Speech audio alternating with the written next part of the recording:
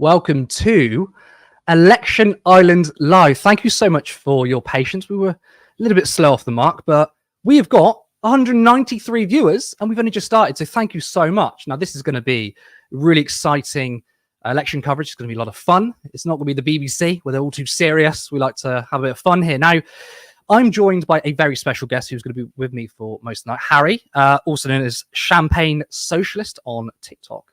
How are you doing? I'm doing all right. How are you doing? I feel good. I feel quite pumped. We're going to get into predictions soon, but I feel excited, and I think there's going to be some surprises along the way. I feel like, given at the moment with the Euros going on, it's been like generational hate watch a lot of the time. So I feel like with this election, I've basically been gearing up to July the 4th, like the once in a lifetime hate watch. Seeing a lot of Tories lose their seats. I cannot wait. Yeah, I definitely cannot wait for that either. But look, we've got a big show for you. We are going to be doing till 9 a.m. I mean, whose crazy idea was that? And I'm probably going to point to one of our producers, Callum. Callum decided that we're going to be doing 12 hours, and we've committed to it. So I want to thank everyone who was watching on YouTube and Twitter. We've got Harry in the studio with us, but we're also going to have many online guests too. I guess we can I'll tell you what, I'll start off with this. What is your overall feeling about this election? I mean, how do you feel? And then maybe we'll get into some predictions in a minute. I mean, we knew the election was going to be called this year. We didn't know when. And then when Sunak obviously announced it in the pouring rain, whilst things can only get better, was blaring out at Downing Street. That kind of set the tone where it was like, okay, you kind of thought, okay, he's going to go into this election. He's going to be really pumped. He's going to be ready. And then I saw that and I thought, yeah, it's all over, isn't it? I mean, look, throughout this election campaign, it's been interesting. The policies that have come out or lack of, sort of analysing it, looking into it. It's been good fun. But ultimately, we know that Labour are going to win. We've known that for a while now. And I think there's been a lot of focus on Labour. And I think people are probably starting to see that actually, you know what, the next 5 years, though we're looking forward to watching the Tories get absolutely decimated tonight, you know, the next 5 years under Labour is going to be very more or less the same. I want people watching, please drop a comment, give me your predictions, give me how you feel about an incoming Labour government. Let's be honest, right? This election isn't an election; it's essentially a coronation. But I think it's important to discuss what type of government we're going to get. But this is going to come later on in the show. But please make sure you leave a comment. You mentioned Rishi Sunak, and I think that, you know, with him announcing the election, with the pissing down rain, and I think we all thought, do you know what, this is going to be his lowest moment. It's going to be his lowest moment. And I tell you what, it was probably his high point. I think that first week, just seeing like. The thing with someone like Rishi Sunak, there are people around him who are paid a considerable amount of money to consider optics. Everything that man says, does, they have to consider the optics of all the decisions this guy makes. And then basically from the start of his campaign that first week, it was like, you lot don't care, do you? I mean, you think of him in Belfast at the shipyard where they built the Titanic. I mean, like that, you are basically setting this guy up to fail, because there is going to be some journalists that ask him, like, you know, are you captaining a sinking ship? Which they did. There's the bits of him in Morrison's as well. Him asking Welsh people whether they were looking forward to all the football this summer, failing to forget, a supposed football fan, failing to remember that Wales hadn't actually qualified. So that entire week, I thought, like, you don't actually want to win, do you? Yeah, I mean, the polling for at least a year and a half has shown a Labour majority. I guess it wasn't about winning or beating Labour. It was about trying to secure many Tory MPs. And if I was Sunak's strategy guy, I would not do an election during the summer.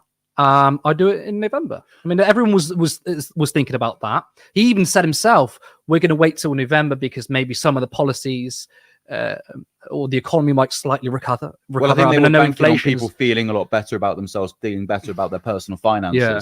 Calling it now, I mean, a lot of Tory MPs were furious about that. Reading some of the reports that were coming out, there was speculation they were going to try and call a no confidence vote in Sunak to try and stop the election from happening. I mean, it must be quite interesting or quite sad for some of those Tory MPs, for somebody much wealthier than themselves to be making a decision without considering their well-being.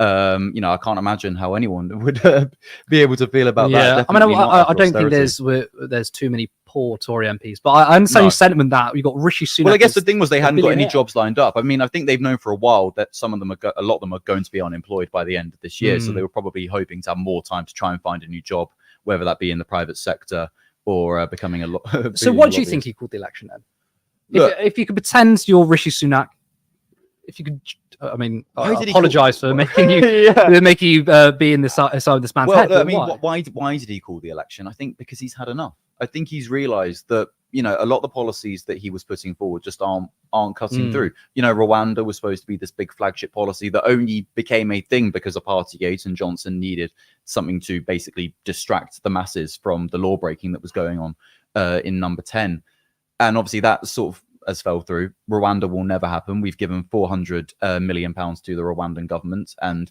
nobody will be sent over to Rwanda. Nobody should be sent to Rwanda. I want to make that abundantly clear. And I think he's realized that actually he's not that popular. I think he banked on, basically during the pandemic, he was seen as the money man. He was the one that was giving people money, as he sort of mentioned in his opening gambit at the election. He was the guy that bought in furlough. Is sort of giving, somebody that bought you a pint about a couple of months ago, trying to justify not paying you back. But yeah, I mean, I can't, for the life of me, as I look back on it now, I can't figure out why he called it. I don't know whether he thought like he would have the confidence and have the charisma to pull through, but ultimately, I mean, are you saying that from the beginning he knew he was going to lose? I mean, to get out. He's not a stupid guy. This man is a very smart man. I suppose you have to be when you've bet against the British economy back in 2008 to make yourself a shit ton of money. You got to have some wits about you. I mean, look, trying to get into this guy's head. I think he probably knew that, like, it's like, when you're trying to rip off a plaster, it's best to just do it in one go. Unfortunately for him, he's taking the approach of like slowly ripping it off, as we've seen throughout this campaign. He's clearly someone who's realized he's actually not that relatable to the British public. I mean, I'd like to know what's the process of, if you've got a lot of Tory MPs who don't want to have an election in July and Rishi Sunak does, what is the process? Does he have to get a certain amount of votes? I'm actually not sure about that. I don't know if you No, I mean, I'm not too sure either. Because presumably there would have been some sort of, I don't know, debates or discussion, and many Tory MPs would be like, we're not going to do this. We're not going to back you. There must have been enough. Well, clearly there have been a lot of discussions about the election. Otherwise, we wouldn't be seeing so many police protection officers and people within the Tory party being investigated by the Gambling Commission for placing bets on the timing of the election. Yeah. So, I mean, look, it's probably been in the running. They probably knew in January, right, we need to plan when we're going to call the election. I think that's why a lot of people thought it was going to be an October, November time election, because, I think people perhaps would have felt better about their finances. But ultimately, none of the policies the Tories are bringing through are cutting through. So I think they thought, right, sod it. You know what, let's call it now. And then we can go on our merry way and forget that we've decimated the country for the last 14 years. Let's just say Rishi Sunak called the election in November. Do you think, I mean, I don't think obviously the Tories will won or anything, but do you think potentially, look, we've seen the polls and we're going to have some polls on screen for you soon. Sky, YouGov has Labour on 450 seats. Particularly Sky has a 212 majority for the Labour Party, which is the biggest majority since 1932, something like that. Biggest Labour majority since 1932, yes. I believe, yeah. If it was in November, do you think that will be tighter? Or do you think that is just slowly ripping the plaster off, and it will be just as bad as a defeat? Well, I think we're focusing a lot on Labour, but I think we also need to consider the Reform Party under Nigel Farage. I think if he had called it in October, November time, obviously Farage said that he wanted to go over to the US to help Donald Trump win re-election for 2024. So perhaps if he'd called it then, Farage Reform under Farage wouldn't have been a threat, because Farage would have been over in the States. I think we've seen now, when we look at a lot of the polling, I think YouGov has Reform on 17%, 16%, around that. Will that translate into a lot of seats? Probably not, as we saw with UKIP in 2015, 15% of the vote share, 3 million votes, and they got, one seat, Douglas Carswell, in Clacton, which is where Farage is standing. So I think that was something else they needed to consider. Yeah, I think that you're right. And I suppose you have Farage in America campaigning for Trump. Let's be honest, he's a Trump supporter. And the only thing is that if the election was in November, Reform would have even more of a time to campaign. But let's be honest, it is a Nigel Farage party. Without Farage, do you think reform will be as popular? They probably won't. And actually, you're right. I was thinking about the Conservatives and Labour, but actually, it's important to think about reform. But I think we've seen a lot speaking amongst my own peers, speaking and people that I know. They've talked a lot about reform. Reform seems to be cutting through. I can sort of understand why when you look at some of their policies. Tax exempt up to £20,000. If you're big on stopping immigration, they're talking a big game. But I think something that's often been pointed out is, a lot when you cut taxes, you cut funding to public services. I think they've estimated that there is with Reform's manifesto, they estimate it's like a £35 billion black hole in terms of tax cuts. What public service is going to be cut as a result? They don't seem to want to answer that. And I think we've seen with Farage, he's used to having an audience that are happy to kiss his ass. And then when he did that BBC Question Time panel alongside the Green Party, and then he said he wasn't going to go on the BBC again because, the audience wasn't impartial enough. And it's like, well, no, maybe that's just how people feel about you. When you're so used to preaching to the converted, which perhaps sometimes I'm guilty of, it can be a bit of a wake-up call to see people who don't agree with you and want to make that abundantly clear. If we talk about reform, though, yes, if you think of the core support, let's be honest, it's the immigration side, perhaps the racist side. But given that they're 17%, some polls put them on 20%, they are, as you said, breaking through. And I want to talk about that. I want to look, there's people I've spoken to who feel like that, one, the political establishment isn't offering anything, which is true. And they feel like it's a sense of, I hate to use the term anti-politics, but it's a populist vote, but also there is a retail offer. I mean, when you talk about cutting taxes for people, the current threshold is £12,500 a year. If you're going to say to people, one of our key policies is we're going to lift you out of the tax burden, as they like to say, and I do that because I'll explain why. But you're on 18 grand, 19 grand, 20 grand, and someone turns around and says, well, you're not going to pay any taxes. That is a real material offer. Of course, we're going to get into why that's not necessarily a good thing. But I think that liberal mainstream pundits, centre-right pundits will say, well, reform is speaking to fear and hatred, which it does, obviously. But I don't think they would be getting this level of support if they didn't have something else. And I think what we're seeing in Europe, the rise of the far right there, they're not just saying we are the far right, we're right wing on social policies. Some of them are offering interventionist economic policies. And I mean, to be fair, cutting taxes isn't necessarily interventionist, but to someone looking at home thinking, well, I care about my material well-being. I'm going for the manifestos, and right there it says you will cut my taxes. That is a real offer to people. Now, of course, we'll preface with what it does to public services, but just to go on that point, that is a material offer to people, isn't it? Well, I can understand the appeal. As you said, highest tax burden since World War II.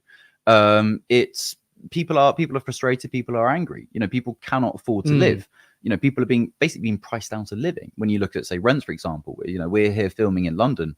Rent in London is what, £1 grand, £2 grand on average a month? That's absolutely ridiculous. And I also want to bring on the fact that political parties haven't really talked about the about rent. They've mainly focused on mortgages, for example, obviously because of the Liz Truss disaster class, that long weekend that she spent in Number 10. But yeah, I mean, going back to reform, I can understand the appeal. And when I've spoken to people about it, they have cited the tax thing. It hasn't been about immigration.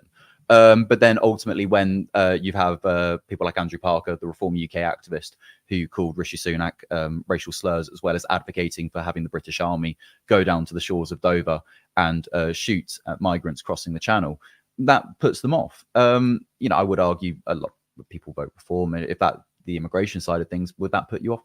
Maybe not. But I would hope the sort of maybe the inner liberal in me is hoping that people are fundamentally good and they hear stuff like that and go, actually, you know what, I don't want to support people like that. It's very interesting because yes, we had the Channel 4 documentary, which I do want to talk about. Nigel Farage on BBC Question Time saying, it's a stitch up.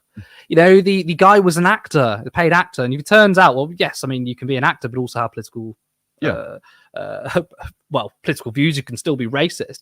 And Ofcom did investigate it, which I don't think they should have. It was just a lot of bullshit, but they did, and they found out there's nothing wrong there. Nigel Farage said, trying to deflect that, but also there was other people within his sort of top team who also said really disgusting stuff. So, I mean, even if you were to get this, I think it's Andrew Parker, the guy was, even if you were to get rid of him, you still got these other people in there. But look, I mean, there are obviously people who see that and probably think, oh, yeah. I mean, we've got a clip we'll show you later on in the show, which is of Owen Jones speaking to a Reform voter. And the guy was like, yeah, we should just shoot the people off the boats. Shoot them. And then Owen Jones is like, maybe we shouldn't do that. He's like, oh, you're one of them woke people. Mm. What? Not against murderers now, woke. I mean, yeah, I mean, I would love one of the I've often done jokes in videos where I've said, you know, if I was in charge of the country, I would fund public services by getting people who use the word woke to pay £1 every time they use it. I think, and also maybe to try and define it as well. I say if you define it incorrectly, you have to pay £10. Woke, for those of you who are listening, it derives from African American vernacular English, and it means to be aware to injustice within society. Originally, sort of focusing on racial injustice, so towards people of color, and then it's later come to broadly encompass a wider awareness of other bigotries within society. So sexism, anti-homophobia, misogyny, ableism as well. So and classism, I would include that in the mix as well. So that's what it means. So when people say, oh, you're woke, they're basically saying you're a good person.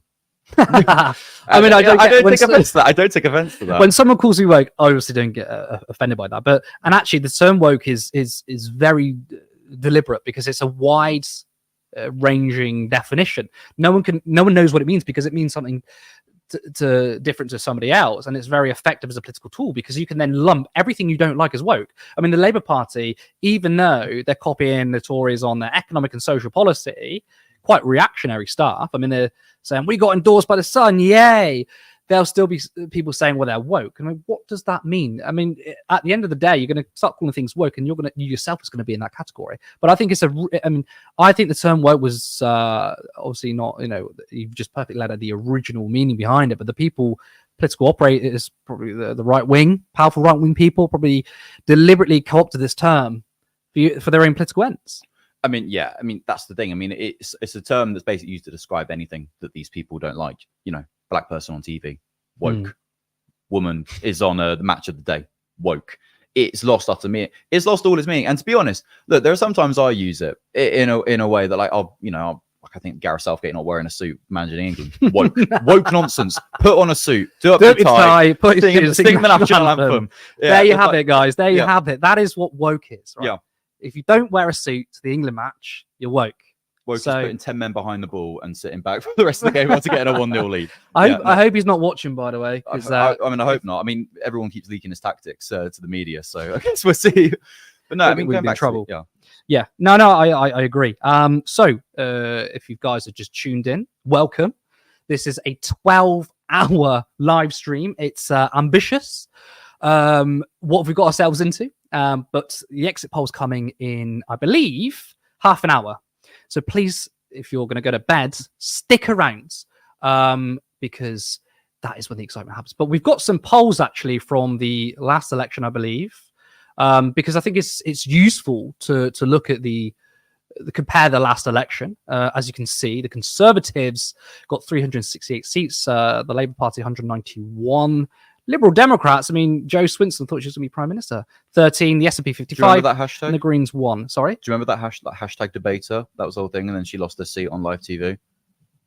Oh, no. Please spill the beans. Well, no, I vaguely remember this because I remember watching that exit poll coming. I remember watching the exit poll coming in and just going like, oh, right, okay, we're not getting that second referendum then.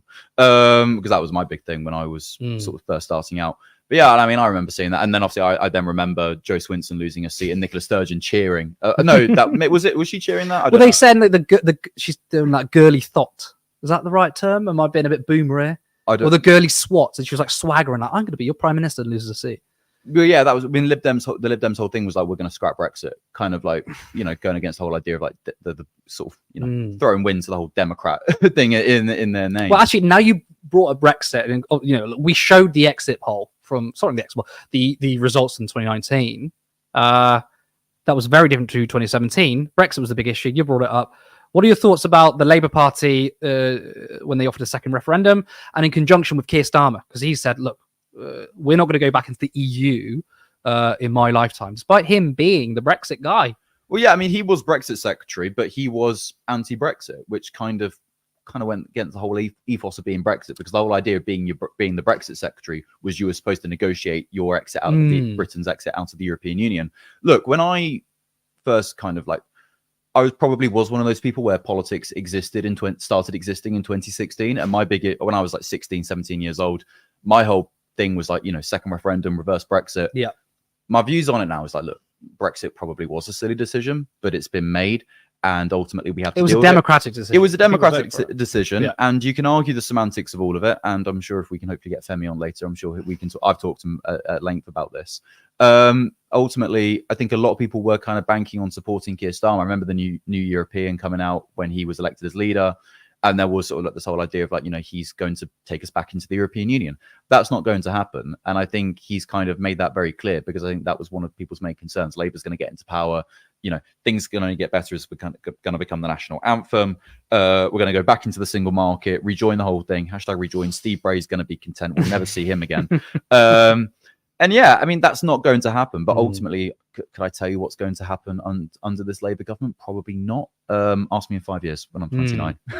But I think, look, me personally, I vote to remain. If there was a second referendum, I would have voted to remain. But really big blunder, or actually blunder's not the right word, because there were forces from the centre right of the Labour Party that worked for the People's Vote campaign to make it a wedge issue, which was really bad for Jeremy Corbyn, and I think was the biggest reason, among other things, the biggest reason why they lost so bad in 2019.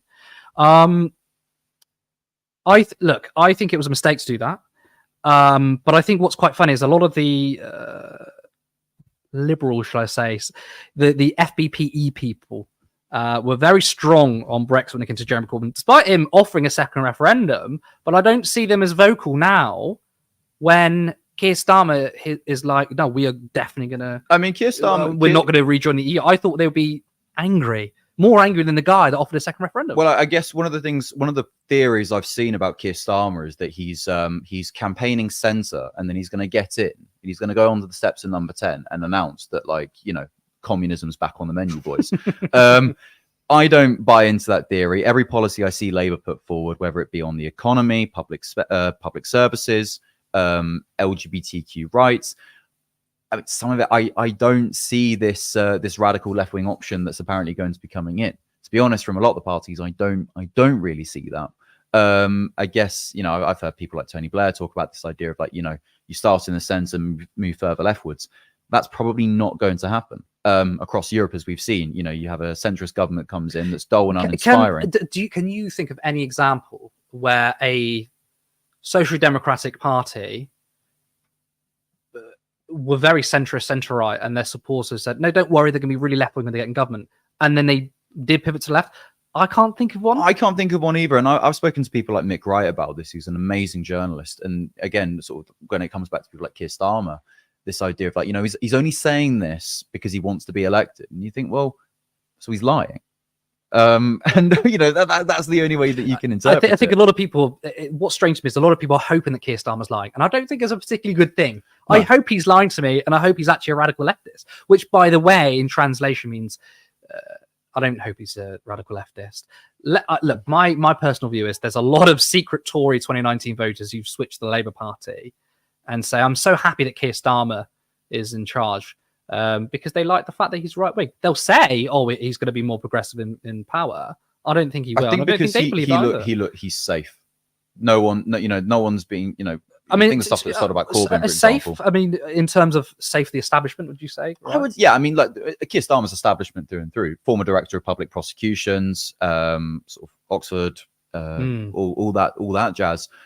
He is very much establishment, and I think again Keir Starmer, to me, he looks like someone that I would have been. He looks like the dad of someone I would have been friends with that would have picked us up from like the cinema or bowling or something like that. It's like football. But yeah, he's not going to give up his like, you could have a conversation about football, which is an interesting thing with Keir Starmer. He genuinely loves football, and I can see that he does. But every time he talks about it, he comes across as someone who has never actually watched a game of football in his life and is just saying what he thinks people want to hear about football. That's the sort of the impression that he gives me. But look, I voted for Keir Starmer to be leader of the Labour Party back in 2020. I've since left the Labour Party, and I found myself over the last couple of years really sort of changing my views on Starmer. He was my guy back in 2022, and then basically by November 2023, it's like I despise you. And that was mainly in response to the public sector strikes that were going on, and then also the response to Gaza and everything that was going on there. So let's go back to, you're a Labour member, you voted for Keir Starmer. I'm assuming you believe most of his pledges then? A lot of the pledges appealed to me. I think the big one for me that kind of stuck out, nationalisation of public services, full voting rights to EU migrants, because my father's not English. He's lived in this country for nearly 25 years now. He's paid tax throughout his entire time here, and yet he's never had a vote at a national election, mainly because if he gave up his if he wanted British nationality, he'd have to give up his Dutch one. That's just the way that it works. But ultimately, yeah, I mean, and a lot of time when he started renegading a lot of the promises, there was me thinking like, he's just changing tactics, he's adapting to the political landscape. But going back, the whole idea of like nationalizing public services, for example, we need that right now, and people are calling out for that. Tory voters want that, with water, for example. Why? We are only one of 2 countries that have a privatized water system, ourselves and Chile. Everywhere else has nationalized water. Access to clean drinking water is a basic human right. It's enshrined in human rights law, and we have to pay for it. That's absolutely insane to me. And people are calling out for it. When you're paying like upwards of like 50-70 pounds for a return journey to Manchester, and from London, that is absolutely insane to me. And bringing public services back into public ownership, to me, just seems like the logical thing to do. I don't believe that it should be in the hands of private companies, because obviously, ultimately, a private company runs for profit. They want to make as much money as they can from it. Going back to water as well, since 1991, when water was privatized, they have racked up debts of, I believe, 67 billion, yet paid out 72 billion pounds to their shareholders. That is an absolute, that is a national scandal. And I think we're now looking at now water is in the conversation. It is interesting. Our political class only seems to care about British waters when a refugee is crossing them, fleeing war and persecution. But no, there definitely needs to be more conversation about that for sure. Yes, really important. And look, the majority of people support these policies, centre-left policies, public ownership of water, mail, rail, even 50% say banks, or maybe some of them. And this is the thing, the centre ground is there, not where Keir Starmer is. So I don't really understand why I do understand why he just doesn't support these policies, but it wouldn't harm his standing. Like, if he were to announce these policies, given the state of the Tories, he would not lose the election. He could still win on this ticket, which makes me believe Keir Starmer, those behind him, do not want these policies. Not, when they say Jeremy Corbyn's economic agenda, the domestic policies that we all agree with, we'd love to do that, but we can't because it's not electable.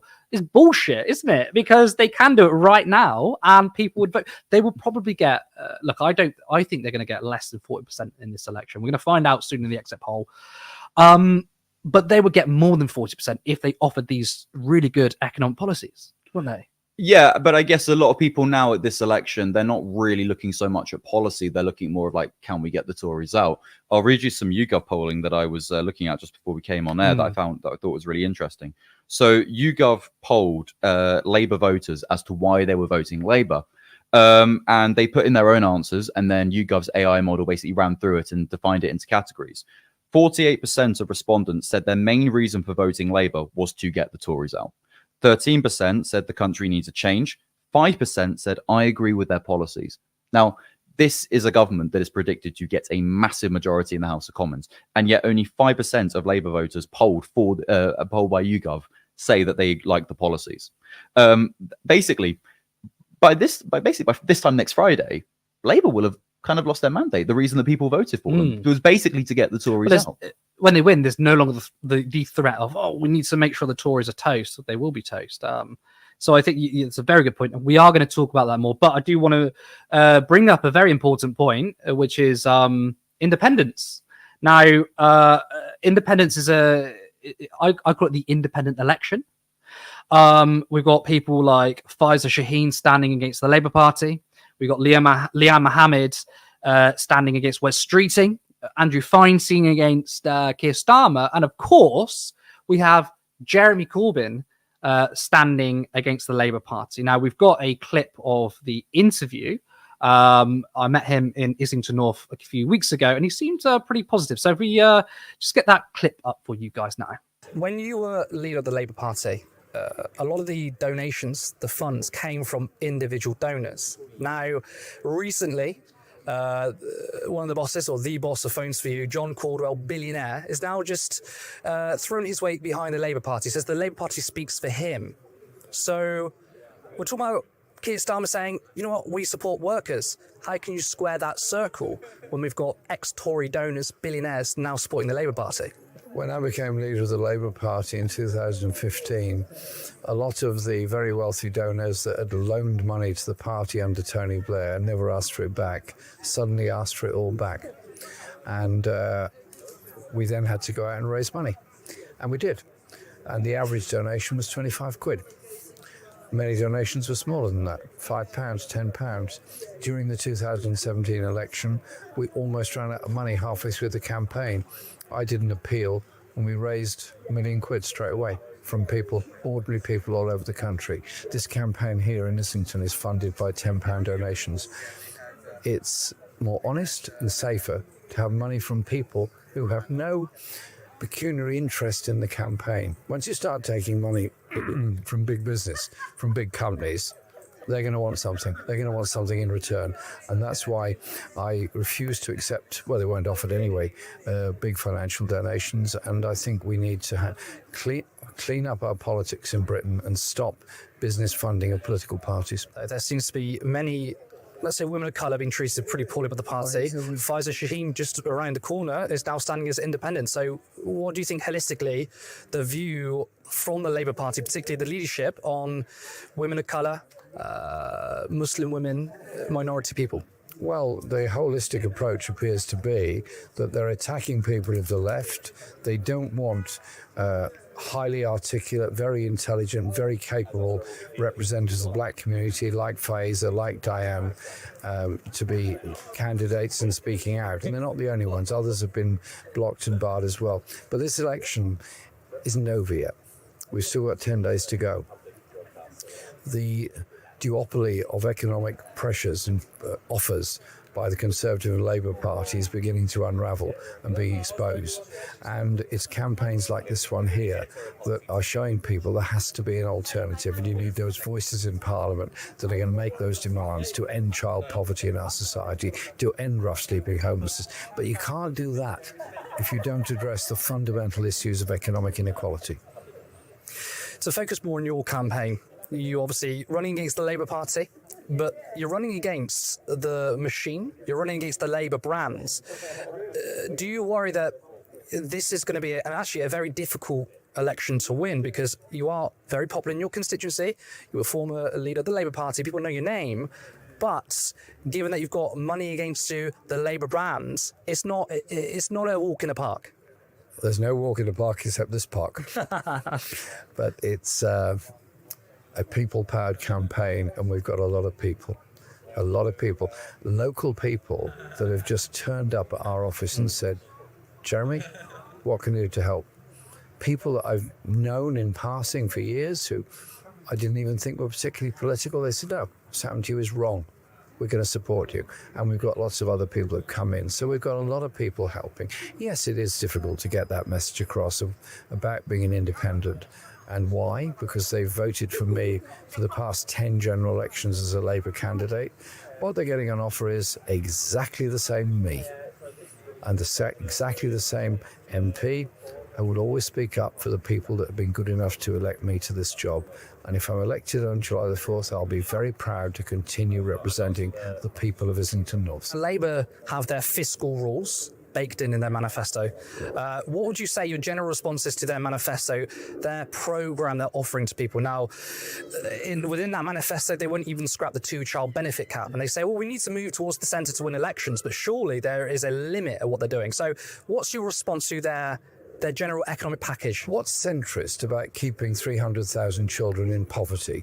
What's centrist about allowing inequality to get worse? What's centrist about allowing working class living standards to fall by 20%?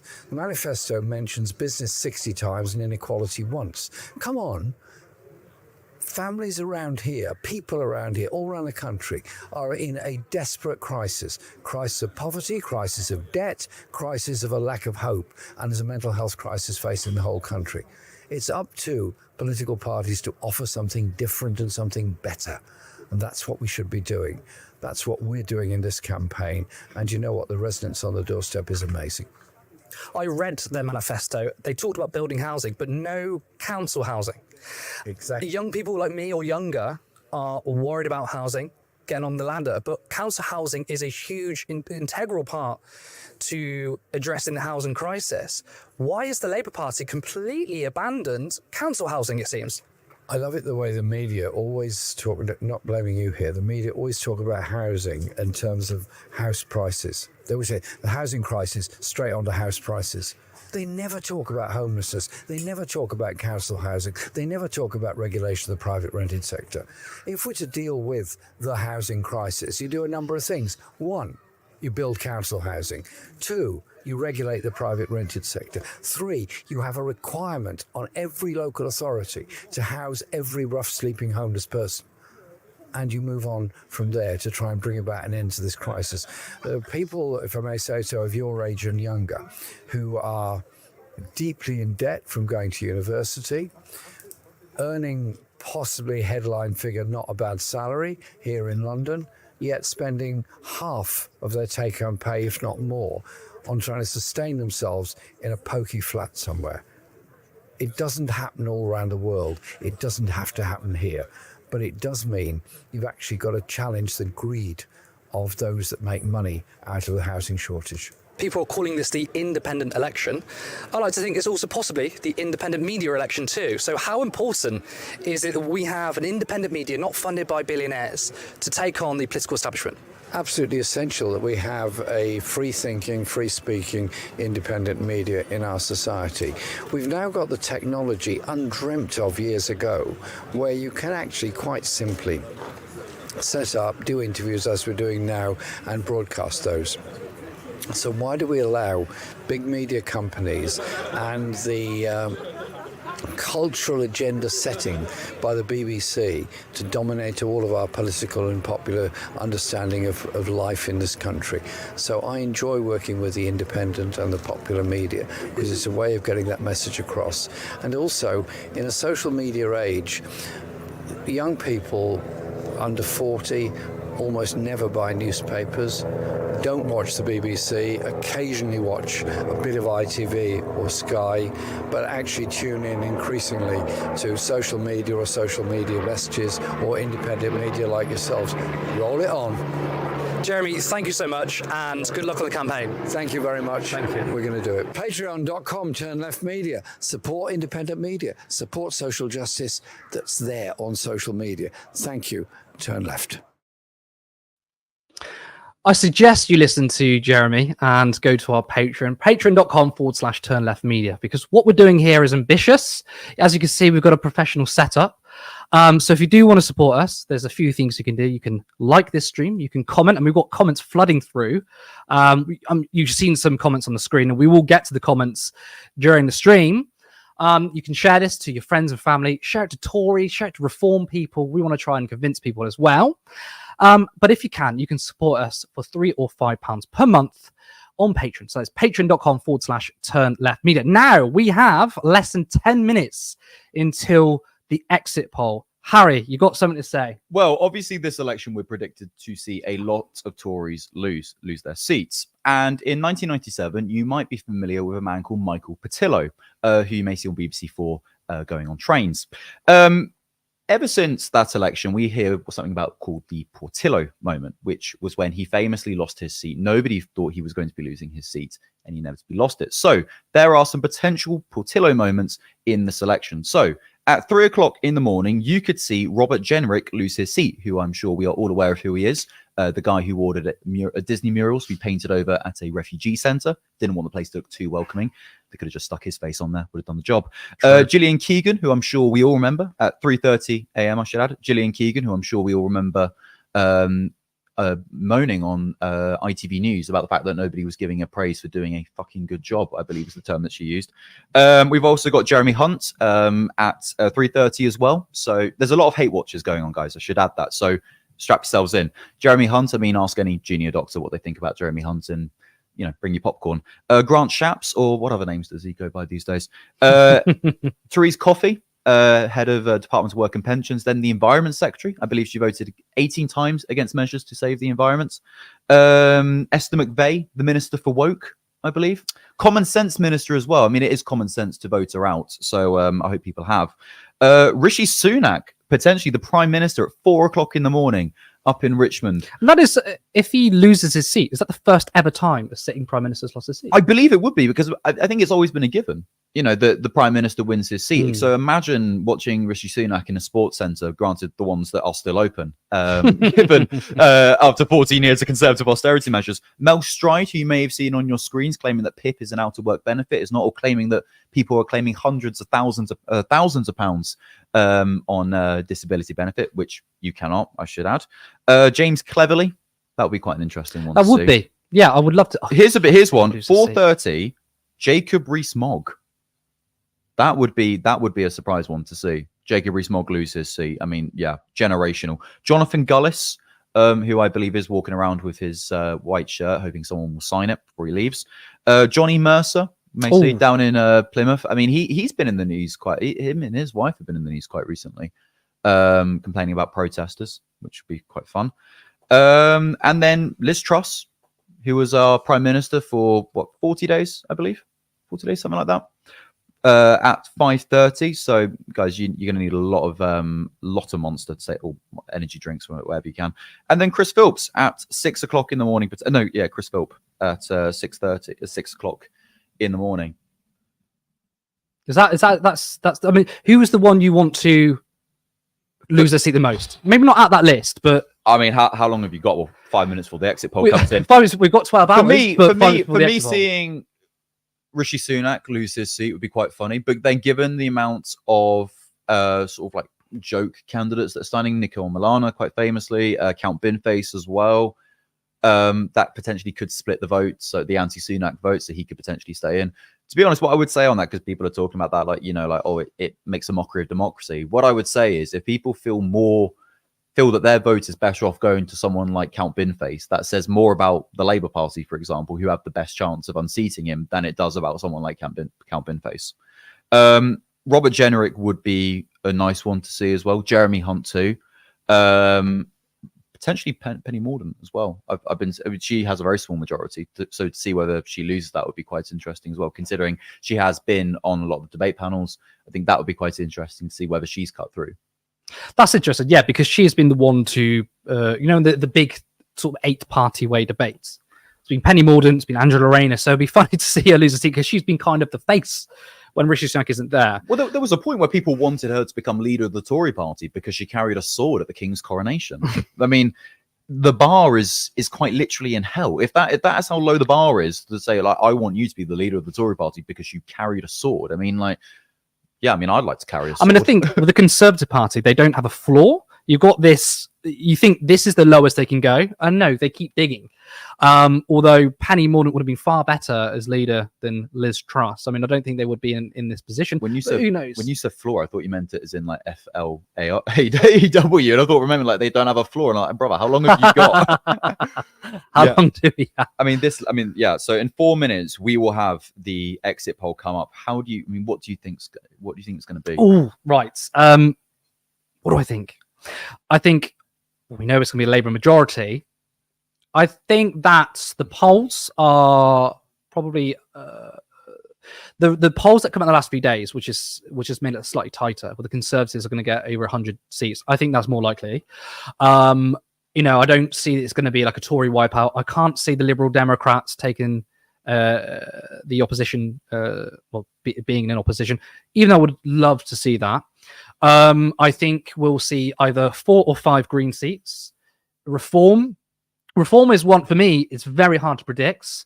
I think they'll probably get slightly less than what they get in the polls, maybe 14-15%, but I think in terms of first past the post, they'll probably get maybe 3 seats. So I think the Conservatives will remain in opposition. But I also think in terms of vote share, I think the Labour Party will get less than Jeremy Corbyn in 2017. What are your predictions? My predictions will obviously Labour win. Tories, I'm gonna be bold. I'm gonna say they are gonna get less than 100 seats. I'll be bold. I'll be bold. We're going into double and digits. then basically in about 2 minutes, I'll be proved wrong and I'll egg all over my face.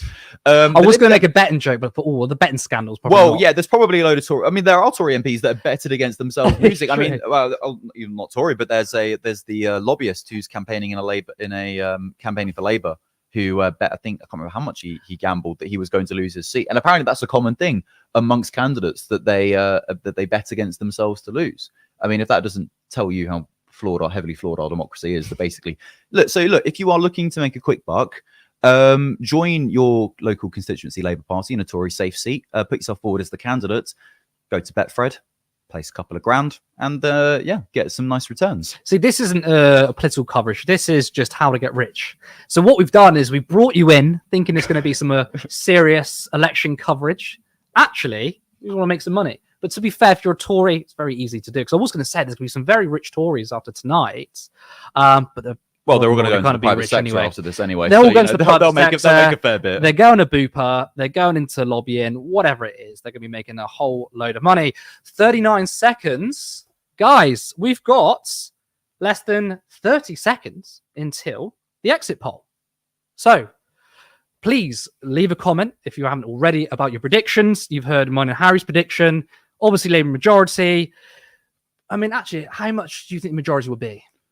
I think they're down for 432 seats, something like that. I'm going to say 400 plus for sure. Do you think they'll get a 200 majority or less than that, though?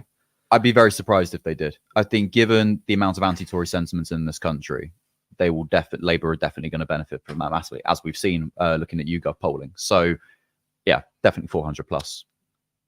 So, is it coming in? Is it coming in? Is it coming? It's 10 o'clock now. It's 10 o'clock, guys. Democracy in action. Gentlemen, this just in. Democracy Manifest. Our producers are working very hard. By the way, those watching, you need to give it to our producers. I mean, there's two of them behind. They're working their asses off. They've been doing the graphics, the camera, all these sorts of things. I mean, we're just the guys just chatting shit, aren't we? Shit talking, yeah, basically. Shit talking, and then maybe drinking some beer. But these are the guys that really deserve the credit. But we will be getting the exit polls soon. Don't spoil it in the chat. The polls have closed. But I should add, if you are watching the stream and you are in the queue for your polling station, you can stay in the line. You will still be able to vote, provided you are there before 10 o'clock. I should add that. But if you're watching this, you probably have voted already, I should add. What time did you go vote? I voted. Oh, we've got our exit poll. We've got the exit poll. What is it? Labour landslide of 410 seats. There we go. There we go, guys. 410 plus. Seats for the Labour Party. Now, that is actually slightly lower than what some people have said. Please only about 16 seats, though, should add. Well, we've seen some polling that has had maybe the Labour Party in 40 of these seats. But, I mean, did we expect any differently? No, we didn't. But we're going to have so much to talk about tonight. We're going to do the breakdowns. We're going to do the vote share. We're going to do the smaller parties because it's so important to talk about the smaller parties. Should we run through people watching how many seats every party has got from this exit poll? We are going to go to those numbers. If we can get those numbers up, we're going to run through the different seats. But as you can see on screen, the exit poll of the landslide of 410 seats. This exit poll would give Labour a majority of 170 seats. Right. So actually, you said the Conservatives were going to get less than 100 seats. Yeah, I'm wrong, aren't I? The Conservatives got 131 seats. Okay. They are still in opposition. The Liberal Democrats got 61. Reform. How many? Wow. Reform got 13 seats. Whoa. And the Green Party, disappointingly, only on 2 seats. And then how many? Oh, wow. Wow. And SNP, for example? The SNP on 10. That's a big one as well. 13 seats for Reform. That's big. That's more than what people mainly. I am gobsmacked at the amount of seats Reform got, and so does that mean? I mean, we don't know particularly where the seats have been won, but the Green Party only getting 2. What's your reaction to that? I mean, the Green Party. I mean, it doesn't surprise me too much. I think, given when you're perhaps people like us, and you do sometimes get stuck in a bit of a bubble, you can sometimes think that the Green Party hype. You can sort of believe it gets into the Green Party hype. Whereabouts are they predicted to win? Because obviously they probably still keep Brighton. we haven't got those figures just yet. Okay. But I mean, the 2 seats, I'm guessing it's probably Bristol, and they've held Brighton. I'd be very surprised if it wasn't, but I am shocked that they've only got 2.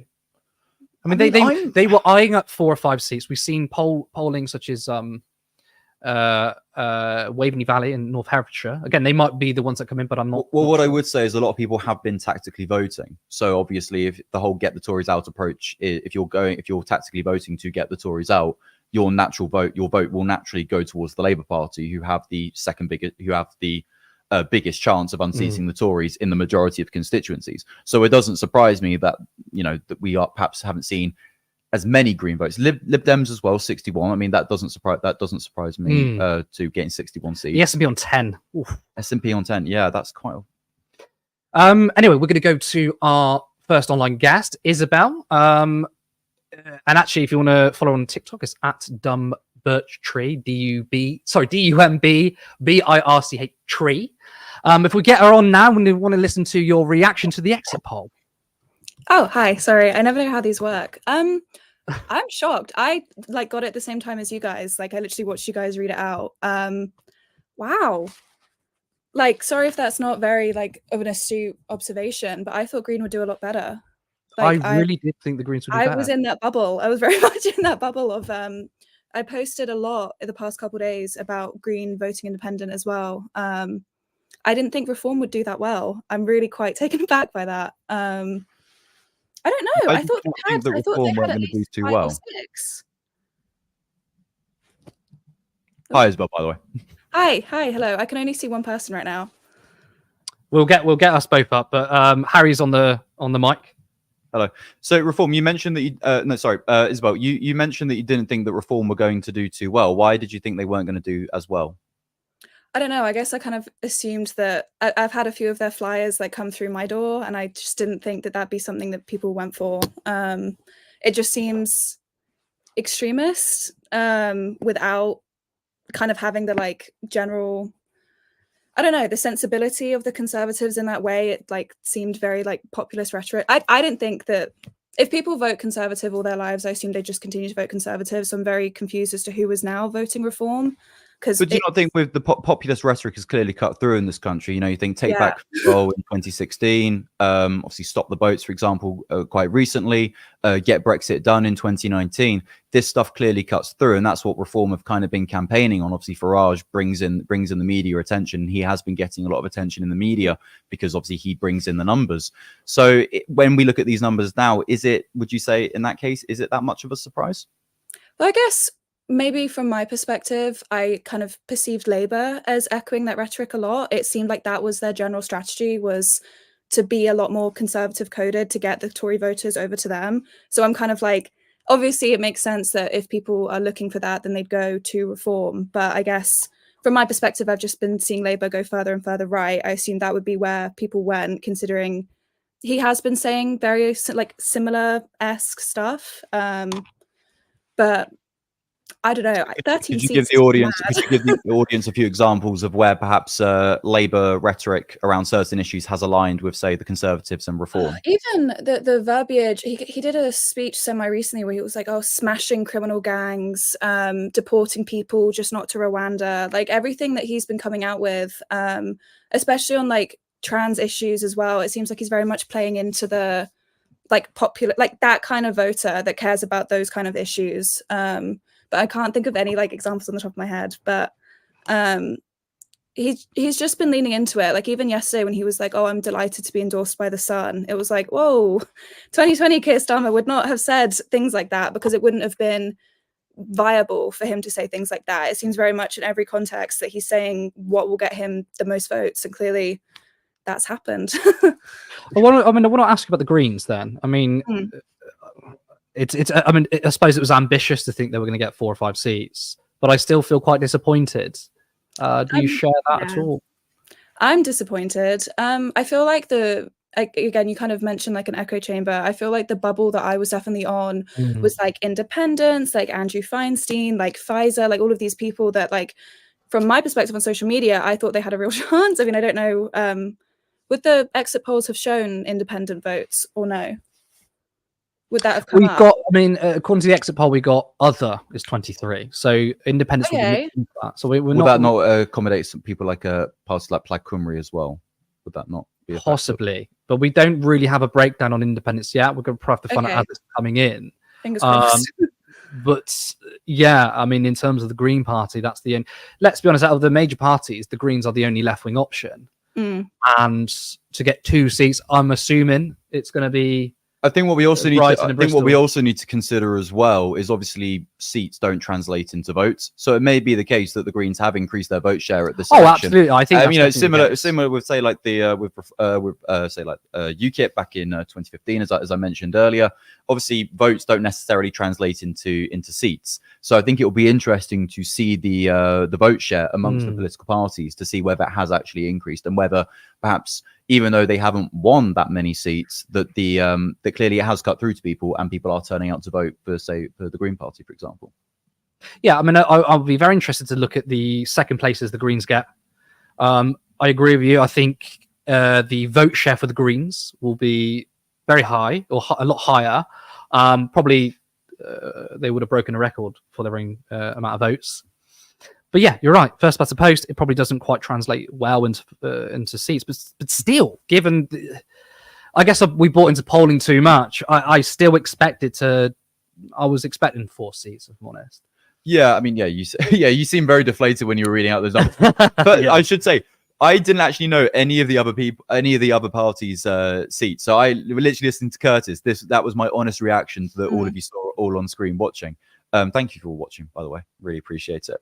But yeah, I mean, obviously Labour 410 seats, 186 majority. 100 of 170. Sorry, Which is actually lower than look at the Labour majority of 1997. They got 179.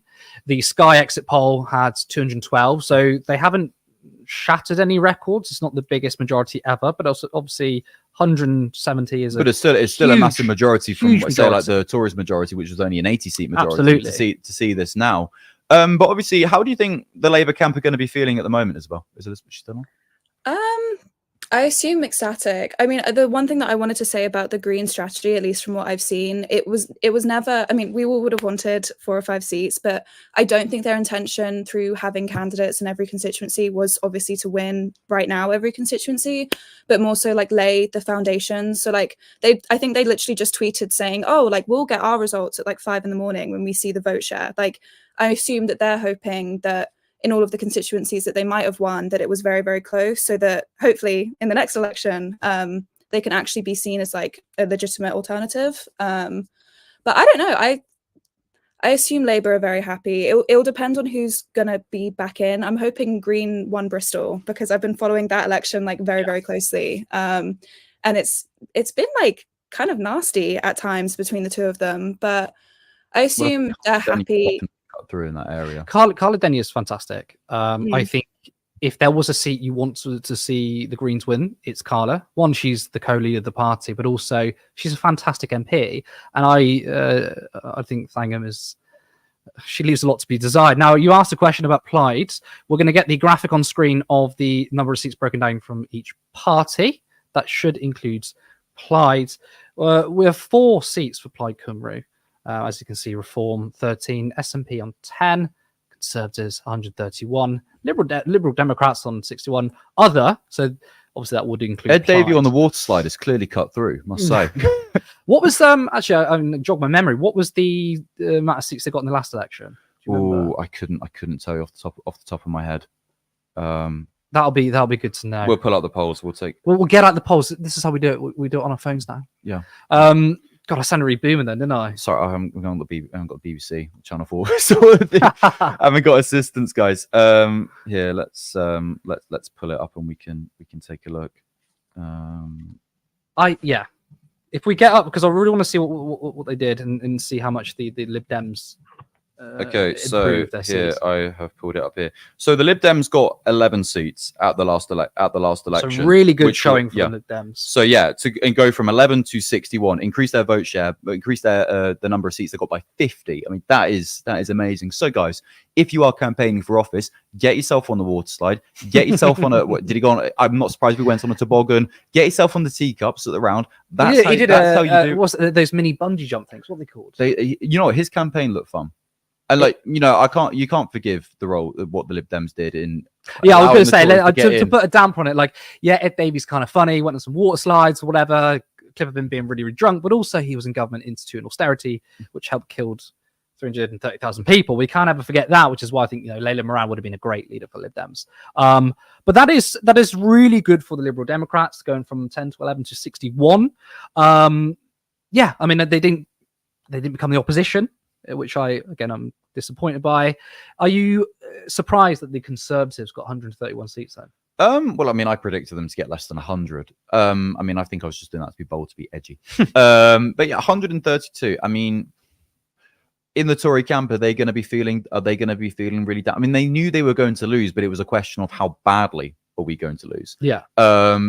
I think they will look at that, and there will be a lot. There's going to be I reckon their WhatsApp chats are absolutely raging at the moment, everything that's going on. I'm interested to see which Tory MPs lose their seats now. I can't wait. I'm sat. I mean, I literally am. And I honestly cannot wait to see what's going on. I actually think there's going to be some people in those WhatsApp groups saying it's not as bad as we thought. You know, when people are saying they're going to get less than 100 seats, that the Lib Dems will be the opposition, we got 131 seats still. You know, the Tories have come back from that before. The Labour Party have come back. I mean, they're quite as low as that. I mean, it would be good to know the lowest amount of seats the Labour Party got in the last 50 years. But I think the lowest. I mean, their worst election result was in 1935. That's what was reported back in 2019. So probably. And I would like to know, in 1983, that was obviously what a lot of people point to when everyone becomes left wing. Well, the 1983 election result, I think, can be attributed a lot to like the response to the Falklands War and sort of the Thatcher bounce that she experienced. You know, look, if you're ever losing an election, go to war, guys. That's how you do it. That's how you increase it. George W. Bush, another prime example. Personal polling, crap. 9/11 happened, invaded Afghanistan and Iraq, shot up. You know, that's how you do these things. Isabel, thank you so much for coming on. Please shout yourself out so people watching know where to find you. It's a stupid username. It's just Dumb Birch Tree. I've had it since like 2020, but where did the name come from? I don't know. I feel like I was like 18 and wanting to be quirky, but it's turned into something quite wonderful. Especially obviously, like when you guys messaged me to come on, you said to speak about Palestine a little bit, so I just wanted to end with that.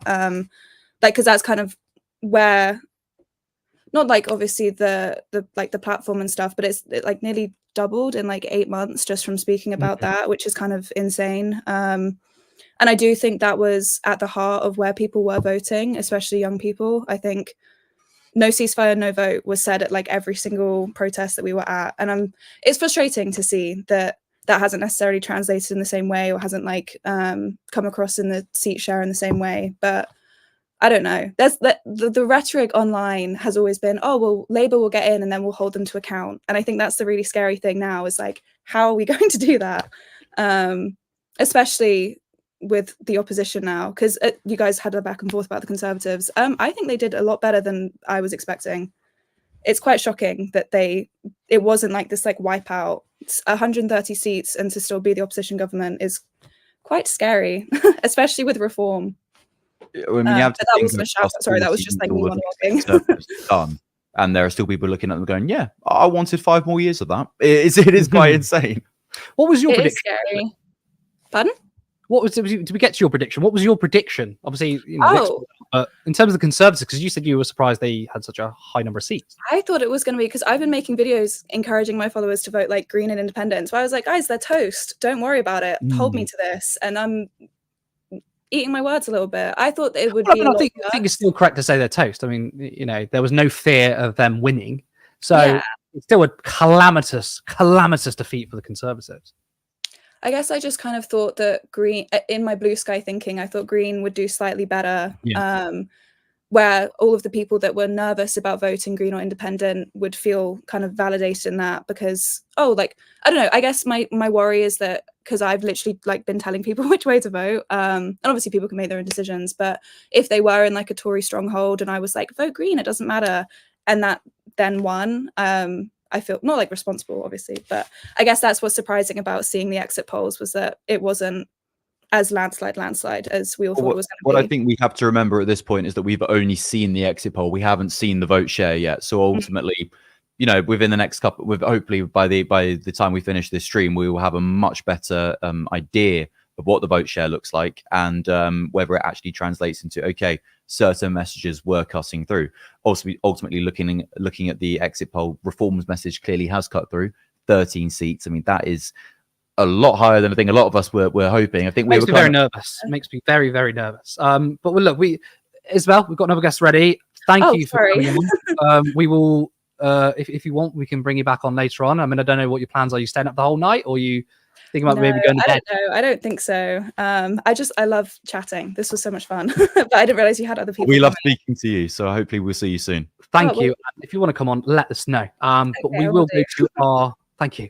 We will go to our next guest, Pete Rugman. Are you there? I am here. Can you hear me? Yes, we can hear you. We need to know, what are your thoughts? Oh, I have many. Who could have predicted this? Wow. Apart from everyone. It's as expected. I know you guys were talking about the Tories winning that many seats. I maybe I'm quite jaded. I expected them to have maybe about 120. Okay. Because I don't think we can ever underestimate the power of the silent Tory voter. I think there would be people that have gone into the polling station and just ticked that blue box, looking over their shoulders like Prime Sharvey, hoping, then putting the cross in the box. Yeah. Do you think there was potentially Conservative voters who were thinking about voting for Reform, then got to the ballot box and sort of chicken out and thought, I better stick with the Tories? Do you think that was? I think yeah. I think maybe the logic there is the tried and tested sort of route. Yeah. So what about the Greens then? I want to talk about the Greens. So then 2 seats. How do you feel? What is your reaction to that? A bit gutted. I'd hope they'd win more. I am astounded by the was it predicted at 13 for Reform? 13 for Reform, yeah. Stand is one way of putting it, isn't it? It really isn't great. How does that? So yeah, go on. Sorry. In the context of things, remembering 2019 and looking through, I think the one thing I couldn't have predicted 3 years ago is the destruction of the SNP and the weight that would have in this election as well. I don't think that can be understated. Yeah, I mean, I think look, the SNP got 10 seats. I know they were going to go down to maybe 30 because it'd be interesting to see how many of those went to Labour. I would assume majority of them. Yes, I mean, it seems like Scotland's. Do you think that? I mean, actually, do you think that means that the Scottish people, most of them, have given up on independence? Then, if they've all swung to presumably the Labour Party? Oh, I don't know. Yeah, no, it's a good point. It's a good point. Possible, but yeah. So we've got the Lib Dems on 61. That was what 11 seats in the 2019 election. What is your view on that? Then, do you think they've probably outdone themselves here? I think. Yeah. Actually, what do you think about the campaign as well? Actually, I want to. Once you say that, I want to hear your thoughts on everyone's campaign in this election. Honor Davey putting himself through the rounds. It's been very entertaining to watch. Kind of incredible. But I was watching the Rest is Politics, and I think Rory Stewart made a point of why wasn't he sweeping to win those Tory moderates as well? Which is a fair enough statement, but I think I do wonder if he was planning some kind of collaboration with Labour. I don't know. It's hard to say. But I think the Dems have definitely benefited from the anti-Tory votes, particularly in a lot of the rural communities, a lot of rural constituencies, places like Jeremy Hunt's constituency, for example. We've seen in a lot of by-elections recently when a Tory MP has been ousted, you know, whether they've been watching pornography on their phones or they've been involved in some other sort of scandal. The Lib Dems have benefited from those from those errors in terms of winning back seats. Yeah, no, definitely. I'm thinking through the other. I think obviously the Tories are terrible. I think the Tories' shortcoming this election, if anything was to finish them, of which there are many, but I think the actual thing that finished them in the end was their own sort of the crux of conservatism was individualism, because I think Sunak was self-serving to the point of not even caring about his own party and just wanting to pack it in. And he did not need to call that election then. The rest of his party didn't want him to call the election then. And so, I'll be surprised if he keeps his seat. Well, I think what's quite interesting, looking at Reform briefly, we've looked a lot at Reform's candidates, mainly because they haven't been vetted. So a lot of these people are absolutely awful. We've had candidates say that the UK should have been neutral against Hitler, have described women as sponging genders, as the sponging gender. Sorry. Recently, there was a candidate who described autistic people as vegetables. We don't know which of these candidates. Some of these people will potentially sit in the House of Commons. What do you think that says about the state of the UK at the moment? It's awful. It's awful. But the Overton window is shifting so far to the right. It's becoming a massive global trend. And I think Labour should be concerned about that. I think they really shouldn't be complacent here. This is something that now that they've won this, they should really look out for it, because in their campaign, it's been kind of normalised and it's been legitimised, and they're lending weight to those voices, and it's awful. Well, I mean, it's quite funny, actually, because Starmer put a piece in The Guardian saying, well, I can fight the far right. And he identified a lot of the issues that we would say. He said, look, we need to restore trust in politics. Probably not the right guy to say it since he lies all the time. He said that we need to address people's material needs. And it's like, that's what the left says a lot. We said, we need to address class issues and people's material standing. And he said these things. And what's striking, though, is that he clearly understands that mood. Yet you look at the manifesto, it's pretty much Tory light. You look at the statements he's making on the economy, there's nothing, it's not even radical, but progressive there. So, I mean, if you're Keir Starmer, actually your analysis of Keir Starmer, do you think he's looking at reform on 13 thinking, oh shit, I'm worried? Or do you think, look at me, I've just won a huge majority from Jeremy Corbyn's Labour losing so badly, and you think, maybe he's being too narrow and tunnel vision about this? I would hope it would be the former. I really would hope. Or I would hope he would have some advisors going, now we need to look at this quite seriously, because this is, even to look outside and look at what's happened in France and to look at what's happening in Hungary and Argentina, and to be like, okay, maybe we should work at getting some left voices to balance it. Someone described it to me as like a seesaw. And right now, it's weighted so down, like heavily down on the right. You'd think you'd get something on the left to balance it. But instead, what's happening is people are putting all the focus on the centre. And you can't woo the right or the far right by being centrist. So, Pete, the next 5 years, Labour government, what do you think they're going to do? Oh, optimistically. That was very reassuring. Well, those of you tuned in, you just heard Pete Ruggan go, oh.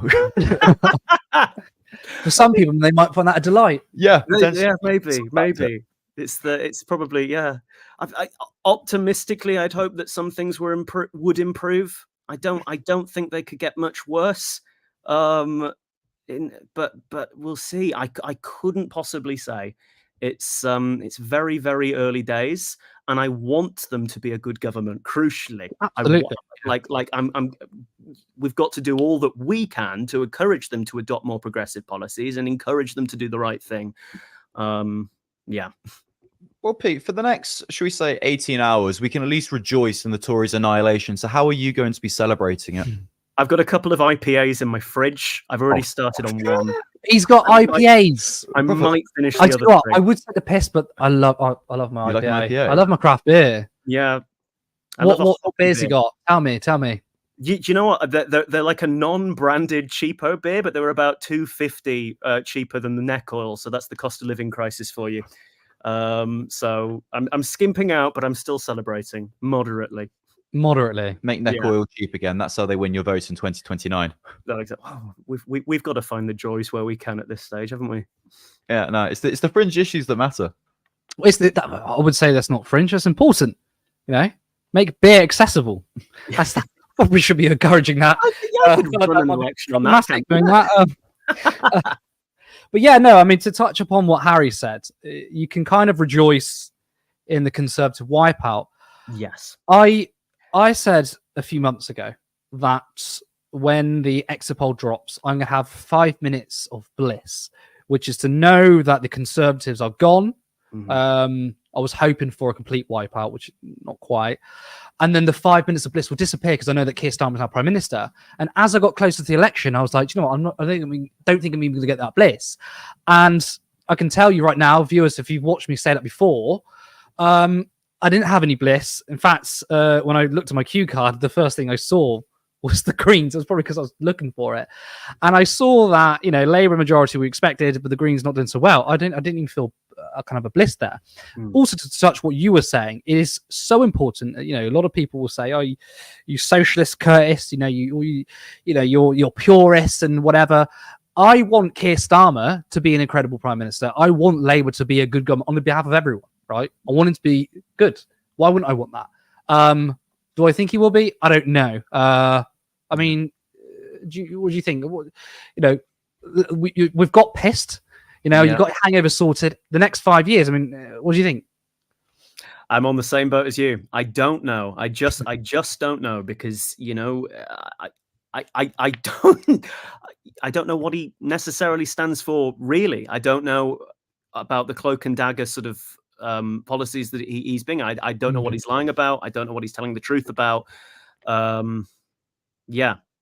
He's very difficult to gauge. Those 13 reform seats, do you think Nigel Farage is one of them? And if so, how do you think Keir Starmer is going to handle that? Because he's going to be a voice in Parliament. I do think that Farage is probably Clapton. Yeah, I think he. I'm confident that one of those must be at this stage, and it's such he has tried 8 times now at this point. So you'd hope it's 8-time lucky, I suppose. Never give up on your dreams. No, 8-time lucky. The thing is, though, because reform is very surrounded by personality. There's only 2 of them. That's what I mean by that is it's Farage and Tice. I don't think anyone could name a single other reform candidate. I mean, we can Lee Anderson potentially. Oh, Lee Anderson. Yeah, how can I forget about 30p Lee? So there's 3. I really hope he hasn't won. I think what we should also note is that we don't actually know how many people have voted for him, but the fact that a private company has received 13 seats in the House of Commons, that is Reform Limited. That is pretty damning. And because for those of you who are watching, you can look this up. Reform UK is basically Reform Ltd. It's a private company, and Nigel Farage owns 53% of the shares in the company. So he is the majority leader. He calls all the shots. Reform UK members have no voting power whatsoever within their party. So essentially, 13 seats to a private company. I mean, that's got to be a first in British politics, surely. It's like Blade Runner. It is. Runaway capitalism's here. The final stage of capitalism, that we've got a private company doing better than some of our parties. I mean, the Green Party has been around since the 70s, 80s. Reform started only a few years ago. This is Blade Runner. Does that mean then, do you think that Farage could be Prime Minister? Oh, I don't think I'd go that far. But then I don't want to eat my own words. I really, really hope not. I don't think so. I don't think so. So you don't think over the next 5 years, as people's sort of material conditions maybe slightly improve, but not at the level that they would want it to, that when you have somebody like Nigel Farage talking the talk in Parliament, that perhaps people will feel that perhaps, maybe a third party, a third way is a better way forward? This is the interesting thing as well, because I vehemently believe in political reform and I believe in proportional representation. And that is the one thing that I will agree with the Reform Party on. And it's very difficult to be on that sort of side because obviously the Greens believe in it, the Liberal Democrats believe in it, and it is ultimately the correct thing to do. I wonder. I mean, this is the thing. I wondered if he was ever accepted back into the Conservative Party, he would immediately change that view, I'm sure. But surely the Conservative Party would never push for first past the post. It would completely annihilate them. Yeah, exactly. But then that is kind of Farage's goal, I suppose, in the end. We're just sorting out our teleprompt a second. It's why you can see everyone's eyes going. We're just trying to be like really professional, but one of our producers is trying to get a message across to me. I'm just going to read out from here. So this isn't the final result. This is just an exit poll. Labour landslide may actually be less than 92. I mean, where are we getting this information from? Actually, we've got a graphic. Let's get that on screen right now. Oh. It is on screen. Apologies. Professor John Curtis. We love our John Curtis. He says,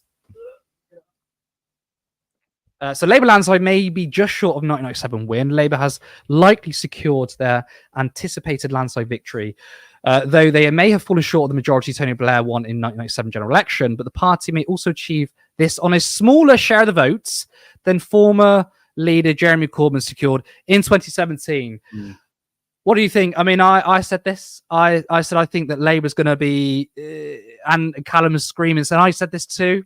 Me and Callum said that we think that Starmer will get less than 40% of vote. I want to ask you both, what's the implications of that? Do you think it means anything? Or do you think, oh, we won a majority, that's all that matters? Well, I mean, for me personally, looking at it, I think we looked at this earlier. A lot of people voting Labour are voting Labour to get rid of the Tories. There's not really that enthusiasm for a Keir Starmer-led Labour Party. As we looked at, only like 5% of the people polled actually said, I like the policies. That is really not a good sign of things to come, really. I mean, am I surprised? I mean, look, I remember in 2017, I wasn't able to vote. I was only 16, 17 years old. But I remember feeling enthused by Labour and encouraging people to vote Labour. In this election, I haven't encouraged people to vote Labour. So I think it will be very, very, very telling. What do you think, Pete? Oh, man. What it is, I agree with what you said. I don't think people have necessarily been enthused for Labour. The one thing that Starmer has had going for him for this entire campaign is that he's not a Tory, and he's had that going for him since 2020, and it's been his one sort of talking point, the thing that he can reiterate, and his success is essentially the downfall of the Conservative Party. He's been incredibly lucky. Where he's kind of fallen in this moment in time with COVID, with all these scandals, which were kind of inevitable, and he's sort of ridden through that. Yeah. I mean, I think because John Curtis brought up Jeremy Corbyn, but he also brought up Tony Blair, and if this is smaller than 1997, we can draw some parallels, right? I think a lot of people. I mean, I don't remember. I was born in 1993, so I can't remember the election. But people were saying, well, they were still excited. I think only people who were very political on the left didn't trust Tony Blair, or they knew that he brought the Labour Party to the right. But the general feeling amongst the electorate and voters, they were enthused by Tony Blair because there was some policies they were offering. Of course, like national minimum wage. You had Sure Start, devolution. They spent a lot of money, and obviously, no, this is after they got elected. But I think there was a sense of changes coming, really. And a lot of people who remember that election are saying, well, this was non-existent here. 2017, Jeremy Corbyn, very different to Tony Blair, but a similar sort of sentiment. It was very exciting. Young people were turning out to vote. It would be very interesting to find out the breakdown of the turnout on how many young people voted. But I mean, look, it's hard to say, well, this is not really a screaming endorsement of Keir Starmer. He still has 410 seats. So, I mean, me and you might say he hasn't really got I mean, you said actually in a day's time, he might have a mandate because the majority of people wanted to get the Tories out. What do you think? I mean, Keir Starmer's going to boast. Labour are going to boast. They've got a huge majority. Yeah. No, and I'm sure there'll be people who think that he has done this all himself and that he has sort of pioneered this. And yeah, it's a very. I mean, this is the thing with Blair as well. Another thing that can't be overlooked is he was incredibly charismatic and he was an excellent orator. He's a really good speech maker, and I don't think the same can be said for the current Labour leader. I think Blair sort of inspired people, and he was able to dupe people into thinking whatever they wanted. He had that sort of chameleon quality where they could kind of impose, oh, this is a man that stands for what I believe in. I don't think Starmer has had that. Yeah, he's a very wooden character. He's a big liar, and he's been called out on his U-turns and stuff. Tony Blair had some sort of charisma, but I think Tony Blair was a lot of the reason behind people getting enthused behind Labour. But again, I think they offered some tangible policies. at least if Keir Starmer is not particularly, I mean, he's a boring character and he's not enthusiastic, or people find him enthusiastic, there could have been some policies behind it. He could have stuck to his 10 pledges, for example. He could have stuck to the 10 pledges. But ultimately, I mean, we saw what happened with Corbyn and the way that when he was pledging to like nationalize stuff and journalists asking silly questions like, would you nationalize sausages and stupid stuff like that? Would he have perhaps seen a case of that? I think essentially what Keir Starmer is trying to do is kind of going a bit like the Gareth Southgate approach to football, where basically you go 1-0 up and then you put 10 men behind the ball and hope you don't concede. That does seem to be how sort of Keir Starmer has sort of operated. Granted, whilst trying to get rid of players and hoping people don't notice and then bringing in new ones. I love that you did a football analogy, Harry. I'm sure Starmer would appreciate that too. I'm sure he would. Yeah, we could have a great conversation about the kick foot. No, I think it's no. I mean, look, I'm glad to see the Tories get annihilated, and I'm looking forward to the next few hours watching Tory MPs lose their seats. Actually, I saw something quite funny on BBC. They have Steve Baker on the panel, Brexit hardman Steve Baker. He apparently has a less than 1% chance of keeping his seat, and they announced that to him live on TV. It's a great moment, guys. You should really check it out. Well, maybe we'll have a clip up later on if we can source that. But look, we are going to go to another clip.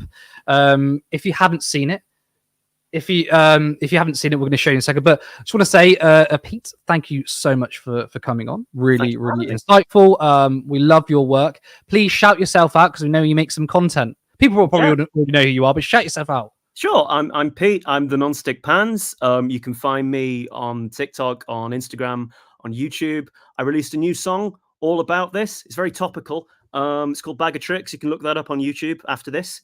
And yeah, check my stuff out. Thank you so much. Great to speak to you again. Take care. Bye.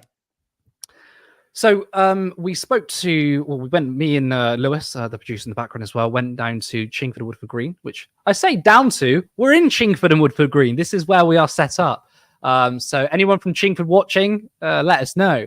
And we decided that we wanted to find out what the people of Chingford and Woodford Green were saying. And we also spoke to Faiza Shaheen. We have a clip of that interview now.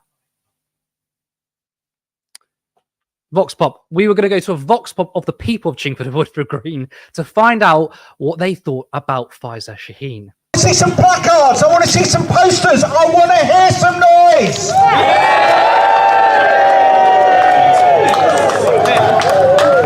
One of the most beautiful things is really understanding what community means.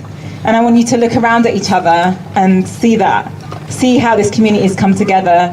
See how we stand up for what's right. One thing I recognise is passion, and I recognise how important passion is. You know, I'm in an industry, I've lived a life where I've seen the people at the top, they don't really care. It's the people that do the day in, day out stuff and get the job done. You need them people that are going to fight for you, and when your back's against the wall, they're there for you. And I've looked at Faiza, and she is feisty.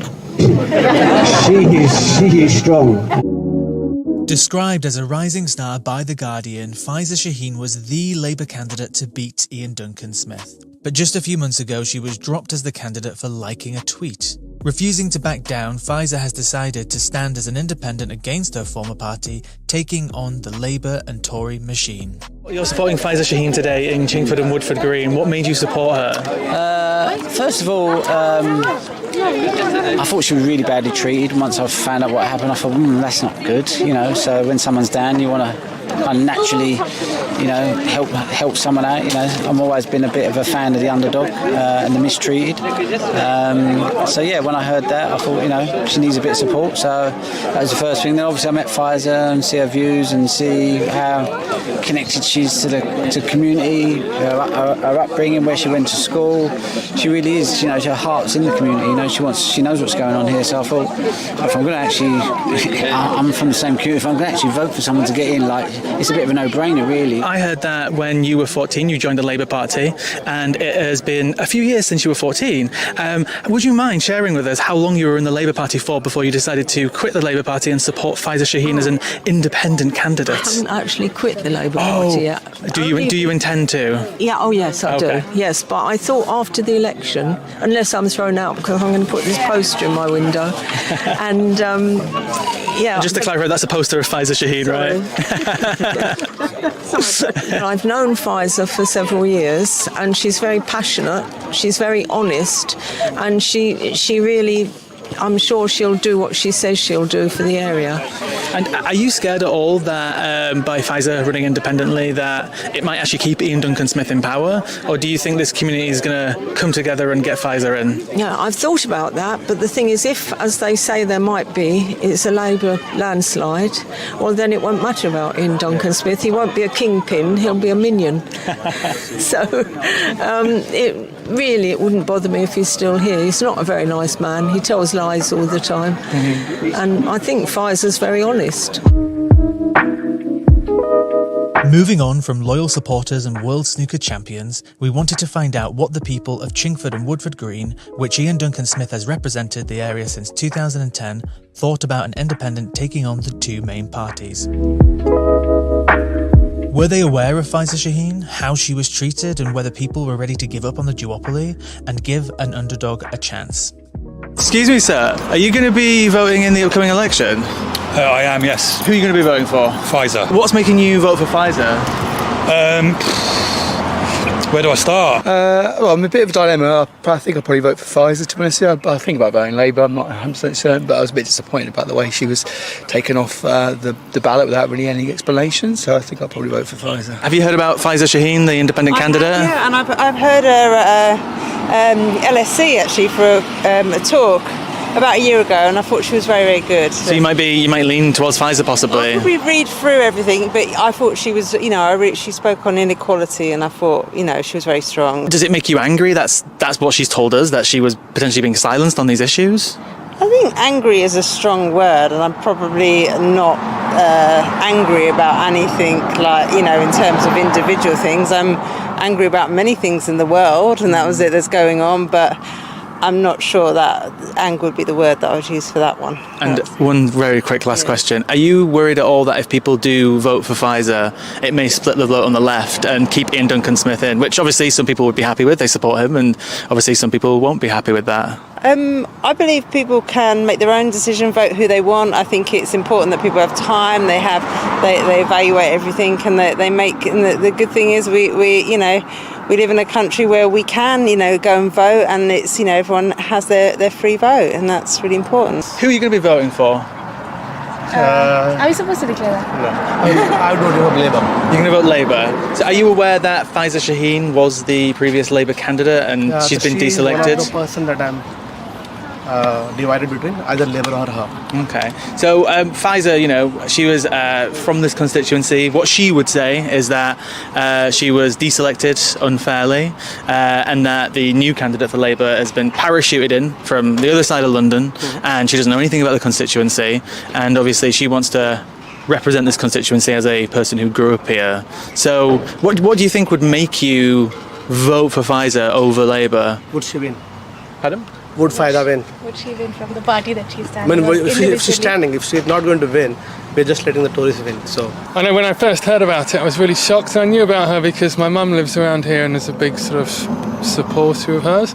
But then the other day I heard this, I think, Guardian podcast with John Harris where he talked to the candidates, or the main ones around here.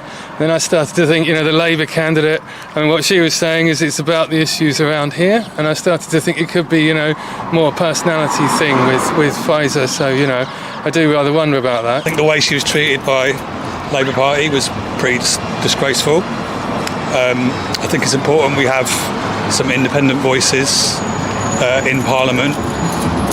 Just generally, if it's going to be a supermajority, I think it's important it isn't just one state, one party. And I think just having someone that knows the area locally is also very important. I've lived here my whole life. I grew up here, I went to local schools, and the community. There's lots of people in the community here that really support me, that want to have someone they know be the MP here, and I've been fighting to be the MP here for a really long time, and even that was previously under Labour. In some ways, being an independent has allowed me just to be free and run the campaign in a much more joyous way without lots of interference from those that don't know the area at all in the regional office, at the national level, that feel like they can dictate to candidates what they should and shouldn't be saying, even though they have no idea about the area in which they're running in. A lot of people are worried about all the independents that are running around the country, and this idea of potentially splitting the vote on the left, because people seem to be focusing more on just getting the Tories out rather than voting for who they actually want to vote to. So what would you say to those voters who are hesitant to maybe vote for people like yourself just because they want the Tories out? What would you say to them? For independents, and where you can get an independent or a Green candidate, it's really important that you look at who you're voting for, because we're going to need some oppositional voices, we're going to need some critical voices. And I can tell you from being inside the Labour Party until a few weeks ago that there is so much control, and there's so much pressure on even those that want to say anything to not say anything. And so I worry that we will have a system within government and within Parliament that just is very, very narrow, and we won't have enough oppositional voices. So yeah, good riddance, the Tories are gone. So we actually do, in somewhere like Rutherford Green and some other places as well, we do have an opportunity to vote for someone different. Are you worried at all that the vote might be split and Ian Duncan Smith might remain into power? Yeah, well, that's obviously not what anybody wants, is it, to be honest with you? But I mean, ultimately, it's a possibility, but you have to kind of go with your instincts on this one. So I still think there's a lot of local support for her, to be honest with you, and I think that's probably why I'll stick with that plan. And because of, a lot of people are unhappy around the country because of lots of decisions from Labour, and we've got more independent candidates than ever. Do you think almost Labour might be shooting themselves in the foot a little bit by parachuting all these candidates in from all over the country in different places? To be honest with you, I think they're still going to win quite comfortably, which is why another reason why I kind of think that, if I do decide to vote differently, it's not going to make too much of a difference on this occasion. But I mean, I think they have a responsibility to sort of explain why they make some of these decisions, and I don't really feel that's happened, to be honest with you. Not in a satisfactory manner anyway. So it's unfortunate. I still normally vote Labour, to be honest with you, but I think in this circumstances, possibly not. Do you think this has been a purge of the left? In the same week, we had what seemed to be, or what some people would have said, is a move to get rid of Diane Abbott, which ultimately failed, and then it was Pfizer as well. Do you think the Labour Party have tried to purge the left? Oh, very much so. And it's there's a lot of talk of Labour being this broad church, and it just doesn't feel like that's the case at all. It feels like a certain element of people with certain opinions, whether it's on, Gaza or sort of being very socialist, have been kicked out quite blatantly. I've only lived here a few years, and I was living in Diane Abbott's constituency before, so there's definitely parallels there.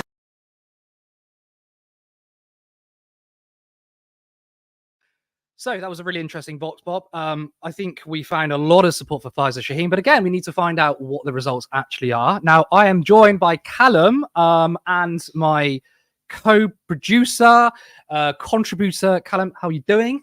I'm all right. I'm stressed. It's a stressful but exciting evening, isn't it? Yes. Okay, right. I'm in shock, actually. That's how I am. I want to get your thoughts on the exit poll. Yeah. 13 seats for Reform. What the fuck is that about? I know.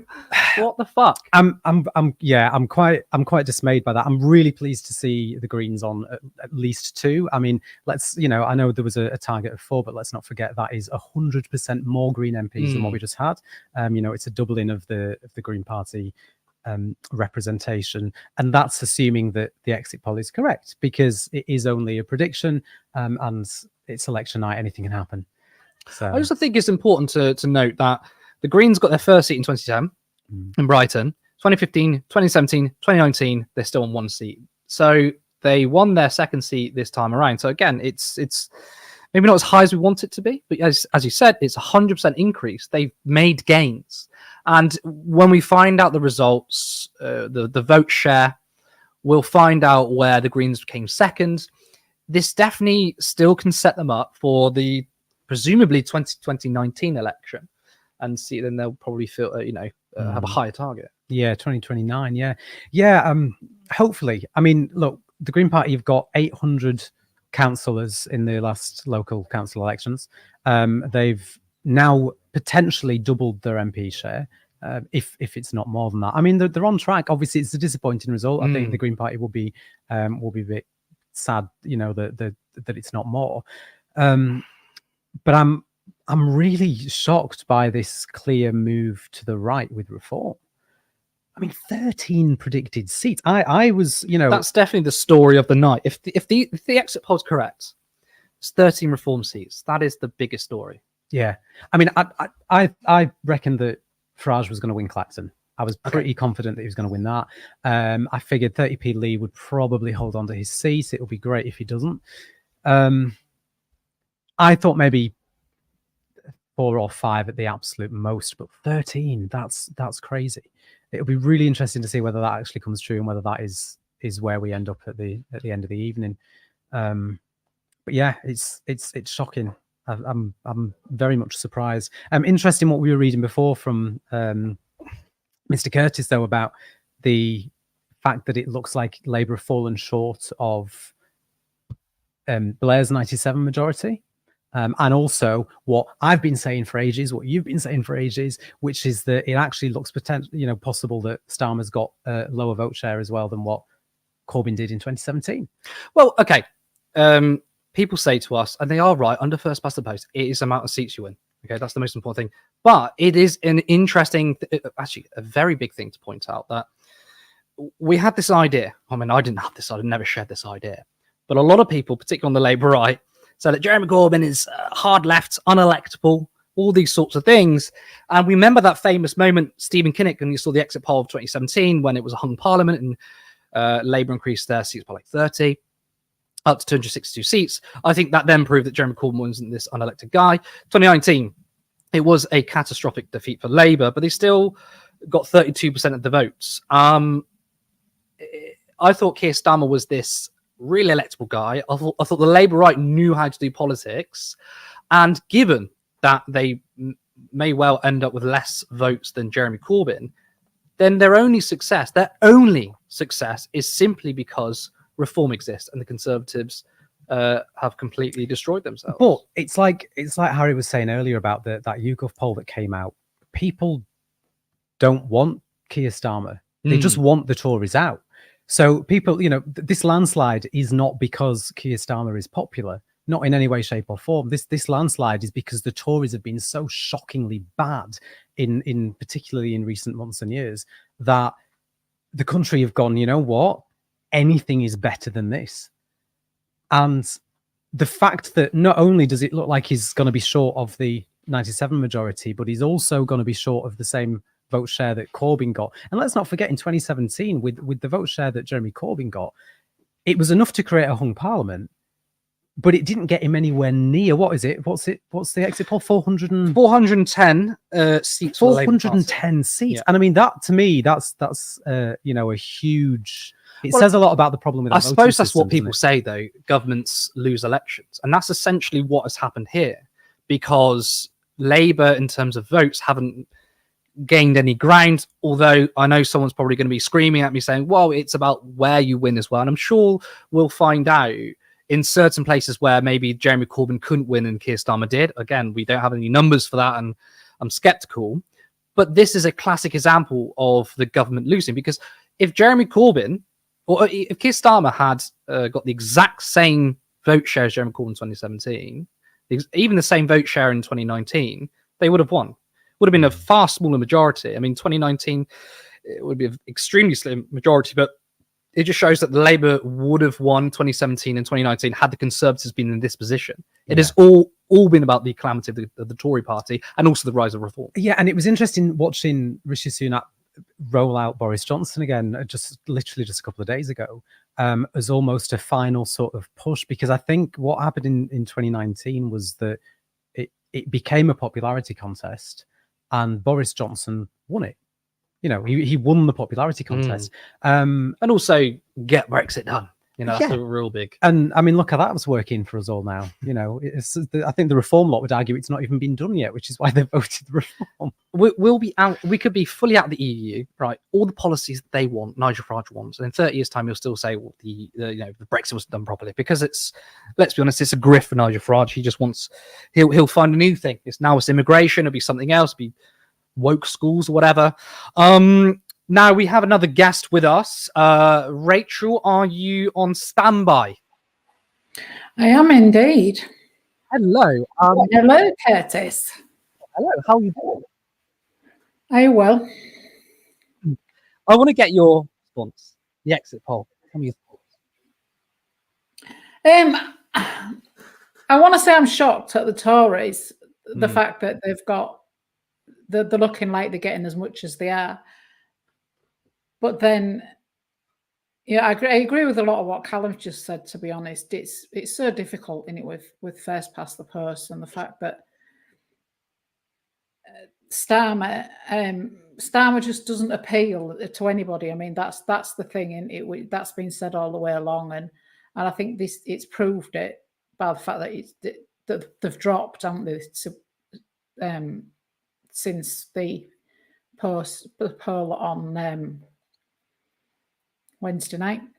As a disabled person, I have to say that I want somebody in who is going to obviously look after disabled people and look after elderly people and older people. I apologise. And the only people who were actually screaming out to us personally were the Lib Dems. So what would have been ideal for me is, well, not necessarily a Labour government, but if we had to have a Labour government, would have been to have the Lib Dems in opposition, because they literally would have been on the other side saying, right, why aren't you doing this and why aren't you doing that? I'm interested to see which Tories have lost the seats, because there's been a lot said, haven't there, that there's major Tories that are losing the seats. I've just looked at one that was like 5%, and I think it was 5% chance, and I think it was Ian Duncan Smith, and he was absolutely rank on for winning that seat. And obviously, as a disabled person, I'm quite glad if he's lost his seat. So there are a lot of them out there that we need to move on, so to say. It'd be interesting to see what they do next. But the reform, I can't cope with that. And it does worry me, because it's something that I've been saying for the last few weeks, that they are rising, and ironically they want proportional representation, the same as I'm sort of veering away from that now, because you're kind of thinking, well, if they want it, then do we really want it? Because it's going to benefit them. I think, and I'm sad that they've seemed to have been appealing to people that you really wouldn't think they would appeal to as well. Yes, I mean, as we discussed earlier, they're breaking through to people we wouldn't have expected. It's not just their base. To come back to what you're saying about being disabled and people with disabilities, it must be so tough, because look, there was this idea that the Labour Party, no matter how centrist they become, they'll look after people, and whether you're disabled, whether you're on universal credit, whether you're a minority, Labour has said nothing and actively bought into the economic consensus of the Conservative Party. I mean, we had John Ashworth a few years ago saying that we could cut universal credit and give that money to other people, working class people, middle class people, even though working class people are on universal credit because they're not getting paid enough. So you can't even look at the Labour Party and think, well, at least they're going to protect vulnerable people, because they're not, are they?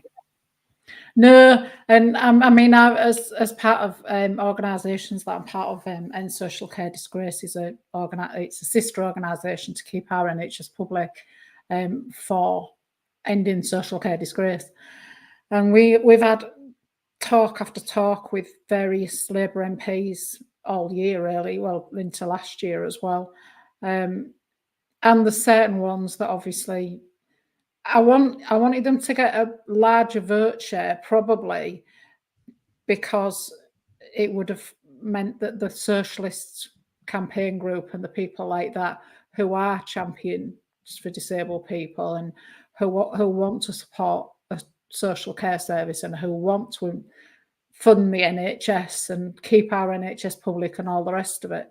So I think that's a lot of it for me. Yeah. You mentioned actually PR.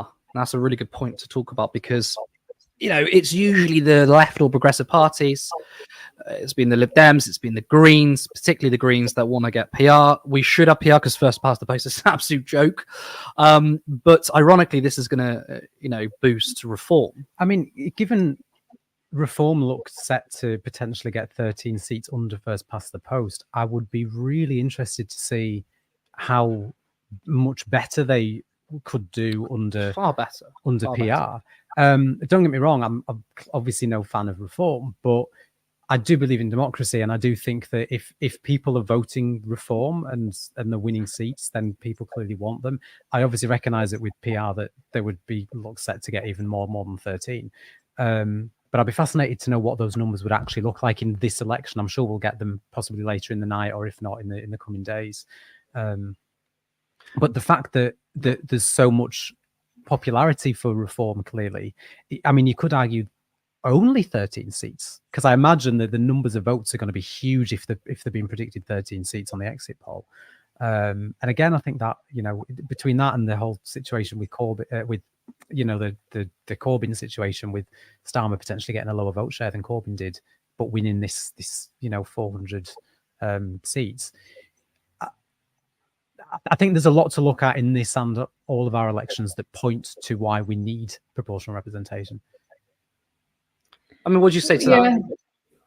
Well, I do as well. But I think as we know that the vote share, the vote share, it will probably be totally different for Reform. And I think they are actually saying, aren't they, that there's been quite a decent turnout on voting, which across everywhere, which surprises me, because I didn't think people would necessarily turn out. But the fact that obviously they're going to have had a lot of votes to get those 13 seats, that's going to be his campaign, isn't it, for PR straight away, because he's going to be saying that he should be Prime Minister. So I mean, just on that then, if let's say that the exit poll's right and we get these seats that are being predicted, we've already got a Labour Party whose membership only just a couple of years ago under Keir Starmer voted to say they wanted proportional representation to be policy. The unions backed that vote as well. Eventually, the second one they did anyway. If we have a makeup where we've got 13, let me just see the exit poll numbers again. If we've got 13, thank you. Right, 13 Reform UK. Well, we know that Reform UK are going to want PR. 61 Lib Dems. We know they want PR. 4 Plaid Cymru. We know they want PR. 2 Greens. We know they want PR. I mean, immediately you've got, it's not a huge number, but you've got quite, 60, 70, we're looking at nearly 80 plus some of the independents. We're looking at nearly 80 MPs external to the Labour Party that are in favour of proportional representation. And we already know that there are many within the Labour Party that also want proportional representation, even within the number of MPs. So, to look for some positive in this quite significant number of Reform UK MPs, if it helps us get PR, I suppose that's a good thing. Actually, I want to ask you, do you think this makes PR more likely, or do you think, look, I think we're all in agreement here that Keir Starmer and the Labour Party do not want PR. I mean, why would a government that's just won a huge landslide on first past the post give it away? But do you think that, given that Reform are always platformed in the media, they're going to be platformed way more now, they're going to be talking about PR. Do you think PR is more likely or less likely? I mean, I think in terms of the national discourse, we're going to be talking about PR more. Do you think this will persuade Labour to be open to it, or have the opposite effects and they're like, shit, we're worried about Reform, we definitely don't want to bring in PR? I think it would be the latter. I think it would be the fact that if they're going to exit on 400 seats, they aren't then going to think, well, actually no, let's bring in PR, because these lot are just going to grow and grow and grow. And that kind of goes back to what I've been saying about the right rising across Europe, and it's moving this way rapidly. And I think it would exhibit that, which is concerning, because I have always supported PR. I'm not I have voted Labour because I've voted for my local candidate because she was shafted, basically. She was admitted 2 days before the election. They weren't even going to put anybody in our seat, and it looks like she's going to bring it home, so to say. But as I say, going back to the things that I was posting about the fact that if whoever you're voting for, then think of the disabled people and think of older people and think of people working families that can't afford to eat and heat the homes and all the rest of it, and vote that way. And I'm not convinced that we were ever going to get that with Labour anyway. But as I say, as I've always said, they'll still be holding their feet to the fire. Yeah. Whoever's in and whoever's needs them. Just on the point of the exit poll, I've just seen Natalie Bennett's tweeted, and she said that the exit poll was only 133 polling stations and focused mainly on Labour Conservative marginals, plus a few Lib Dem marginals. So can't accurately predict effect of our targeting, is what Natalie Bennett's tweeted. So I mean that's hopeful, and I suppose if that's the same for reform, then potentially we could see reform actually on a lot less seats than what the exit polls are saying. Or the reverse, more. Yeah.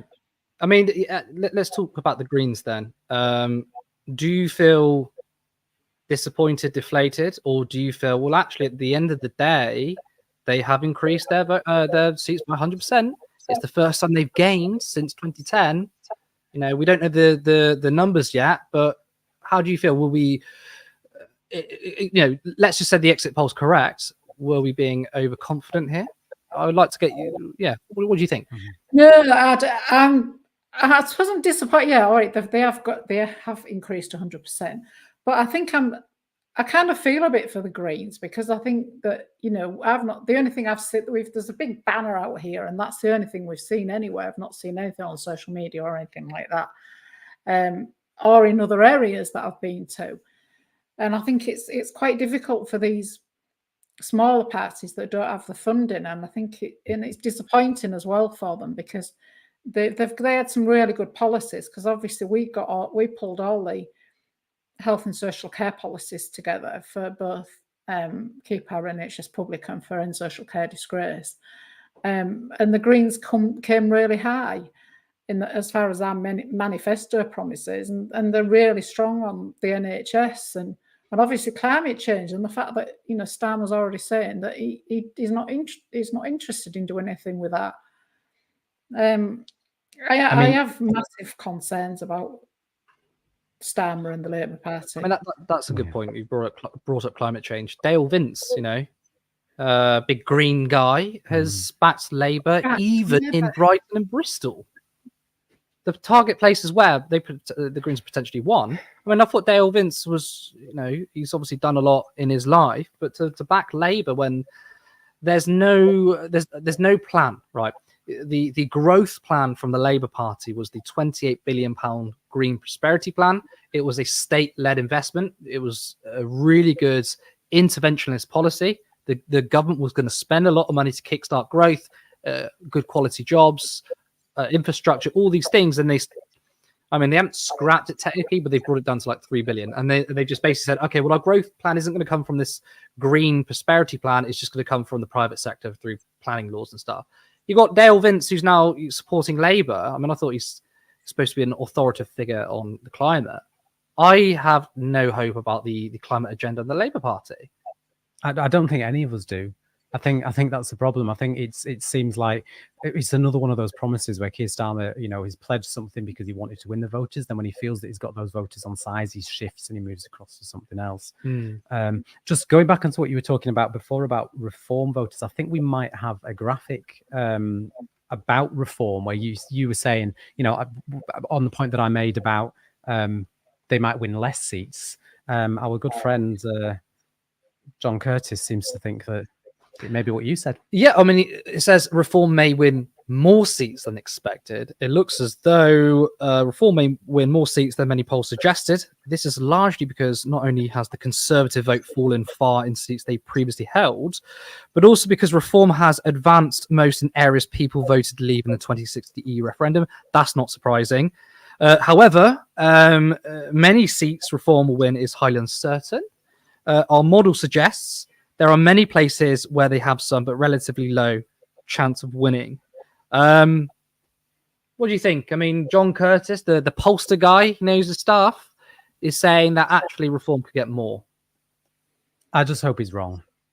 I really hope he's wrong. I mean, this election should be one where we feel hopeful and we feel excited. And don't get me wrong, I am glad to see the back of the Tories. I really am. But when Labour aren't offering us the hope that they once were, and it looks like we could have quite a large number of Reform MPs in Parliament putting pressure on the Labour Party, a Labour Party that has already moved towards the right to appease people.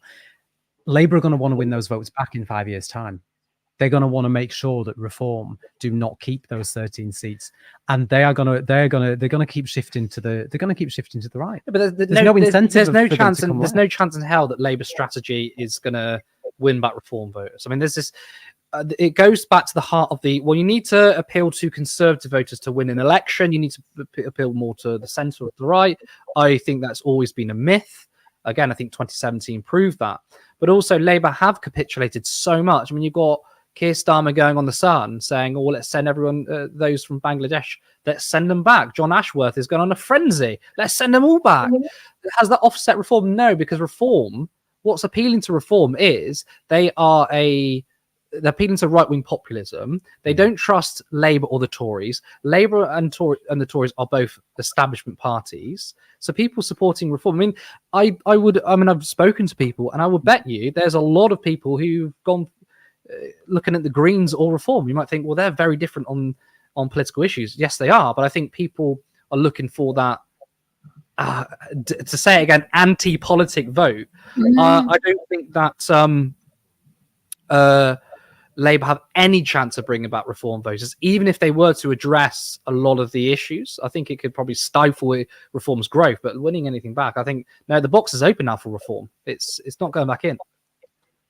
It's scary, and I mean, given what they wanted to do. I mean, Rachel talks about thinking about other people with disabilities, and I know, Rachel, you talk a lot about people that are on benefits of all kinds as well. And I mean, those Reform MPs, they see the vulnerable in society as the problem.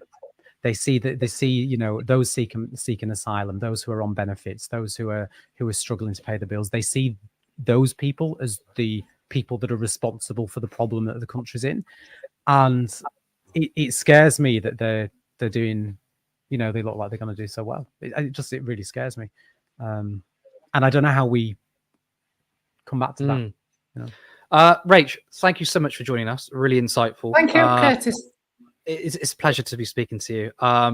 We will. I mean, if you want to come on again, maybe, or if you want to rest and just go to sleep, that's absolutely fine. But I really appreciate you coming on and talking to us today. Oh, thank you, Curtis. Thank you so much. Now, I would like to show a clip in Chingford, Woodford Green, where we are, supporting Faiza Shaheen. Now, if you don't know, Faiza Shaheen had a pretty big backer, a celebrity. I believe he was 8-time snooker champion. It might be more, might be less. I'm sorry, I'm not a big snooker guy. But Ronnie O'Sullivan backed Faiza Shaheen, and our contributor and producer Lewis Aaron spoke to Ronnie. Hi, Ronnie. You're supporting Faiza Shaheen today in Chingford and Woodford Green. What made you support her? First of all, I thought she was really badly treated. Once I found out what happened, I thought, that's not good. So when someone's down, you want to naturally, you know, help someone out. You know, I've always been a bit of a fan of the underdog and the mistreated. So yeah, when I heard that, I thought, you know, she needs a bit of support. So that was the first thing. Then obviously I met Pfizer and see her views and see how connected she is to the community, her upbringing, where she went to school.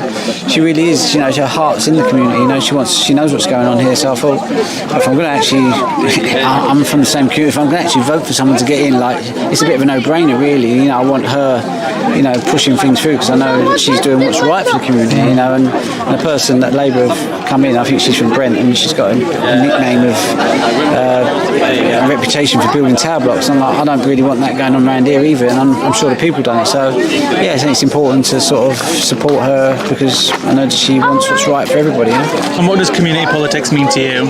Community politics, I think it's more about listening to the people feeling. I think with community politics, I think what Pfizer's done, you know, I think a lot of people get a little bit disheartened with politics. You think, well, it doesn't matter who I vote for, there isn't going to be any change, and you kind of get these politicians that you see on TV and like Ian Duncan Smith, and they're a bit untouchable. You know, they're just, you know, these famous people, if you like. And I think Pfizer, she's a real person. She's in the community.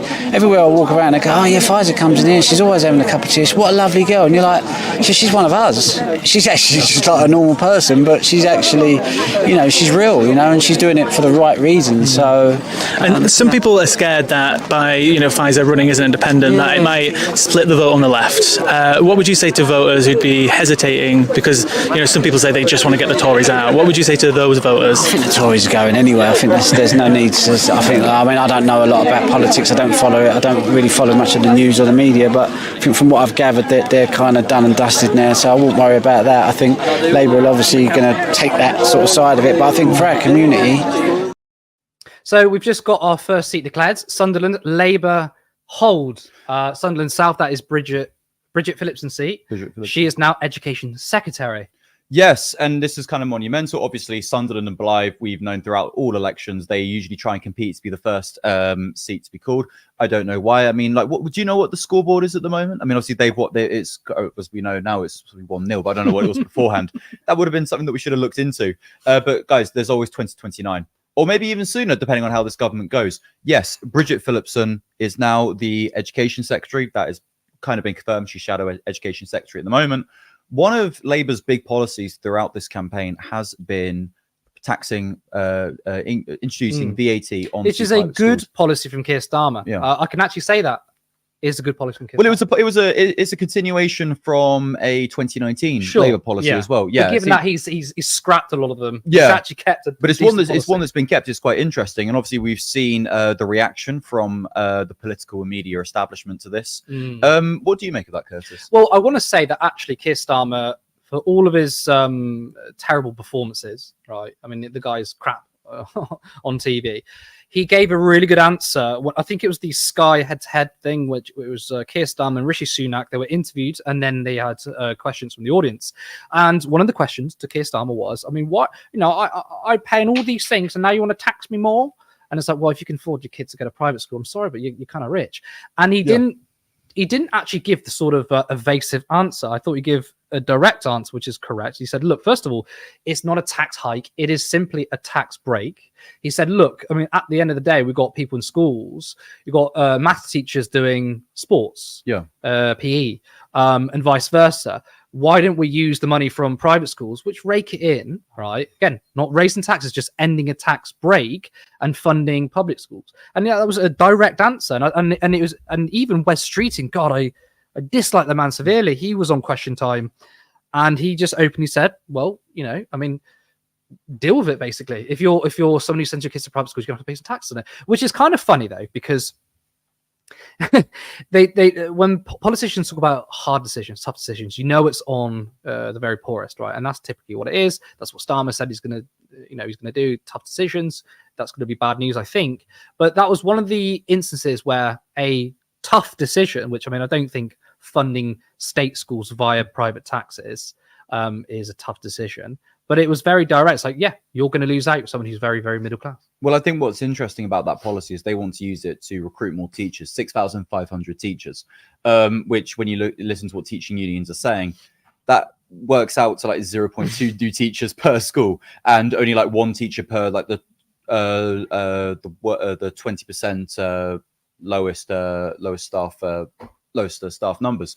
So it's going to be interesting. Ultimately, I'm all for it. I would abolish private schools entirely. When you think when you look at a lot of the problems that this country is currently dealing with, a lot of them have originated from people who came from private school, and I see it as only a good thing that more people are prevented from going to private school. Norman, just fixing my mic. You carry on. It's fine. But I mean, what do you guys think? I mean, obviously, this is the first result that's been called. I've just seen 11,000 majority, I believe. Am I right? 11,000 majority. 11,000 majority. I don't know what the increase is from 2019. That will be interesting to see. I mean, I think we kind of knew that Bridget was going to maintain the seats. Well, I'd say we got a guest on now, Crafty Little Witch. You're on now. Tell me your thoughts. I want to know your thoughts. Hello. Looking very glam, I must say. Thank you. Glam I thought I'd get dressed up for the downfall of the Tories. So, well, you're dressed in style. You put us to shame, actually. You know, we're just wearing white shirts, aren't we? Yeah, You know? no, there wasn't even coordinated as well. We sort of just rocked up wearing the same thing. No, it was not coordinated. You know, got a nice shirt on for the downfall of the Tories. It's fine. Yeah, that's all look good. So, yeah, what are your thoughts on the exit poll? I want to hear about Reform. I want to hear about the Greens. I want to hear about Labour, the Tories, and also the first result. Just why do Reform have so many seats? I was just like, when I opened up BBC earlier and looked, I was like, ugh. Like really, really shocked by that. I'm really hoping that that's not the case. What I'm hoping is that maybe they've done that estimate from the bots, but oh my god, guys, we should note this exit poll has been done. Sorry, this exit poll has been done from people in sort of Tory Labour marginals. So that's where this exit poll has come from. So we won't know the precise figures until probably 9 o'clock tomorrow morning. But I think it's but when you mention about you're surprised that Reform are polling so high, given the issues that have been facing this country and a lot of the rhetoric and language that's been used, particularly around immigration, is it a surprise that that's clearly cut through and turned into Reform winning at least 13 seats, perhaps a little bit less, perhaps a few more? Yeah, I expected them to win some seats because of that. Obviously, you know, there are some like racists who are very loud and proud. Oh, vote Reform! I'm voting Reform. Like, okay, love, you go do that. But yeah, I didn't expect them to win too many. But hopefully they won't. But we'll have to wait and see, I guess. I mean, talk to me about the Greens then. How do you feel about that? I mean, you've seen my thoughts on it. What's your response? 2 seats. I mean, they've won a seat, but they had 4 or 5. Honestly, I think they've grossly underestimated it. Like pretty much almost everybody I know has voted Green. I live in Wales, so I voted Plaid Cymru because I really don't want the Tories or Labour or Reform to win in my constituency. Otherwise, I probably would have voted Green, but I think it was like voting for Plaid Cymru would have given my constituency the best shot at that. But I think they're underestimating it, but again, we're just going to have to wait and see. Well, we've got a graphic actually to break down the numbers. Be really interesting to see what we have. Let's have a look. So, Bridget Phillipson, 18,000, 47% of the vote. I mean, it'd be interesting to know what the result was in 2019. And then Reform UK have come second. Wow. And the Tories came third. Wow. Okay. Wow. I should note, guys, I can't see this too well, but I'm looking at Curtis for his response. I mean, you're seeing Conservative all the way down to 5,000 votes, 13% of the votes. Reform, 29% of the vote. Shit, I mean, that kind of looks like Reform could be eating at their heels. Well, I think particularly in like a sort of northern seats, perhaps former sort of like the traditional like red wall seats, perhaps we could see some of that, and then particularly down south, particularly in areas like Clacton, some areas of Kent as well. It'd be interesting to see the results from Kent, for example, particularly where the sort of small boat crossings are landing. So that will be an interesting thing to look at as well, for sure. What do you think? What do you make of that graphic? What do you make of the numbers there? I mean, were you expecting a Reform second place? No, goodness. I mean, Oh, you you're dressed up for a party for destruction of the Tories, and we've got Reform coming in. I know. Maybe you're too smart for tonight. No, lads, this wasn't our plan. Go away. You're ruining it. But yeah, no, that's quite shocking. It's been bothering me quite a lot. I think it bothers me quite a lot anyway. But obviously lately with just everything that's going on in particularly in Europe, far right fascism is very clearly on the rise, and it genuinely keeps me awake at night. I'm like, can we not make it 100 years without doing this? Can we not? Please? I beg. Well, let's talk about that then. I think that Reform, maybe not its entire party, but I think there's fascists in it. I think they appeal to fascist elements. A lot of people say, well, they're not fascist, they're not racist, whatever. Well, I think a political party that has had members that have said we should have been neutral against Hitler, for example, that's hardly a ringing endorsement. I mean, would you say Reform is a fascist party? I'd be very careful to throw that word around, particularly, given my own family history, they have been victims of fascist governments. The stuff that I hear, the rhetoric, it borders on that. I wouldn't want to throw out the F word in that sense. But I can understand why people may think, yes, this is the Reform Party are a fascist party. I mean, it's going to be interesting seeing what they do, particularly with the voice they've got. The fact that we saw Labour basically withdraw their campaign from Clacton and basically allow. I mean, they probably weren't going to win in Clacton when Farage is standing there, but it is good to have a presence there and say, look, we are going to stand against this party. Nigel Farage is likely going to be in the next Parliament. How is Keir Starmer, as the Prime Minister, going to deal with somebody like Nigel Farage in Parliament, who has a massive voice, both as himself, but also within the media? I mean, crafty. How is Starmer going to craft his way out of that one? Did you see what I did there? I'm really proud of that. I'm going to get a lot of shit in the comments now. Christ. Yeah. Now, how do you think Labour's response is going to be to probably Farage in power, not power in Parliament, Reform potentially? Look, we could see Farage as PM. I mean, I'll ask you two questions. What do you think the Labour response is going to be? What do you want to expect them to do? And do you think that Nigel Farage could be Prime Minister in the next 10, 15 years? I think he definitely will. I think he definitely will if Labour don't sort out their shit and don't pack it in with some of the fascist rhetoric that they are spewing out. Because if we're calling out Reform for some of their fascist rhetoric, then we should, obviously do it for the Labour Party. So one thing being recently is their stance on transgender rights. Absolutely gross. That is the gateway to the pipeline to far right fascism, and I need people to come away from that. And understand that trans people and gay people are being used as a tool in a culture war to distract you from the shitty things that the politicians are actually doing. Given that the majority of this campaign took place over June, which is Pride Month, were you surprised that political parties sort of went down the sort of like with the Tories talking about the trans community and the same with the Labour Party as well? Were you surprised by the fact that they did go down that route, given that the campaign was taking place over the majority of June? Nah, unsurprised. Obviously, it's gross. It's absolutely disgusting. But yeah, it's very, very unsurprising coming from both the Tories and from Keir Starmer's Labour.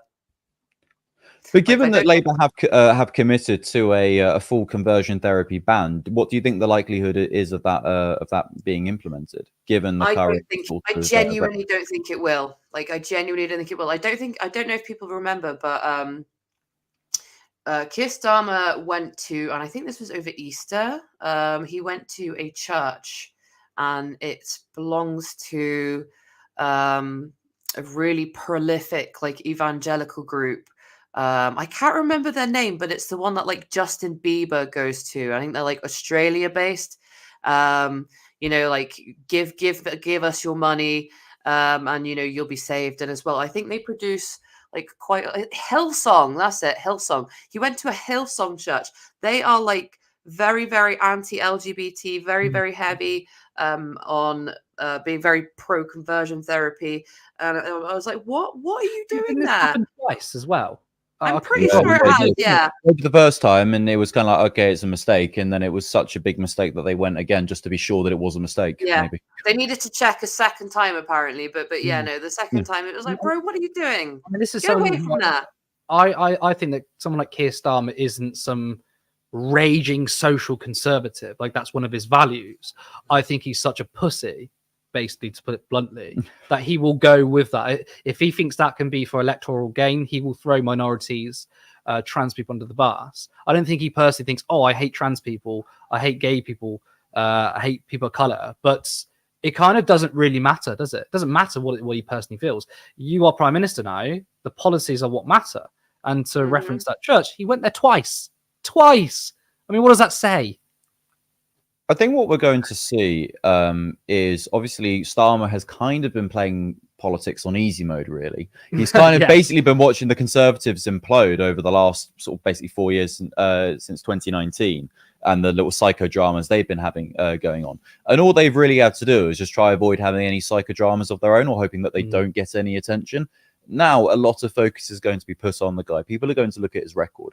And it's very interesting seeing the whole Get the Tories Out brigade. And then when you try and criticize Labour, them saying, well, just wait till they get in government and then we can critique them then. It's at what point can we start critiquing them? Because as far as I see it, we can start now. They're going to win this election. The thing is, and this is what I predicted, and I think I will be right, is that you criticize the Labour Party and they'll say, well, you can't criticize them too much because the Conservatives could get back in, or Reform could get back in. So we need to back the Labour Party. And I think that criticism, that line when you say you cannot criticize the Labour Party, wait for them to get in power, I don't think that's a logical thing. I think that is a biased thing. So like, we should be able to criticize the party. Oh, I believe we have the result for Blythe coming in. It is a Labour hold. A Labour hold in Blythe, Nashington. That just popped up. Thank you for that. I was unaware that was happening. No, it's all right. I was my little ramblings. Right. And we'll get the numbers up for that soon enough. But to finish my point, I think when people say, well, you can't criticize the Labour Party because they're not on government yet, that's a bias. And I think they'll carry that through. They'll say now, well, you can't criticize the Labour Party because they've just won. And then it'll be, we can't criticize the Labour Party because you don't want the Tories to get back in. And it's like, at what point? I think the one of the main criticism is when we say, well, Labour needs to commit to spending X amount, and they go, well, we can't do that because they've inherited a shit economy and, there's no money left. That's going to be the spin. And that, to be honest, I think that sort of stuff, I mean, look, people talk about our economy like it's a household budget. It isn't. It's entirely different. And any politician who keeps pushing forward that myth needs to be held accountable for saying that. But I think the idea of, well, we're inheriting a shit mess is only really valid for, say, like a couple of years. By the time, maybe for the next election, you can maybe get away with that. But as we've seen with the Tories, I mean, when they talk about Labour in 2008, it's like, guys, this doesn't cut through anymore. Well, I mean, it was the exact arguments the Tories made. And actually, someone did an amazing clip between Darren Jones, the Labour MP, and George Osborne. And they put clips back to back. And George Osborne was saying stuff like, there's no money, we can't do this, tough decisions. And it was basically verbatim. Darren Jones was saying the exact same thing. And you're right, the economy is not a household budget, but they're lies. So if people say, well, Labour can't do this because the economy is in tatters, it's bullshit. I mean, look, we've had 14 years of austerity. Right. That 14 years of austerity was enabled, or the excuse for it was because of the 2008 financial crash, which wasn't caused by the Labour Party. It was a global crash. And ever since, we've had nothing but cuts. At the same time, the debt has gone up. So even before COVID and furlough, the debt increased. In fact, here's a fact. The Conservatives added more to the debt in, I believe, 2010 to 2013. More to the debt than every single Labour government combined. All right, so they haven't been good on finances anyway. So they've increased the debt. Now I think we might have some more information. Okay, we got the breakdown for Blythe Nashington, and that is actually Leon Avery's seat. So he's a good one. But once again, Reform second again. We have a Reform in second place. Wow. I mean, okay, so. Labour has won 49.57 vote. Again, we will find out what the vote share was in the last election But again, Reform in second place. I mean, this is. I mean, I feel like this is going to be a common trend throughout this entire election. I think so. I don't think. I mean, just seeing those two. I mean, yeah, it's not exactly looking great for the rest of the results coming in. What do you make of it? Bloody hell. Ugh. I feel a little bit sick, lads. I don't know about you. Fucking hell. As the top of the Tory party, you need a tactical chunder, maybe. No, I'm okay. I'm all right, but yeah. Oh my god, that is very, very shocking. However, ultimately, Labour only have themselves to blame for that. Yeah, I think that's Labour's Why? fault. Why do you think in those sort of? Why do you think? I mean, we've only seen the breakdown of two results so far. Why do you think Reform in those areas, perhaps in particular, have come second place?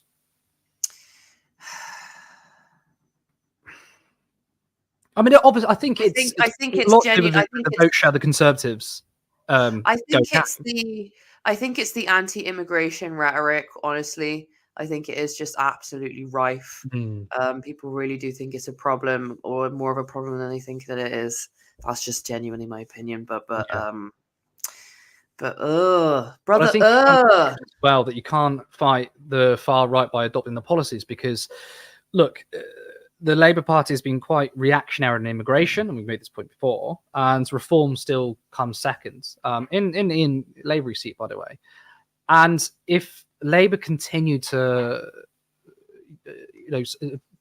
push these reactionary policies, especially on immigration, that's not going to win over Reform voters, but it will alienate those who typically vote Labour. So actually, I personally think they should be more progressive, because first, they won't lose votes to the Lib Dems or the Greens, but I think they can activate their base again, and Labour don't have a base. So what I think will happen is if Keir Starmer continues, it's not just about addressing material conditions, but if it's still parroting the reactionary rhetoric on immigration and stuff, all it's going to do is lose support from the votes they've already won without gaining support for Reform, because they're not trusted on it. I mean, Reform people don't trust the Conservatives on immigration, but they also don't trust Labour. They don't trust the Conservatives on immigration because, well, net migration has increased every year since they've been in power, despite them promising every year that they'll bring it down. So obviously there's isn't immigration so bad? We'll definitely bring it down. And then every year somehow it's gone up again, and people keep voting for them. And it's like, bro.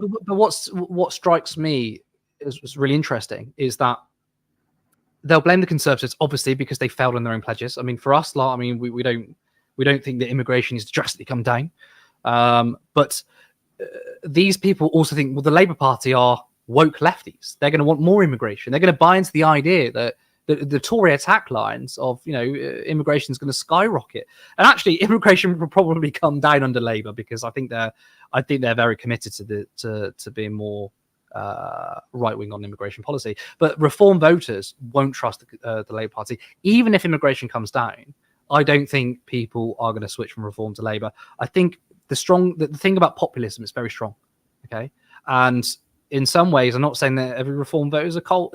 By the way, what I'm saying is, though, you can get it from the left and the right, particularly on the right, is a cult movement. Again, I'm not saying that all Reform voters are cults, but that you can see where it starts, and that it doesn't matter what happens in terms of policy. It doesn't matter how much immigration comes down under the Labour government. People like Reform. They're supporting it. So now we have another result coming in. Well, we've actually got here the breakdown of the vote share here from the old boundary. That's why it was mistaken, because it was one spec. So before the last election, before the constituency changed, Labour were on 42%.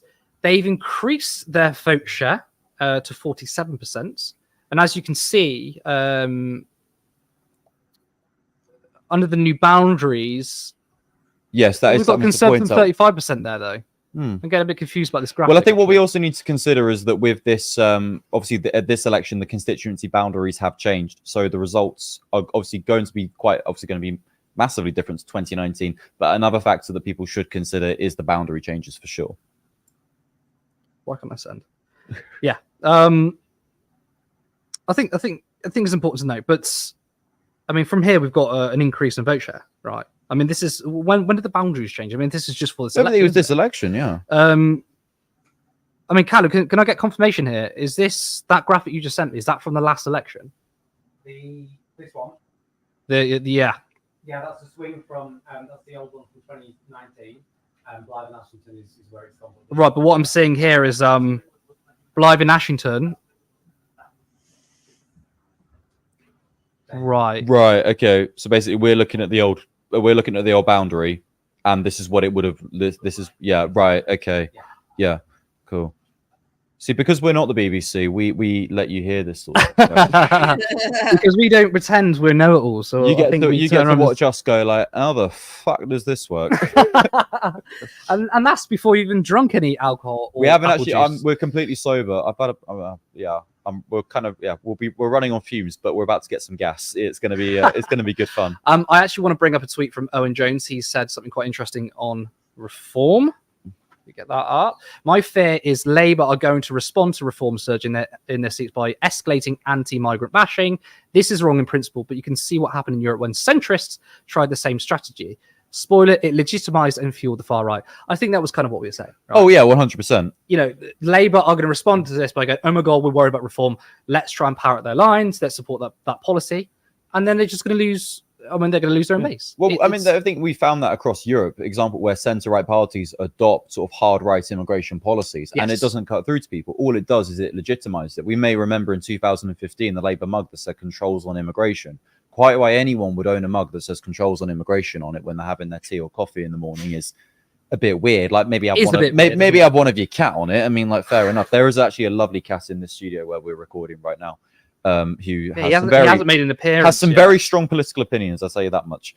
He likes chin scratches. But no, it's. I mean, yeah, it is going to be interesting. And as the results are coming in, I guess we'll see that more. Yeah, you're absolutely right. Look, what Owen said there is that when centrists kind of exactly what's happened with Macron, actually. No.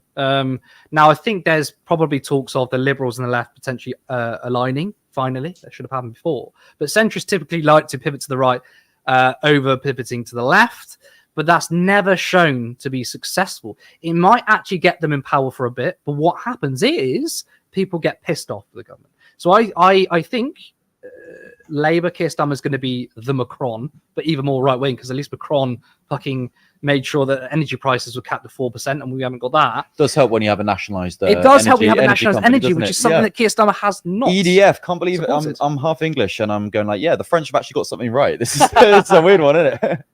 Learn for the French, nationalise your energy. And how to protest effectively. And how to protest effectively. Exactly. Yeah. But, you know, that's it. I think they're going to pivot to the right, and it's almost like a bit of a confirmation bias. It's like the more they pivot to the right, the more I see their base, dwindling, and then the right, become even more successful. And they go, well, better pivot to the right again, and it just shifts the Overton window to the right. The Overton window is actually, I think, largely on the shoulders of a Labour government now. Of course, smaller parties. Did you want to quickly explain what the Overton window is? Oh, yes. So, I'm going to get a bit political there. I'll explain the Overton window.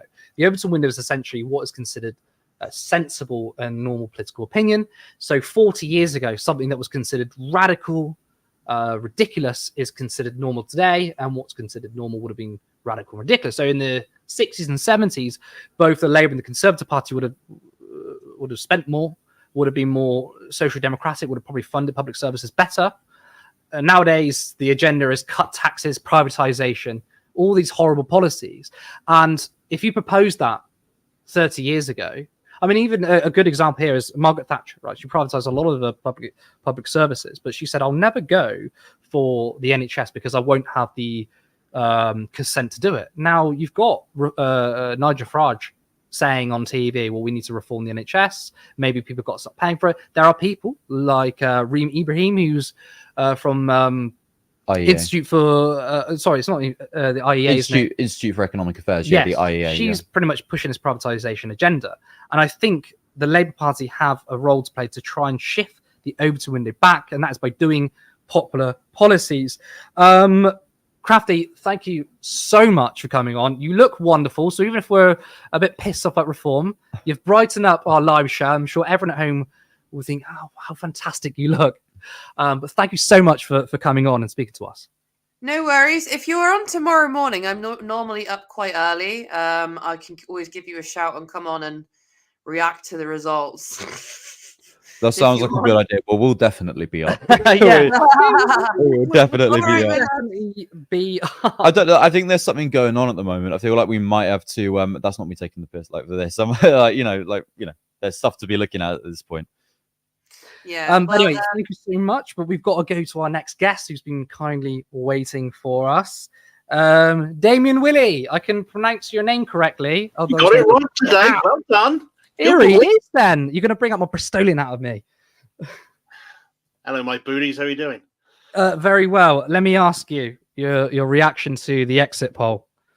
Oh, it's depressing, wasn't it? It was a little bit depressing.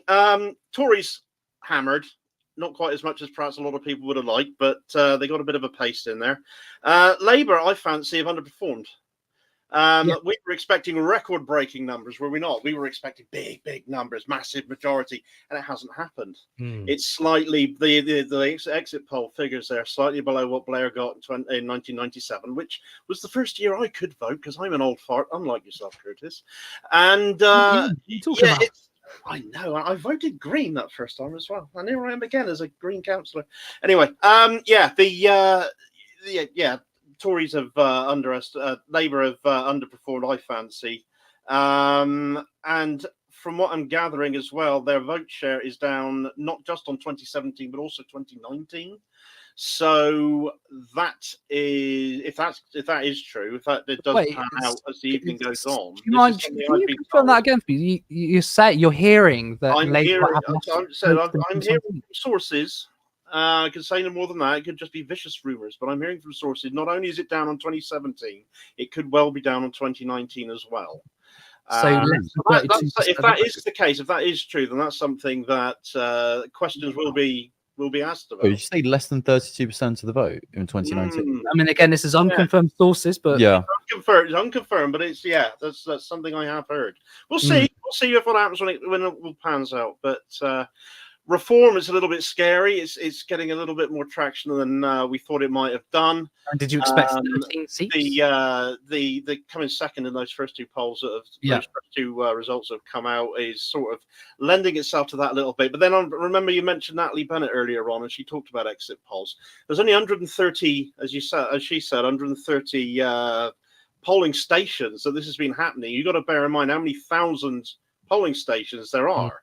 And I've also heard that actually of those 130, only 18 of them are in Scotland.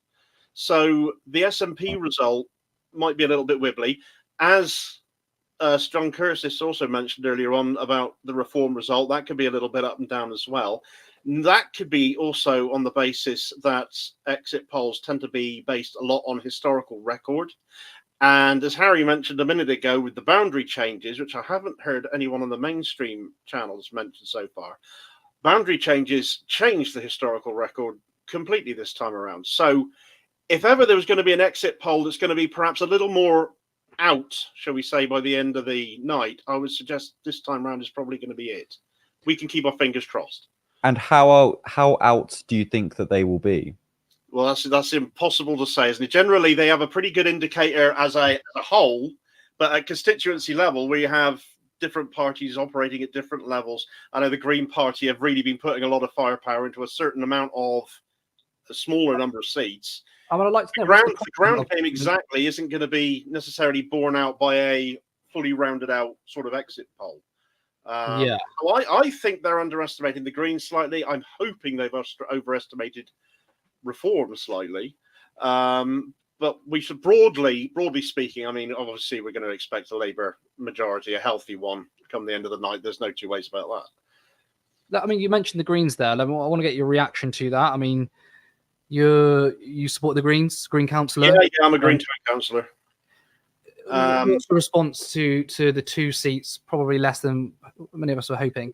As your cohort mentioned a minute ago, that is a 100% increase on previous, and that has to be taken as a win. That's a good result for the Greens. That there's more Green representation, and people might poo-poo that and laugh and say, well, there's only 2 seats. That's still that's double the voices the Greens got before. That's twice as many reasons for the mainstream media to stop ignoring them.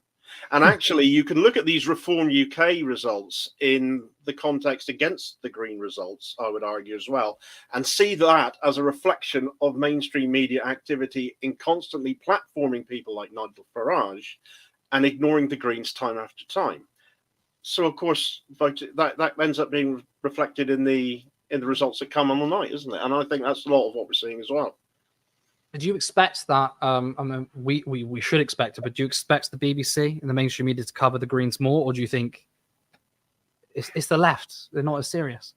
I think they're going to find it a lot harder to excuse not doing it, especially if, as various people have mentioned on here this evening, that Labour lurch to the right now to try and steal Reform UK's thunder, so to speak, and try to undercut them and just drag that over to the window further to the right.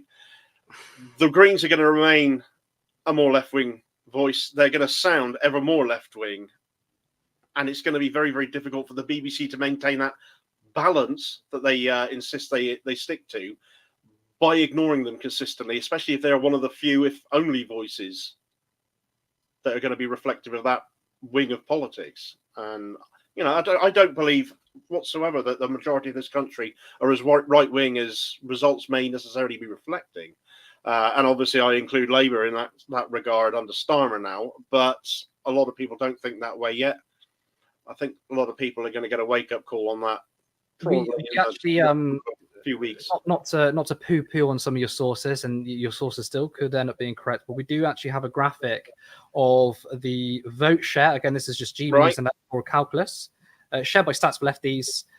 It has Labour up 4% from 2019, but down from 2017. The Conservatives on 26%, Reform on 17%, Lib Dems on 9%, Green 6%, and SNP 3%. I mean, looking at the Labour Party, I think if this is correct, not just less than the 40% Jeremy Corbyn got, a lot less, 36%. Yeah. I mean, that's 36% against a party, the Tories, that have destroyed themselves. I mean, this you should be expecting better, shouldn't you? Yeah, absolutely. And actually, I was looking, the these results started to come through. The first thing I did was pop over to the Wikipedia page to watch an update, to get a little excited about such things.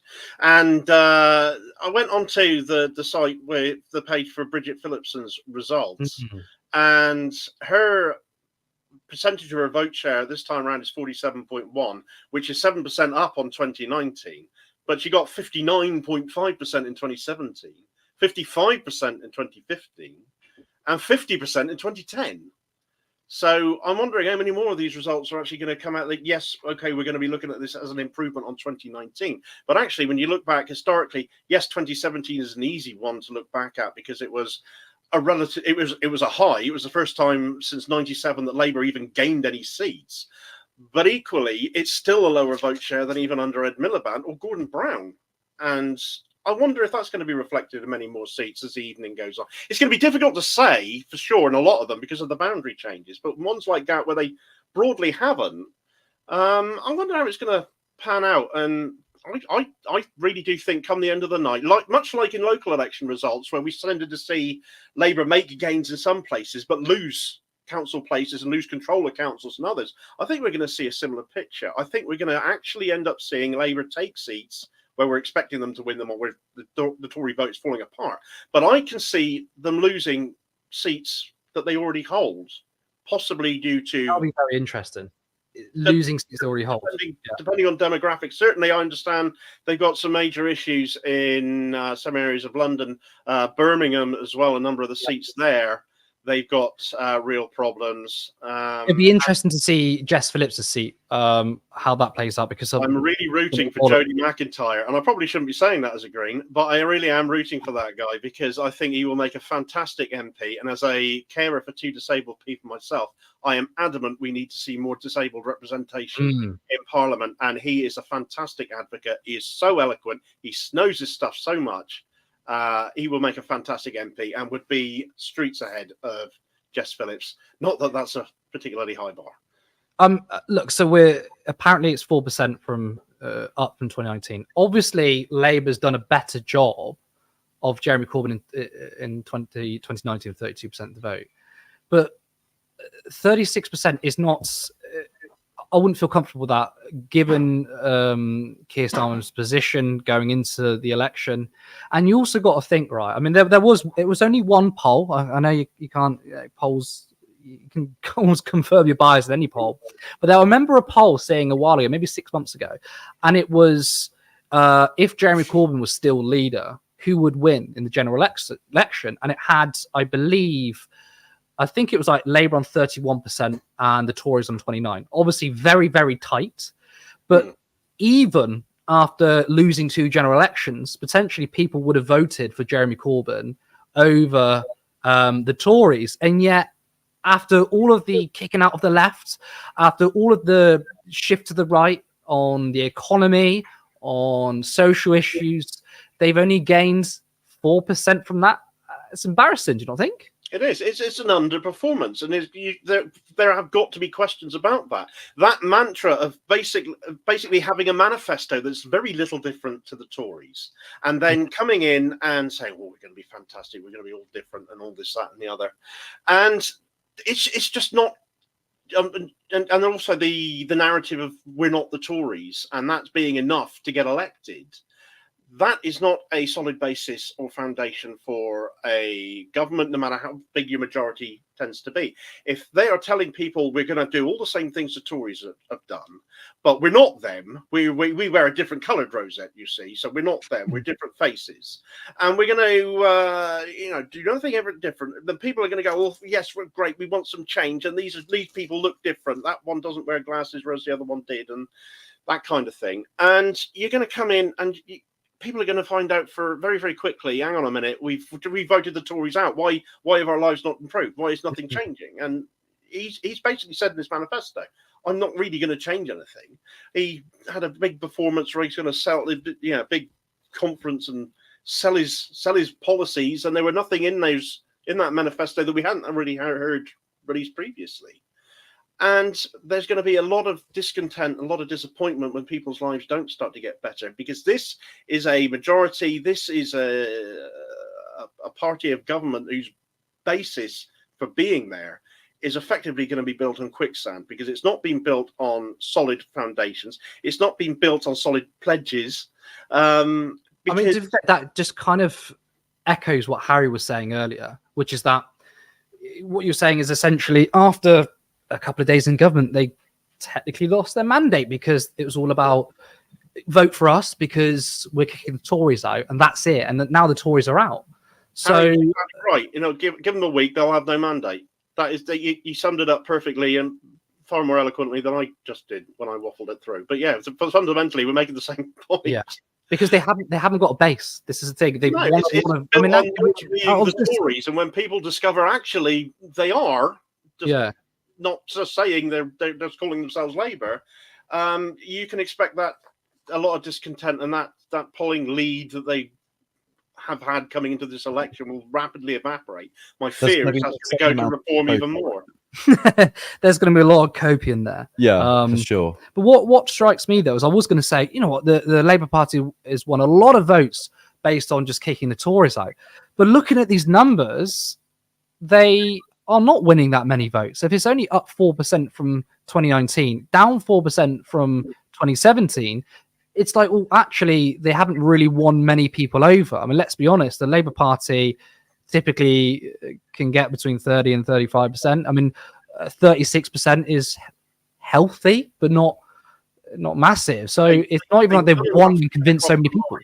They've done enough to get across the line. It's whether they can hold that. And I can't see how they can when reality bites for so many people in this country, when they actually come in and they actually have to do something rather than just promise and pledge and make vows and missions and all the rest of it and not mean any of it and bin it and tear it up and burn it, whatever. They actually have to stick to their words and do and follow that up with action. And they'll be judged on their actions now, not just Keir Starmer saying something and then binning it in the next minute because he lies like a rug. I mean, Laura Koonsberg, our favorite journalist, by the way, Laura Koonsberg is saying, and I think she could be right here, that Reform are winning votes off the Labour Party? Because my analysis would be, if I were to look at the numbers straight away, Labour's not doing so well. Maybe that's gone to the left. And if the exit poll's correct, the Greens have only won 2 seats out of they want to win 4 or 5. Then, and also Reform coming second place in the first 2 seats that have been announced. So there's actually Labour voters going to Reform, despite them being right wing, despite them being reactionary on immigration and stuff. So they're actually doing the opposite what they intended to do. As you spoke about earlier on, though, it's not necessarily all about immigration for of course not, no, a lot of people. There is that tax promise of lifting the tax threshold up to 20,000. That's going to appeal to an awful lot of people on lower incomes, or even not quite so lower incomes, average incomes, we say. Real average incomes, not national averages. They always get dragged up.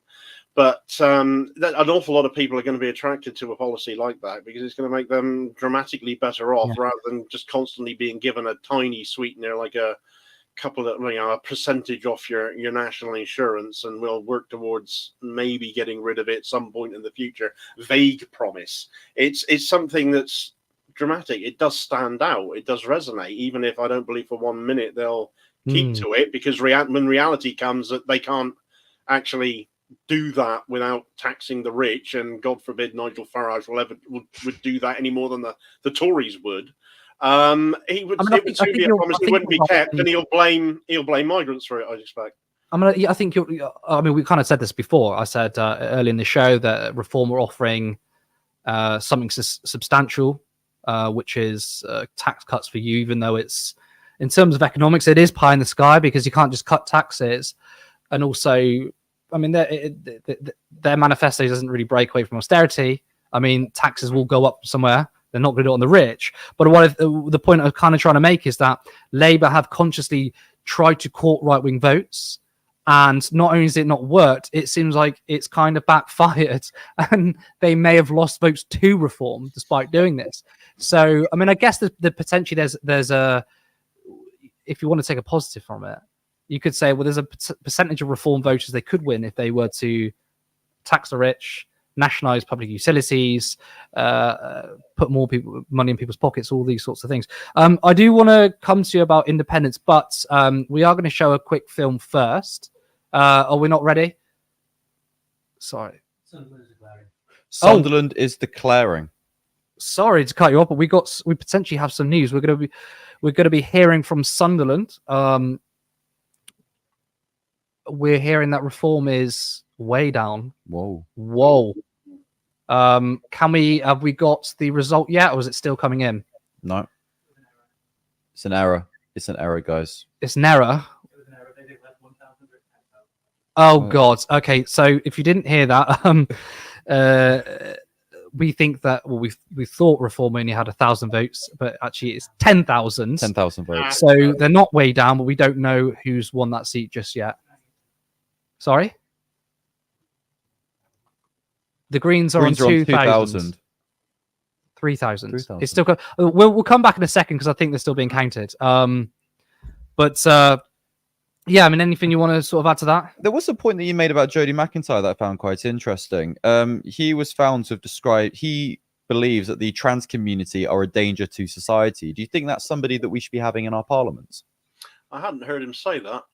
So I would not support anybody like that at all, actually, if that is truly his belief. So Henry Riley from LBC, they found a WhatsApp message that Jodie McIntyre had sent talking about LGBTQ people, where he said, we don't know the context of this message, where he said, this is from Jodie. I didn't realize you were unaware, brother, but gay marriage is strictly prohibited in Islam, as every Muslim in the world knows. So you believe that if a person identifies as a certain sex, they literally become that sex? Or should I say he believes? I honestly think the trans community are a danger to society.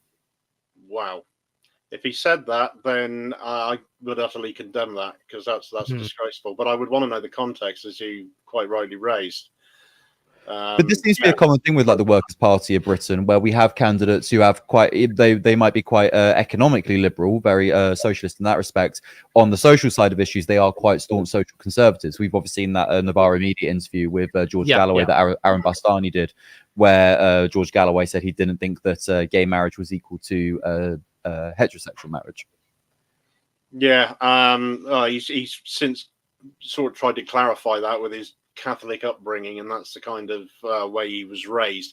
It's still troubling, and it's still something that an awful lot of people will struggle to agree with, and make you wonder how he would try and bring that into politics and what effect that might have. But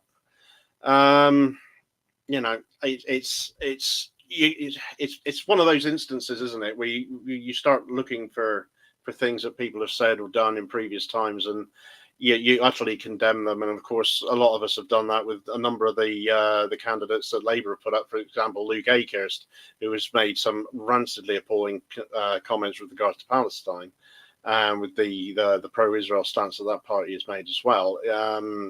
But there's no defending a comment like that. If as you said, Harry, if that's what he said.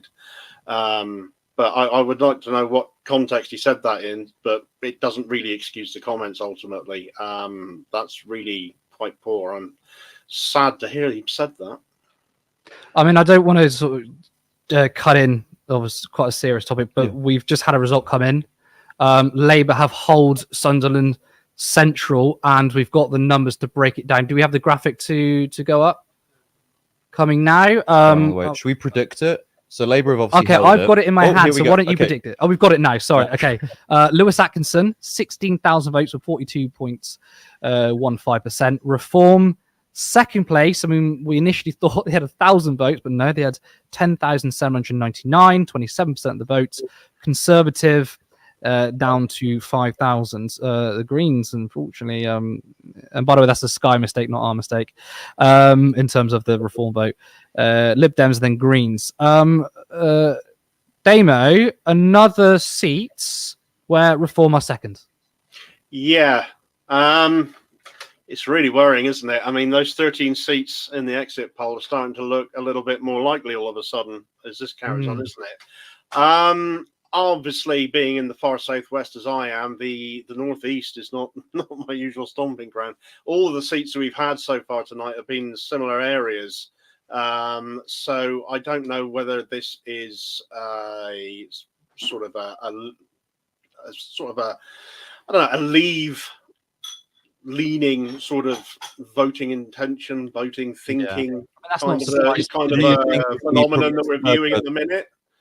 Or I'd want to see seats from elsewhere in the country at the moment to just try and put this. Yeah, so do you think as we progress further south down the country that we will see Reform perhaps go lower in the breakdown of how people have voted? Well, frankly, we can only hope. Yeah, it seems to be a trend up in the northeast at the moment. I would like to think that that's not going to be something we continue to see everywhere else throughout the night, but who knows? That exit poll did give them quite a high margin. But as I said with the exit polls earlier on, a lot of this is based on historic precedent, and there isn't any historic precedent for Reform. So in that respect, as you know, Professor John Curtis said, there's a lot of margin for error. I would argue more margin for error with regards to Reform. But some of the numbers that Reform are pulling in, just that we've seen with the last three, surely that strengthens the and obviously they will get no seats from that, even though they're pulling in like the tens of thousands of votes. Surely that strengthens the argument for proportional representation. And as a Green Party politician, is that something that you would support? Absolutely, it's been party position for ages and ages and ages. We need PR. It's a farce that we have this many parties in this country representing various different aspects and taking forward much, various different policy aspects. I mean, the Greens historically has always been about climate change and the environment, that sort of thing. Social justice has become a much bigger part of it, in my view. That's certainly what brought me to the Greens after leaving Labour. But the two-party dynamic now, especially now with Labour and the Tories, no different. You can't get a Rizla paper between them. It's unfair and frankly undemocratic that we can only ever hope for one or the other of them to ever run this country. That's not representative of the country anymore. We do need PR.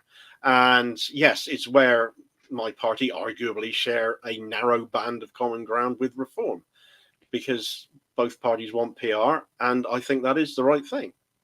So could you see yourself campaigning alongside Reform Party candidates? On that, for proportional representation, I should make clear.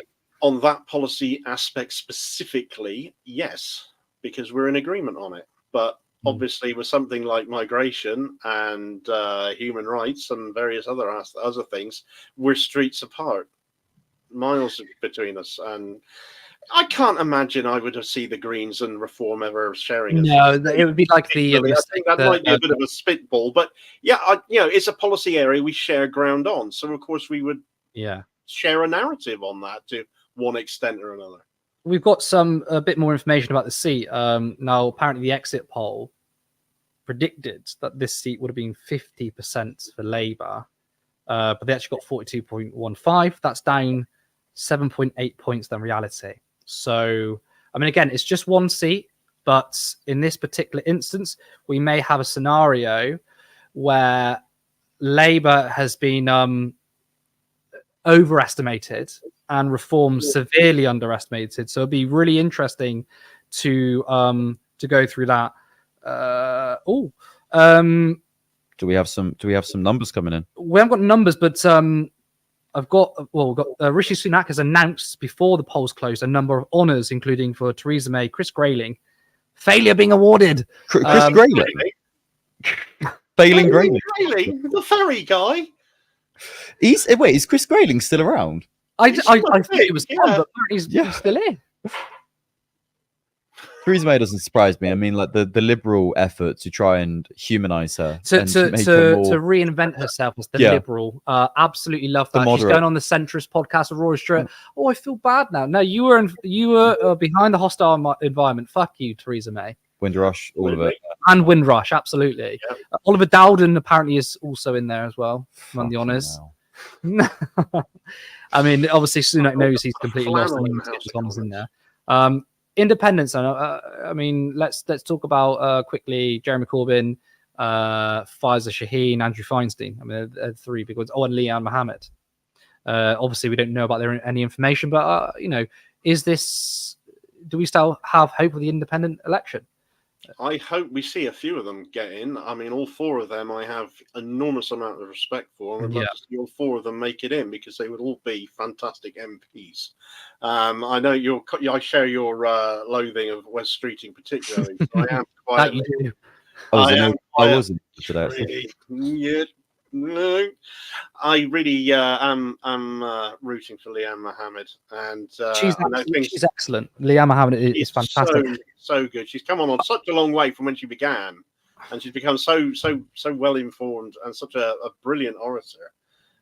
She would do Ilford North an enormous amount of service. Who do you want to see out of every Labour MP to go? Who's the one you want to see? You asked me this the other day when I was on, didn't I? I told you it's streeting at the time. I haven't changed my mind. Still streeting. I really. I think that's the one for me. Actually, I'll see that. Labour candidate. Streeting would be nice, I think, because he is seen as like a potential future prime minister, and I think it would be quite a humbling thing to see where Streeting lose his seat, particularly how invested he is in wanting to have private healthcare embedded within the NHS. It would be interesting to see if that was happening, if he was to lose his seat, who they would replace him with as health secretary. Shadow health secretary, soon to be health secretary, if he keeps his seat, which I don't see why he won't keep his why he won't keep his seat. But no, I mean, other candidates, I'm not sure. I want to ask you this. Obviously, we've kind of we ask potentially go and see a couple of Patillo moments amongst some Tory MPs. Which Tory MP are you looking forward to most losing their seats? Which Tory? Ooh. Well, I share your particular loathing of. Well, I'll read. We read this earlier on, but these are potential Conservative MPs that could lose their seats tonight. So Robert Jenrick, Gillian Keegan, Jeremy Hunt, Grant Shapps, Therese Coffey, Esther McVeigh, Rishi Sunak, Mel Stride, James Cleverly, Jacob Rees-Mogg, Jonathan Gullis, Johnny Mercer, Liz Truss, and Chris Philp. Yeah, generic. Yeah. I think if Liz Truss loses, they'll blame it on the secret left-wing cabal establishment. Yeah, I know. The lefty tractor Tories. We've just got another announcement in. Labour have gained Swindon South from the Conservatives. And how much of a vote? Now we're in a different part of the country now. That might be a bit more interesting. See, it might be a bit more interesting. This is actually closer to my way. I mean, my hometown is Bristol, so Swindon is. That's right. You've lost your accent. You need to try and cultivate that back. I told you. We will get the numbers shortly, but this is really interesting. Labour. I mean, what's your thoughts? An issue from this? I mean, it's not a surprise. I think we knew a lot of the sort of red wall seats that had switched to the Conservatives were going to flip back to Labour in this election. I think we knew that before we even had any idea about the Conservatives. Losing this election, even sort of like 2021, 2022, we knew a lot of those seats were going to go back to the Labour Party. So I think it'll be interesting to see the swing back to Labour and see whether it has really cut through, and also where other parties are polled as well, particularly looking at Reform as well, considering where they finished second in the last 3 seats that we've looked at. I mean, I feel like every seat that gets announced, I'm always now guessing, did Reform come second? Yeah. It's kind of crazy. Well, I think that's the whole thing. I think that's kind of something Farage really excelled at. He makes the national conversation about him and the party that he represents. I know there's been a lot of sort of talk about, he stood for Parliament 6, 7 times and he's lost every time. Well, he's also won 2 national elections with 2 different parties. No other politician has done that before. And we've seen that when he stands for a party, they get the attention. And the party that he previously stood for completely filters away. Look at UKIP in the 2019 EU elections, as well in 2017 in the general election, and then in 2019. I mean, what do UKIP even do now? Are they even standing anybody at this? I mean, they're still a thing. I've got a UKIP candidate down here, funnily enough. Oh, is there? Yeah, but actually, it's interesting you bring up Farage's successes, actually, Harry, because that very much plays into the belief that he could end up leading the Tory party and that Reform could end up doing some sort of a deal with them in the future. Or I mean, that's quite interesting, isn't it? Leader. Well, he was at Tory conference. There's that video of him dancing with Priti Patel. I mean, there's a sight for people. But I think for Reform voters, they'll feel betrayed because a lot of them don't like the Tories because they are the establishment party. A lot of people think they're voting for Farage, even though he is very much the establishment, is anti-establishment. I think doing that actually would harm Farage. I mean, I could be wrong. I don't know if you agree with that at all, do you, Damien? I think Reform is his thing to play with. He owns the majority share in the company that is Reform UK. I think he will get away with doing whatever he likes, and he will justify it, and he will take as many milkshake headshots as it takes to weather it. It'll still happen.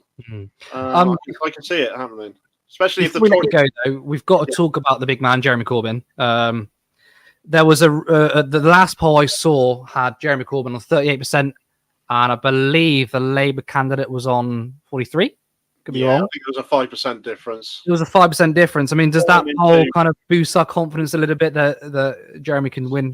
It's fallen into the too close to call sort of scenario, hasn't it? And all we can do is keep our fingers crossed that he stays in, frankly, because his voice, I believe, is going to be needed now more than ever. We need a strong left advocate in Parliament. He's got the experience. He's done it for years. He's being robbed of a seat he's represented, frankly, for 40 years, where people stop him in the street, kids stop him in the street. There's no other politician like him. I would really hate to see him lose his seat to a millionaire private healthcare CEO. He could be the richest MP, they were saying, or Labour MP. Prathyl Nagan, because he's a big private health guy, isn't he? Massively so. I mean, I know Navarro have done a recent sort of expose on him that he's sold shares in his company that he and his mother have for some of the chain of IVF clinics that they have for some in the region of 60 million, of which he'd have pocketed about 7.5 million of that. And this is a guy who has talked about the need to expand on private healthcare and has been caught on video saying it.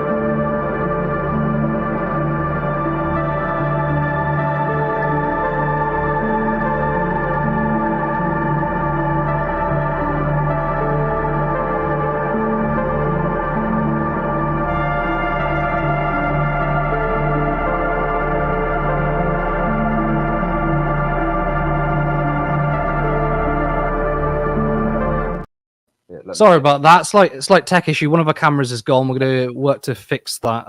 Sorry, do you want to just finish the point you were making? Where was I? Yeah, Praful Nargand. Yeah, he was. He said he and his mother had this chains of private IVF clinics. I think Navarra covered they say something like a Spanish company had bought something like 60 million pounds worth of investment in shares and basically bought a majority shareholding in it, but keep him and as their figurehead, and he pocketed something like 7.5 million of that. And of course, he's caught on video, and another video clip that's been going around on social media a lot as well, whereby he has been talking about the need for private healthcare in the NHS and everything you don't want to hear from a Labour politician. From anybody standing for Labour, but shouldn't be standing for Labour. Labour, the party that created the NHS, appears under Keir Starmer to be the party hell-bent on finishing it off after 14 years of the Tories doing the damage they've done to it with all of their healthcare reforms. Nargand is symptomatic of that. He simply shouldn't be. He shouldn't be a thing. He shouldn't be part of the Labour Party. The same as the mantra of West Streeting on this shouldn't be a thing. This should not be the direction the Labour Party is taking in this. So I don't quite understand why that is the case. But then I believe this is a Tory party dressed up in red rosettes these days, and they don't seem to be doing anything to dissuade my belief in that. I also want to shout out Red Collective, who's done brilliant work on Praful Nargand.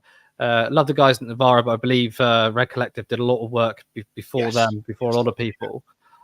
Really dug in deep about Praful Nargand's dodgy practices, potentially even under investigation, although that doesn't really matter electorally. Yeah, it's not just about supporting Jeremy Corbyn, who we all support him, and I've met him twice now. I can't believe that actually. Yeah, I interviewed him.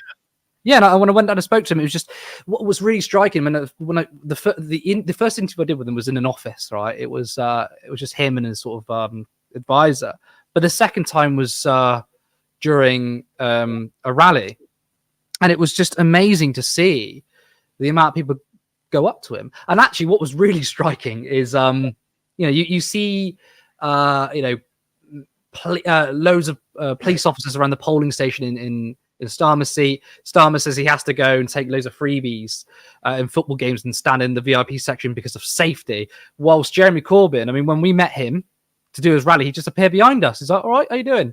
And he's standing in the stand with the rest of us. I mean, it's he's certainly loved by the people, but also it's dangerous for the Labour candidate Praful Nargand. I'm sorry, but this guy does not care about the NHS. He profits from private healthcare. Him and Wes Streeting would do well together. Would be big pals, wouldn't they? They would be an absolute nightmare together, frankly. And I think what you said there about Starmer and his freebies is I've made video content myself talking about how Labour is the bought and paid for party under Keir Starmer. When the guy has taken £76,000 worth of freebies, he's taken more freebies than every other Labour leader combined. It's just absolutely obscene, and it's like give him anything, he'll take it. But what are these people that are giving him this stuff getting in return? I mean, it's lobbying on steroids if you think about it. Even if it is just football tickets here or a donation for staffing costs somewhere else. Did you not think it was from the kindness of their hearts, David? Well, indeed. No, I've got to say, all these altruistic millionaires in this country. I mean, there's loads of them, isn't it? All these wonderful philanthropists. No, they're buying something. They're buying interest. I mean, you could just point at, for example, the two pro-Israel lobbyists that gave him between them 1.5 million since Rishi Sunak called the general election. What's he called? Stuart Roden and Gary Lubner. Both of them with staunch pro-Israel interests. Obviously, the Israel lobby were the ones that funded Starmer's leadership campaign as well. And they're making sure their man is well funded and is exactly where they want him to be for their own interests. And everything we've seen come out of Labour with regards to Gaza and Israel and Palestine generally since, you can't help but wonder, well, is that what was bought and paid for then? Or is that policy for sale in effect? Does he believe in anything himself, or is whatever Labour will end up doing in power will be at the whims of somebody having given a donation somewhere along the line for it?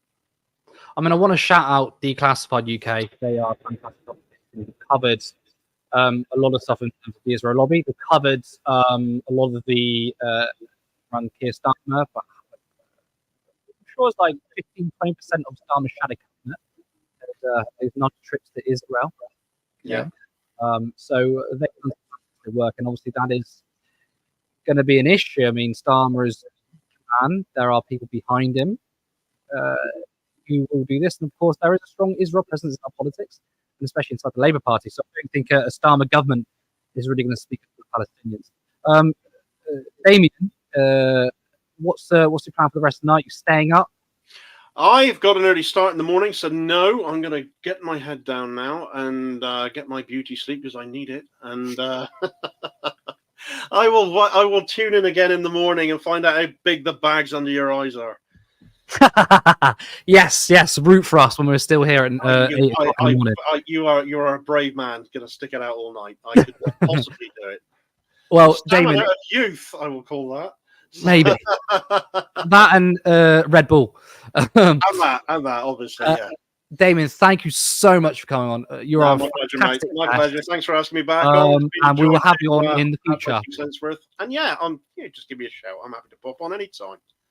Take care and have a lovely sleep. Take care, buddy. That was Damo there. You should follow him on YouTube. Damo Canal. It's the proper Cornish way of saying it.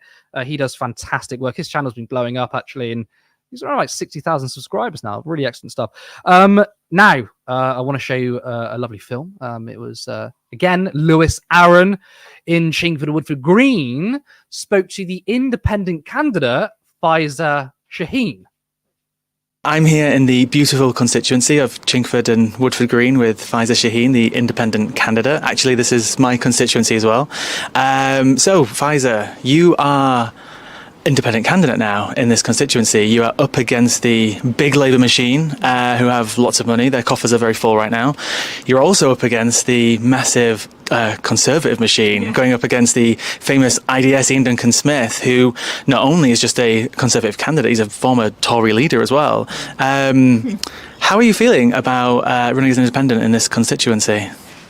Yeah, when you just put it that way, I was like, wow, what have I done? But no, it's been incredible because, yes, those people do have the party machine. But I've lived here my whole life. I grew up here. I went to local schools, and the community. There's lots of people in the community here that really support me, that want to have someone they know be the MP here. And I've been fighting to be the MP here for a really long time. And even that was previously under Labour. In some ways, being an independent has allowed me just to be free and run the campaign in a much more joyous way without lots of interference from those that don't know the area at all in the regional office at the national level, that feel like they can dictate to candidates what they should and shouldn't be saying, even though they have no idea about the area in which they're running in. With that week, which I'm sure was very stressful for you, where you were deselected as the candidate for this constituency. In the same week, there was this battle with Diane Abbott, and some people were calling this a purge of the left. Also, the new Labour candidate, Sharma Tatla, she is, as you've pointed out many times, she's not from this constituency, even though she said she was from just down the road. Some people would... a long way round, that April 06, a long way round. It's some people would say that as well. She posted a picture of where you used to work. You often talk about the Greggs that you used to work at, where you grew up and you worked there when you were younger. She posted a picture of it, which I believe you posted saying, this seems like I'm being targeted by this person. Also, the Labour candidates, after you were deselected, the canvassers showed up at your door and it was said that they would have known that you lived there because they have an app and they know where they're going. Do you feel bullied by the Labour Party at all? Yeah, I mean, I think the Greggs thing was actually someone else that did it. A councillor from Walthamstow had gone in and stuck a poster up and the staff didn't know and they were really upset about it and then taking a picture. But I mean, it's just silly. This stuff like that, I just think, come on, be a grown-up, it looks silly. And for a Labour councillor to do that in Sharma Tatla's name is really not a good look. So, yeah, I mean, I think that it's been bullying for a long time and I've just sort of tried to keep at it because I know that people here had worked so hard for me to be selected as, one of the few left candidates that managed to get through. I always made a joke that they'll probably kick me out. And there was part of me that thought that they would because of the way they'd been treating me and trying to isolate me. I was heavily pregnant. They took away my organiser. They've just tried to make my life very difficult.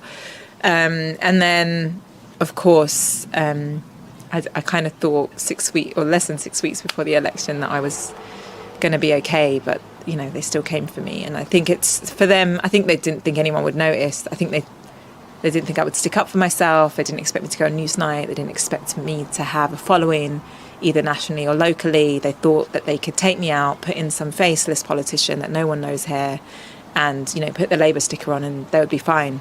They don't have any respect for the work, not just me, but volunteers and even the previous candidate have done here for years to try and win this seat. It's not a typical Labour seat at all. And you live here and it is very beautiful. It's very green and lovely, but there's lots of concerns about overdevelopment. The Tories really play into that. There is a new crowd of people moving here, but it wasn't a done deal for Labour. I think they thought it was a done deal. They could get their friend in and it would be fine. So, yeah, I don't think I'm sure they're just glad to have got rid of me. But it did seem to me that either they would rather have Ian Duncan Smith than me, or they thought it would just be an easy ride for them. And either way, it's not good, is it? I went to your rally yesterday. It was there was a lot of people there supporting you. I couldn't even guess. I don't know if you got a head count, but I had to wade my way through the crowd.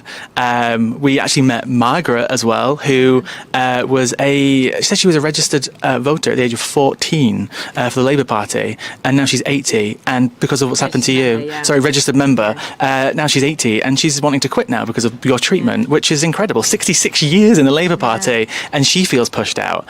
But a lot of people are worried about all the independents that are running around the country and this idea of potentially splitting the vote on the left, because people seem to be focusing more on just getting the Tories out rather than voting for who they actually want to vote to. So what would you say to those voters who are hesitant to maybe vote for people like yourself just because they want the Tories out? What would you say to them?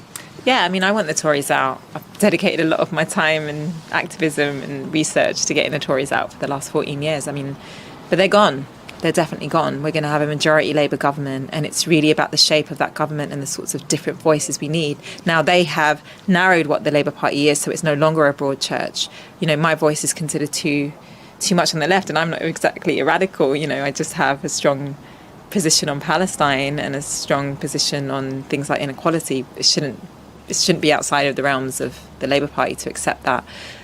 So, for independents and where you can get an independent or a Green candidate, it's really important that you look at who you're voting for, because we're going to need some oppositional voices. We're going to need some critical voices. And I can tell you from being inside the Labour Party until a few weeks ago that there is so much control and there's so much pressure on even those that want to say anything to not say anything.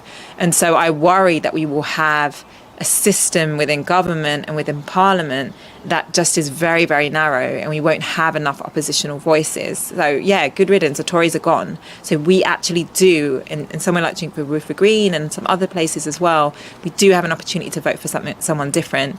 It's a failure of our political system that we don't have more critical voices.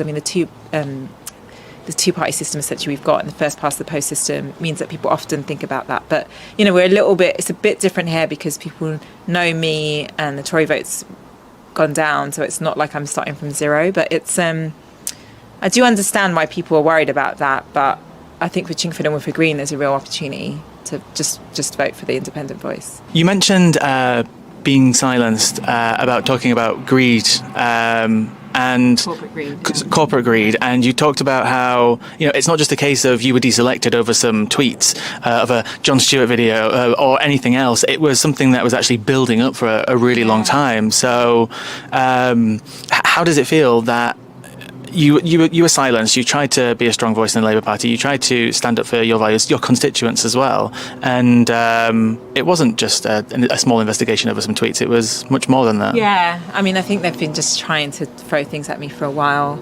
I did some videos explaining to striking teachers about inflation and what was driving inflation.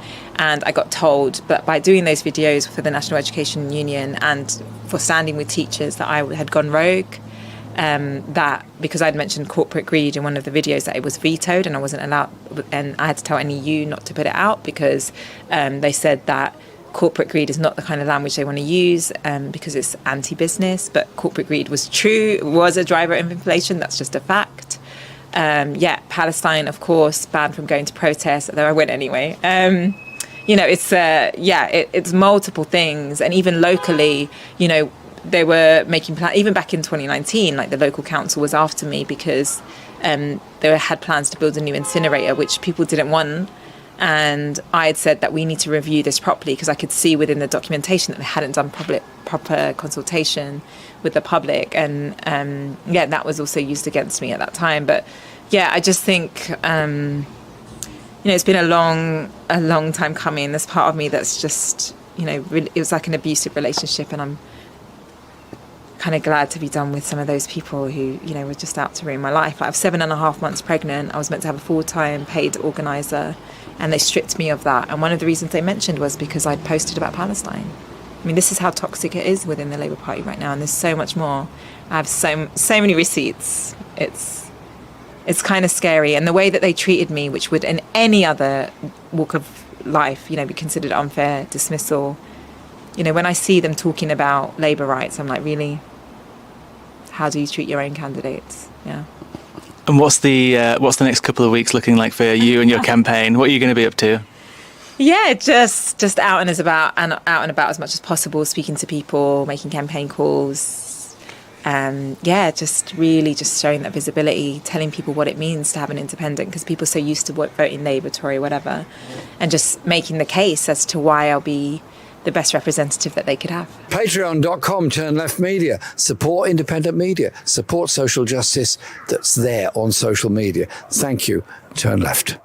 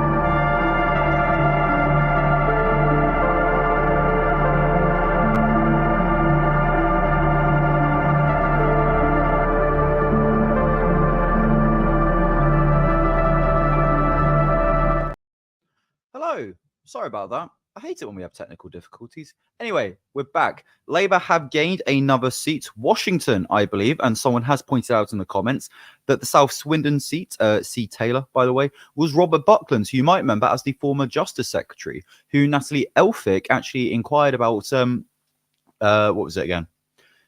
Inquired about perhaps influencing the outcome of Charlie Elphicke, her former husband's rape trial. Charming woman, by the way. Defected to Labour as well. But remember, guys, Labour aren't the Tories.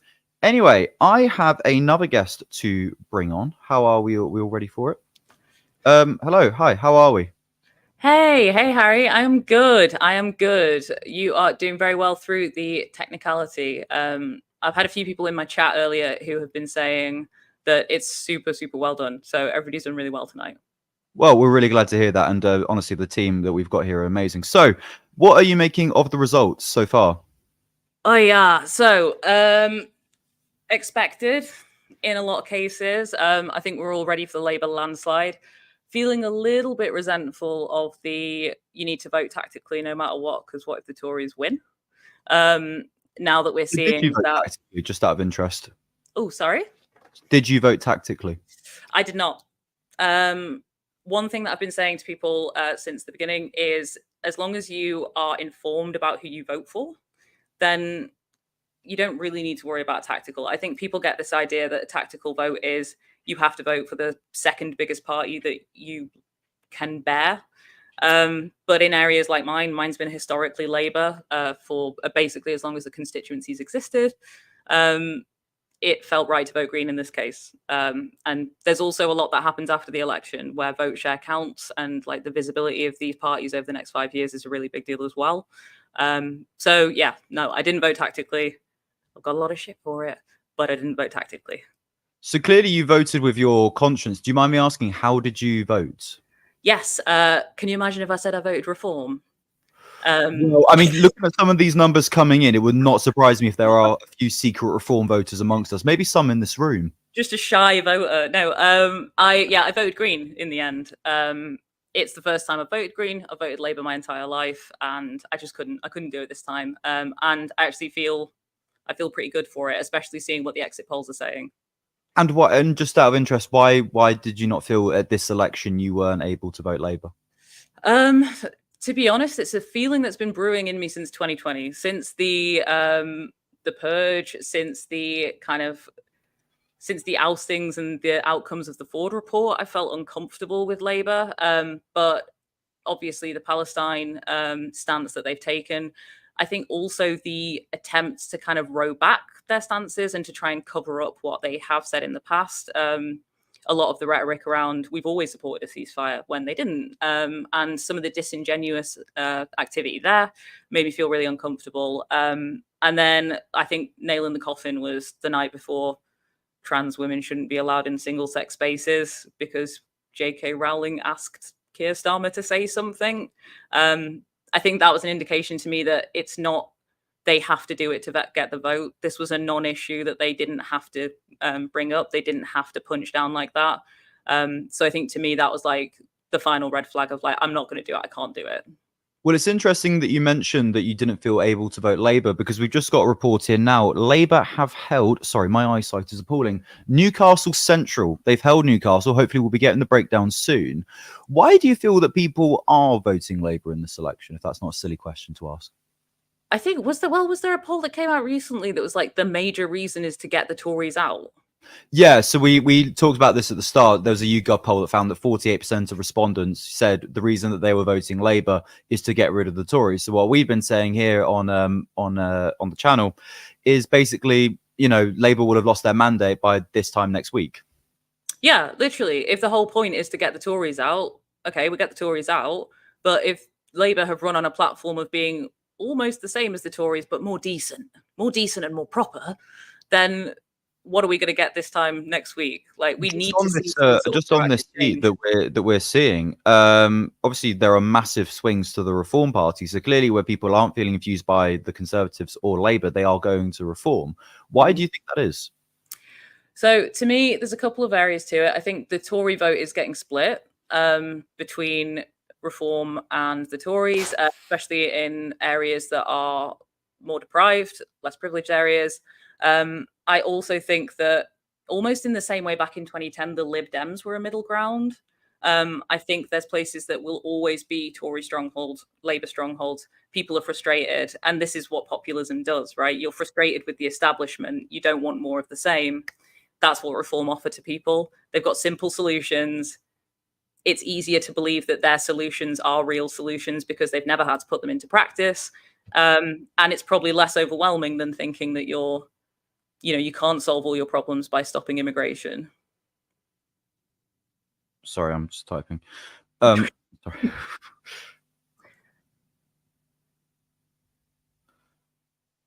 Sorry, guys. Talk amongst yourselves.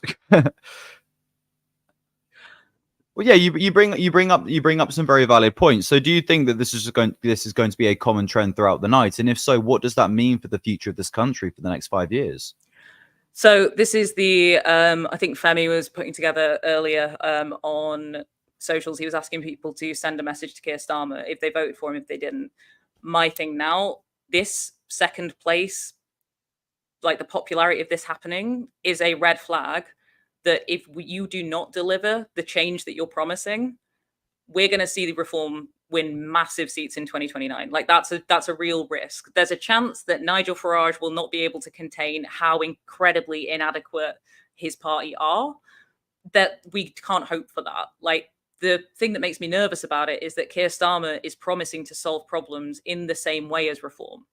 So he's banking on a populist solution, which is inherently impractical, and he's then not going to be able to deliver on that. If he can't deliver on it because it's not a realistic promise, the frustration is just going to grow. So I think, to me, this is the big red flag of, like, we've got 5 years now. If we don't see meaningful change, if people's living conditions don't improve, we're going to see a hell of a lot more of this in 2029. I'm hoping that these second places are at least sending, like, a very clear message to the Tories and Labour that if they're promising change, which they mentioned like 60 times in their manifesto, we actually need to see change now. But do you not think so? When you look at, say, like with the US elections, the US presidential elections, every single election seems to be framed as like this. At least the last two, and most likely this one is going to be framed as a fight for democracy. Do you not think that we'll just see that again from Labour in 5 years' time, where perhaps maybe reform do make some significant gains and do get some significant momentum, where it's now a case of like, look, we've got fuck all policy, but look, do you really want those guys in charge? Do you not think we'll see a bit of that? I do think so. I think the thing that we're seeing in the US at the minute, we were talking about this the other day with another creator, we're seeing a stripping back of democracy to try and defend democracy. So the Supreme Court ruling in the US, that was the intention of that, was to strengthen Joe Biden. What it's now done is essentially give a carte blanche to Donald Trump, as and when he gets in, to rule with impunity. And it's very, very dangerous to do that it's ride or die for democracy right now when you've got a far-right populist threat that is actually on the rise, because that will turn around and bite you in the arse as soon as they actually gain a semblance of power. So I'm hopeful that that's not the rhetoric they go with. I hope they step away from this virtue signaling thing of like, we'll do it, but we'll do it in a decent way. We'll do it in a proper way, and actually start to enact some sort of meaningful change. But they will need to admit then that these simple solutions that they're playing into and that they're feeding into with their rhetoric are not going to be as straightforward as they think. How do you feel? I mean, obviously, some of these results coming in, this is going to be a big wake-up call for the Tories. I mean, we're focusing on what Labour's going to be doing, but, you know, when the Tories are coming in third place against Reform Party candidates, how do you think the Conservative Party will respond to this? Because obviously they're going to have a massive rebrand after this election. Sunak will go off to California, and then we'll start seeing the front runners come out for the upcoming Tory leadership contest. So what direction do you think the Conservatives are going to take? Let's say if they're smart, what direction will they take? And if they're feeling kind of reckless, which they have been for the last 14 years, what direction do you think they'll go in then?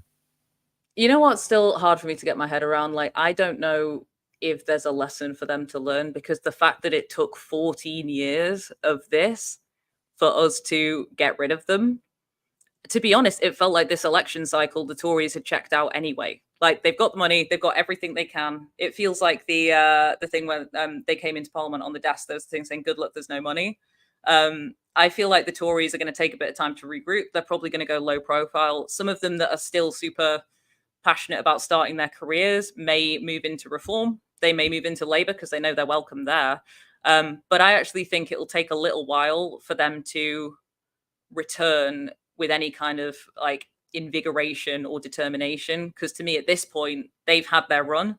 They're going to wait a little while. Well, they are going to be the official opposition looking at this polling, so clearly they'll have to get their act together quite quick.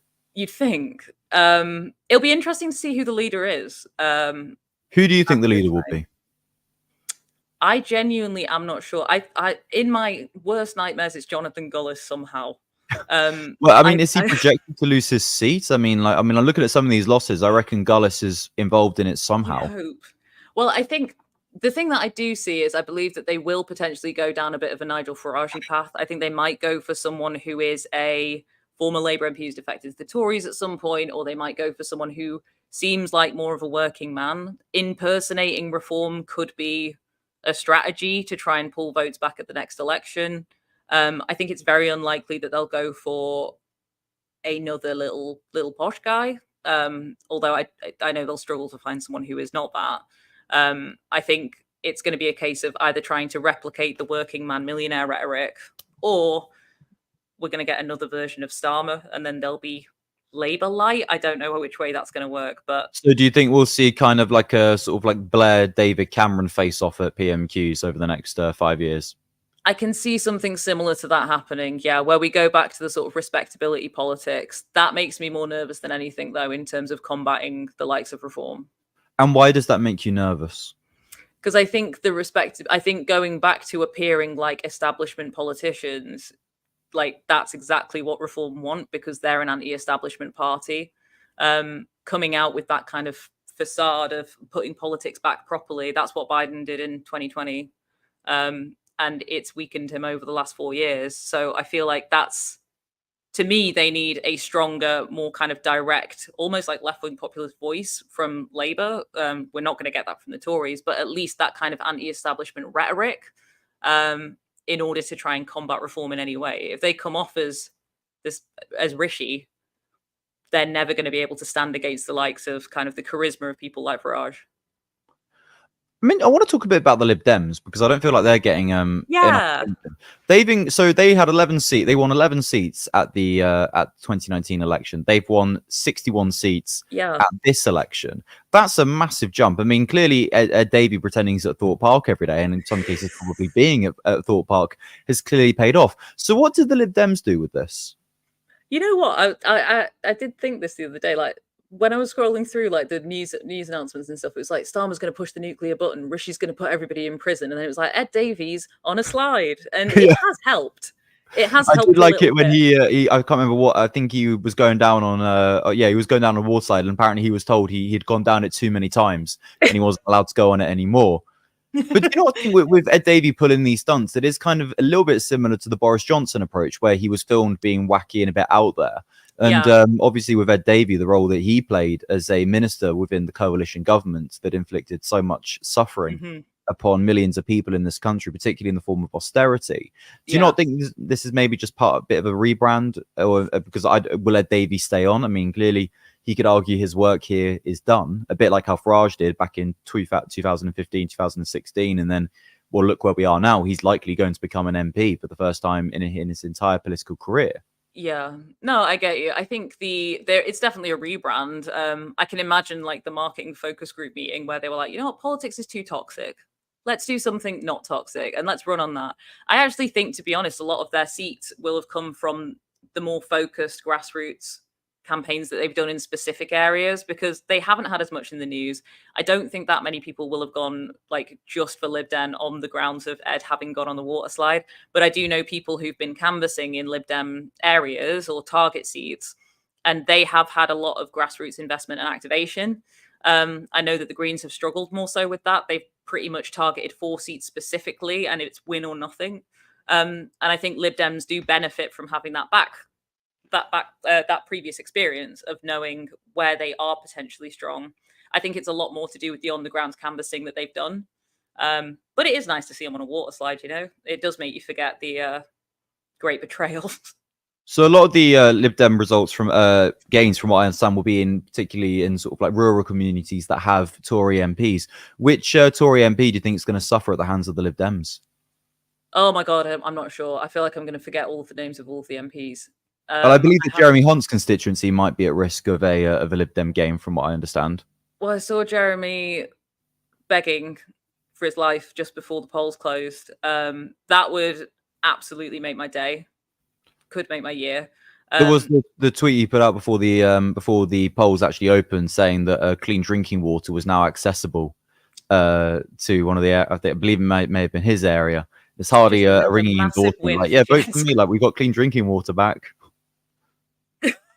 Sorry about it. Yeah, I think it would be great to see him go. I think it's nice to see that the Lib Dems doing well in the rural areas. They have campaigned a lot on clean energy, clean environment, all of the pollution side of things as well on the green field, and that is kind of their base. It's like the slightly more well-off rural areas. So, yeah, I mean, I'd like to see almost all the Tories lose their seats, but there's a big race that a lot of I imagine a lot of our viewers are focusing on, and that is in Islington North. According to the BBC, a senior Labour source claims Jeremy Corbyn has won in Islington North. What do you make of that? I wouldn't be surprised. I know that the odds are completely stacked against Jeremy as a independent candidate. I know that there have been reports of typical conservative voters voting Labour specifically to get Jeremy out in Islington North, but it does seem it's always been the case that anyone who's lived in his constituency, I've only ever heard good things. It's very, very rare that people who live within his constituency don't see the benefit of him working as a local MP, as well as this kind of former leader and kind of super leftist guy. It would be fantastic if he won. But I would hold back any. I feel like we've had too many disappointments over the course of too many elections at this stage to see it as a shoo-in. But I did see it's super, super close at this stage. I do think maybe his voters are going to have been more invigorated to actually turn out and vote. Labour seem to have invested a lot of time and money in the seat of Islington North and also in areas like Bristol, compared to areas like Clacton, for example. You may have seen the report that the Labour candidate Jovan Osuna-Paul was actually told to leave Clacton and never go back because his campaign was gaining more traction than, say, Keir Starmer's. So clearly the Labour focus has been on areas like that. Why do you think that is compared to areas like Reform, where clearly they should have been doing a lot more work? Yeah, I've got personal feelings that it's the intention of the party. Like, they want rid of people like Jeremy Corbyn, they want rid of people like the Greens, and they are more comfortable working with the likes of Reform. There are probably practicalities to it in terms of how close the race is.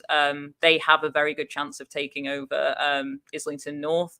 They don't have a great chance of taking over Clacton. But I think the behind the scenes side of that, of how much they have invested and why, and especially how troubling it was what they were doing with the Clacton candidate. He said that he was being called at all hours of the night, being told, like, don't say anything, don't do anything. That's the kind of big red flag to me, that maybe their investment isn't just based on the data and the potential exit poll outcomes. That's what kind of makes me a bit uncomfortable. Yes, I mean, focusing on Islington, I mean, apparently it will be very, very close. There's some saying about maybe 1,500 votes, which is obviously in the case, which sounds like a lot, but in the case of election, these are really fine margins. Speaking of sort of fine margins, we've seen a lot of issues with, say, postal votes, for example, where people are reported not being able to get their postal vote on time, or perhaps they're not being included. Do you think we will see like maybe a stolen election gimmick like we've seen in 2020? To be honest, I've heard people saying that there's already claims of rigged election, Reform losing, Reform should have got more seats. I don't think the postal vote part will play into that. I think it will more be that's going to happen no matter what. It's interesting that it's happening when Reform are projected to gain more seats than they were expecting, and it's still rigged. I don't know if maybe Nigel Farage was supposed to win the whole thing. But it's I don't think I think the postal votes are so sort of sparse, and it impacts a lot of people, but not in a specific area or with a specific party support.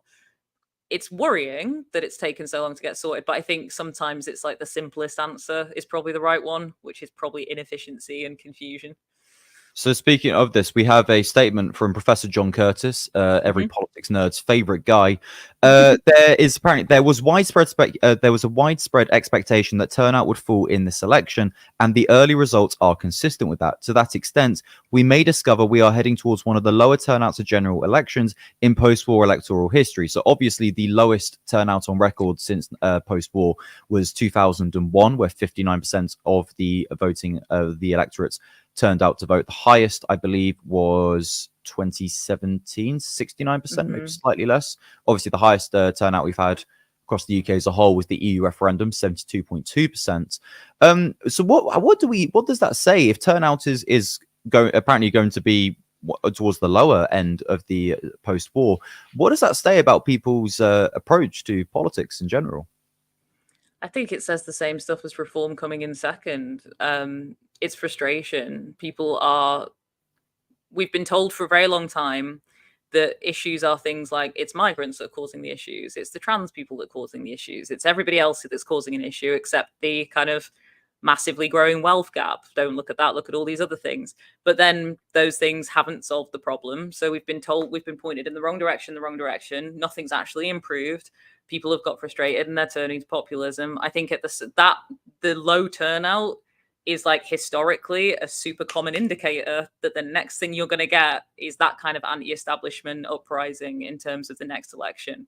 You can see, I think as well, actually, when we talk about the reform votes coming in second place, reform voters are motivated because that party and that leadership inspires that kind of intense urgency to what they want to do and how they want to vote. So I think it's not surprising to me if there is a low turnout, because I think a lot of people are getting burned out with hearing more of the same. They're tired of chasing after dog whistles and not seeing results.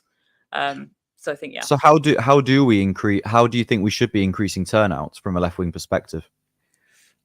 I think it's a case of actually giving people something to believe in, but also just demonstrating that you can make things work for people. I think empty culture wars don't help us. I think transparency is good. Like I almost had a little bit of respect when Keir Starmer went for we need to be practical. We can't do everything that we said we were going to do. But then when he turned that around into things like, so we can't raise taxes on the ultra wealthy, people immediately lose that kind of interest all over again. I think one of the most common ways to deal with far-right populism is to actually improve people's living conditions. If the cost of living goes down, if people are able to afford housing, all of these other things start to fall away, because the issues that matter to people day to day, it's something like 45% of the public say that the cost of living is their number one issue right now. If that's resolved, a lot of the anger, a lot of the culture wars, a lot of the frustration that pushes people towards the likes of reform, that will ease. But it can't be done if we continue on the same path that we're currently on.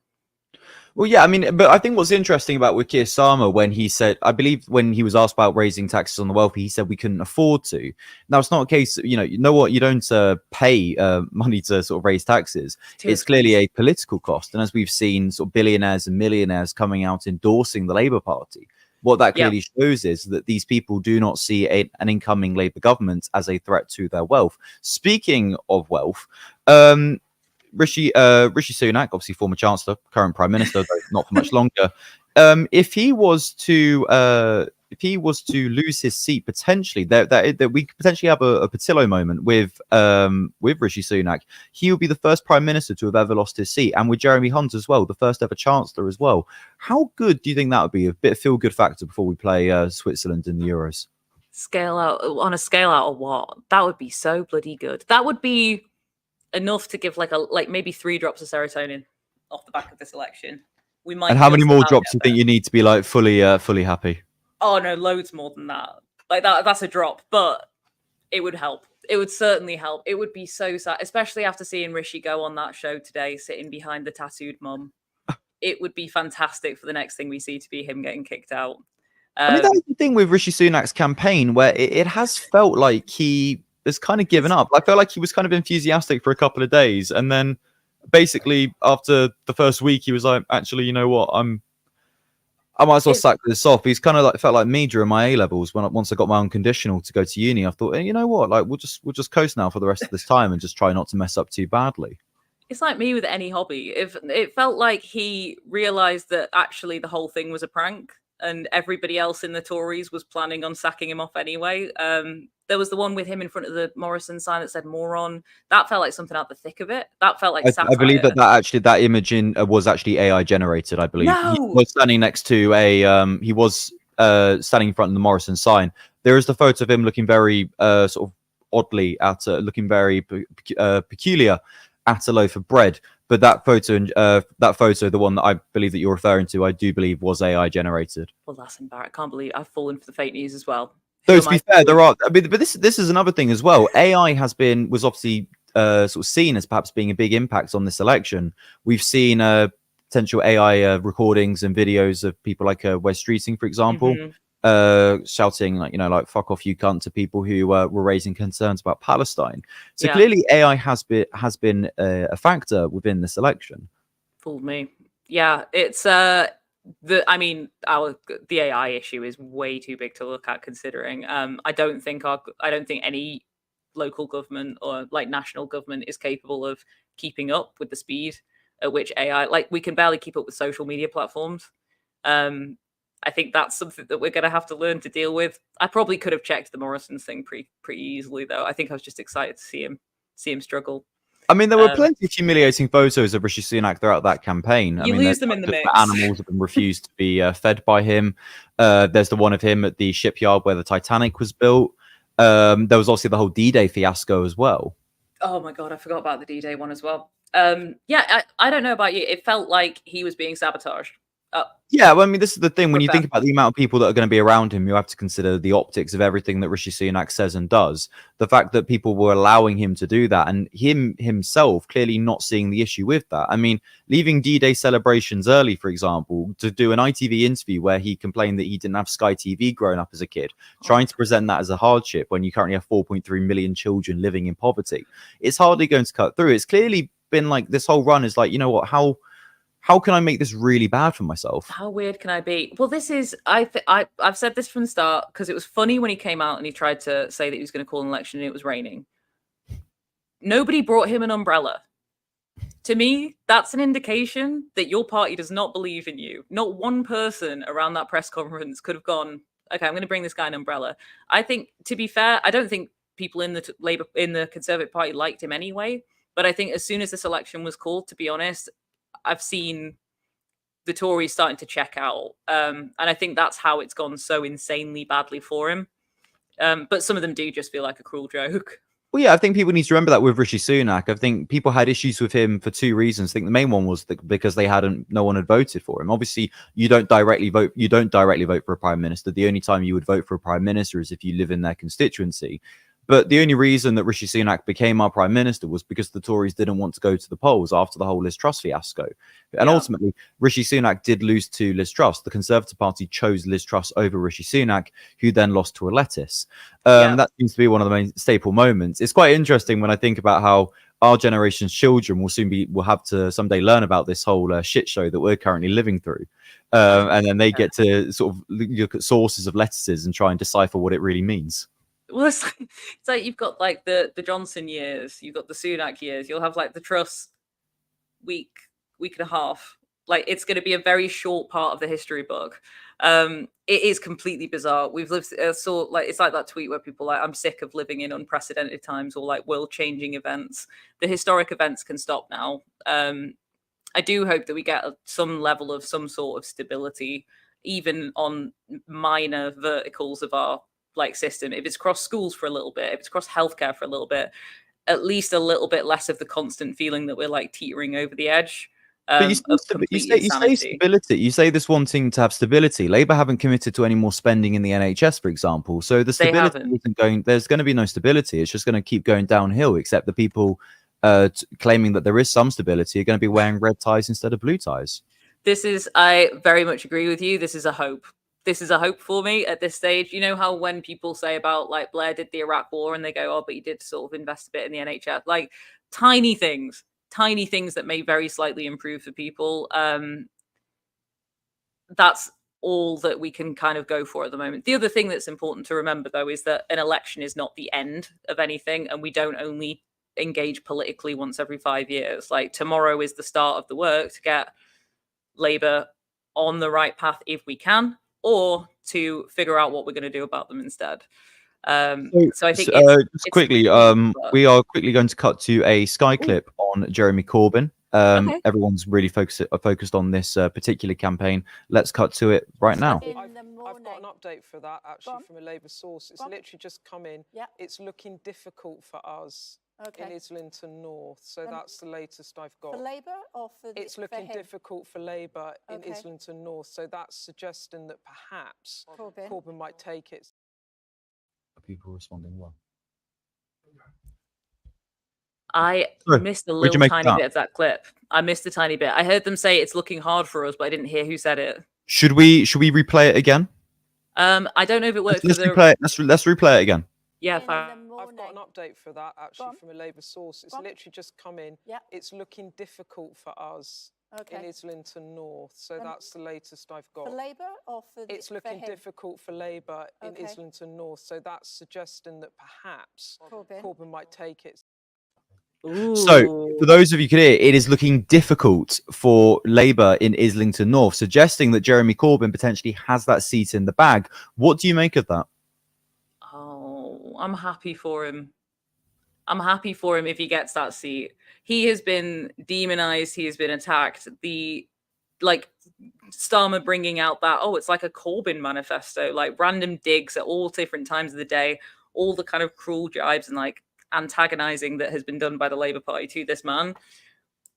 If he gets his seat and he gets to do a term as an independent within Islington North, that will cheer me up. But do you think from like the two sides, because obviously you'll have if Jeremy Corbyn does win, you'll have that dub in the bag from the left perspective, and there'll be pressure from Starmer, that basically someone that he has basically pushed out of the Labour Party and tried to blame for all of the problems that Labour had.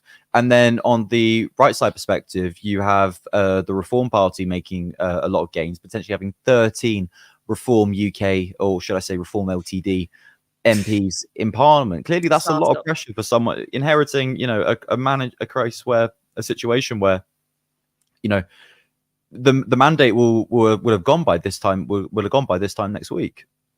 I think he's going to have a 420. If he's going to have a 420 seats, I don't think he can make any more excuses. If Nigel Farage is mean to him, if Jeremy Corbyn makes him feel uncomfortable, if there's he has worked with the media as much as he can, he's done all the deals with all the private donors that he can.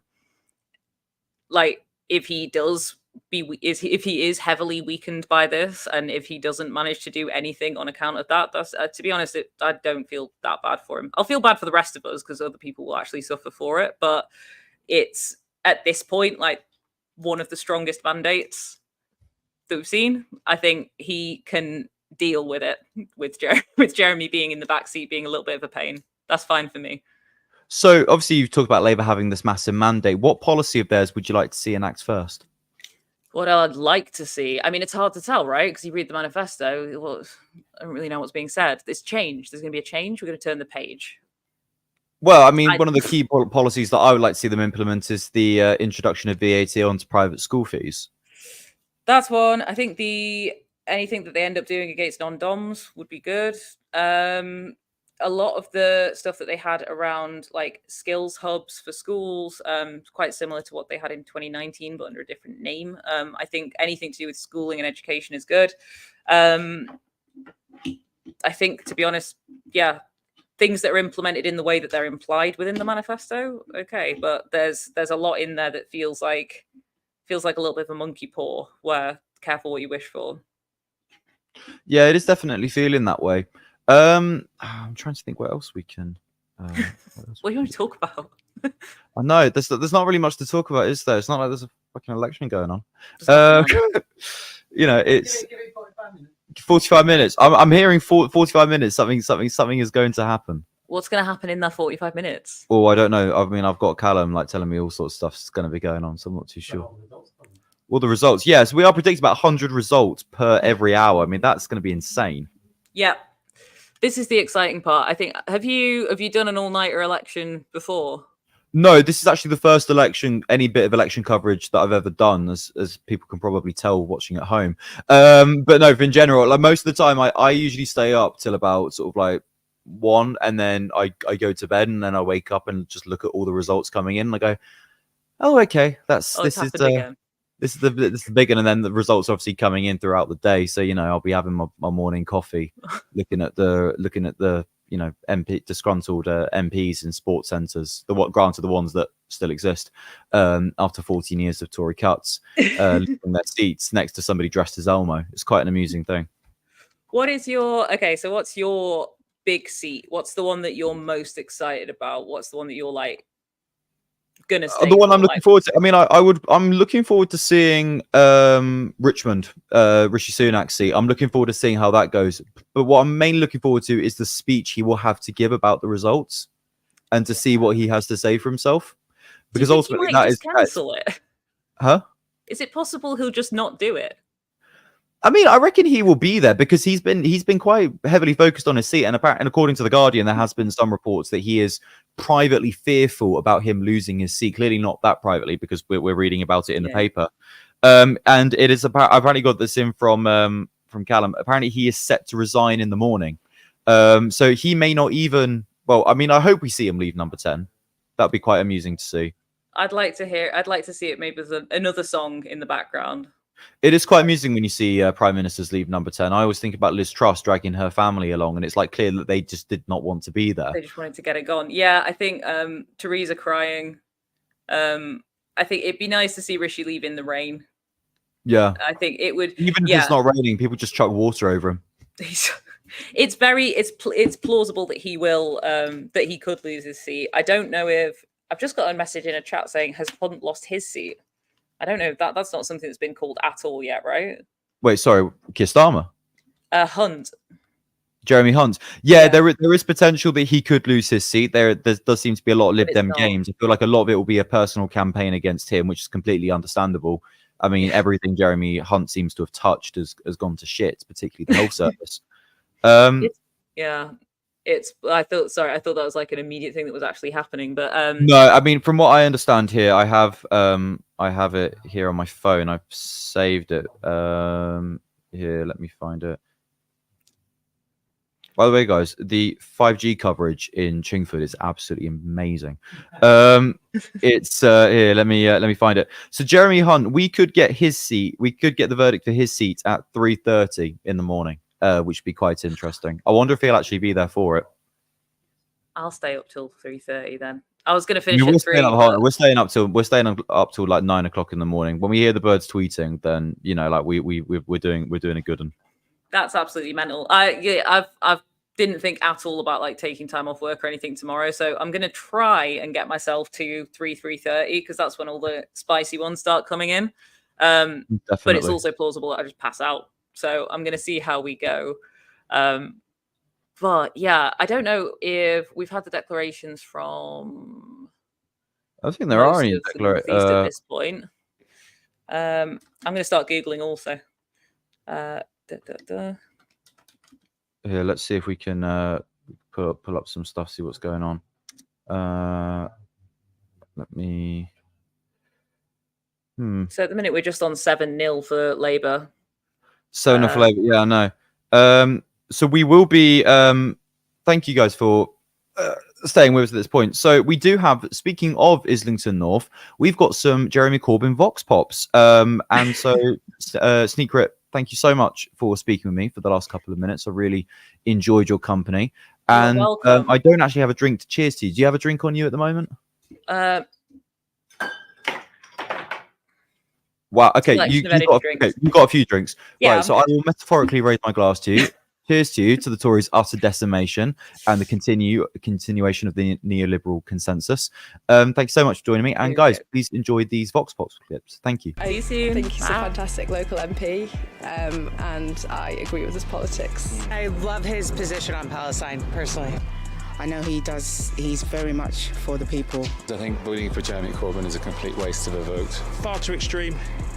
You got to take the centre, and if you take the centre, then you'll get into power. If you get into power, then you can make decisions. As a local politician, he's pretty good for the community. I think he's pretty all right, actually.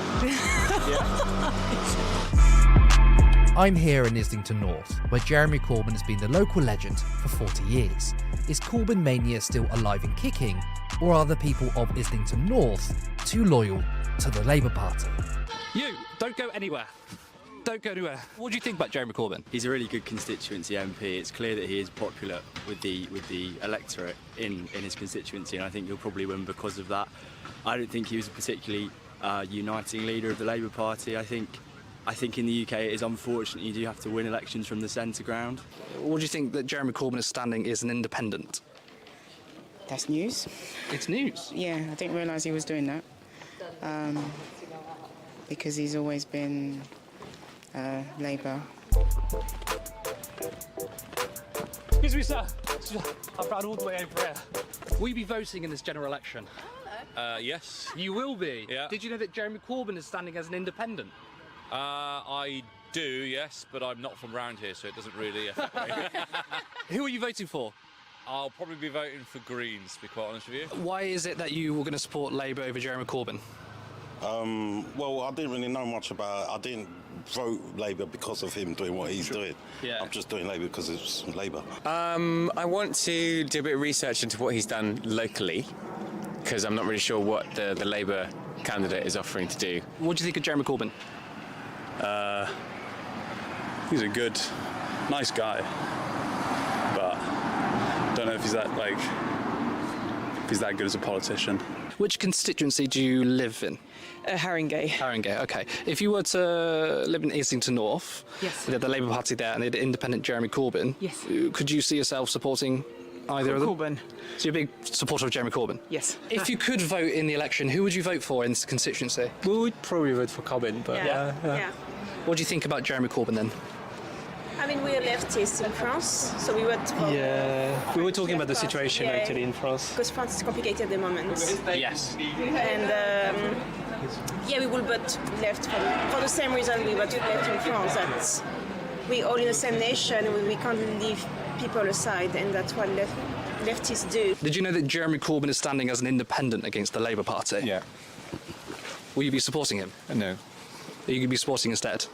Labour. Labour. What is it about the Labour Party that is going to get your vote instead of Mr Corbyn? Because I think voting for Jeremy Corbyn is a complete waste of a vote, and I think his stance on various things and his movement of the Labour Party to the left is completely to the detriment of the Labour Party, and I think the only way that you're going to have a Labour government is by having someone like Keir Starmer. What's your view on Keir Starmer?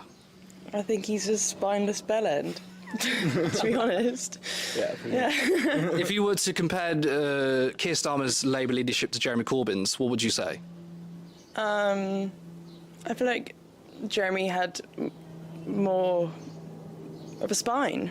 I feel like, Keir Starmer's a bit of a puppet, and he's a bit wafty and stupid, but equally Jeremy Corbyn also has his flaws, so... What do you think of the Labour Party today? Dog shit. And your opinions on Keir Starmer? Dog shit. Want to elaborate? I don't feel particularly erudite at present, so no, but I think is pathetic, utterly pathetic. And I'm not looking forward to his premiership. What do you think of Keir Starmer and his leadership? Well, it's a bit of a cliche to say that he's very uninspiring, but I think he is. I think he's just... he doesn't really have an exciting vision that he's trying to get people behind. I also feel like it might be a good thing to have Jeremy Corbyn in the mix just to have a diversity of voice in Parliament, so that might swing me as well. Did you know that Jeremy Corbyn is standing as an independent against the Labour Party? Yes. I wouldn't vote for him either. Can I ask why not? Far too extreme.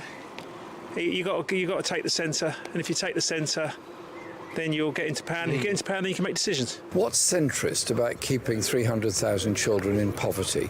What's centrist in about allowing inequality to get worse? What's centrist about allowing working class living standards to fall by 20%? The manifesto mentions business 60 times and inequality once. Come on. Families around here, people around here, all around the country are in a desperate crisis. Crisis of poverty, crisis of debt, crisis of a lack of hope, and there's a mental health crisis facing the whole country. Based on some of the responses, I found a problem. There were still residents of the constituency who believed that Jeremy Corbyn was still the Labour candidate and not an independent. However, what was clear to a lot of people was his treatment by the party. How do you feel about the way he was treated by the Labour Party? Terribly, awfully. Do you think he deserved to be kicked out? No. I don't think he's been treated well by the Labour Party. I don't think he should have had the whip removed. And I'm glad he's standing as an independent. And I don't feel that the Keir Starmer's Labour Party really represents me at the moment. Do you think he deserved to be kicked out of the party? I guess I feel like I didn't. To me, that whole anti-Semitism argument seemed to me to be so convoluted and complicated. I couldn't really get my head around. Like, was it definitely bad enough that he should have been kicked out of the party? It seems to me like it was more likely that he just wanted to. Keir Starmer just wanted to have an excuse to say we're completely different now. Officially, he was kicked out of the party not for anti-Semitism, but because he lost the last election. So the NEC motion to kick him out was because he lost. Oh, really? They couldn't legally say because it would start a lot Have to do that? Kick someone out just because they lost an election?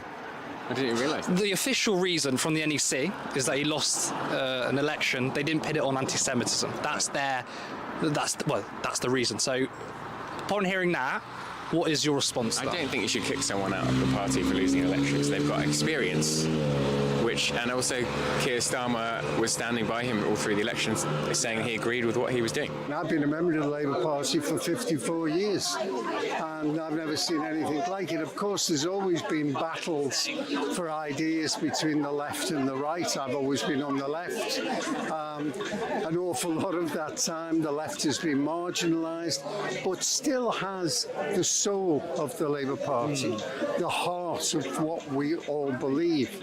Now, the left is being eliminated, not just marginalised, and that is extremely worrying. I believe Labour have now shed the legitimacy of being the voice of ordinary working people. Do you think that Keir Starmer is the centre, or do you think he's a bit more right-wing than that? He's centre-ish, isn't he? He's a little bit rightish. He's right in the middle, isn't he, really? But if you don't take the centre, if you don't get into power, you won't be able to make any decisions. So that's why he's been so conservative. Yeah.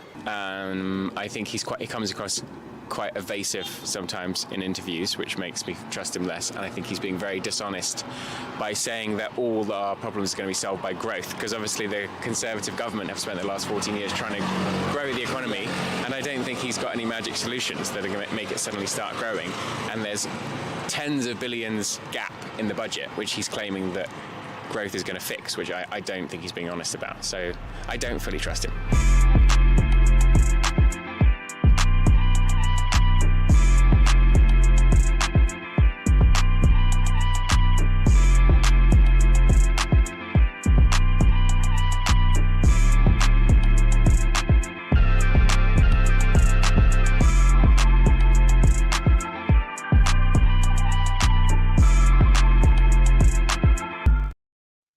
Hello, I've changed.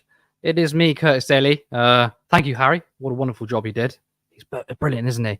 Now, we've got more to talk about. But before we do that, I just want to tell you that we are streaming on YouTube and Twitter, and across both platforms. We're hitting nearly 400 views concurrently. I just want to say thank you to everyone who's tuned in. These numbers were not expected. You never know what happens, do you? So I just want you to do a few things for me, if you can, to help support this channel, because we're going to need an alternative to a pretty right-wing Labour government and reform. So if you do support our work and you want to see more of these amazing, ambitious things we're doing tonight, you can do a few things. You can like this video, you can share it, you can retweet it on Twitter, X, and you can support us on Patreon. So if you can, supports the £3 or £5 per month on Patreon. That is patreon.com/turnleftmedia. We have done this all voluntary. All the producers in the background have done the really hard work. We've taken time out of our paid jobs to bring this to you. And you know what? It's only going to get bigger. So thank you for current supporters. But please, if you can, consider supporting us on Patreon. Now, when that clip was playing of the Vox Pops in Islington North, we have more information about the seat of Cramlington. Labour won 22,274 votes. Reform, another second place for Reform. They got 9,454. Now, the turnout was 67%. Astonishingly, the Tories dropped 21%. But an even more interesting figure, which seems to be the pattern for the entire night, is a 4% swing from Labour to Reform. So it seems like the Reform is taking up votes from Labour. I think Reform seems to be the big headline of the night. Now, I'm joined by the brilliant guest, Josh White, who works at battleground.eu. Josh, how are you doing? Good, thanks. So far, anyway. How about you? I need to ask you abundance of questions. First of all, what's your reaction to the exit poll? I wasn't so surprised by the Labour gains, obviously. But like everyone so far in the discussions, I'm pretty worried about Reform's position going forward. On the other hand, the Tory wipeout isn't as dramatic as some people expected. So I think, the prospects of a Farage takeover of the Tories, I think that's probably unlikely, hopefully. It's a shame the Greens haven't got more seats, at least according to the exit poll. Though if it's off, maybe they will get 3 or 4 seats, and that'd be a good thing. It's interesting that the Lib Dems are at about where they were around the time of Nick Clegg, which is kind of an irony. Indeed. Yeah. I think I'll start off with reform then, because it seems to Yeah. be the kind of the highlight of the night. I mean, I think we all knew he was going to win the election. We all knew it was going to be a big Labour majority. However, not quite as impressive as some might say. We'll get onto them in a second. But reform, 13 seats. I mean, I'm hearing probably around 16% of the vote. They're coming second in places. They're taking votes away from the Labour Party. I mean, what do you make of that? It looks like a kind of pre-Brexit situation. Like the Reform Party is kind of where UKIP was in 2015, or at least that's what it begins to look like. Of course, we're still very early into the night. But if you go back to 2015, what you found was UKIP was second place in a host of Labour seats all across the North and the Midlands. And it was clear by the end of the election that the Tory UKIP vote combined was a major part of the electorate. And the worry is right now, I suppose, is that, again, history may repeat itself. You have a huge kind of Tory Reform combined vote overall, and then after the election over the next 5 years, we'll see some kind of populist shenanigans where the Tories will try and rebuild their coalition and steal those Reform votes back and then trounce Labour. I'd say that's the big danger right now from these early results. I mean, excuse me. I think it's worrying that the voters are going from Labour to Reform, but it seems like their shift to the right, we've been discussing all night about their social views, hasn't stopped the Reform surge. In fact, it's probably backfired.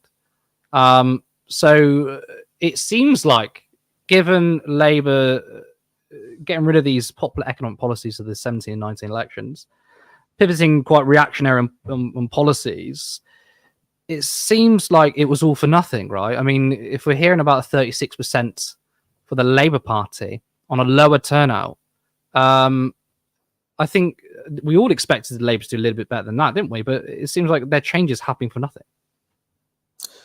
Yeah, largely. That's what it looks like at this point. And the reason for that may be that the number of voters sitting out is quite large on the Tory side of politics. The BBC is reporting the turnout could be as low as 60%, maybe even lower than that. We won't know for several hours. But if so, that is a historic low in the voter turnout, and that could mean that, well, it does mean that you can have a huge amount of seats on the basis of a very small vote share, which would also suit Reform. That's the thing. And boosting voter turnout is one way to kind of fight back against the right long term. At least historically, that's been the case. You've alluded to the kind of how the politics of I suppose the economy and so on affects all of this. Reform's appeal is quite a mixture, of course, right? Because of course they have populist messaging, but they also have a lot of free market ideals, as we know. Of course, Nigel Farage, big Thatcherite, but they've pivoted into saying things like, we need to abolish interest rates on student debt, for example. I suspect that's a big reason why there's a surge of support among young men for Reform, teenage boys and young men, unfortunately. I mean, do you think it's probably bigger than that? Because, I mean, saying abolishing interest rates on student debt doesn't particularly dazzle people. I mean, if they turn around and said, we'll abolish student debt, I think I can see that happening, but that seems like quite a small, minute policy. Do you think potentially young men are attracted to Reform more on a cultural thing?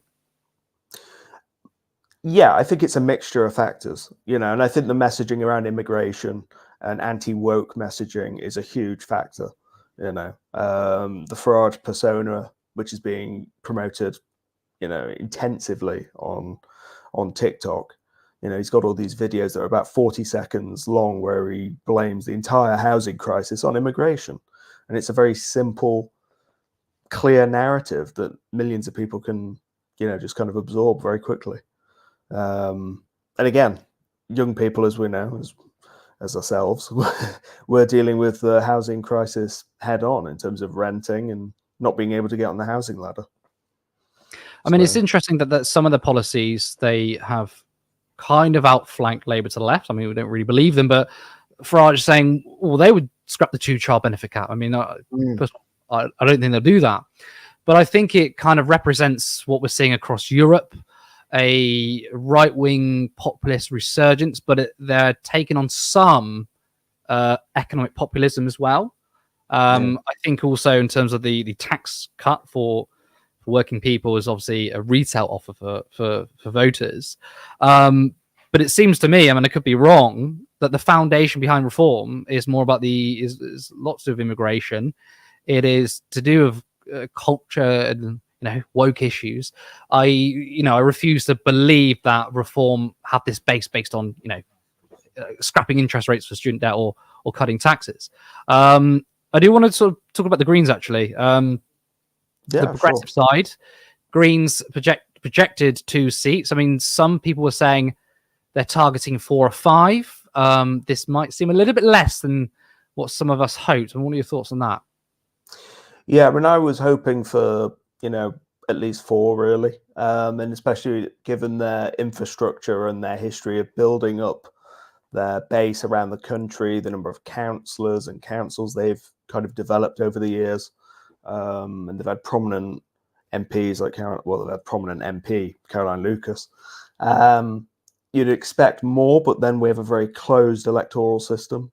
And if their vote is spread very diffusely across the country, then it's going to be very hard for them to break through, right? My hope is that the exit poll is slightly off for them to at least gain 3 seats, but we'll see. I mean, gaining an extra seat isn't a disaster for them. It's just, so many of us hoped for more from this, especially compared to what's happened with reform and I suppose the Lib Dems as well. But yeah, I suspect it's because they're spread too far and wide and thin, ultimately. Yeah. Obviously, smaller parties have less money to spend. That's going to be a factor too. I think... I mean, we haven't seen anything from the Greens so far yet. I mean, still hardly any results have come in. I would be very interested to see their vote share. But we have some information coming. Oh, breaking. The Lib Dems have gained Harrogate and Knaresborough from the Conservatives. Lovely place, Knaresborough, actually. This is the first Lib Dem gain from the Tories. I mean, what do you make of that? I think we'll see a lot. I think we'll see the Lib Dems taking a lot of seats from the Tories, definitely more so than any other party, I think. Yeah. They're not going to be, or they'll take very few seats from Labour. I think they're primarily a threat to the Tories right now. The way they've positioned themselves for years over Brexit, even though they've downplayed that, but also they've towed a kind of a centrist line on so many issues. I think they'll probably win over a lot of, liberal Tories, really. Probably some of the One Nation Tories as well. Yeah, so I'm expecting the Lib Dems to do very well out of all of this. But they've not... sorry to cut you off. I mean, it's kind of hard to work out whether there is unless we get the numbers, a swing from one political party to another, or simply a loss of support. So if the Liberal Democrats win a seat for the Conservatives, it's very interesting to see, well, is it because the Conservatives have bled to reform and the Lib Dems have gained for that, just like Labour have done, or whether there's been a direct correlation between, the Tories swinging to the Lib Dems? I mean, there are some people saying, yeah, Ed Davey, Liberal Democrats are kind of a centrist party. They appeal to that moderate Tory, but I think actually, in terms of their manifesto, it was fairly progressive. I mean, in terms of council houses, they pledged to build 150,000 council houses a year, which is the same with the Green Party. Their stance on Israel-Palestine has been closer to the Greens than anybody else. PR, of course. So it seems like the manifesto wasn't particularly a One Nation Tory. We've got some more information coming in. Oh, we got a source from the SNP. If we just get that graphic up now, SNP source says the party is monumentally fucked in Lanarkshire. Scottish political editor, Times Scotland, co-author, breakup agents, an equal opportunities pain in the ass, according to an SNP staffer. The SNP are really fucked. So they've lost their control of Scotland. They're looking like 10 seats. Potentially, I'm hearing that Stephen Flynn might have lost a seat, and I think to the Conservatives. What the fuck is going on with the SNP? I think they've been in power too long. I think that's a huge factor in all of this. And then you've had the corruption scandal. As farcical as it appeared from the outside, with the camper van and all of that, and various allegations swirling around. And again, we still don't know the full story on that stuff. But again, the impact of that was pretty devastating. And the way Sturgeon just kind of vanished from the political scene. Then you've had an incompetent leadership ever since, really. You know, I think that's very straightforwardly the case there. But it doesn't mean they're done. I think that they will probably regroup later on, especially as, say, Scottish Labour is not going to be inspiring to most Scots. I think it's probably just backlash of the SNP have been in power for almost 20 years. It's a very long run, you know. So from the SNP's perspective, 5 years out of power in Scotland is a chance for them to regroup, develop a new leadership, and come back later, you know. Look, I mean, it's hard because I thought the thrust behind the SNP was nationalism. You know, obviously the 2014 referendum for Scottish independence was 45-55. Polls have got closer. Some polls have showed a majority support for independence. So you think them losing so much support, I would have thought there would have been so many people staying behind the SNP. But I just want to go to the numbers for Harrogate and Knaresborough. We can get that on screen now. Tom Gordon with 23,000, 46%. Conservatives in second place. Reform, third place with 10%. I mean, this is kind of refreshing to see the Reforms not in second, but in third. Of course, we've got Labour, the Greens, and 2 independents at the bottom. I mean, yeah, it's clearly a swing to Liberal Democrats, but even just there, Reform coming in third. I mean, what's your reaction to that? I mean, that's interesting because the combined Tory Reform vote is still less than the Lib Dem vote. Yeah. I'd have to look at the history of the vote share in that constituency a bit more, but it's possible the Lib Dems have just been building for a very long time. And I mean, you know, we don't like the Lib Dems as people on the left, right? But they are a more open party than the Labour Party in some ways. And they have, you know, they have infrastructure and a long-term strategy of building up. It's just you know, they tend to swerve violently all over the record when it comes to pledges, as we know. I mean, certainly this election, the Lib Dems have been quite significantly to the left of Labour, but that's not really hard to do, is it? It's not hard at all. Now, let's have a look at this. Labour lost votes versus 2019 by 1,327, so slightly down from 2019. I mean, I guess it's not significant. 1,000 votes. I wouldn't say that paints a significant picture, but it shows there's no gains for the Labour Party there. Again, no surprises. It's more about how the Lib Dems have managed to secure higher votes, as you just correctly pointed out, than the Conservatives and Reform UK. I'm not too surprised about that. I mean, are you? I mean, Labour pretty much staying steady there, really. Yeah, that doesn't sound too surprising.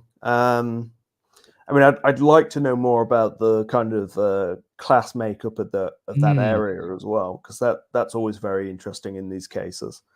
I suspect what you'll find is that there's a more middle class profile, and for whatever reason, what working class vote there is there, it's either more marginal or it's withdrawn from the political process. That's typically what you see in seats like that, or there's some kind of economic basis to the Lib Dem vote, like you see in the Southwest, you know, a more seasonal economy, but that's probably unlikely there.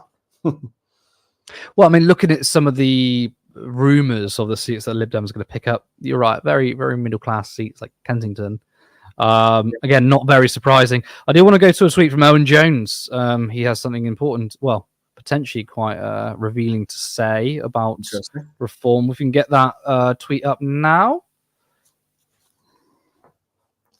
I'll just read it out. Owen Jones says, exit poll suggests reform is set to win Hartlepool. And 2 seats from Labour in Barnsley. This is incredibly bleak if it happens. Reform taking seats from Labour was not even discussed as a possibility in the general election. Hartlepool, very interesting seat there. Has flicks back and forth. But Reform set to win Hartlepool. I mean, it's a working class. I believe it's a working class Leave area. So in terms of that constituency makeup, not hardly surprising. But it seems like that Labour are not defending the traditional heartlands very well. I mean, I think they've tried hard to not be this more liberal cosmopolitan party. They're certainly not. But I suppose if you've got Sir in front of your name because you're a Knight of the Realm, it probably doesn't bode well for traditional working class places. We've also just got in Labour have gained from, sorry to cut you off, Labour have gained Stroud from the Conservatives. Very interesting one there. We'll break down the numbers in a second. But let's go back to what Owen Jones was saying about Hartlepool. What do you think? These types of seats, I go back to class and the economy because I mean I'm actually from Bolsover originally. That's where my family is, and again, a constituency like that has always had a kind of right-wing presence, especially a right-wing nationalist presence, but it was marginal for various reasons, usually because like the Labour Party was historically dominant, because you had traditional industries, quote unquote, trade unions, and people, even if they were right wing, would vote Labour for what they saw as a decent MP, right? So you take away any kind of like decent MP or decent local government, especially. There's a lot of bad Labour councils out there. God knows, there really is. And, you know, as a result of the economic changes, you lose the traditional economy, and a lot of young people leave those areas. You get the so-called brain drain. And at the same time, the people who stay are people who have home ownership. Well, they have a home that they bought decades ago, and maybe they're living on a meager pension, but in a place that's relatively depressed economically, and you don't have to pay rent or pay a mortgage anymore, you can do pretty well. And the world doesn't look too bad until recently. Until recently, from the mortgage crisis from the Conservatives, that is. Yes. Which is really why the Tory votes collapsed. Absolutely. I mean, you if you're a Conservative, the worst thing you can do is fuck with people's mortgages, and that's exactly what they did. I think that was the beginning of the end of the Conservatives. I mean, look, I think obviously issues surrounding Partygate, the scandals, Boris Johnson is one thing, but I think the liberal pundit class would say that is the beginning of the end for the Conservatives. There's scandals in every single government, let's be honest. I think really, if we just go to the fundamentals, material conditions, if you fuck with people's mortgages, a lot of that base is for the Tories, you're toast. I want to bring this conversation a bit more broadly, right, away from these recent by-elections. Sure. We're going to have a Labour majority, not quite as big as we kind of expected, I guess. What is your view that Keir Starmer's got, potentially 36%? That's only 4% more than 2019, which is supposed to be the worst defeat since 1935, and 4% less than 2017. Now, of course, a lot of the centrist Labour right figures will laud this as a huge victory. And of course, it is a big victory, but that's simply down to the Tory collapse, isn't it? Yeah, and that's what it looks like. And that's what a lot of the data and the polling suggested even before these results, right? It looks like he'll have a kind of mandate without a mandate. You know, he'll have a huge hold in Parliament, as it were, but he won't have the legitimacy of popular support, you know, real popular support outside of that. And that's why long term a right wing regrouping is a serious danger for him. I mean, maybe that's why I mean, it seems like a lot of Labour figures aren't being totally triumphalist right now, from what I've seen. Maybe I've missed that, but it seems like there's a sense of this should be over 40%, and it should be actually. If Labour was more radical and more serious about its messaging, and less of this safety first, Ming Vei strategy, it probably would be over 40%. I mean, even if they announced 6 months ago, we're going to introduce a wealth tax, we're going to put water, rail, mail into public. I mean, they're going to do railways, but mail into public ownership. They wouldn't have lost support. Now, I think if we were to go back 6 months, right, when Labour were polling on 45, 47%, these ridiculous numbers, I would have said, you know what, they could bring in these popular policies, get more media scrutiny, and potentially lose a couple of votes, but still win a stonking majority. To me, that's worth it. But looking at these numbers, what they might get now, it seems like not only would they would have benefited more. So if they had a more radical proposal, they would have easily walked 40%. And the zeitgeist across the pundit class is you got to be grown ups, sensibles, you can't spend loads of money, you can't do all these popular policies. And for a long time, the left, whilst electorally we haven't exactly been successful, in terms of policy, we are right there in the centre ground when it comes to centre-left economic policies. My producers actually just sent me a message saying that in terms of the scandals, Hancock kiss for the lols on scandals. Actually, I tell you what, another seat has been declared. Labour have gained from Darlington from the Conservatives. Very interesting one there. My producer in the background is doing Matt Hancock pretending to kiss his mistress. Well, actually, we'll go to that clip in a second. But yeah, no, we've got Darlington. It's got his swung to Labour. I mean, what do you make of that? I mean, from what I know of Darlington, it's a good contrast to what we've just seen in Hartlepool, right? Because again, you're talking about a place that's suffered hugely from deindustrialization, has tremendous social problems as a result of that. So it's very interesting to see that there may be, going by that, and again, you have to be careful at this point, it's possible that we'll see a split through the old red wall where some seats go back to Labour, but not all of them. That's one possible takeaway from that. But again, you have to dig much deeper into what's going on in these specific seats, right? It may be a very fine balance. I've not seen the full results, so precisely. Let's get that clip up. Let's get the clip of Hancock kiss for the lols. Oh my god! Son, run the VT. Oh no! looking around. Oh, there we go. I mean, sorry to be a bit gross here, but the way he grabs her ass is just weird as well. I mean, what's that has been taken apart by many women online. So yeah, He's hardly no Casanova. And people watching at home, this is the real grown-up stuff. And you can watch the BBC. You got John Curtis on there. Or we're going to break down this information. And here on Turn Left, we are commenting on Matt Hancock's kissing skills or lack thereof. It's still going. Slightly regret playing this video now, but we're going to stick with it, aren't we? It's a lot longer than I remember initially. Oh, it feels very long right now, doesn't it? Oh god. I still wonder who leaked that. Oh god. It's going to get to like 4 or 5 in the morning. We're going to play it on loop. Look, and the dancing, yeah. What do you think? Given the rise in reform, I mean, I'm asked this to some other guests. I want to ask you as well. What do you think we know what the response should be from the Labour Party?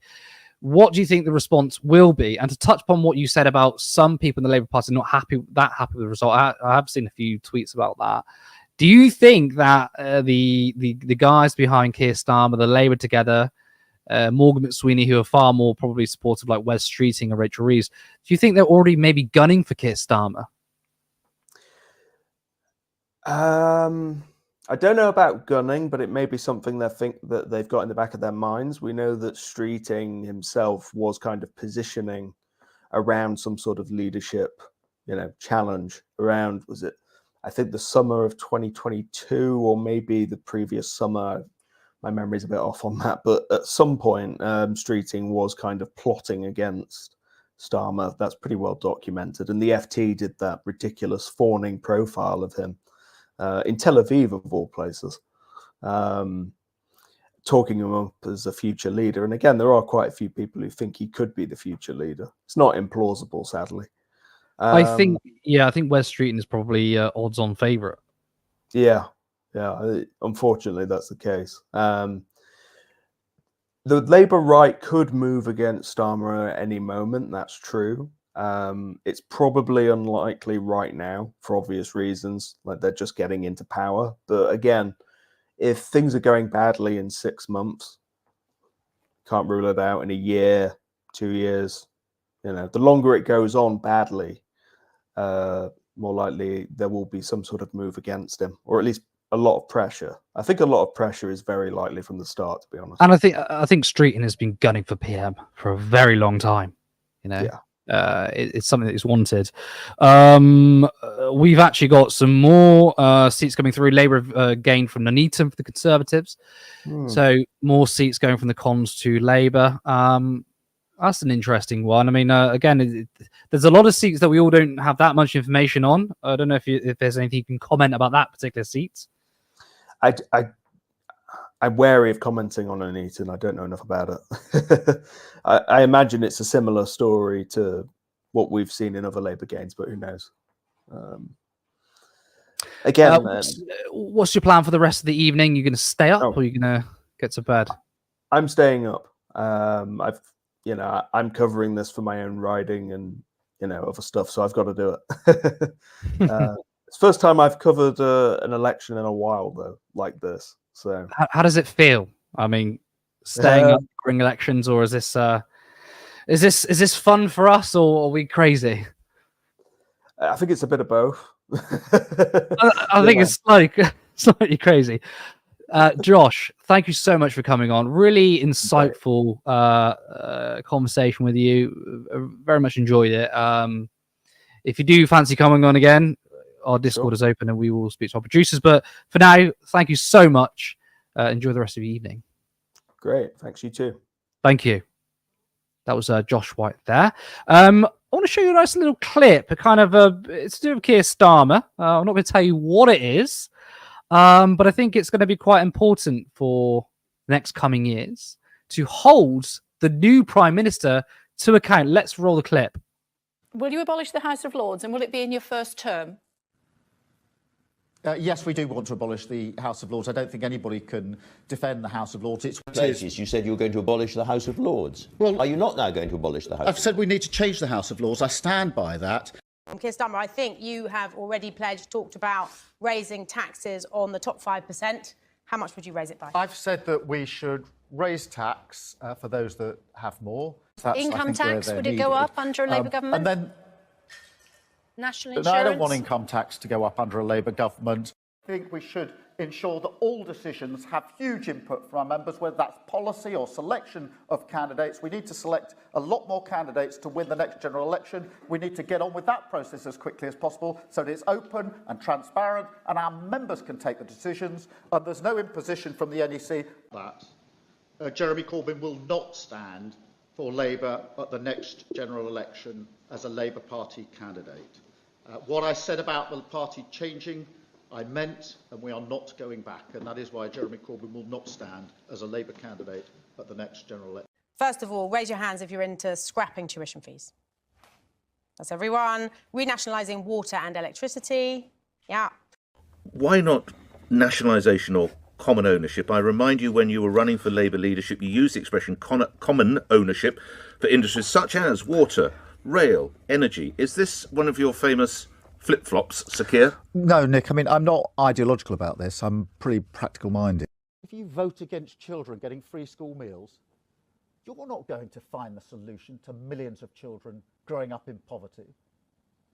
But on free school meals, a number of boroughs, Wales, of course, and the mayor do provide free school meals. It's a healthy debate in the Labour Party. We think that breakfast clubs, which is where all children at primary school have the chance to come in for support and for food before school, is the way forward. It's a healthy debate. But, you know, we are constrained. No wonder working people don't trust politicians after all they've been through. So that is the honest man Keir Starmer there over the 4 years of lying. Now we should comments. Yes, do you know what? We're going to go to our comments. This is real professional stuff we're doing here. I know you guys have been commenting.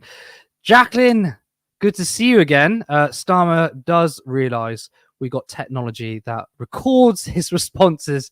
I can't read that actually. For prosperity, right? I mean, does Keir Starmer know that the internet exists? Because the way he goes about, he acts like it doesn't. Let's go to another comment.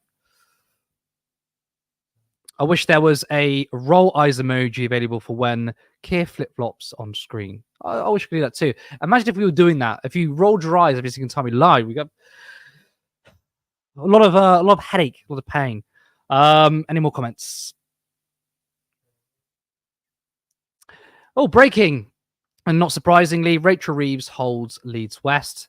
She is now going to be the Chancellor of Austerity Light, it seems. That's really interesting here. I mean, Leeds is my hometown. That's not my constituency. But I don't think anyone is surprised about that. Let me know in the comments what you think. What do you think about Rachel Reeves? I'd love to hear what you want to say about her. Do we have any more comments to show? My vote went to the Greens, though. Cannot bring myself to vote for Labour with people like Akers. Yes, Luke Akers. God, we like to talk about Luke Akers on this show. For those that don't know, Luke Akehurst is a very right-wing Labour candidate. He was parachuted into North Durham. He has zero connections to the place. But what's more interesting is that he worked for a campaign or an organization called We Believe in Israel. It is a literal organization from Israel. He was quite literally a paid agent of a foreign state. If you ask me, if you're a paid agent of any foreign state, you shouldn't be in a political party, let alone given a safe seat. I mean, this guy is problematic, to put it kindly. And what was quite funny is when it was announced that he was going to be the candidate for Durham, he went on Twitter and deleted 1,000 tweets. Now, if you ain't got anything to hide, why would you do that? He said that the UN was anti-Semitic. He said that Jews were politically black. He said that we could use Trident on a city. The guy's crazy, and these are the sort of people that are going to be in the Labour Party. Now, do we have any more numbers on the recent seats that were getting called? While we wait for those to come in. And, the last few seats that was just shown, I want to break down the numbers. And also, while we wait for that, again, if you just joined us, welcome. Watch out, laptop.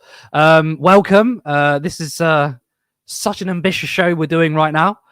Starting to get a little bit tired, actually, and it's still early doors, but we're going to keep on going. But if you want to support this channel to do more incredible things, then you can like and share our content. Some of you on Twitter, you want to retweet us and give us your support. And if you can support us on Patreon for £3 or £5 per month. That's patreon.com/turnleftmedia. Now, we will be having a guest coming very shortly, and I won't be saying who it is, but it will be a very special guest. So you are just with me for the moment. I want to see more of your comments. I want to see more of your predictions coming in. A lot of talk about that the exit poll might not be that accurate. I mean, Reform side are saying they're underestimating us. Even got people in the Greens saying we could see probably potentially more support for them, maybe into seats as well.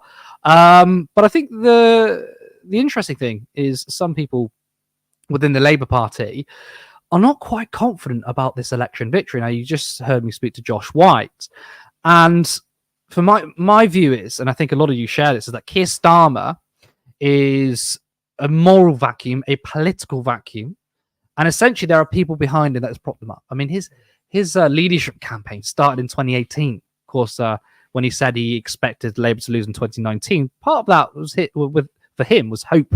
He probably wanted to lose so he could become leader. What worries me is who comes after Keir Starmer. We talked about Wes Streeting, who's wanted to be Prime Minister since he was 6 years old, or Rachel Reeves, because these people are more ideologically aligned with right-wing politics.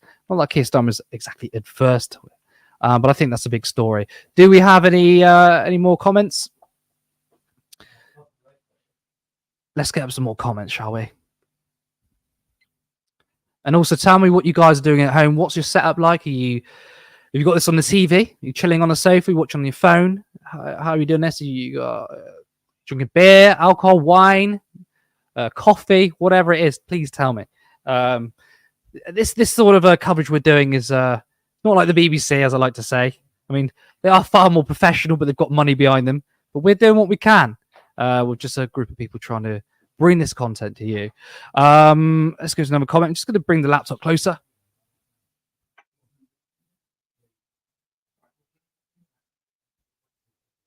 In my opinion, the S&P will do better than predicted. I mean, that's astonishing. That's astonishing because the S&P have done well in terms of the exit poll, terribly. But do you know what? I'm gonna have to cut myself off here because we've got a very special guest with us, Mr. Zach Polanski, the deputy leader of the Green Party. Evening, Curtis. How you doing? Very well. Slight headache because we've been talking for a long time. How are you doing, first of all? I'm great, thanks. Thanks so much for having me on. It feels like a pretty exciting evening. I'm glad to share some of it with you. Please do. I mean, it's always a pleasure having you on.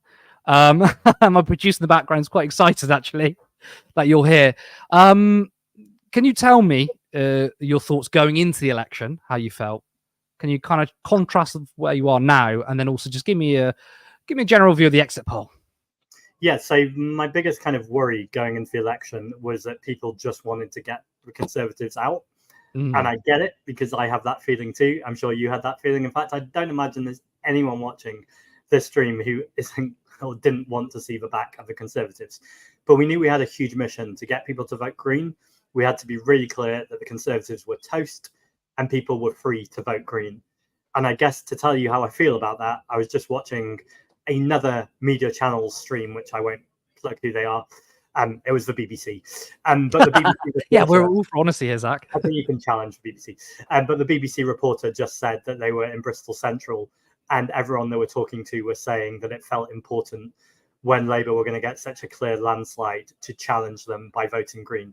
And so it's a complete affirmation of the message we've been plugging away at for a few months now, repeatedly, that the Conservatives are toast and you're free to vote Green. And it looks like both in Bristol, but also around the country, that message has got through. And I'm feeling increasingly confident, not just about Bristol, but I would say about all 4 target seats. Not complacent. Let's wait for the results to get through. But I have little spine tingles as I'm chatting to you about what might be happening shortly. So do you think it's possible that the exit poll may, dare I say, slightly underestimate the Green Party? Can you confirm that, or are you tight-lipped? No, I can confirm that. And I'm almost delighted it went that way because I've done lots of media tonight and I believed the exit poll I saw too. And genuinely, I think this is important to say, to win 2 MPs would be a huge deal. We've had 1 MP for 14 years. So to win Bristol in particular would be monumental. And so, you know, if we win 4 MPs, amazing. But 2 MPs would be a huge success. And I think it's really worth pointing out. In fact, I think I've heard you point this out on your own stream, that Keir Starmer and the Labour Party have thrown everything at Bristol and they've thrown nothing at Clacton. And that's because they know a Green win in Bristol plus strong second places, which it increasingly looks, we will get some very strong second places around the country, set us totally up for the next election to be the challenger to Labour, to say, if you care about climate justice, if you care about tackling inequality, about social, racial, economic and environmental justice, you do not need to vote Labour. In fact, you shouldn't vote Labour. He's an increasingly authoritarian leader who will be Prime Minister. He won't cap bankers' bonuses. He will cap child benefit, keeping 250,000 children in poverty. But there's an alternative. There's always been an alternative, but that alternative is looking more effective and more strong than ever before. And that's an obligatory plug as well to say, yes, support independent media, turn left, but also support organisations that are challenging the Labour Party, and that is the Green Party. And you can join it, join.greenparty.org.uk. I have to say though, whatever the outcome is, whether the exit poll is right or wrong, you, Carla, Adrian, and the rest of the Green Party have done a fantastic campaign. I mean, look, call me biased, whatever you want, for the viewers. I don't care. I'll call a spade a spade. You have ran a really, really good campaign. Look, in my first general election in 2015, I did vote for the Greens. Even though it was my first election, it felt more like a protest vote than in 17-19 vote Labour. When I cast my ballot box today, when I vote for Greens, it felt with purpose. And I think that if there are people who was expecting 4 or 5 seats to the Greens, even if it doesn't go that way, you are absolutely right. I mean, winning 2 seats under first past the post is very, very hard, especially when you're kind of ignored by the media. So tell me what the media has been like maybe in the last 48 hours. I mean, I know you've been spending time with the BBC and stuff. What's it been like spending time with them? But also, what do you think the media response has been? And do you think it will get better, given now you've got potentially 2 seats? It's a really good question. I think the obvious thing to point out is Reform have 8 councillors. The Green Party have over 800 councillors. The idea that we get 100 times the coverage of them it probably is the other way around. The Reform probably get more than 100 times the coverage that the Green Party do. And something I've been reflecting on a couple of times tonight is, I think that's a huge part of the media and the fault of the media, particularly legacy media, obviously. But also, there's stuff we can learn as a Green Party there. I don't think it's enough to just kind of point it all at the media. I think we've got to get more urgent about the way that we talk about the interlinking crises and make people realize this isn't a nice to have or something you can get involved with in a few years' time. Like marginalized communities, working class communities, disabled people, trans people, migrants, they all need the Green Party right now to be speaking up for them. Because ultimately, there's this big vacuum in politics that Nigel Farage is successfully occupying. And, Nigel Farage is right about a couple of things. I rarely will that sentence will leave my mouth. But when he points at lack of infrastructure, lack of housing, ability not to be able to get a dentist appointment or a GP, when he talks about stagnant wages and people feeling like the country's broken, all of that is correct. It's just the problems he points to by blaming some of the poorest and most vulnerable people in our society is immoral and it's unethical, when the solutions are to challenge inequality, to challenge the multimillionaires and billionaires. It's very obvious to me, though, as soon as you start to do that, the establishment will come down on you. And in fact, I had a moment in this election on LBC where I challenged the comment editor of the Daily Telegraph over a comment she made that I found bigoted and also racist. Now, it's important to say I didn't call her a bigot. I didn't call her a racist. I don't know her. She might be, but I don't know her. I just said the comment was bigoted or racist. I was asked to withdraw the comment on LBC and I refused to, because if I have a microphone and someone says something bigoted or racist, politician aside, I have a duty and a responsibility with the power and privilege I have to challenge that. Anyway, the next day, the Daily Telegraph ran a personal hit piece on me. And then 2 days later, the Spectator, who she writes for, wrote a piece called Why the Green Party Are Terrifying. So it's been, we know all of this, but it's been clearer to me than ever before in this election. And of course, Jeremy Corbyn absolutely went through this too, that when you challenge the powerful, they will come at you with everything they've got.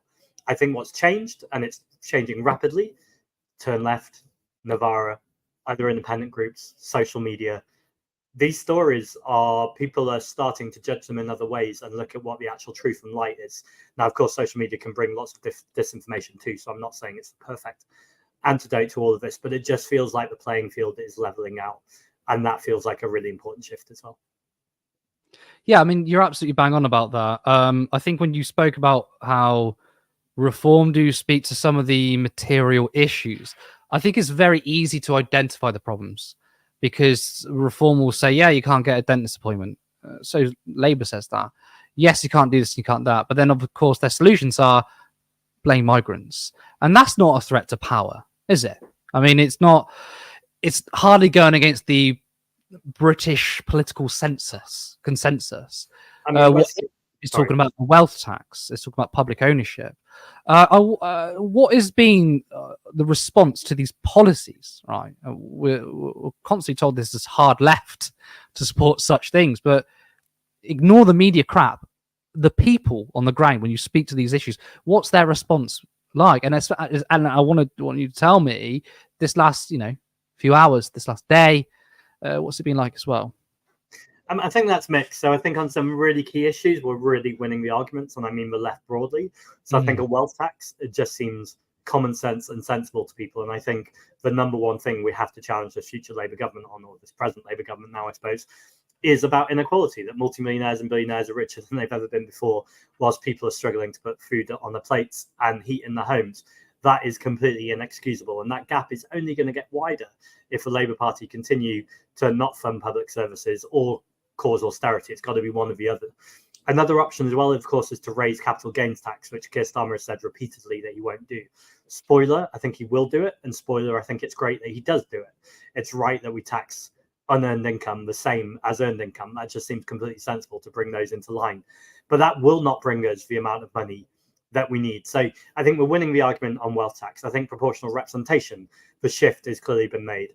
I've not been watching Channel 4 tonight, but I just saw on Twitter someone said that there's lots of Conservatives apparently suddenly talking about proportional representation on Channel 4. That's very interesting. Very striking that the Labour Party have voted for proportional representation. The trade unions have largely voted for proportional representation. So if Labour now have this huge majority, Keir Starmer is going to find pressure very quickly to have a fairer voting system. It is absolutely outrageous that it looks increasingly like his vote share will considerably be down on Jeremy Corbyn's vote share, yet he will have this much larger majority. That is clearly a system that is not working, is incoherent, and is past its sell-by date. So that's a really big shift. I think there's some places where we're not winning the argument yet. So nuclear deterrence, I think, is one of those. The argument for me is really clear. So I don't think it's, that we don't have a good argument. But, former retired army generals plus Michael Portillo, former defense secretary, said that Trident is tired and useless and we don't need it in the modern day. And that's billions of pounds that could be spent on anything else. But even if you want to stick with defense, then spend it on homeless veterans or spend it on challenging cybersecurity. There's lots of things you could do with that money. But when you look at polling, when you talk to people, defense is still quite strong in people's minds. And that's just, decades of conditioning that we're under imminent nuclear attack. And actually, I mean, is that kind of a point of contention on the doorstep about Trident? I mean, my personal view is I think it's a waste. I don't think it works as it's supposed to do. I don't think it is a deterrent. Obviously, you and I agree on that. But on the doorstep, are there people saying we really like the green agenda, we really like your economic policies, but not sure about Trident? Is this mainly a media thing, or do you think there's real concern to people? I think I can genuinely say that not a single person in this entire campaign really Trident with me. However, it's come up loads of times in, again, media interviews and commentators, so they obsess about it. Now, there's an interesting question about whether that just means we should ignore it and get on with it anyway. And I think I'm increasingly coming around to that point of view that what really matters, and of course it's the only thing that matters, is what the communities are saying, what people on the doorstep are saying. And the media constantly try and filter the conversation, and they often say things like, people are saying, or we think this is important. But when you actually drill down where that's coming from, it's coming from the friends that they're talking to at the same dinner parties who also work in media. So yeah, that's interesting. And but it is also fair to say in polling, though, that is also reflected in the polling that it feels like people do seem to care about it. So I'm not rejecting it outright, but there's a disconnect because, yeah, people genuinely don't bring it up on the doorsteps with me. We were looking at some of the numbers, and obviously one of the numbers, and you kind of pointed out where it's looking like Labour's going to get way less than 2017 with 36%, which is really poor given how the Conservatives have completely destroyed themselves. We have the sensibles in charge now. Keir Starmer knows how to win elections.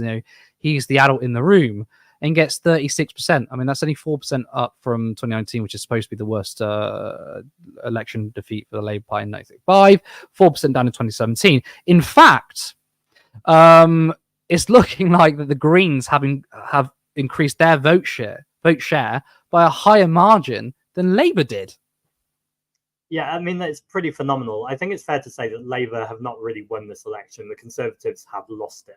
Absolutely. And that's not to take away the victory from them. A victory is a victory. But I think it's going to go sour very quickly. And actually, this is the high water mark for Starmerism. It's never going to get better.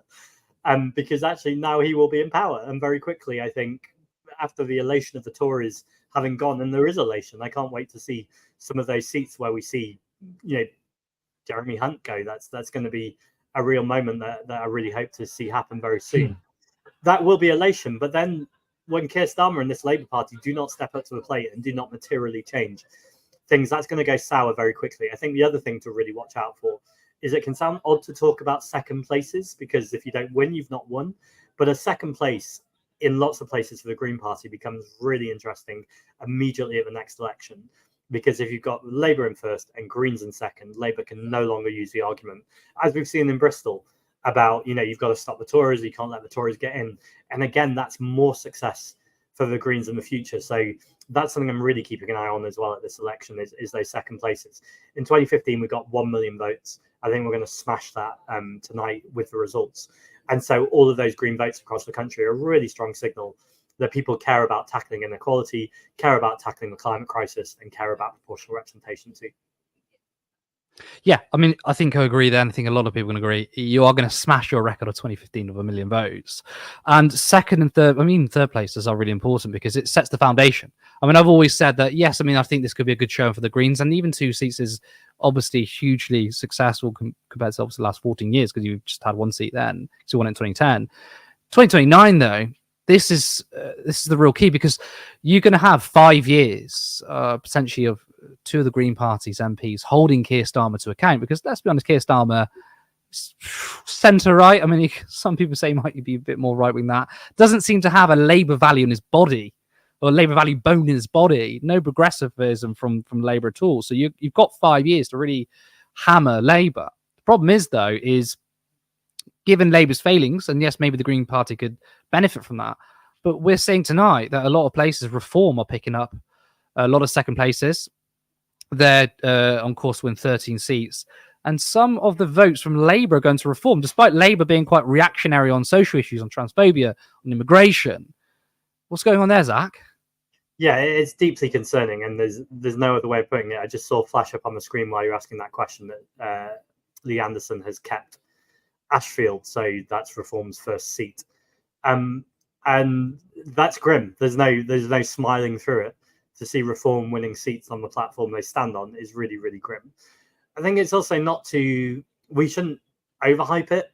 The Conservatives have been in that position for a long time. They've been running around shouting "stop the boats," and the Labour Party have been echoing that too. So although none of that is okay, it's not like it's suddenly starting tonight. It's been going on for a long time, and the Labour Party have actively enabled it by pandering to it, by appeasing to it, and not creating oppositional arguments. They have laid the groundwork for Reform to start winning seats in this way. How have we got to react to it? I think there's a few things. I think the first thing is not for us to dismiss it, which is hopefully exactly what I'm not doing now. I think we need to recognize that lots of people in this country feel like politics is broken, like they're not represented by either of the 2 old parties, and that politicians don't listen to them. And so this politics of listening at the grassroots, which is exactly how the Green Party is designed and empowered to do, becomes more important than ever, actually, to be able to speak to communities and not come in just with answers, particularly on net zero, because I think, that already has become the culture war of people will come and do things to you. And we know that will never work. People need to feel like things are being done with them, with their consent. So we need this really clear work across the country, but particularly in your Claptons or your Ashfields or places that feel left behind, for want of another phrase, to be able to work with these people so they feel empowered and they feel like the part of the Green movement. And that's going to be a huge challenge, because the division often feels like people are living in completely different worlds. So there's lots there around the Green Party diversifying the party, around bringing more working class voices and more working class spokespeople, and that's got to be a longer term project. But TikTok, it's got to start moving very quickly. But then there's another piece to it too, which I don't know how to say this, so I'll just say it, but Reform are not a political party. They are a limited company. They're a limited private company. Yeah, exactly. And I think whilst we've got to recognise that people have voted for them in good faith, and we shouldn't dismiss how people vote, and I think we saw lots of those mistakes made with the Brexit vote, we also should never stop challenging the legitimacy of Nigel Farage's little pet project and the way in which the establishment will do everything to amplify it and create those narratives, either because they are part of the same ecosystem and they agree with those narratives, or even when they don't agree because it's good entertainment, supposedly for clicks. And all of those things we've got to challenge. And exactly how we do that, I'd be lying if I said I had an easy answer, but I do know that community is a big part of the answer, and not dismissing it. First past the post.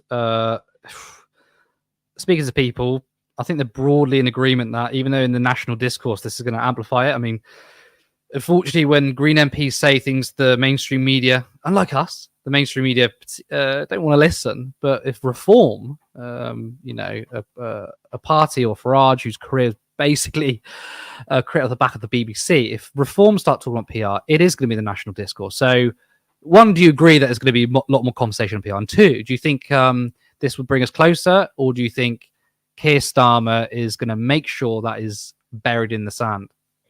It's a really good question. And it already is part of the discourse. So, infuriatingly, I think I was watching Peston last night because Adrian Ramsey, the co-leader, was on it. And just before he came on, I think it was Peston asked someone whether it's time for proportional representation because Reform aren't going to be represented. And I was like, of course, they're now having this conversation. Of course. Because it's about Reform. This conversation has not been there for decades when it was about left parties, but Reform, suddenly it's a conversation. But hey, let's not knock it. Very, very strange to want to amplify or agree with anything that Nigel Farage says. But let me put it another way. Nigel Farage deserves a seat in Parliament. If millions of people, as I imagine they have done today, voted for Reform, the idea that they shouldn't have a representative in Parliament is absurd. And anyone who makes that argument is as bad as the right-wing fascists who want to silence other groups. You know, if people want to have a representative, they should have a representative. And also, transparency is the best disinfectant. I think he will be shown for the fraud he is in Parliament, and his arguments should be scrutinised. The Keir Starmer bit, I don't have an answer to. I'm really tempted to come up with an answer, but I wouldn't. It wouldn't be an honest answer. I have no idea. You know, Too polite. he won't be able to resist the calls from within his own party and the membership for proportional representation.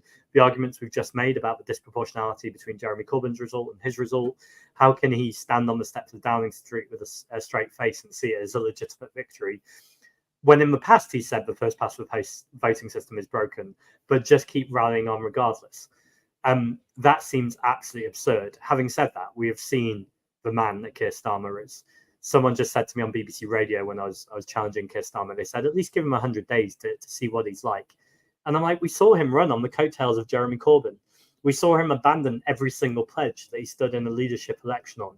We saw him go on TV and radio and say that Israel had the right to cut water and electricity off from Gaza. He then said that's not what he said, but Emily Thornberry just a few hours later doubled down on what he said. We have seen someone who has at many turns run a dishonest, disingenuous campaign to become Prime Minister of this country. So the idea that he will suddenly find the integrity now to back proportional representation is something I would love to believe, both in my greater want for human beings to be good and to want to do the right thing for their party, but more importantly for the country. But I'm very skeptical that Keir Starmer will find it in them to do the right thing. But as I say, I don't have a fixated answer. I wouldn't, be entirely surprised if in the next few weeks he realizes the pressure's too big and says, "Okay, let's have a national conversation about it." And I'd be cool.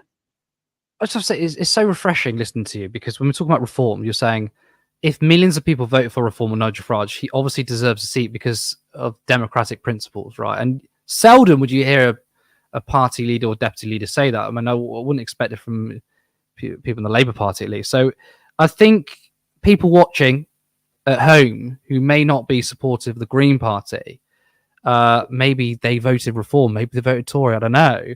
I think given that pretty much everyone in the Tory party is a liar, Keir Starmer is a serial liar, and yes, I'm obviously biased because I'm on the left, but I've seen and heard politicians from the left who are like, they sound like a robot, they don't sound particularly honest, but it's refreshing to hear from you. You're pretty much happy to say it as you see it, and I think it's a credit to you. I want to say credit to Carla Denyer.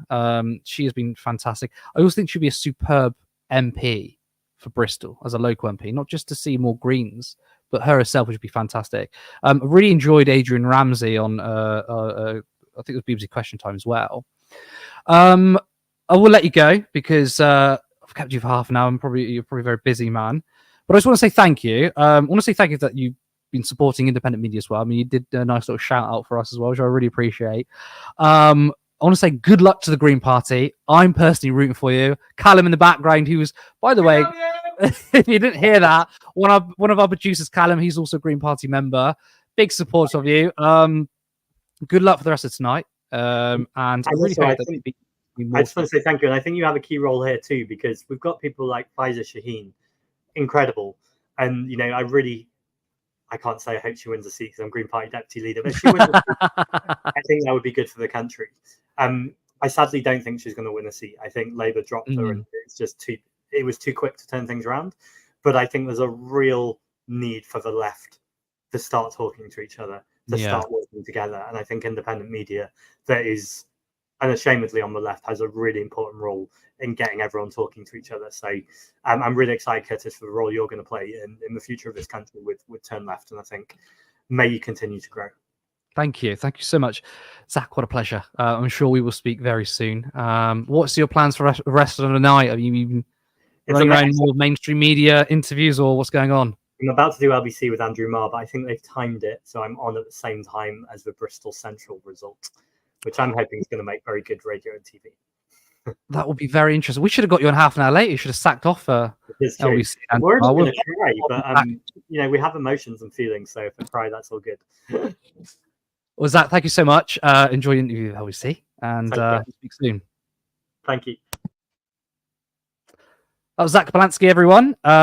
Interesting things he said there. Of course, a discussion about all things politics, Labour, Reform, Tories, Greens. But did you notice he said something? He said he a tingle in his spine that maybe the exit poll might have underestimated the Green vote or the Green seats. I don't want to say anything here because I know as much as you guys watching at home, but maybe the Greens are doing a little bit better. And that also means, confirmation from Zach, that Bristol Central will be called pretty damn soon. So good luck to him on LBC when maybe the people will be coming from him, from the mainstream media. They don't like left voices particularly. Now, I do want to show a graphic of Ashfield because as me and Zach were talking, Lee Anderson, 30p Lee, has won his seat for Reform. If you can get that graphic up, it is up now. Lee Anderson, 17,062 votes. Labour's Ria Keane, 11,553. Conservative third, Greens fourth, and Lib Dems fifth. God, I despise Lee Anderson, but not gonna lie, he's won 3 different political parties now. He clearly has personal appeal to people of Ashfield. Not that I think he has their interests at all, but it is astonishing result for him, and clearly a big boost to Reform and his ego. But what I will show you, for those who did vote Reform, and maybe those who did vote Lee Anderson in this election, we got a nice little clip of him where he, let's say, coordinated a doorstepper, or he went round someone's house and pretended it was all natural, but actually it was a fix. So if we can get that video up, it's a bit of a laugh. Oh, yeah. I'm Lee Anderson, your parliamentary candidate for the Conservative Party. How you doing? I recognise you. It's Steve, isn't it? Yeah, I recognise you. How you doing, mate? All right. Yes, I'm just doing a bit of last-minute campaigning. Are you going to be voting on December the 12th? And do you mind me asking which way you're going to go this time? Well, I'm going with you. There's no way Labour are ever going to get my vote again. And he liked Mr. Anderson's very personal policy initiative this week. I watched that video. Yeah. What do you mean, putting antisocial people in tents? Yeah, I did. He's I not think allowed you to were a bit talk about soft. that now. I think you're a bit soft on it. A bit soft? Yeah. What would you do then? I'd get cat and nine tails for. Cat and nine tails? Make them wear a pink tutu. Pink That'd stop them going round bullying anybody. What about that? I can't support this. Can we just cut there for one moment, please? You can't support the cat and nine tails? No, I can't support that. I can't support that. He's obviously got very strong opinions, but Very strong. that's strong. But I can't support that. Well, thank you. Thank you very much indeed. But I mean, is this? It's almost like it's been set up for us. Set up? Well, more than I'd realised, for it was only after Lee Anderson had left us that my cameraman producer had the chance to tell me that because Anderson was wearing one of our radio microphones, we'd managed to record him setting up the apparently spontaneous doorstep encounter beforehand. Watch and listen. You can just see Anderson on the phone behind me. Don't just make out you don't make out you know who I am. You know I'm the candidate, but not a friend. All right. I'm at staff car park. Have a quick look. Yeah. All right, I'll see you in a minute. See you, mate. At the time, Anderson said the call was merely about campaign material. Right, best turn this off. Some leaflets have just come for me, so. In all my years filming elections, I've long suspected that certain candidates have set up friendly voters to make them look that much more popular. But this is the first time we've caught some candidate blatantly in the act. A lesson to us, journalists and viewers, that in this world of fake news, we should be a little bit more sceptical about what we see on screen. Hello, we are back. How you doing, Harry? I'm good. How are you? Good. Now we've got a beer and cheers. I mean, it's that time of night. What is it? It's 2:35 in the morning. It's never too early to start drinking. Never too early or too late. I mean, what do we say? It's 5 o'clock somewhere, right? Should be. I don't know. That is the normal time, right? I don't know. I mean, I've kind of lost all. I think once it got to 12 o'clock, I was like, right, that's it. The time no longer matters. All that matters is watching these results come in. Yeah, no. Lee Anderson, hold, reform. That was an interesting one. It was an interesting one. I mean, I hate that it is obviously going to boost his ego. He's won. I mean, was he a Labour MP? He was Labour MP. No, he was a Labour councillor. He was a councillor. And then he was kicked out of the Labour Party, something to do with fly tipping, I believe, trying to stop GRT people setting up a site. And then obviously defected to the Conservatives, was elected in 2019, resigned, was the Tory whip removed when he said that Sadiq Khan was under the control of Islamists. And then he became a Reform Party. But he's won elections through 3 parties, isn't he? You know? Yeah. Obviously, he's won 2 general elections and then 1 local election. Yeah. And what have we got? George Galloway has just lost Rochdale to Labour. Wow, this is probably the first really big one. Polls were showing that Galloway was going to win. I actually said, and I'm not going to toot my own horn here, but I didn't think that George Galloway was going to hold on to a seat because I thought the by-election was based on low turnout, really bad candidates for the Labour Party. George Galloway, very short-serving MP.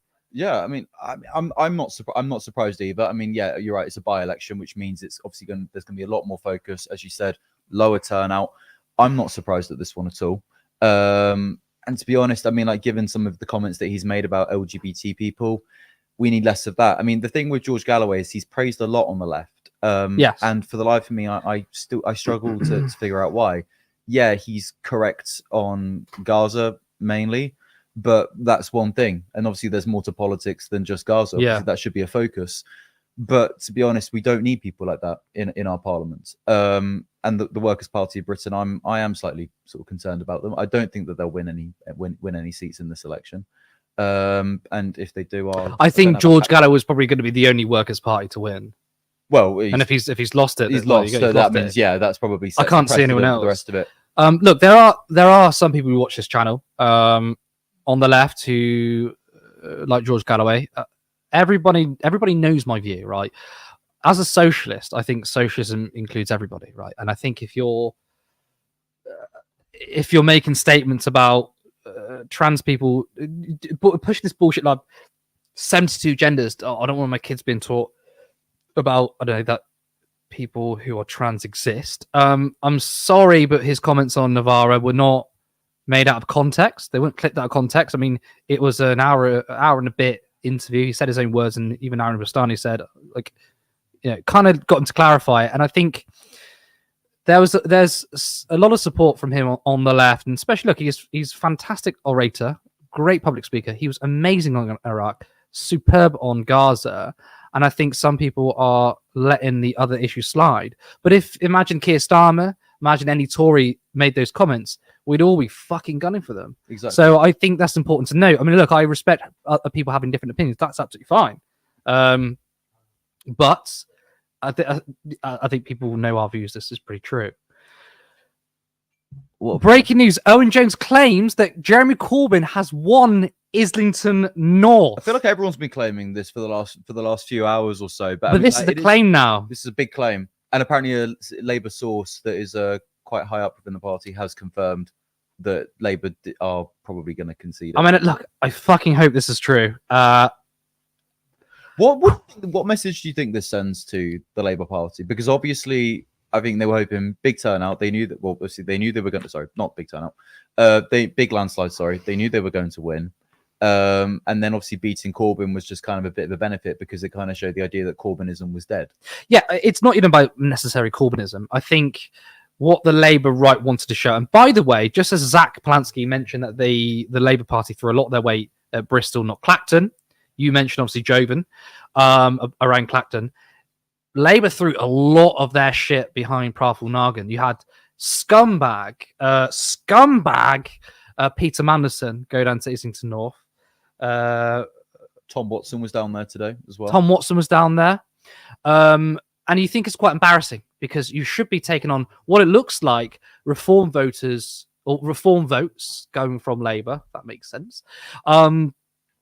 You shouldn't be concerning yourself about a left-wing MP. Someone who was a former leader, was a member of the Labour Party for, God knows, 60 years. And I think that's a seat you can be like, well, it doesn't really matter to us. I mean, it's not going to make us look bad if we don't particularly fight it as much. They could have maybe sort of appeased it. They could have said, you know what, don't throw that many resources at it. Let the Corbynites have that little victory, and then we can actually focus on winning the rest of the country over. Clearly, I mean, as we've seen, Labour are on course to win a massive landslide. But obviously the reform vote that's creeping up, that's why with Lee Anderson's, it's quite interesting. Though the exit poll may not be as accurate as some people are thinking, given that Hartlepool was deemed to be going towards reform and Labour have been re-elected by a considerable amount. So it's, you know, kind of hoping that we see more of that. The less reform MPs, the better. Let's stick with Jeremy Corbyn. Look, there's a lot I want to say, but before I do that, I want to open up the conversation. Friend of the show, superb content creator. She is doing a 24-hour stream. Props to her. Helena, aka No Justice MTG, is on the show. How are we doing? I was pretty black-pilled about 4 hours ago.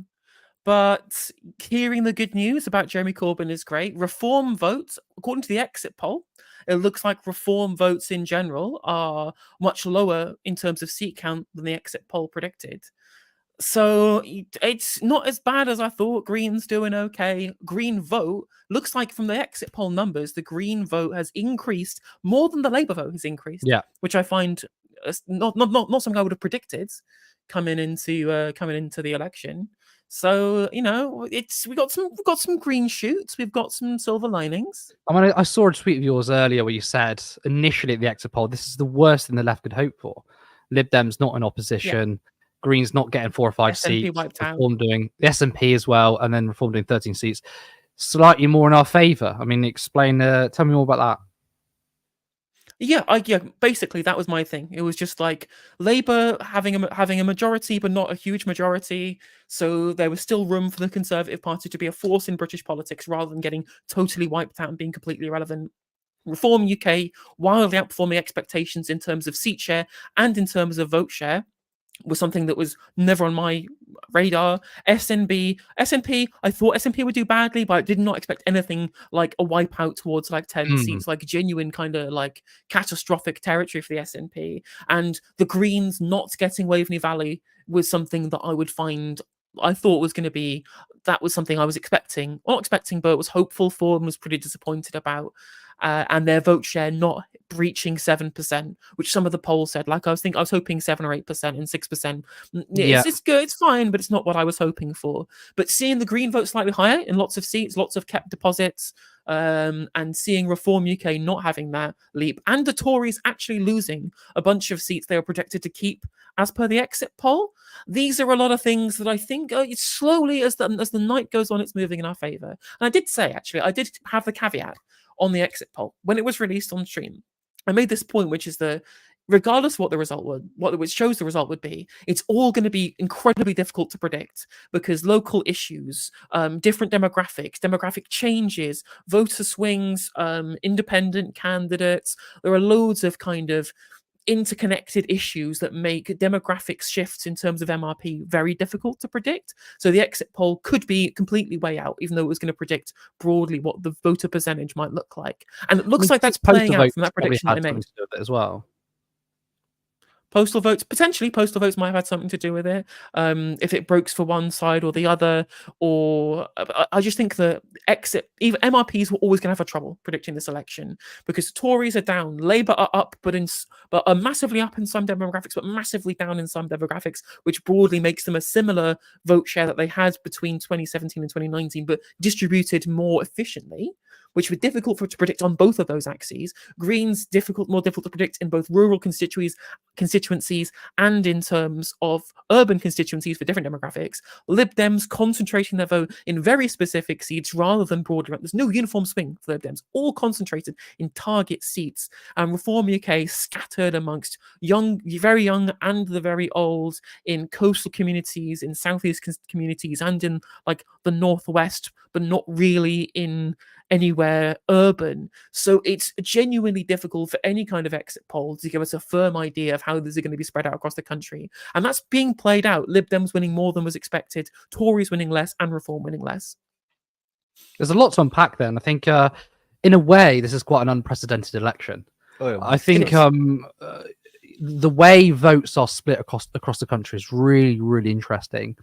I think that typically when you have a 2-horse race, and this is not a 2-horse race, when you have that, the other horses gave up. Well, the other horse, it wasn't even a race, but you got the threat of reform here, and I think it's a very intriguing election. We'll see in terms of like the nationwide. We know it's obviously Labour, but we're very interested in sort of the smaller parties.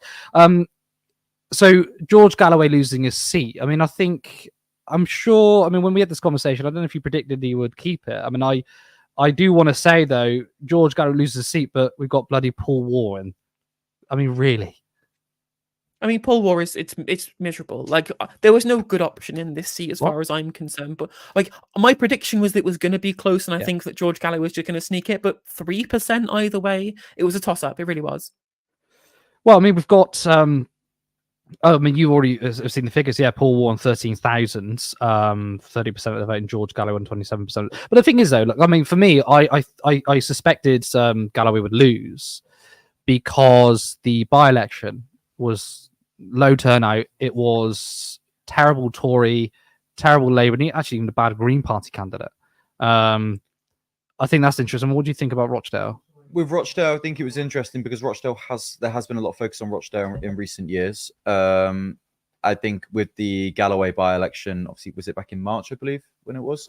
The big focus obviously was on Gaza, and Galloway ran heavily on a Gaza ticket, which obviously inspired a lot of people to come out and vote for him because they were justifiably angry about what they were seeing on our screens of the IDF destroying Gaza, and basically the West going, oh, there's nothing to see here. So I can understand the frustration there, but ultimately at this election there are more issues at play. Galloway obviously has been very vocal on Gaza. On other issues, not so much. And ultimately people want representation, and as we've alluded to throughout the entirety of this campaign, looking at polling, the main reason people are voting Labour is because they want the Tories out. They're not necessarily focused on who the other candidates are. I was like, right, who's got the best chance of beating the Tories? Okay, it's Labour. We're going to vote Labour. Rochdale has been very much a traditional Labour area, so it's not really a surprise that it's gone back to Labour. Just sad state of affairs, though, to echo what Helene was saying, that Paul Warren was in there, though. We had to get such a centrist melt. He's a iJournalist, for those of you watching or listening who aren't aware of who actual lobby journalist for the Labour Party as a standing as candidate. If you want to know what journalist is, it's that. And on top of like Baroness Hazarika, not a client journalist, client aristocracy from Aisha Hazarika. Yeah, providing it's plenty of analysis. Yeah. Let's talk about Jeremy Corbyn then. It's looking like it's incredibly close. I know we got more information on that. You said, I remember that you think that Jeremy Corbyn would win the seat. I mean, I kind of campaigned on behalf of him, so I was trying to keep quiet about my predictions. I was quietly thinking, I think he's left it too late, but it seems like he might have just won it. It's looking like it's been reported by Labour that he's won. They wouldn't be reporting that he's won if it wasn't essentially nailed on. My seat's just been announced in Broxtowe, and Labour has taken Broxtowe, meaning my Green vote didn't split the left vote. Not that Labour are the left, but all of those people banging on like, oh, you can't vote Green, you'll split the left. It didn't make any difference. The councillor parachuted in from Lewisham, 150 miles away from my constituency, over Greg Marshall, the well-loved local hero, who got a round of applause and standing ovation at the selection process that he was blocked from, has won the seat anyway, whether I voted Green or not. So all of those people banging on can shut up now. Obviously, we've heard that a lot throughout this election. This idea of like stopping the Tories, vote Labour, criticize them later. How have you responded to that? And do you feel like that those people have a point? I mean, at the end of the day, the big thing I always said in the run-up to the election was that the kind of seats that we're targeting, the kind of people who are part of our voter base currently, before we expand them and we sell them, but the people who broadly share our values, they already exist in urban communities that are usually Labour safe seats.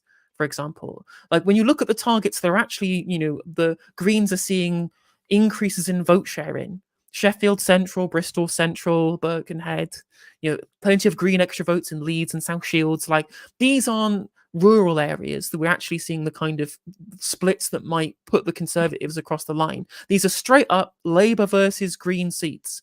And we are building bases to start retaking over those Labour heartlands in the future.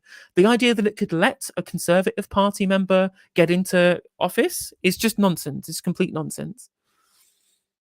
Well, we've just actually seen some results come in. Angela Rayner's held a seat, not surprising. Emily Thornberry has also held a seat. Now, obviously, Emily Thornberry, someone I used to respect, used to like. Israel does have that right. Israel does have that right. Owen Jones sort of echoed it, because Owen Jones has been on record and said, look, I've had a personal connection with her.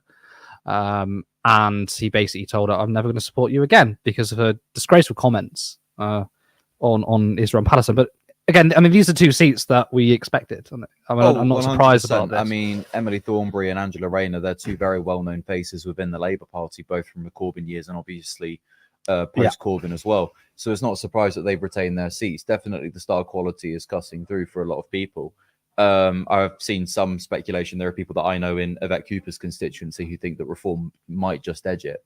Potentially. I don't know whether that's going to happen or not. We'll believe it when we see it, though. I think that would be very interesting if the Shadow Home Secretary was to lose their seat.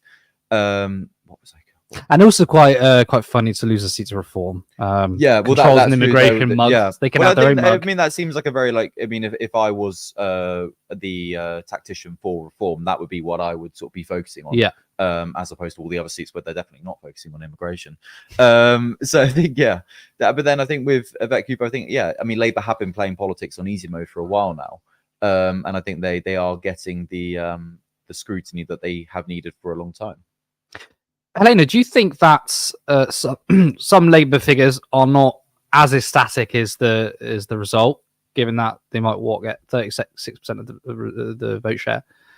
Do you think there's people? I asked this to Zach, I'll ask you. There's people even going after Keir Starmer now. They're looking elsewhere. I'm probably going to get Wes Streeting in, Richard Reeves in. I'm talking about Morgan McSweeney, Labour Together sort of people. I think at the end of the day, the Labour strategy is exactly what they're going for. They knew this was their strategy coming into the election, and it's paid off for them electorally. I just think that their entire electoral strategy is built on sand and would collapse at the next election because it's broad but it's shallow. They were clearly maximising voter efficiency rather than trying to pile on the votes in constituencies they already have high majorities in. Let leftists go and campaign for the Greens and move over in their urban seats that they know that they can win regardless because they're safe, and try and go after swing voters in swing constituencies, especially once they knew there was a vote split with reform. And that's exactly what they've done. This is the most efficient Labour result in terms of votes versus seats of all time, most likely, because they're going to get a gigantic number of seats off of way fewer votes than Tony Blair got in 1997, for example. And actually, it looks like, given the current errors in the exit poll, they're probably going to have a bigger majority than Tony Blair had once it finishes out. They knew this was what their plan was all along. We've been warning the whole time that once you don't increase living standards, which clearly they're not going to, this can collapse in a heartbeat. It can collapse in a heartbeat, and not just in the seats that they've won with swing voters who's lent their votes to Labour against to get the Tories out now. Just looking at the Islington South results, right? The Green vote is up 13% in Emily Thornberry's seat. 13% up, and Labour are down in that constituency. They're now the second place in a constituency that should be true red Labour forever. And they are potentially going to get attacked from both the right and the left at the next election. This is not a long-term election plan. This is a quick, opportunistic plan to try and get into power once. And I don't think it's going to work again, especially when Farage is knocking at the door. We've got ITV News. They've got a forecast. They think this Labour's going to get a majority of 178. So that puts Labour on 414. The Conservatives 130, Lib Dems 60, Reform 10, and SNP 11. So I mean, this is just their forecast. It looks like the Conservatives slightly up, Reform down a little bit. Do you think? I mean, we know the exit polls kind of right. Okay, we've just got pretty confirmation here from Rigby and Peston. Labour sources claim that Jeremy Corbyn has won Islington North. Static, absolutely static here. I know we're kind of jumping in between different sort of seats here and different bits of information, but it just pops up on the screen. I mean, let's go. I mean, I think it shows the power of the grassroots campaign. I mean, Corbyn was going into this campaign obviously with his own name and his own reputation, and obviously he's well loved within his constituency. But ultimately, this time round, didn't have the financial backing of the Labour Party. So he was going into this campaign basically running on basically support and love, which, if the results are to be believed, that these journalists are telling the truth, and Labour basically saying, yeah, like, we've lost. Well, I think it shows the power of grassroots campaign. And this is a true grassroots campaign, not like what Reform are presenting, when basically their entire party is being bankrolled by Richard Tyson, man reportedly worth £500 million. So I think it shows the power of an independent candidate and what they can achieve when people really do back them. And I think as well, what I was concerned about, and a lot of people within the Corbyn campaign were saying, we're worried that people think that Jeremy's not is the Labour candidate still. I mean, I come across people who said, oh, I'm surprised he's not the Labour candidate. People didn't know. And I thought that was going to be something which was going to give Labour a win. Two polls came out. One was 29% Jeremy Corbyn, I think 43%, I think it's 43% Labour. The polls are tight, and 38%, 43% Labour. It seemed almost an impossible, well, not impossible, a huge hill to climb. If you're fighting against the brands, the money, it looks like Jeremy Corbyn has pulled it off. What does that say? I mean, you asked me this question, I didn't really answer it. What does that say about the Labour Party? Can the centrist melt still rejoice, or do we get one up on them for this one? And what do you think the media response is going to be to this as well? I mean, I don't think they'll be surprised. I don't think they'll be surprised at all. I think they know the strength that Corbyn had in Islington North, and I don't think this will come as a surprise to them. I don't think it'll put a damper on Labour's election win, because essentially now they can just basically ignore it. I mean, they've been ignoring the left within the party for so long now. Ignoring them a little bit longer, not really going to make the blindest bit of difference. They'll enjoy this victory over the next week or so. I mean, their honeymoon period will be very, very short-lived. And once they start getting to work, I think they'll realise that actually, you know what, we have a bigger mountain to climb. I think it's also really interesting, and Helene, I want to get your views on this, is we're seeing votes from the Labour Party move to Reform. Now, I've brought this point multiple times now, given that Labour have tried to court more right-wing votes. I mean, just last week, John Ashworth saying, well, I'm going to send them all back. And the Keir Starmer saying that we should send people back to Bangladesh when they come from here. Basically, they're trying to dog whistle their way through. And it looks like it's backfired. I mean, they haven't offset Reform. In fact, they've lost votes to them. Oh, yeah, absolutely. I mean, it just shows you that you can't appease these people. You can't appease their rhetoric. In fact, we're seeing across the Northeast, Labour down on votes and Reform taking them off Labour and Conservative. And this mirrors the drop in polls on both Labour and Tory in the last few days of the election campaign and the increase in Reform votes. The more people saw of Rishi Sunak and Keir Starmer being nothing in comparison to Farage being a charismatic iconoclast is why we're seeing the results we're seeing at the moment. And again, you can't, unless we win the argument against these people, they will continue taking our complicity with it, or I guess Labour's complicity in it. They will take that as a vindication of their positions, and that will become the public zeitgeist rather than something that we can oppose. And that's going to be something moving forward. I mean, and on top of that, this dog whistle rhetoric is losing them votes elsewhere. Yeah. It's just been put up in my chat that in Batley, it looks like an independent might win. Not just obviously standing on a Gaza ticket, but there's loads of minority communities put off with this kind of and there's this weird attacks on Bangladesh, and it's going to bite them in the arse. In the historic communities, they've always voted Labour.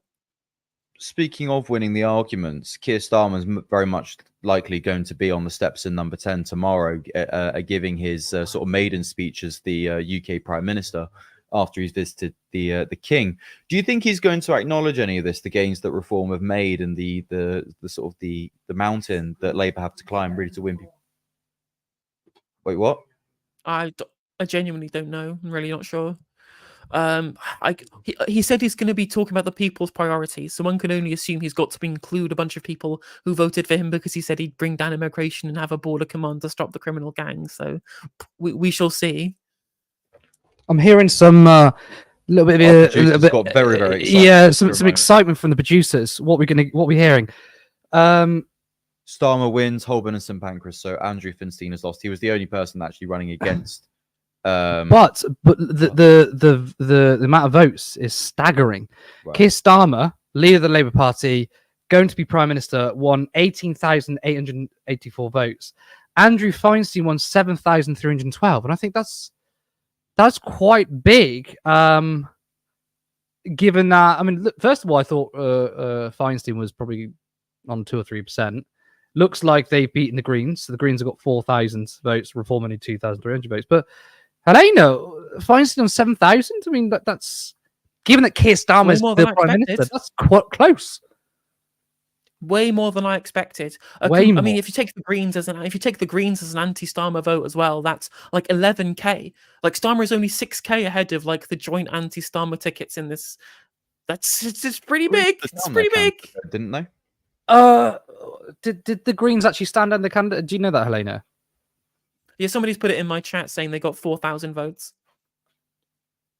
I know that I think they sort of suspended their campaign there. I believe. I don't know whether maybe people still voted for them. I mean, I spoke to people within the Andrew Feinstein camp, and who were producing sort of their social media content, and they had mentioned that the Greens had stood down. So basically, it was basically being presented as a runoff between Feinstein and Starmer. Okay, these numbers that have come in, right? This is staggering. So in 2019, Keir Starmer got 36,641. He's lost 17% of his vote. Now, of course, there's going to be seats where Labour are going to lose a lot of votes, but to see the incoming Prime Minister lose nearly 20% of the vote, you've got Andrew Feinstein, who is an independent, not a member of the Green Party, which is existed for decades, got that name recognition. It's got 7,000 votes, and as you pointed out, Helena, the Greens and Feinstein together is a combined anti-Starmer vote of 11,000. I mean, those numbers are astonishing, and that is not good for Keir Starmer. And it's a sign of things to come if Labour continue trying to tell people who are on the left that the door is open and they can leave. Because we have. The door is open and we scarpered, mate. We ran as far as we could away from you and your disgusting platform. We did what he's instructed, right? He told us to leave. So we fucked off and off we fucked. And we fucked in... Well, I was going to put that sentence together. That actually sounded kind of wrong. But we got behind Andrew Feinstein, the Greens. I'm sorry, I'm just a bit lost for words for those figures there. I'm really happy though, because I think that personally takes a big hit on his ego. I think a lot of people in Lotto, I mean, he's very worried about that. I think Andrew Feinstein should run in the next election if he can do that. The Greens stand down. He could actually beat Keir Starmer in the next election. Well, I guess it depends on the political landscape in 2029 or whenever the next election is. Maybe it will be sooner than we expect. Obviously, the landscape will be entirely different. I think we're seeing the gains that Reform are making, and obviously there's going to be a heavy Reform UK presence in this country amongst the electorates and within our parliament. And whether that puts pressure on the governments, we shall see, and perhaps that will change things. Again, I feel like the next election, if Reform continue to make these gains and keep making these inroads, our next election will be presented a bit like how US presidential elections have been recently, as the fight for democracy, and do it a case of like, look, you may not like us, but do you really like them? And again, once we'll be forced to sort of vote for the lesser of two evils.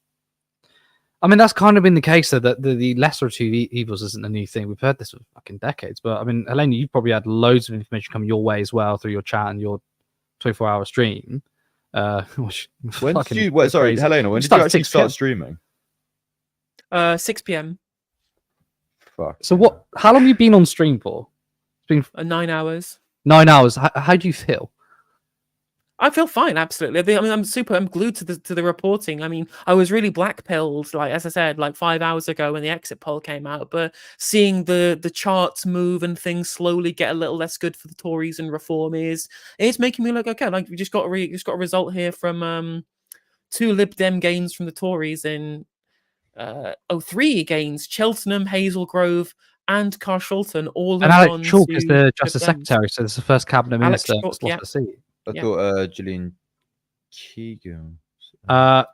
According to Sky, apparently it's the first cabinet minister. Okay, all right, yeah, stand corrected. But yeah, no, I can see what you're saying, because I'm not gonna lie, when I read out the exit poll, I did not feel good. I kind of had the same analysis that this is the worst outcome for the left. But I'm starting to feel a little bit confident, even if simply, and call me bitter if you want, but it's not bitter. I think it's about confirming that we have an argument here, is that Keir Starmer not doing so well in the election, getting like 36% of the vote, and his own seat doing poorly, just shows that simply it's not even being less of the two evils, it's being exactly the same, won't wash with the voters. But this puts him in a very precarious position. But yes, no, Alex Chalk is the first cabinet minister to lose a seat. But you just point out it's to the Lib Dems, right?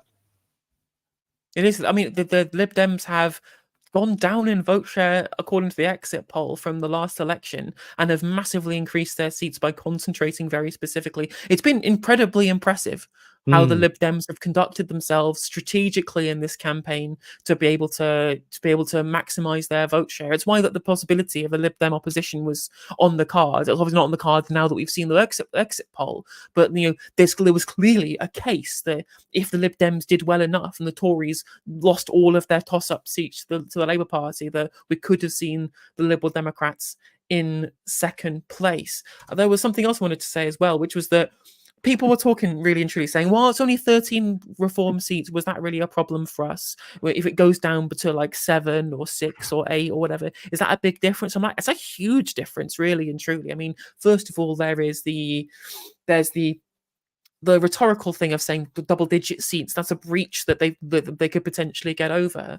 And second of all, the idea that every single extra seat somebody gets, that's 5 more years of coverage on the media. That's 5 more years of positions on Question Time. That's 5 more years of democratic legitimacy and questions in Parliament, positions on select committees, etc., etc.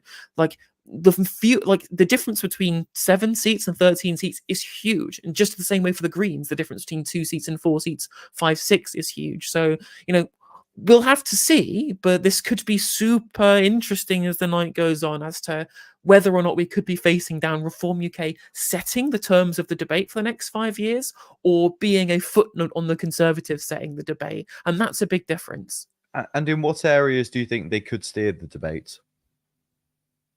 On things like, I mean, I say obviously immigration and taxation and free market economics, for example, but the big thing about Reform UK, you have to understand, most people, unless you really paid attention to the messaging and the kind of things they say in the manifesto. The Reform UK is the mainstream conspiracy theory party. In the manifesto, they talk about 15-minute cities, gender ideology, critical race theory, the vaccine, the WHO, the World Economic Forum, all of these things, they all come up in terms of Reform UK Party's messaging in their manifesto. All the time, they will always try and dog whistle towards conspiracy theories, the kind of boomer, Facebook type, all of these things that you've seen everywhere, especially amongst people who are of kind of lower middle class, capitalist buy-in, Gen X boomer types. And that's who they're messaging towards. So if they get more of a position to be able to mainstream these ideas, that's an epistemic problem, because it sets a certain level of truth in people's minds about the nature of the debate, the narrative that's being woven over the next years. Is this a liberal idea of just different ideas being better, like a tenocracy? Is it a leftist idea of the material relationship between the base and the superstructure, between labour and capital? Or is it about a cabal of people from Klaus Schwab and the World Economic Forum who wants you to eat the bugs and not leave your little pod in your little city, right? Like, I know this sounds obviously fantastical, but this is genuinely the kind of things that people say all the time online, and this is the core reform voter base. always Not see allowing that to become common the parlance is important. And I always see. I'm actually sorry to cut you off. Labour sources are confident they will unseat Shapps and Penny Mordaunt. Grant Shapps is gone. Wait, but so he's lost. So By it how looks much? like Labour have just unseated Grant Shapps. I mean, yeah. I'm not surprised. But what about Michael Green though? What about Corinne Stockheath? It's their job. Say it again. Sorry, Myself. Helena. What do you say? I missed what you said. Sure. Well, Grant Shapps has lost its seat. But what about Michael Green and Corinne Stockheath? Yeah, exactly. You know, 3 people have just lost their job. Let's have a bit of respect here in the studio. Oh, okay. Let's moment of silence for Grant Shapps. Moment of silence for Grant Shapps. Yeah, we're done. It's yeah, I mean that's got a sting for them. I mean, a lot of these guys, you could tell they did not want to do this election campaign. I mean, like, as we've used sort of the plaster analogy, you know, I think it was best for them to just rip it off. But in this case, they've literally just been peeling it slightly. I'm enjoying it. I'm loving it. So I like the slow pain. I mean, this is how bitter we've become. Helena, once the Labour right ripped out any sense of hope from our politics, all we've got is bitterness.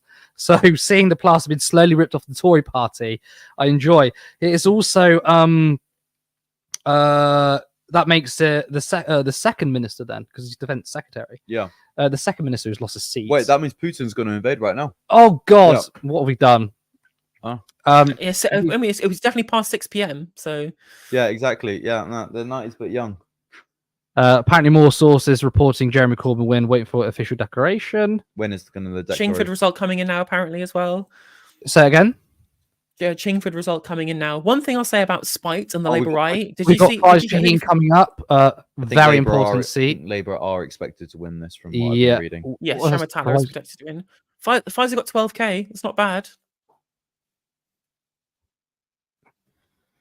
What's the feed you're watching on your end? I was just getting people coming in chat. I'm just reading chat. So, I thought. I mean, a lot of the talk around Chingford and Woodford Green is that Ian Duncan Smith's going to win it because the only person that could win the seat for Labour was Faiz Shaheen on a Labour ticket. Yeah, and it's well, I mean, if Sharma Tatler is going to win with Pfizer as Conhol's the IDS one, is that a complete failure of Pfizer Shaheen there? Because if Pfizer ate into a lot of the vote, the Tories won. Of course, people say, "Oh, it's vote splitting." The fact that Pfizer Shaheen ran and Labour still won, I mean, it seems like there was no leverage on Pfizer's side. Am I completely wrong in saying this? Does that mean it was a complete failure on Pfizer's behalf, or? I mean, I feel like a no, lot guys. of people... IDS won. The Conservatives hold that seat, so it was a vote split between Labour and. Oh, sorry. I'm so sorry for viewers. I've given you misinformation. Ian Duncan Smith has won that seat. Sorry, I got confused. I thought you said that. Okay. Do we have the Well, numbers? Scrap everything I just said then. So Ignore that. Those just tuning in, Ian Duncan Smith, the architect of Universal Credit, has held his seat of Chingford and Woodford Green, where we are based right now. So we are still under Tory rule. Can't say I feel much different. Yeah, that's. I mean, it's not a surprise. I don't think. I don't see that as a surprise. Yeah, no. I mean, look, I think it was an incredibly hard seat for Pfizer to win. I mean, she had a lot of polling data come out saying that she was winning, but of course, this is canvas data, not real polling. I mean, Helena, now we've got the correct information here. What's your thoughts about that? I honestly, you know, the Labour Party got what they wanted. Yeah, tough shit, Labour.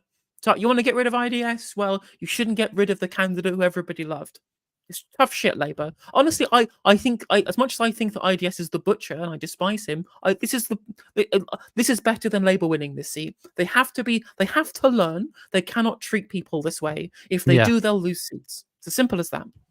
Simple as that. Yeah, and do you know what? Speaking to people on the street of Chingford, when Lewis was asking people, "Are you worried about this splitting the vote?" Some people were saying, "So be it." I mean, they were very, very angry with the way the Labour Party treated Pfizer Shaheen.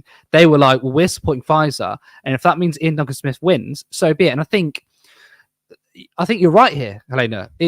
Labour has to be punished. I mean, if they're going to get a huge majority, they have to be punished in some way. And if Faiza Shaheen was the candidate, she would have clearly won. I mean, looking at these numbers now, Sharma Tatler, 12,524.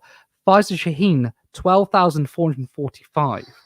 So not even 100 votes in it. So that translates to 24. And Ian Bristolian Duncan then. Smith was on. Ian Duncan Smith got 17,281. 35% of the vote. So it's close between the three of them. But yeah, not even 100 votes between Sharma Tatler and Faiza Shaheen. I think Faiza should probably run in the next election. What do you think? I mean, look, in 2019, when she ran against Ian Duncan Smith, she was the only Labour candidate to actually increase increase the number of votes. I think that was the only seat where Labour's vote share actually increased compared to like the national average, which was basically like, we don't want Labour. So perhaps it would have been a good idea for her to stay on. I think the reasons that they got rid of her were awful. I think when you actually look at the case, you know, if candidates are being removed for liking tweets, the fact that other Labour candidates have stayed, someone like Rosie Duffield, for example, who was like tweets endorsing Holocaust revisionism, the fact that she's been able to keep her seat and maintain the whip despite everything that she's done, and a Labour candidate like Faiza Shaheen, who was clearly very popular in the area, is removed. I think, you know, as Helena said earlier, like, tough shit Labour. Tough fucking shit. We've got apparently Clacton in 5 minutes. Ooh. There's one interesting result. Speaking of Labour vote splits and Labour getting punished, Labour have just lost a seat to the Conservatives. The Conservatives have gained a seat off of Labour. Leicester East, yeah. There was Claudia Webb and Keith Vaz courting the anti-Labour vote, so Labour lost by 15 points. Tough shit, Labour. Lost 29.3% of the vote. The Conservatives, so both Labour and the Tories lost their vote share, but because Labour lost a lot more, that is now being given to the Tories. And where did Reform poll on that one? Reform 5.6%. They got an increase of 3.1%. So the breakdown is Conservatives win with 31%, Labour 21.6%, Lib Dems 13.5%, Independent, which is the two, Claudia Webb, 11.8%, one Leicester. That's Keith Vaz. Reform. I mean, both Claudia Webb and Keith Vaz polled above Reform Green. Yeah, that is another example, a perfect example of Labour basically tough shit. You know, that is when you kick people out, you should get some repercussions from that. And can't say I feel bad here. I can't say. I mean, look, in the day I see the Labour Party and Tories almost exactly the same. In a way, I'm fucking kind of happy because I feel like they deserve it. Yeah, they absolutely deserve it. Every single seat that happens like this, that's just how electoral politics works. They had the choice to try and keep us on side, and they chose to tell us to leave, and so we've left. Simple as that. And the thing is, you can't. What's funny is when you got Keir Starmer and Labour figures saying, "Oh, they were kind of right to reject Labour in 2019." Even Keir Starmer said, "Look, I'm not going to go to the voters and say you got it wrong. No, we have to change." All right then. If independent candidates want to stand and voters want to vote for them, and that means it costs you a seat, can't blame the voters, and you can't blame the independent candidates, can you? I mean, I think that has been a running theme where it's like, you know, am I to blame or is it the voters?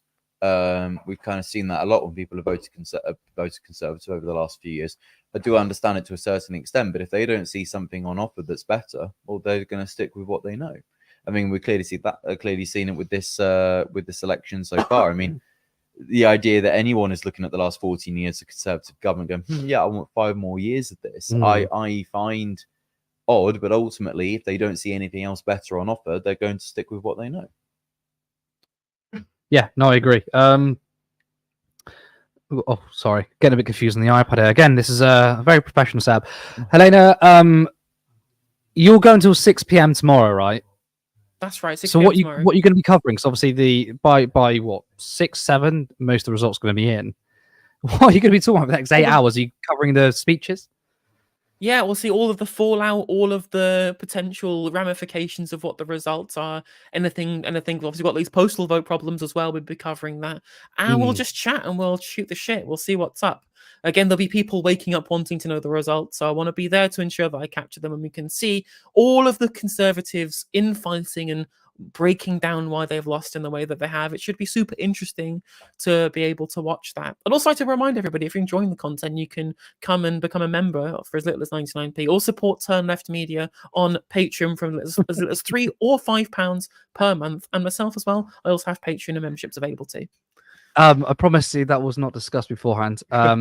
Helena does absolutely incredible work. You probably already know she's on Navarra every single week. They should have got Helena earlier, but I guess better late than never. There's a reason why stole her from me on some occasions when I tried to get Helena on, and they're like, "Sorry, I got to do Navarra," and I'm like, there's a reason why she's in high demand. It's because she's absolutely incredible. I mean, you are one of the most intelligent people I've ever met. Your politics is fucking based. Your content is entertaining. And people watching our show right now, if you haven't, you must. I mean, I'll chase you down if you haven't. Subscribe to No Justice MTG. So it's at No Justice MTG. That's on YouTube. That's on Twitch. It's TikTok. Support her on Patreon.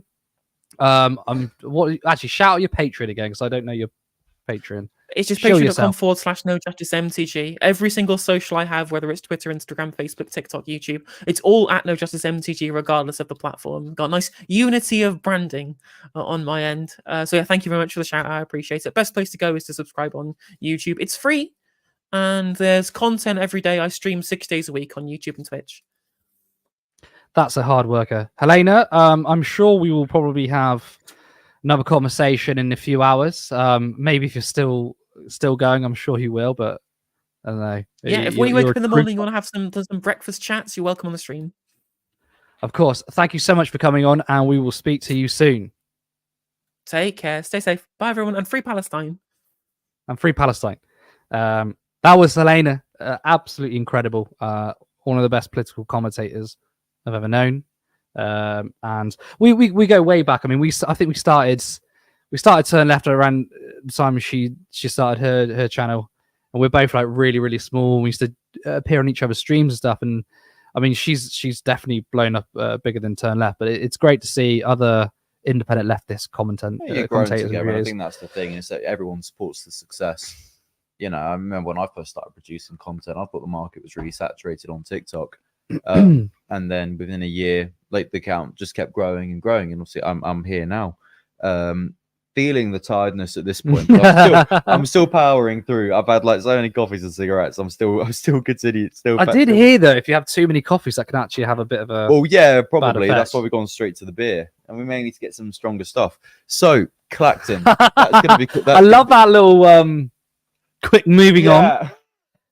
Clacton. What have we got for Clacton? I mean, we heard it was going to be called in 5 minutes. Maybe it's going to be. There's a lot of streets being called at around 3:30. I don't know whether they're going to sort of time it so that everyone gets the coverage that they will deserve. Because I mean, it's going to be weird seeing Nigel Farage. Is he even there? I mean, is he going to be down there? I mean, I know that there's a. I mean, where was he doing his? I mean, he did a speech quite quickly after the exit poll. I didn't know where he was. I mean, of course, he probably will be in Clacton.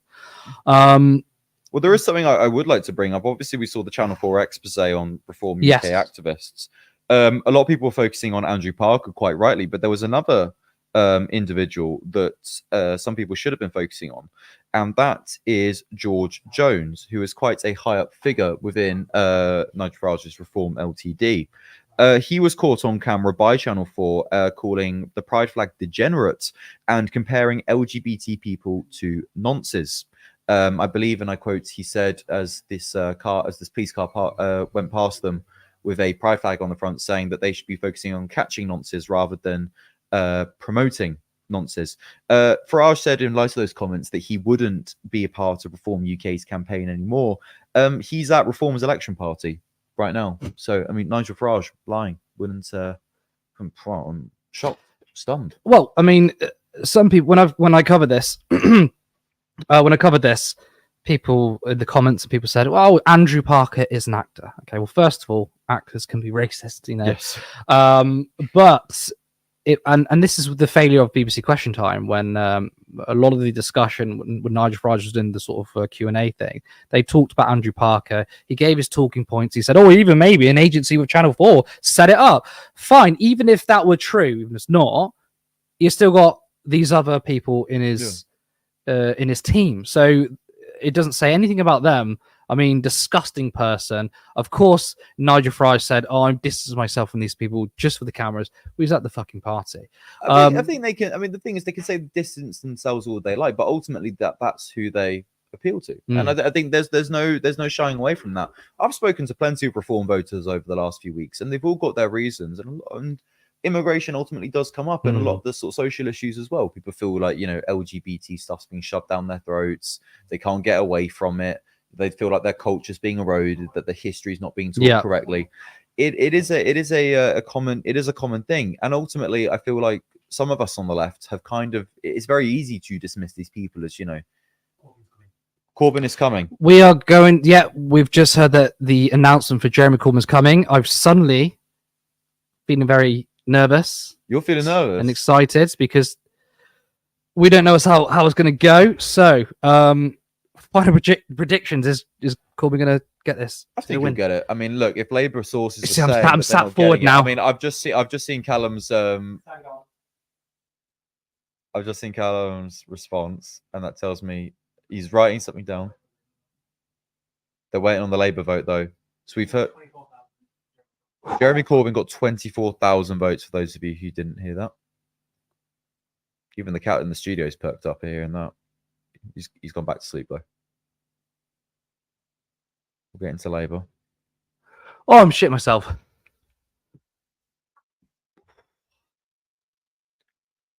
Sorry for the cut and stream, but we are listening intently to the vote share. Labour Jeremy Corbyn got 24%. 24,000. 24,000 votes. We're hearing what Labour's got. I mean, 24,000. They're really long in this one out, aren't they? 24,000. Is that high enough to win? Well, I mean, I'm going to state the obvious, but it depends on what Labour got. True. I mean, if Labour have lost support, because I guess has he won? Jeremy Corbyn has just won Islington North. Wow, Labour got 16,000 and Jeremy Corbyn just got 24,000. Jeremy Corbyn has won Islington North for the 8th time. He is the independent candidate. He's taken on the Labour machine.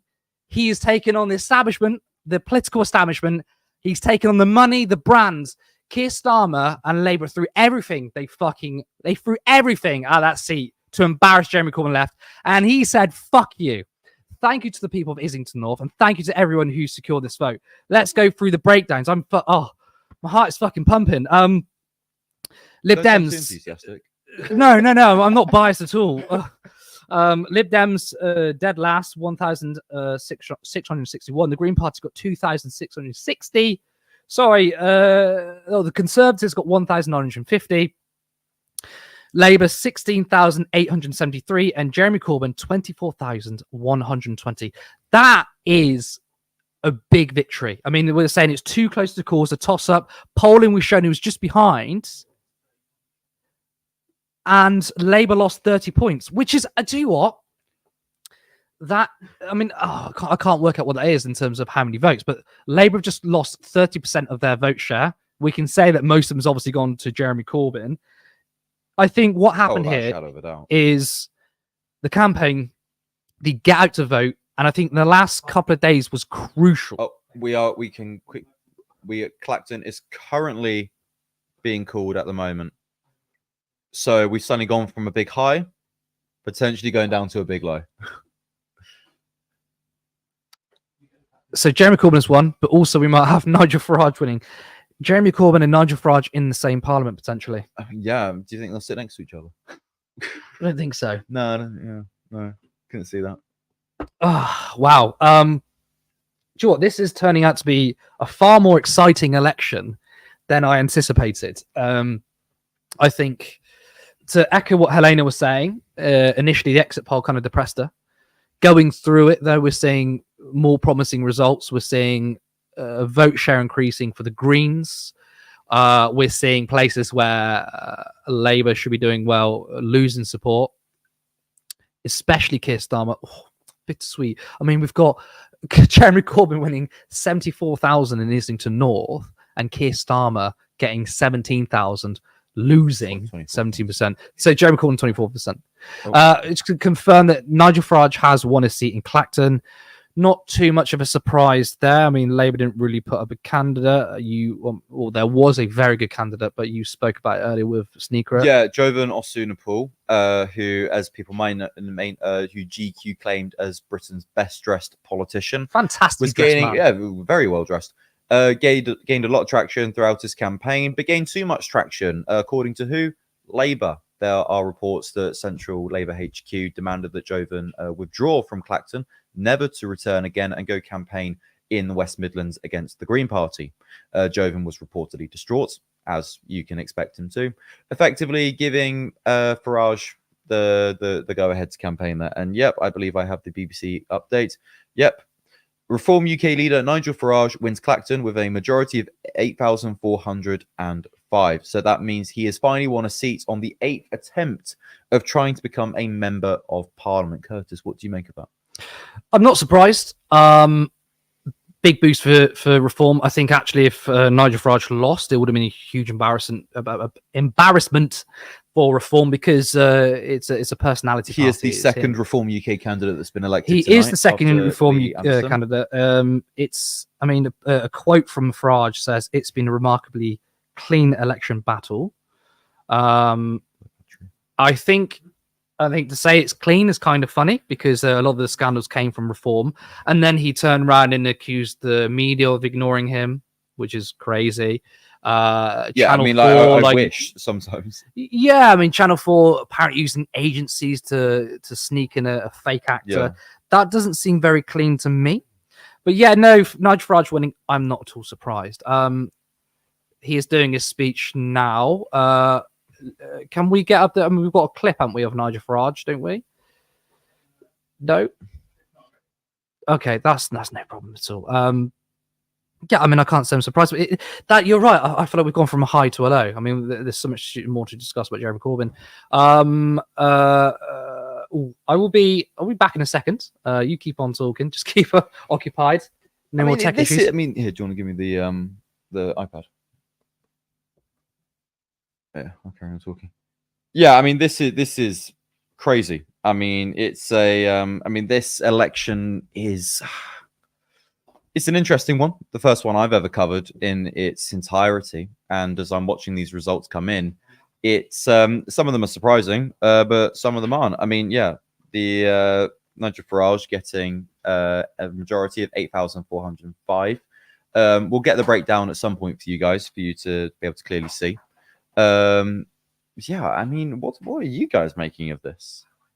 I mean, yeah, 8th attempt, 8th time lucky. So, guys, if you try something and the first time you fail, you can always try again. Look at Farage, 8th time lucky. And, you know, perseverance comes through. And also appealing to some of the perhaps questionable people within our society. It's... no, okay, I can actually give you the breakdown here. So, so Nigel Farage got 21,225 votes. The Lib Dems got 2016, very famous year for all of us. Climate Part got 48 votes. Labour got 7,448. And the Green Party got 1,935. So, yeah, I mean, that is pretty clear. Clacton spoke very clearly. They wanted Farage. Yeah, I mean, this... Sneakrat, understand, how do you feel about this? Hi. I'm so sorry. I was just eating an orange in the backstage there. You know, in the Godfather trilogy, that is very well known for... That is when the characters eat an orange, that meant that a death was near. So which political death do you think is on its way? I feel like I've died and come back 4 times now. The excitement of Corbyn getting in, fantastic. Wait, what? Sorry, one fucking moment. Wait, what? Ashworth is just John Ashworth has just lost his seat to That's an what's independent. happened. Yeah, Wow, Jonathan right. Ashworth. So for those of you who aren't familiar, John Ashworth, a quite well-respected MP within Labour circles, candidate I've met. I actually applied to work for him at one point. He has just lost his seat to an independent candidate. This is, I mean, wow, I don't think anyone was expecting that. Wow. What do you make of that secret? I'm shocked. That's crazy. I mean, that's just, I mean, I was just seeing everyone's reaction up at the desk, looking at it, seeing. I thought, like, what on earth has happened there? And the fact, this. I mean, this is if you hate the political establishment, this is a generational hate watch. This is crazy. No, it's, oh my God, we're up and down all over the place here. He's lost to an independent. Do we know which independent it was that he's lost to? I think we can find out shortly. I'm sure it can come through. Someone What's that? Which independent? Yeah, which independent candidate was it for? Yeah, he was the. Well, there was that clip of. Obviously, there was the stuff that John Ashworth. Okay, so I can break it down for you. So, Shockat Adam, independent candidate, got 14,739 votes. Labour candidate Jonathan Ashworth got 13,760. Wow. So it was close. So that was really close. Tories got 4,820. The Green candidate got 3,826. Reform UK came fifth in this race. They got 2,470. Lib Dems on 1,425. And another independent candidate, Osman Ghani Admani, got 339 votes. The Communist Party of Britain, represented by Anna Green, got 279 votes. And the Monster Raving Looney Party, represented by Ezekiel Adlaw. I hope I've said that correctly. I do apologize if I haven't. Got 189 votes. So, I mean, yeah, two independent candidates in this race. Jonathan Ashworth losing his seat. I mean, yeah, I mean, that's going to be weird for him. He probably wants to join in on the landslide victory. So we've just got a quote here. This is from Shockat Adam, the independent candidate in Leicester South. Quote saying, Gaza has woken her up because she has voted.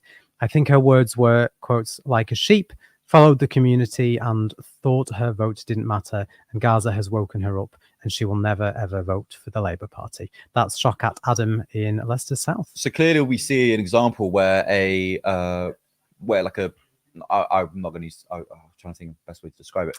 Clearly we've seen where a single issue has clearly defined, it's clearly, bitten Labour in the arse, basically. Yeah, and I mean, it's not, I'm just looking at the figures again. There's what, 1,000 votes in it? Not even? I don't think even that, mate. Actually, yeah, probably. Yeah, well, yeah, it's 900 and something. That's crazy. I mean, Jonathan Ashworth, I mean, he was a big player. Yeah, I mean, he was. I mean, he was very vocal throughout this campaign, very much a heavy hitter, was appeared on TV a lot of times, made a couple of comments about the Bangladeshi community, which perhaps didn't bode well. I mean, who would have thought when you insult people, they don't want to vote for you? No surprises. And this is what I find interesting about someone like Jonathan Ashworth, because he liked to talk about how multicultural Leicester was and how much he liked that as a city. And then basically to see him losing this way. I mean, yeah, I mean, we're all talking with hindsight now, but it's really not surprising in the slightest. What do you make of it? Me or Cal? Me? Yeah, you. Yeah, it's been ups and downs, right? I thought seeing Pfizer lose by like 100 votes was absolutely devastating.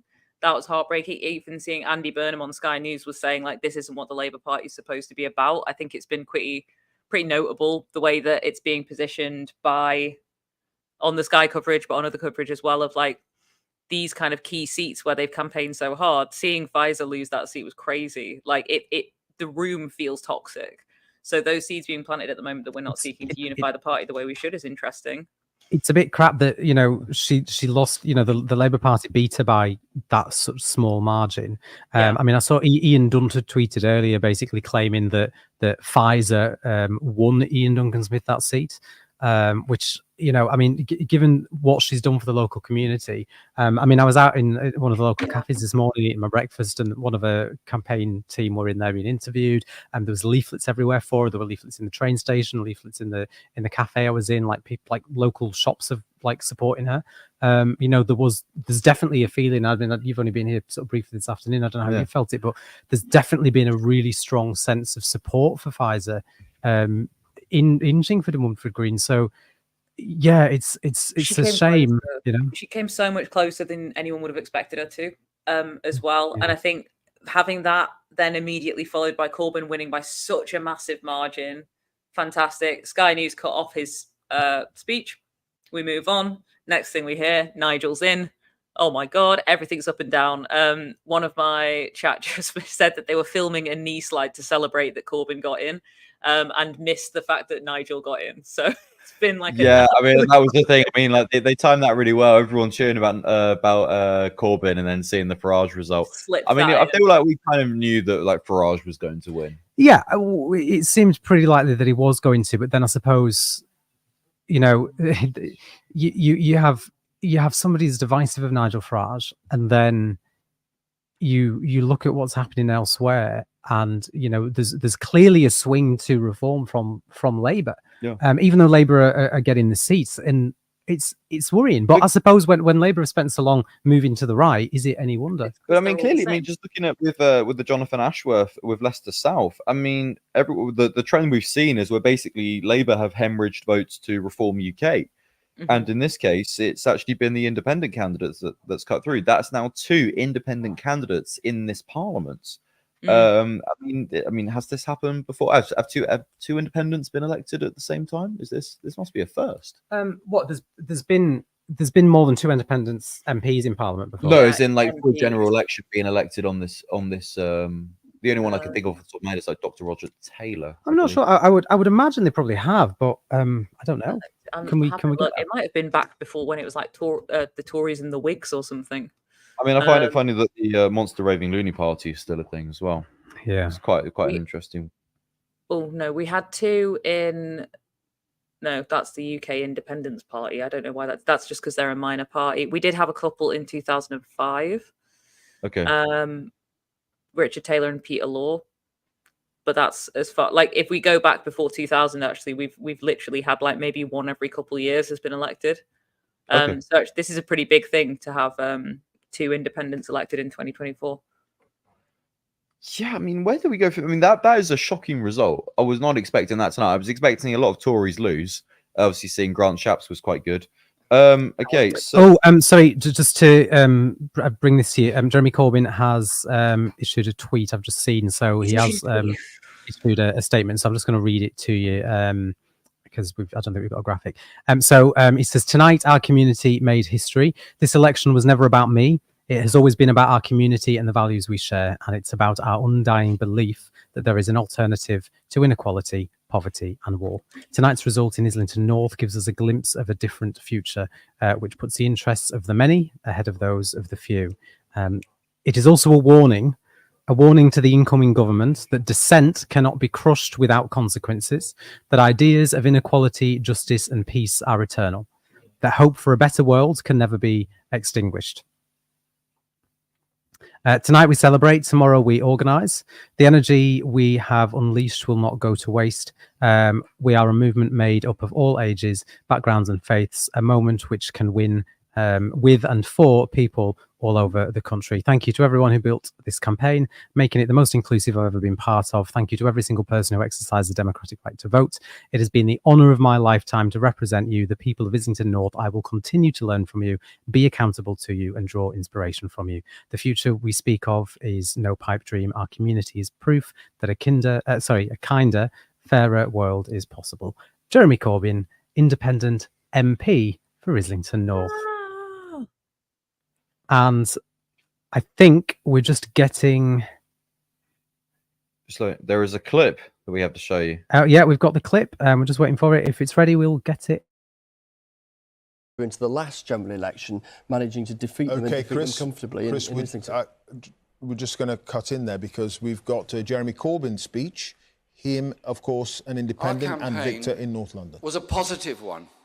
Our campaign did not get into the gutter of politics, as is too often happening in this country. Ours is a positive campaign trying to bring hope to people who are in housing stress, who are homeless, who are going through mental health difficulties, who are worried about their future. And the political system has to produce answers to those concerns and those worries.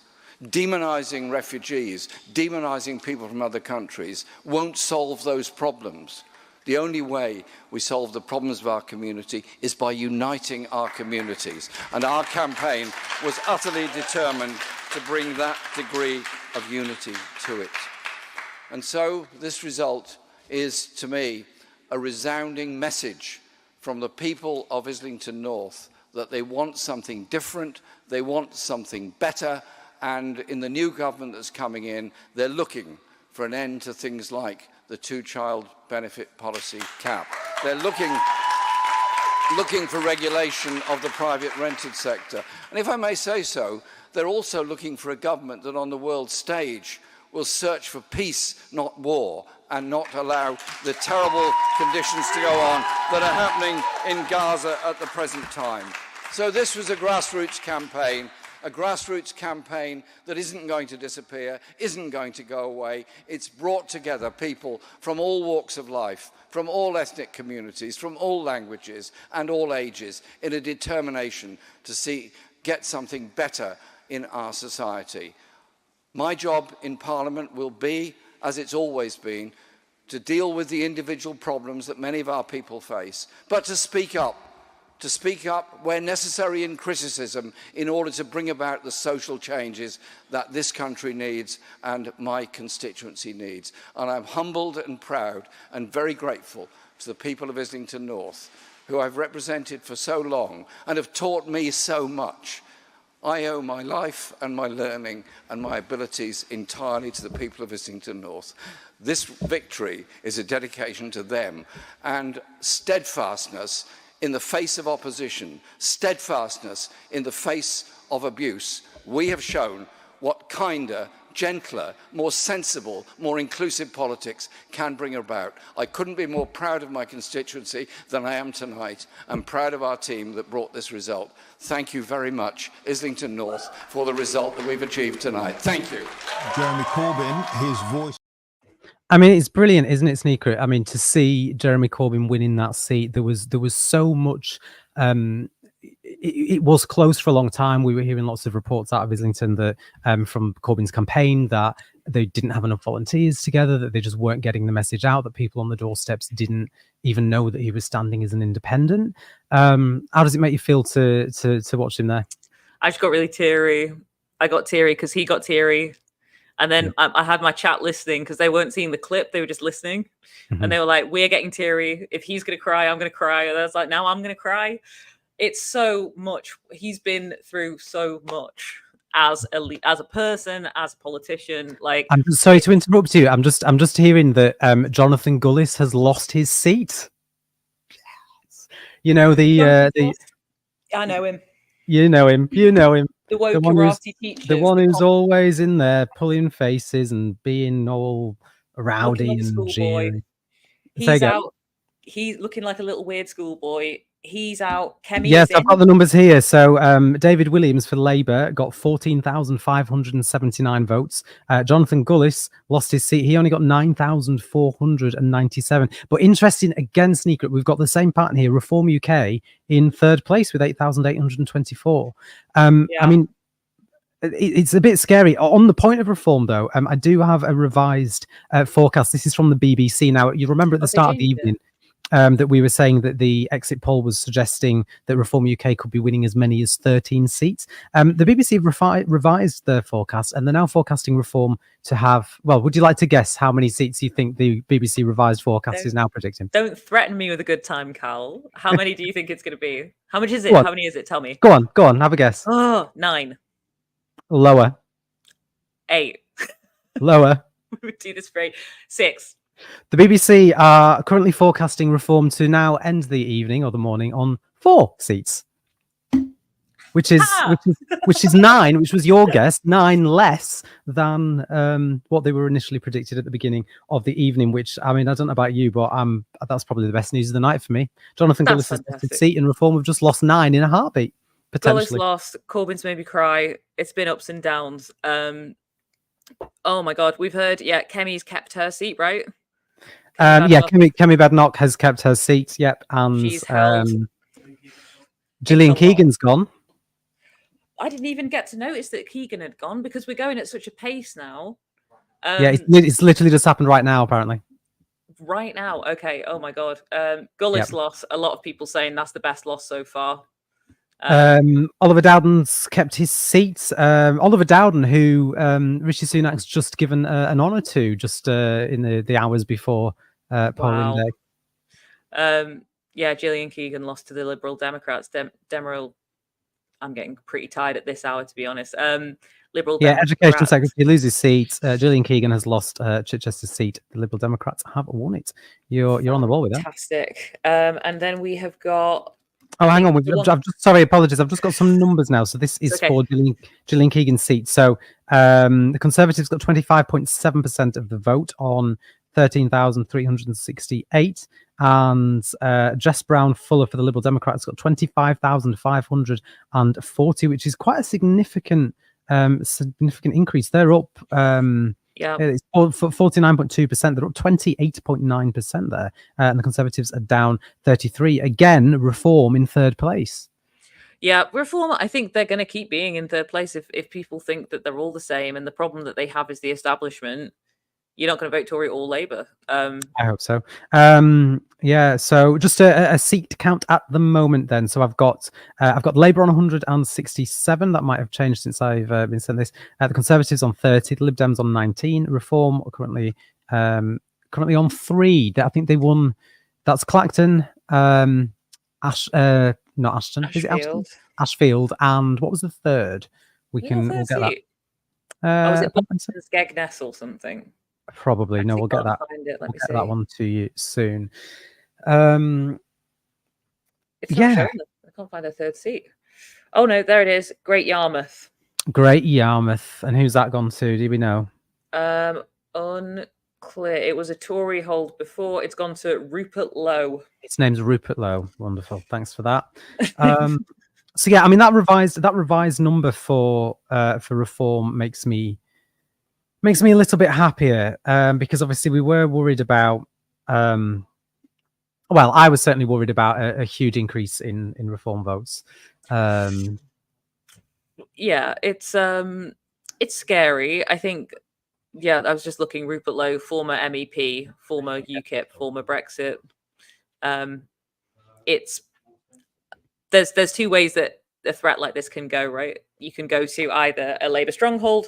You can either go to a Labour Party that stands up against reform and goes completely against their rhetoric and their messaging, and you point the blame at something else. Or you can pander to them and slowly strip back your defences until eventually they completely overwhelm you and you lose everything. So fingers crossed it'll be the first one. Although at the moment I don't feel like we're necessarily setting themselves on that track. It was good to see that Corbyn got more votes than Keir. Yeah, we'll have to see. I mean, it's a shame, isn't it, that Labour, sorry, not Labour, that Reform have been doing so well. But with regards to Starmer, I mean, again, those figures were really interesting. He's lost his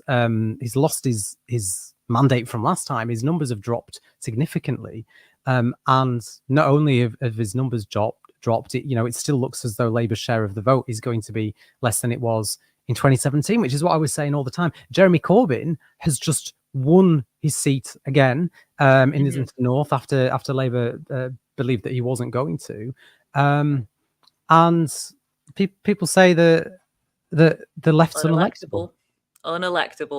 You can get more votes and still be less electable than Keir Starmer, which is interesting.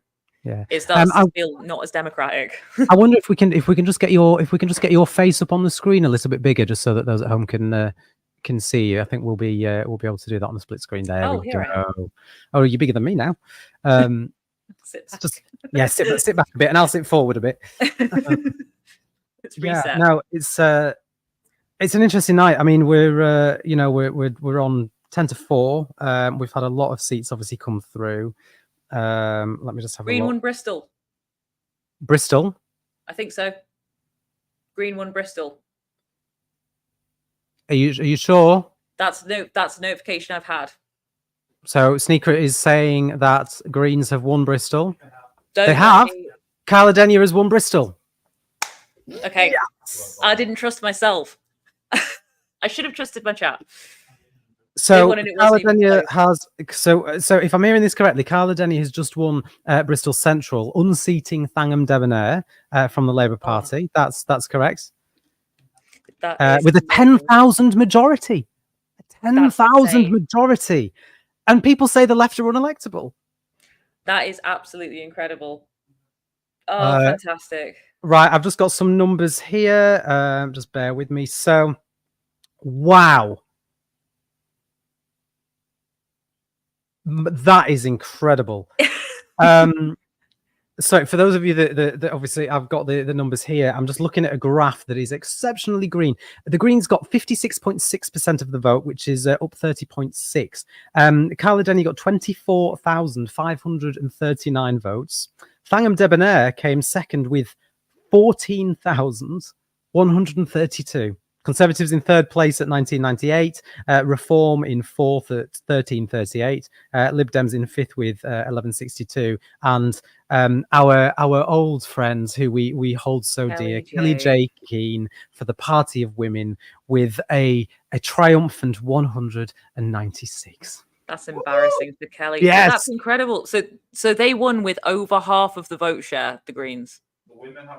Yeah, the Greens won Bristol. Carla Denyer won Bristol with over half of the vote share. Now, a week or so ago, it was thought from within the Green Party that Waveney Valley would have the biggest majority. I think we're still waiting on that seat to be declared. So, and I think looking at some of the exit polls, it looks as though the Greens might not have that seat. So that's fascinating. But it proves, I mean, Bristol have elected Green councillors, and they've seen what the Greens can do when they get power. And it just shows that actually, even under first past the post, if you want to vote, I mean, it's the same with Reform. If you want to vote for these smaller parties, you can vote for them and you can get them elected. Carla Denyer winning Bristol Central, unseating Thangham Debonair with 56.6% of the vote share. That's a bigger mandate than what Starmer got in his constituency, if I'm correct. More electable, do you say? Right. Suella Braverman has held on to her seat with a 35% of the vote. She's on 17,561 to Labour's 11,482. I mean, do you think Suella? Do you think she's a potential contender for leader of the opposition? Maybe. I don't know. Like, I thought it was ridiculous when she said she was going to run for leader last time, but I thought Liz Truss was as well. And then Rishi Sunak lost to Liz Truss, and then he still became the prime minister. So who knows? I mean, we've lost Badenoch. Have we not? Oh no, sorry. We've still got Badenoch. However, was it Penny Mordaunt that we lost?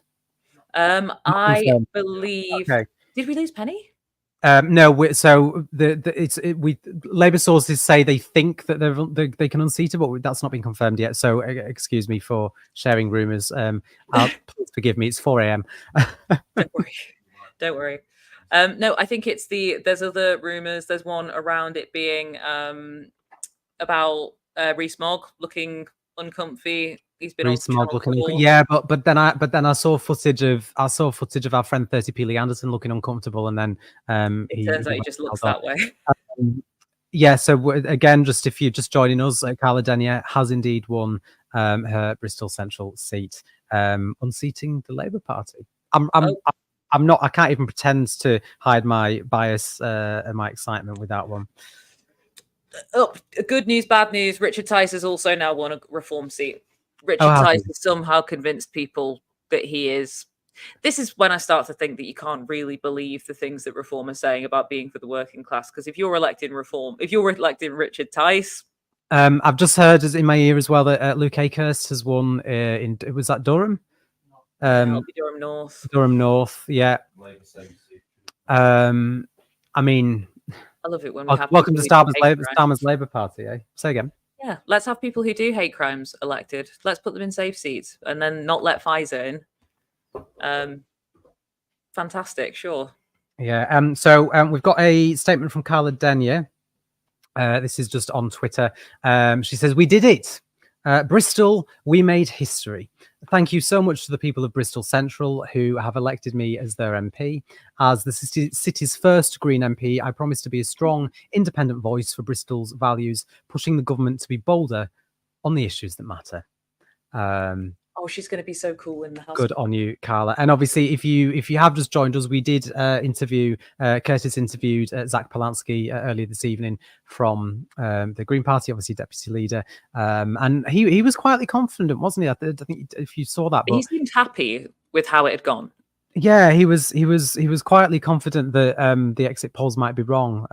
So we shall see. I've just got the numbers for Luke Akehurst's seat. So we've got 16,562 for Luke Akehurst, which is 39.8% of the vote. And Andrew Husband for Reform UK in second place with 10,986. So I mean, there's likely a swing there to Reform. I mean, Labour are down 3.8%. What does it say about the sort of makeup of people voting, do you think, when Labour, even though they're winning seats, they seem to be losing a lot of votes to Reform? I think there's a lot of people who haven't voted, which is surprising to me because you would think that, you know, this election, it would get people out. But I do know a lot of younger people like Gen Z who have said like they're not voting this time because they would vote Labour, they can't vote Labour, and they don't think the other potential smaller parties are a viable option. Yeah. I do think that plays a role, and Reform naturally are appealing to an older audience who have probably voted all their life as their duty. I think there's a part to play from that. But it also shows you, I think, looking at like the likes of Suella or Luke Akehurst, who has never been to Durham, who made that awful campaign video where he was somehow facing all of the directions that weren't where the sunlight was. The idea that I'm just crazy. I'm just waiting for confirmation on Diane Abbott. Oh. It's just on its way in. We think that she may have held on to a seat, which, considering the way that the Labour Party have acted towards her, I'm pretty happy about. But I'll just wait for some confirmation for that. Yeah, we'll come back to that once we've got it. I mean, if that is the case. Oh, hang on, sorry, I've just seen Faiza Shaheem has tweeted. She says the following: "They said we wouldn't get anywhere. They put out graphs they knew were lies in order to confuse local people. They lied about me to mislead people, but in just 4 weeks, we achieved the same vote as a political party that has been around for over 100 years. I'm so angry that the Labour Party has done this to Chingford and Woodford Green. And Woodford Green. They have returned Ian Duncan Smith to Westminster and should be ashamed. Labour's candidates will now go back to Brent while we have to deal with the consequences. You have given me so much support. I can't express how grateful I am. We will fight on." And I have a feeling that this will not be the last that we hear from Faiza Shaheen. Now, I do have figures from Diane Abbott.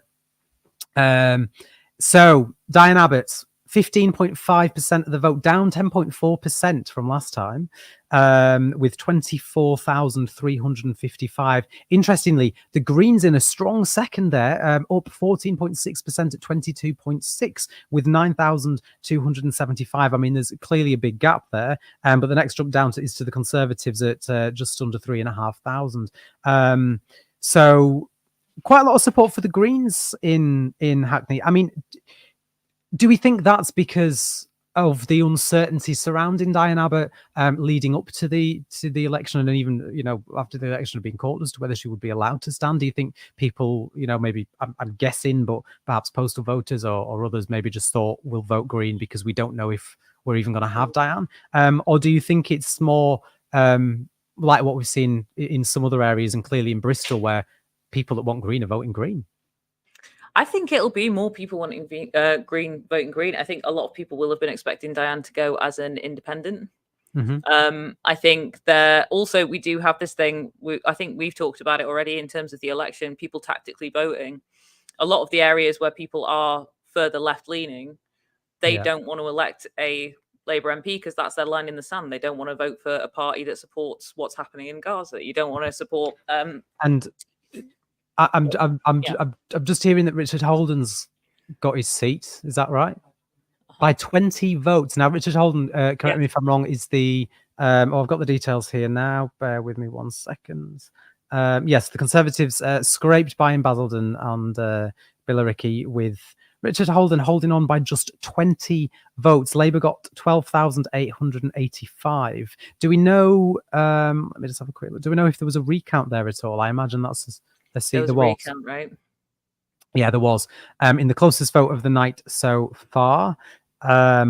Wow. Now Richard Holden, he's the guy, if I'm correct, who decided to at the last minute parachute himself into a seat at the opposite side of the country. Am I right with that? Yeah, I thought so. You know, who had been an MP in northwest Durham, which is about 300 miles away, and decided at the very last minute, I know where I'm going to go. I know where I'm going to go. I'm going to go 300 miles away to somewhere that I've never been and that I'm not from, and put myself into what was supposed to be a safe seat. To be fair, I mean, to miss out by 20 votes, that's got to work pretty hard. What are your thoughts on that? 20 votes, very, very tight. But it's frustrating that the system that we live in means that 20 votes is enough to give him power for 5 years. But yeah, it's all coming in so thick and fast at this point. I was supposed to finish streaming at 3 a.m. and I've stayed in. Oh, are we keeping you? No, don't worry. I've just noticed that the sun is rising. The sun probably is rising. Listen, well, we're I don't know if you're further south than we are, but the sun still seems to be hiding away from us. I'm just getting something through in a moment. Just bear with me 1 second. Right, so so as we were saying before, Richard Tice has won Skegness with 38.4% of the vote. Conservatives trailing behind with 33.4%. So that's 15,520 for Richard Tice, 13,510 for the Conservatives. So, if I am right, that is that 3 seats now for Reform, or 4 seats for Reform? We got Rupert Lowe. He's in. Yeah, and I hear that they're just calling Penny Mordaunt's seat now, so I'll get that to you as soon as it's been declared. Amazing. Yeah, Reform have taken Boston. Yeah, I mean it's crazy. Richard Tice, who stood aside so that Farage could take over very last minute as leader, also winning a seat there. How do we think this is going to affect the Labour government with what seems like it could be more Reform MPs in Parliament than Greens? You've got the far right there. Do you think they'll be able to sort of sway Labour anyway, or? I mean, Nigel said that he's coming for Labour. I think he's been coming for all of the main parties for 4 years. Not 4 years, however long he's been trying to get into Parliament. I've just seen that Green have apparently won another one. Oh, where? Suffolk Coastal. No. Don't say things like that to me. Let me have a look. I feel nervous whenever I say it, but I should trust the chat. I should trust them. Sneaker's been told by her. No, they can't have won Suffolk Coastal. That's Therese Coffey's seat. There's no way. Suffolk Coastal Green, 31.7%, Conservative 29.7%.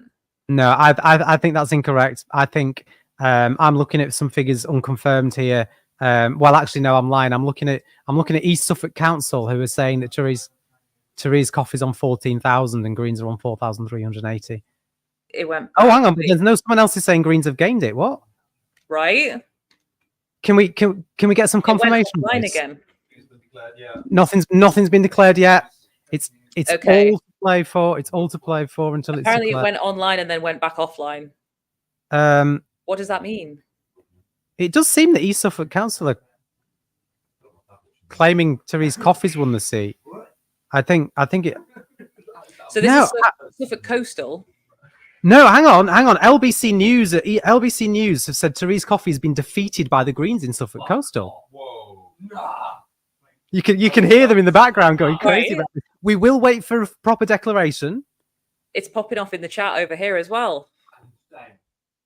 This is chaos. This is what 4 a.m.'s all about. Let's see. Right, Portsmouth North is declaring. Is that Mordaunt? Yes. Okay. Bear with me. We've got Suffolk. The Greens won. Suffolk Coastal. Suffolk Coastal. Labour have won Suffolk Coastal. Suffolk Coastal Labour. Labour gained Hang from on. Conservative. No, hang on. I don't think they have. It's now saying Labour gained from Con on I'm just hearing that Penny Mordaunt's just lost a seat. Oh, potentially. Well, she's behind Labour, so she's obviously not won, has she? Yeah, Penny Mordaunt's lost a seat, ladies and gents. But now that worries me because she was a contender for leader and Kemi Badenoch has won her seat. So do we think we're going to see Kemi? Penny's out. Right, Penny Mordaunt has lost. So Penny Mordaunt has lost with 13,715 and Amanda Martin for Labour has won on 14,495. Can we get some confirmation on Suffolk Coastal, please? Just to say, it's gone back up now, saying Labour 31.7, Con 29.5. Yeah, that's what I've got. Labour 31.7, up 10%. Yeah, with Greens at 4.4. So It must I'm not have been sure. an error on the site. It came up as 31.7, Green 29.5. Yeah, that's been a mistake. That's a real shame. Very But LBC News were reporting Greens. That's Yeah. Very odd. It's all, everybody's getting sleepy now. The live coverage, everybody. that is exactly what's happening. So we've got okay. So what we're gonna do? Have we got that ready to go? What we're going to do now? We're just gonna hear from the leader of Reform UK. We're just going to hear from Nigel Farage. And I have to say, fellow candidates, it's been a well-run, well-fought and remarkably clean election battle. I think we'd all agree on that, and thank you for your services. I promise that I will do my absolute best as a Member of Parliament. I had 20 years as an MEP, but it's not quite the same link or same responsibility with constituents. I will do my absolute best to put Clacton on the map. I'll do my best to bring more tourists. I'll do my best to try and bring some private investment. It's over 30 years ago that I fought my first parliamentary by-election, and I fought lots of them over the years, and I've had big successes in European elections and perhaps less so under first past the post, which is a very demanding, very, very demanding problem for smaller parties. I will say this, it's 4 weeks and 3 days since I decided to come out of retirement and throw my hat in the ring. I think what Reform UK has achieved in those just few short weeks is truly extraordinary. Given that we had no money, no branch structure, virtually nothing across the country, we are going to come second in hundreds of constituencies. How many seats we're going to win, I don't know. But to have done this in such a short space of time says something very fundamental is happening. It's not just disappointment with the Conservative Party. There is a massive gap on the centre-right of British politics, and my job is to fill it. And that's exactly what I'm going to do. But it's not just what we do in Parliament as a national party that matters, it's what we do out round the country. Getting 5,000 people in that room in Birmingham last week, the energy, the optimism, the enthusiasm, the belief that Westminster is just completely out of touch with ordinary people says to me that my plan is to build a mass national movement over the course of the next few years and hopefully be big enough to challenge the general election properly in 2029. What is interesting is there's no enthusiasm for Labour, there's no enthusiasm for Starmer whatsoever. In fact, about half of the vote is simply an anti-Conservative vote. This Labour government will be in trouble very, very quickly. We will now be targeting Labour votes. We're coming for Labour, be in no doubt about that. I want to thank the team that have helped me do this over the last few weeks, my fellow candidates for behaving as impeccably as they have. Believe me, folks, this is just the first step of something that is going to stun all of you. Thank you very much. And I have to You know, he's gonna be up Labour's arses, basically, is what he's saying. But what effect is he gonna have? I don't know. I was just saying, I think reform are very scary. We need to take reform very seriously. It's quite interesting. Corbyn is currently on Channel 4 giving a speech about how he's going to be on Keir Starmer's arse as well. So we've got everybody everywhere now is like, right, we're going. We're running straight and at Carla him. Daniels said the same. Yeah. Yeah, Yeah. they're all jumping in. I'm glad to see that there's going to be diversity of parties, even though Labour now do have such a massive mandate, because they now have responsibility and So- they have a position. Just to give you an update, if you need to leave at any point, by the way, just let us know. Don't worry. We don't want to hold you all night. Given you were only going to stream till 3, and it's now 4:14. So if you need to go, let us know. But yeah, we've lost multiple Tories in the space of minutes. Penny Mordaunt, Conservative leader of the House of Commons, she's lost her seat in Portsmouth North. Therese Coffey has lost in Suffolk Coastal. It does seem that it is Labour that have beat her. But even Lewis Goodall was reporting that it had gone to Green. So there's obviously been an error somewhere there on the count or on the declaration, but it has definitely gone to Labour. Seconds later, the Culture Secretary Lucy Fraser also lost her seat to the Lib Dems, as did Veterans Minister Johnny Mercer to Labour. And yeah, it marks the latest in a series of heavyweight Tory election casualties after Grant Shapps, Gillian Keegan, and Simon Chalk all lost their seats. I mean, look, we may not be as happy as we want to be with the incoming Labour government, but can we just take a moment to revel in the Tories getting their asses kicked? Oh, it's so funny. It's like, oh no, you lost. Bless them. Bye. Yeah. Yeah, that does help. It does make you feel a little bit better. I mean, well, we have to find you know, the silver linings where we can. And Yeah, we've got to have something. I mean, Therese Coffey, I had a personal run-in with Therese Coffey after Conservative Party conference a number of years ago. It was the day after. So they scrapped the £20 uplift on the benefit on the universal credit payments that they'd added during COVID.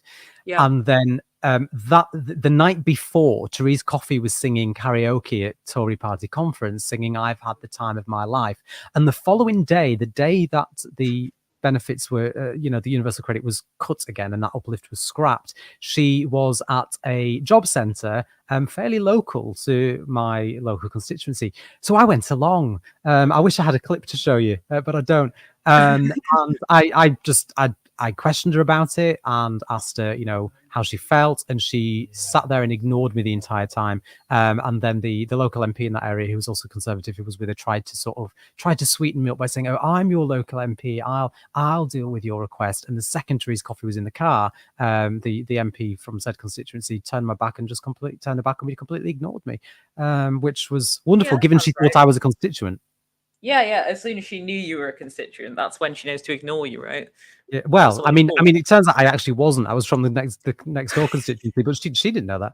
But yeah, this is just insane. I mean, when Lewis Goodall understood the Suffolk Coastal vote, he did say again there are no more safe seats. I mean, do you think we are seeing that no seats are safe? I mean, let's look at some of the areas that we've had again, some of those swings. I mean, like take Penny Mordaunt, for example. She's down 28.4%. That's huge. And she was in line to potentially be the next leader. And her hair was so big and it didn't protect her. I think it's really strange to see. I think one thing that we need to be able to do away with at some point is this parachuting in thing. You should not be able to just put your most important people in the safest possible seat. Yeah. So I've just also received some data regarding the UK general election turnout between 1950 and 2024, after 100 seats have been declared. And at this point in the proceedings, on 57%, this election has had the lowest turnout on record. What does On that say record? about what on records? Well, since 1950, yeah, when records began. That's according to the House of Commons Library. I mean, that is after 100 seats, but it's the lowest turnout after 100 seats on record. What do you think that says about the feeling of the electorate? You know what? It makes me think of I think it's obviously like a sense of being disenchanted, which again kind of matches up to this reform support, but also it used to be the case that Labour wanted to get young people to register to vote, and they had these huge initiatives to get young people registered to vote because young people were more likely to vote Labour. I think that there's that interest for them. They don't want to do that anymore because they've seen that young people don't necessarily want to vote Labour, and the Greens don't have the resources to do it. I think we have seen a steep decline in that engagement of young people, pre-registering young people as well. I'd be interested to see how it's split across age, basically, as alongside that, because it feels like that kind of civic engagement side of politics now has almost been left behind because neither of the two big parties benefit from it. I mean, interesting. They're talking about age. There was some polling recently, just a few days ago, that showed that 16 to 18-year-olds, they significantly favoured the Labour Party, but then in second place from Labour, a pattern that seems to be emerging this evening, they preferred Reform UK. That worries me. Which I was quite surprised about, but I think, shout out to all your followers listening on TikTok, but I think that has something to do with it. I mean, you have experienced the bots and the spam, and every time you post anything about the election on TikTok, it's vote reform, vote reform, vote reform. And I think that does seem to have. It's the AstroTurf. Humans make decisions based on big group behavior, right? They think that based on what they see other people doing. So if they think there's loads of people voting reform, they think it's normal to vote reform. It's annoying how easily we're able to generate bots to make people think that that's the case. And then soon enough, you have a real It's frightening. So just to make you happy again, Sneaker. Okay, bring it back. just to recap, here are the 7 cabinet ministers who have lost their seats so far. Okay. Grant Shapps, Defence Secretary. Simon Hart, the Chief Whip. Gillian Keegan, the Education Secretary. Alex Chalk, Justice Secretary. Penny Mordaunt, the Leader of the House of Commons.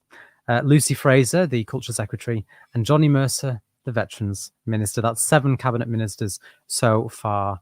Oh.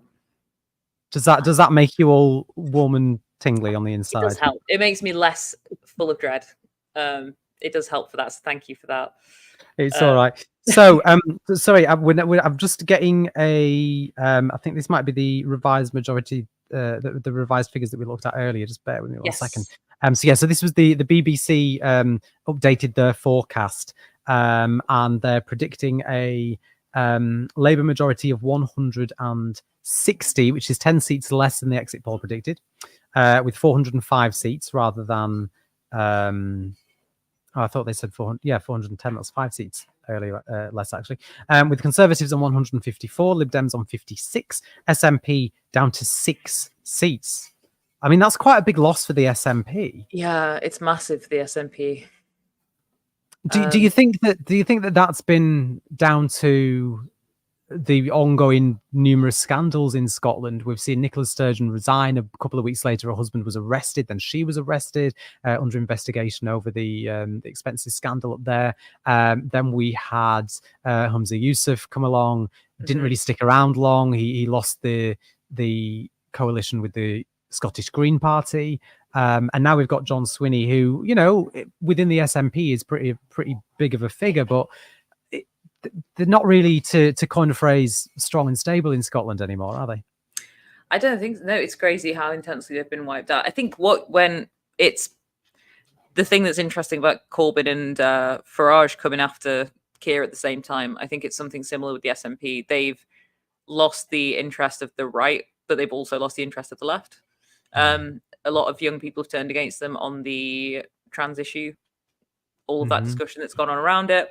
But then also, Scotland is facing a lot of the same issues that people who are voting Reform are, like the same way people go Labour to Reform. I think we're probably going to see something similar. Well, to finish with the revised forecast, we've got now the BBC have got Plaid on 4 seats, which is what they were initially predicted.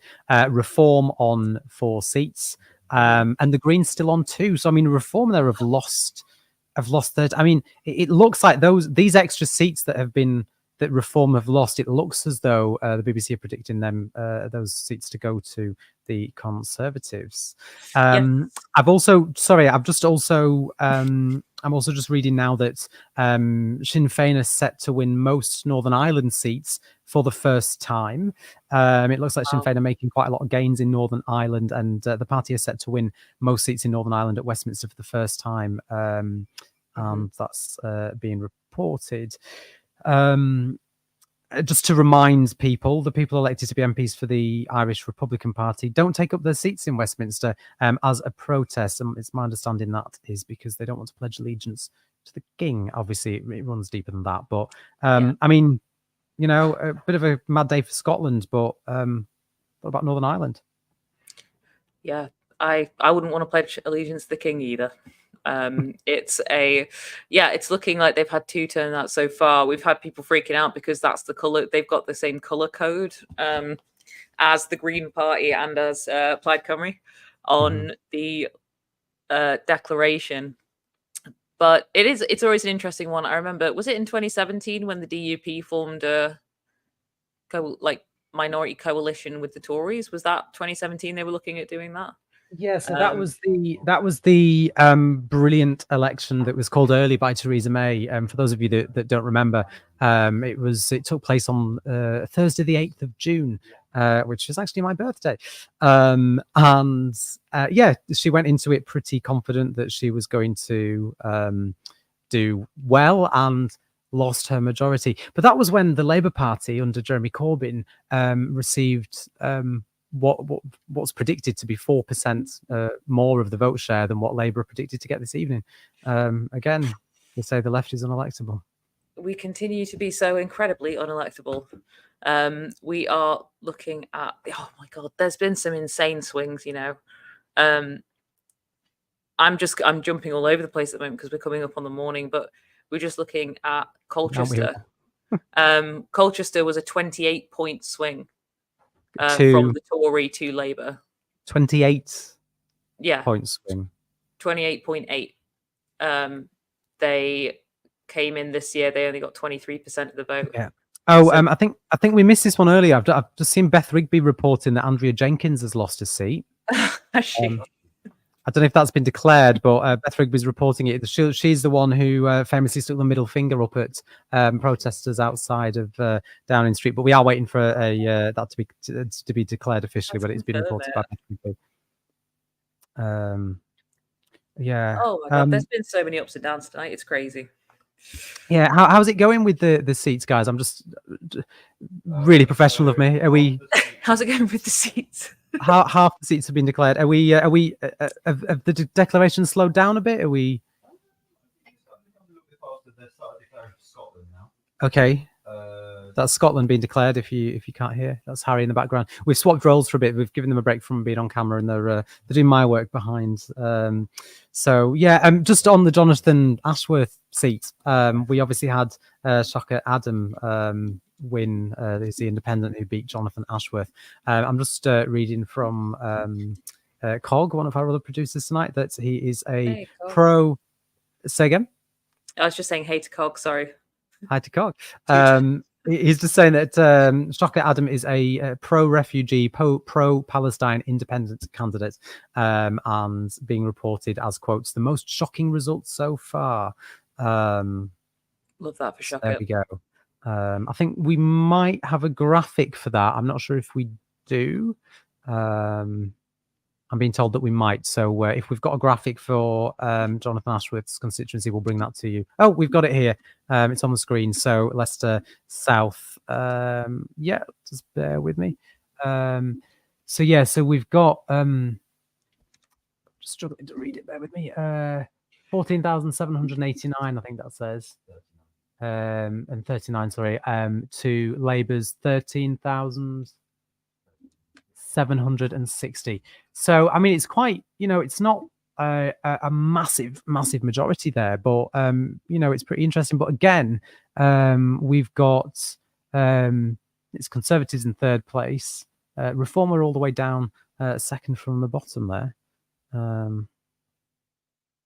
Yeah, another interesting one. Thank you for that. Yeah, I mean, how are you holding up, Sneaker? What are your sort of overall thoughts so far? We're halfway there. Labour majority, not quite as big as they first predicted. To be honest, I think what I'm feeling at the moment is a state shift from pre-election 5 years of slowly building resentment towards Keir Starmer, stress about what is going to happen, stress about what he's going to win, how it's going to end up, and whatever happens now, it's a different state that we're going into, right? We're going into a post-election. We've got a new government, huge majority, huge mandate. What's next? And I think that feeling shift is going to help. Speaking of Keir Starmer, we do have a clip that I would like to share with you all, which is in relation to a certain role that a family member of his does. I wonder if we can get that clip don't up. do it. We'll have it for you shortly. At 4 in the morning, you're going to hit me with a toolmaker. I wonder what that could be. We'll come to it. We'll come to it shortly for you. Yeah. No. Do you think he? I mean, we know what it is. We'll see it when we see it. But do you think that he's been trying a little bit too hard to appeal to certain voters there?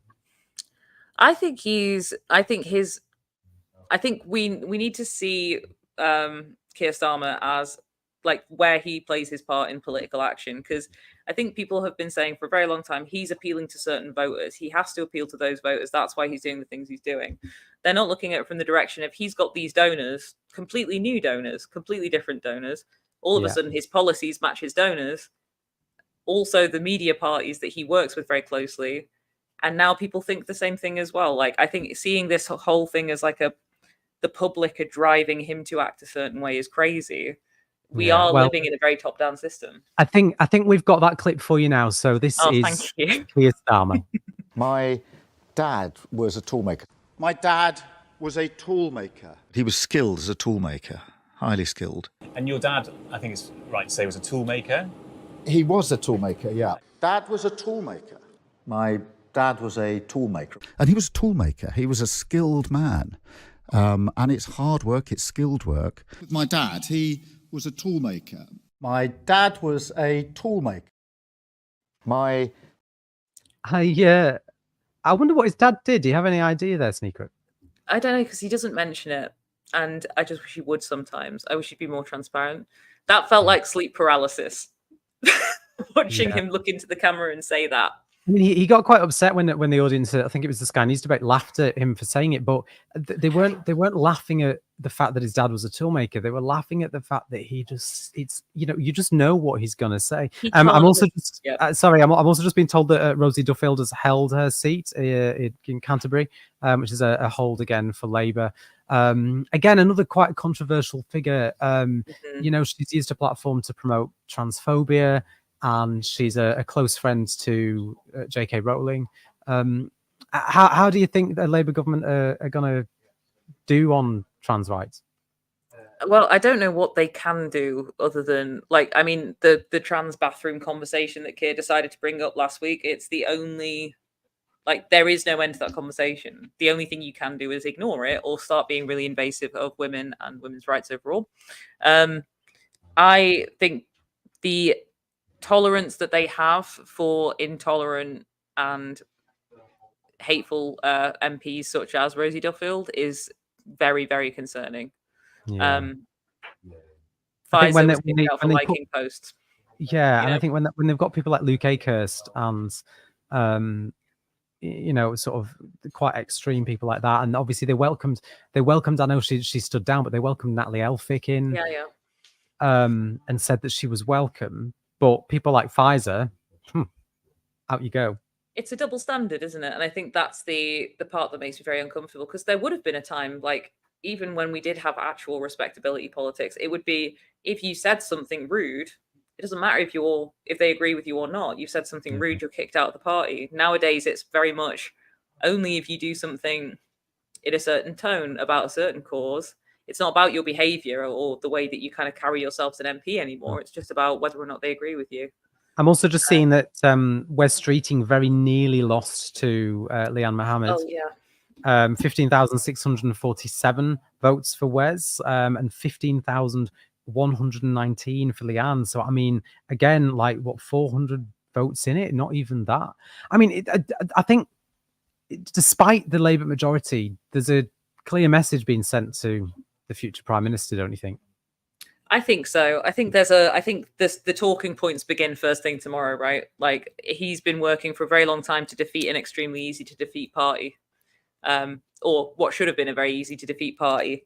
He's gonna have his day in the sun for about 3 days, maybe. He'll have a long weekend. He'll enjoy himself, and then the donors come knocking. The rest of all of these, Nigel Farage comes out the woodwork, JC comes out the woodwork. He's gonna have big boots to fill in terms of what he's promised to people and how he's positioned himself as this like fearless leader going forward. Yeah. But yes. Yeah, no, it is going to be interesting. I do have the figures actually for Wes's seats. I've got the whole thing. So wow. I mean, Labour are down 20.8% in that vote there. 20.8% less. The Independent, obviously, Leanne is got 32.2%. The Conservatives are down as well, 16.2%. Interestingly, Reform up 5.9%, and the Greens up 2.5%. So I mean, it looks like some Conservative voters have sort of swung to Leanne Mohammed there as well, which is quite interesting. Greens on 1,794, the Lib Dems on 1,088.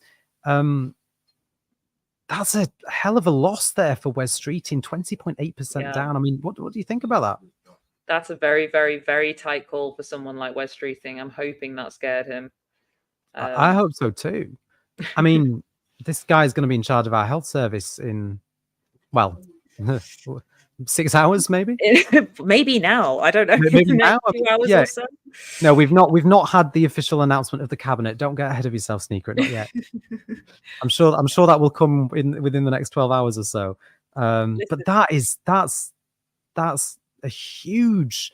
I mean, look, I hope Labour are waking up. I worry that they're gonna, we're gonna hear Keir Starmer on the steps of Downing Street in a few hours' time, and he's gonna say how amazing it is that they've got a cracking majority. It's a bigger majority than Boris Johnson got. We're ready to make a difference, and we've got huge support from the country. But actually, I'm not seeing huge support for the Labour Party here. We talked earlier on in the stream about the polls regarding. Just to interrupt. So we're just hearing from John Curtis again, our favourite polling expert, who's saying that just bear me 1 second. So it looks like Gaza has potentially cost Labour in Leicester East, where it looks like the former Labour MP Keith Vaz. Labour's vote there is down 29 points in a seat that was fought by the former Labour MP Keith Vaz and more than one pro-independent candidate. It looks like a seat where Gaza could cost Labour dearly. So we'll keep an eye on that. We'll bring it to you as soon as we've got it. But again, it looks like the... can I just confirm Leicester East? Has that already been declared? I think so. Was Leicester East not independent? Yeah, no. So, excuse me. So, Leicester East is the seat that we talked about earlier that was actually lost to the Tories. Labour lost out to the Conservatives, and it seems that John Curtis, forgive me, it seems that John Curtis is saying that Gaza was the reason for that. I mean, it's interesting. I just want to go back to my previous point, though, about support for Labour. We're going to hear all these wonderful things from Keir Starmer in the coming hours about all this amazing support from the country. I'm not getting that from the results. No, it's not. It's like you said, it's a dislike for the Tories. It's a desire to get the Tories out, which is crazy that it took 14 years to do. It's crazy that it had to get as bad as it did. I think we've known for a very long time that this election was going to be kind of an open goal. So I think looking at these ins and outs and these individual MPs, these individual communities, that's what's a lot more kind of interesting to me.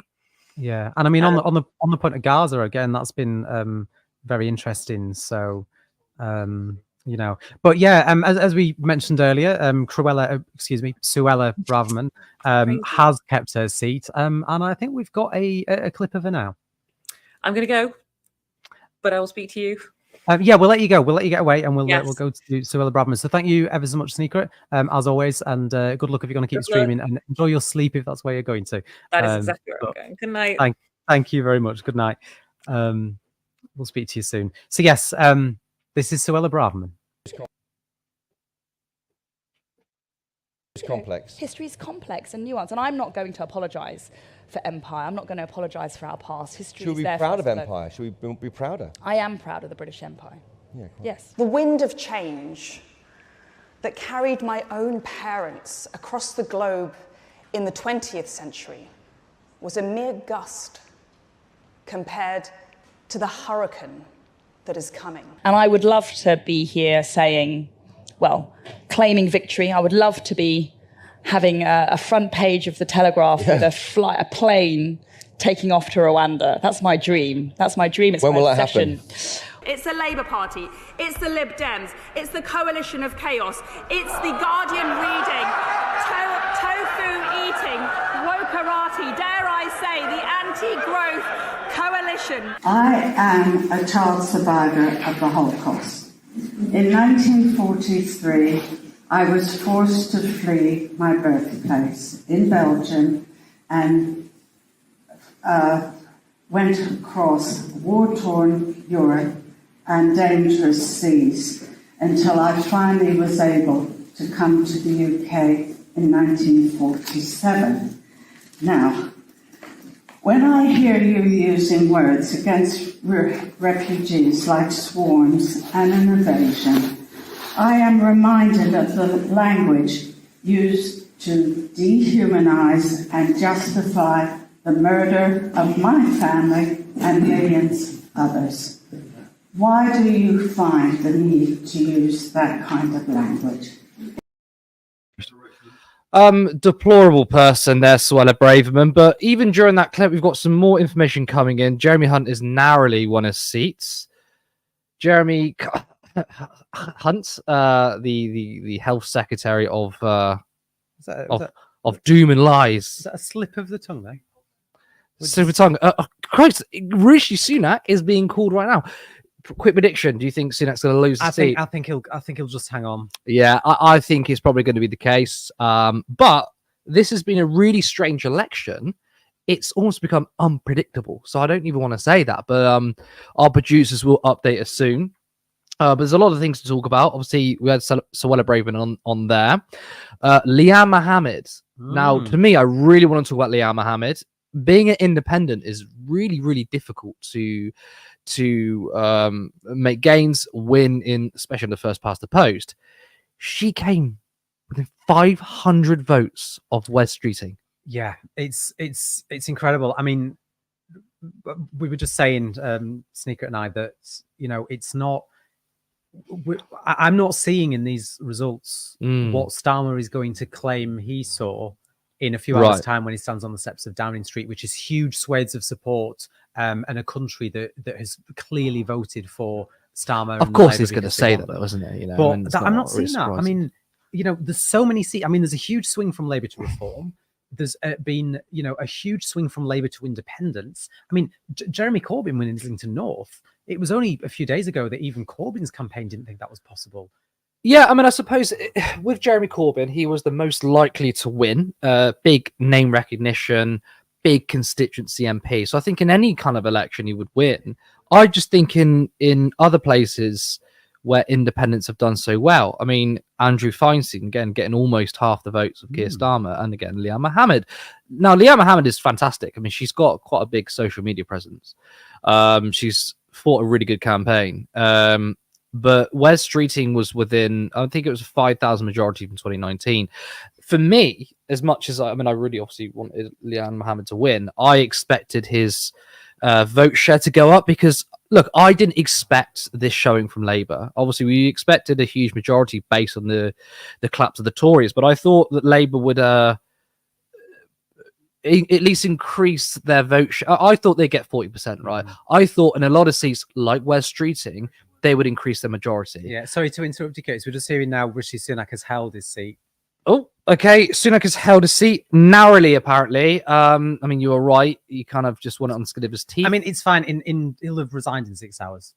He won't be leader of the party. And, you know, I mean, this is going to be really interesting now because Sunak did say not that long ago that he would remain as an MP and he would stay and serve his constituency. Do you think he would do that? I've got a feeling that there's a plane ticket booked to America in the next coming days. I think we'll be seeing a by-election pretty soon. It's not typical for party leaders to stay on. I mean, even opposition parties. May did it. Theresa May did it. Oh, because obviously the rehabilitation of Theresa May. Oh, the liberal icon now, according to, I don't know, if you're a centrist who watches, what's that podcast with Alistair Campbell and Rory Stewart? Christ. Anyway, the rest is politics. The rest is politics. Available on all good podcasts. No, let's not promote them. Don't. No, sorry, but you know, if you want to watch them, you can watch them. But you know, we're not here to shill for centrist media over here. No. We're here for radical socialism. I think to be fair, and you know, you got to hate me for saying this. In Theresa May's defense, oh God, here we go. No, but I think she, you know, I think she kind of got away with it. You know, I struggled to see how Rishi Sunak can, you know, walk into Westminster and show his face again as a backbencher MP after this absolutely. I mean, look, let's you know, make no qualms about it. Labour haven't won this election. The Conservatives have massively lost it, and he's got to be a brave fella to walk back into Westminster and remain an MP, I think. Yeah, I mean, if I was Rishi Sunak, I'd be very embarrassed. To be fair, though, if I was someone of his wealth, I wouldn't be in politics. I don't think anyone of that stature, stature's kind of making him sound good at it. No, anyone of his position, given how rich he is, shouldn't be in politics. I think if he stays, it shows that there's some part of him that does actually care about public service. Well, I mean, I think there's a lot of Tories that care about public service. They care about politics. They just have horrific ideas. I mean, I don't think that... I mean, I would say a majority of people who go into politics care about politics. I don't particularly... I mean, for me, that doesn't matter. You can care about politics or not. The policies that matter. And also, when you go into politics, it depends what you care about. I mean, if you're Rishi Sunak, he probably cares about cutting taxes for the rich and serving his rich mates. Now I'm hearing that BBC apparently are reporting that I mean, one of our producers has said, and I quote, BBC reporting former PM and cheese enthusiast Liz Truss might lose a seat, not confirmed, but possibility. What about the pork markets, though? I know. How did you forget about the pork markets? Yeah, I mean, it'll be great to see. I mean, God, like, I thought living through Boris Johnson's premiership, if you can call it that. I felt pretty much every day that man was going to go down in history as the worst possible MP ever. And then Liz Truss came along, and you know, in comparison, Boris Johnson was pretty good. I mean, what the hell was that? What, 46 days, something like that? Well, I mean, I think that, my disagreements with, again, I like to rally against the liberal pundit class, right? And they think that, even to this day, Boris Johnson is the worst thing that's ever happened. And that's simply not true. I mean, I severely dislike Boris Johnson. But if you look at the 2019 manifesto, both Jeremy Corbyn and Boris Johnson pledged to spend more. Boris Johnson was going to uplift benefits. Boris Johnson was, still not very green, but arguably the Tories' most green prime minister. Again, it's whether they followed through on it or not. But we're just seeing. In terms of policy, he's far better than what we've had since. Yeah, it looks like Sunak's taking responsibility for the loss. I mean, I don't know how he can't. The sky is blue. The thing is, though, I don't think he's the main blame here, is it? I mean, it's 14 years of Tory failure, but also if you look at the poll, look, when Keir Starmer became Labour leader, they didn't suddenly polling didn't change. Really, yeah, I think it was only when it started to dip with Boris Johnson in terms of Partygate, but Liz Truss when they fucked with mortgages. That's when it really happens. I maybe wouldn't say this if it wasn't 10 to 5 in the morning and I was running on hardly any sleep and feeling a bit weary. But I do feel a little bit sorry for him because he lost the leadership election to Liz Truss, of all people. He only became leader because nobody else wanted to take over the party after Liz Truss completely destroyed it.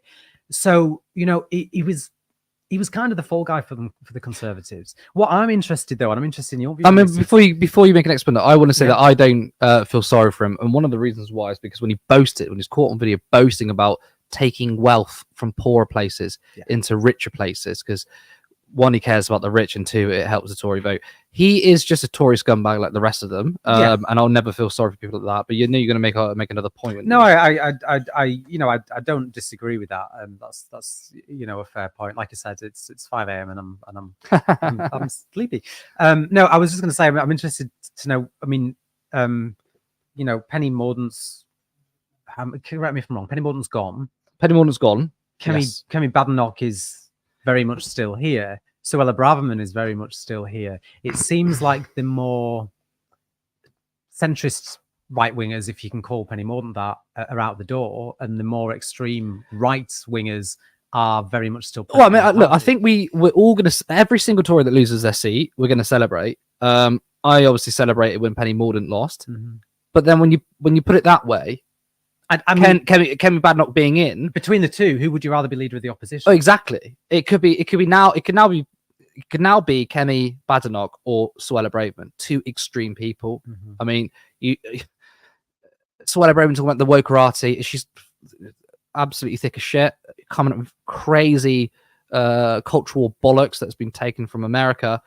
Yes, I would rather Penny Mordaunt as leader of, when we now say leader of the opposition, then either is two. Either I can't fucking speak now. It is now 5 o'clock. Either of those two, but in a broader sense, it's not a particularly good picture. But obviously, the best result would have been that Penny loses a seat and Kemi and Suella. Yeah. We've got some information about. Excuse me. Sorry, Jeremy Hunt's seat. It was a tight win. Conservatives under Jeremy Hunt got 42.6%. Lib Dems got 41%. So Jeremy Hunt lost 6.8% there. That's the Lib so Dems. Yeah, Lib Dems up by 6.8 and Jeremy Hunt down by 10.8. I really would have, again, not a big Lib Dem supporter, but really would have loved to seen Jeremy Hunt lose to the Lib Dems and not someone like Reform. Interestingly, Labour down again there as well. Again, not support for. No support for Labour. Yeah, it's not I mean, this is a swing to Liberal Democrat. And I think that this is what you're saying. In wealthier areas where people are disillusioned with the Conservative Party, a lot of them are going to Lib Dems. And that makes kind of sense. I mean, Lib Dems are a very middle-class party.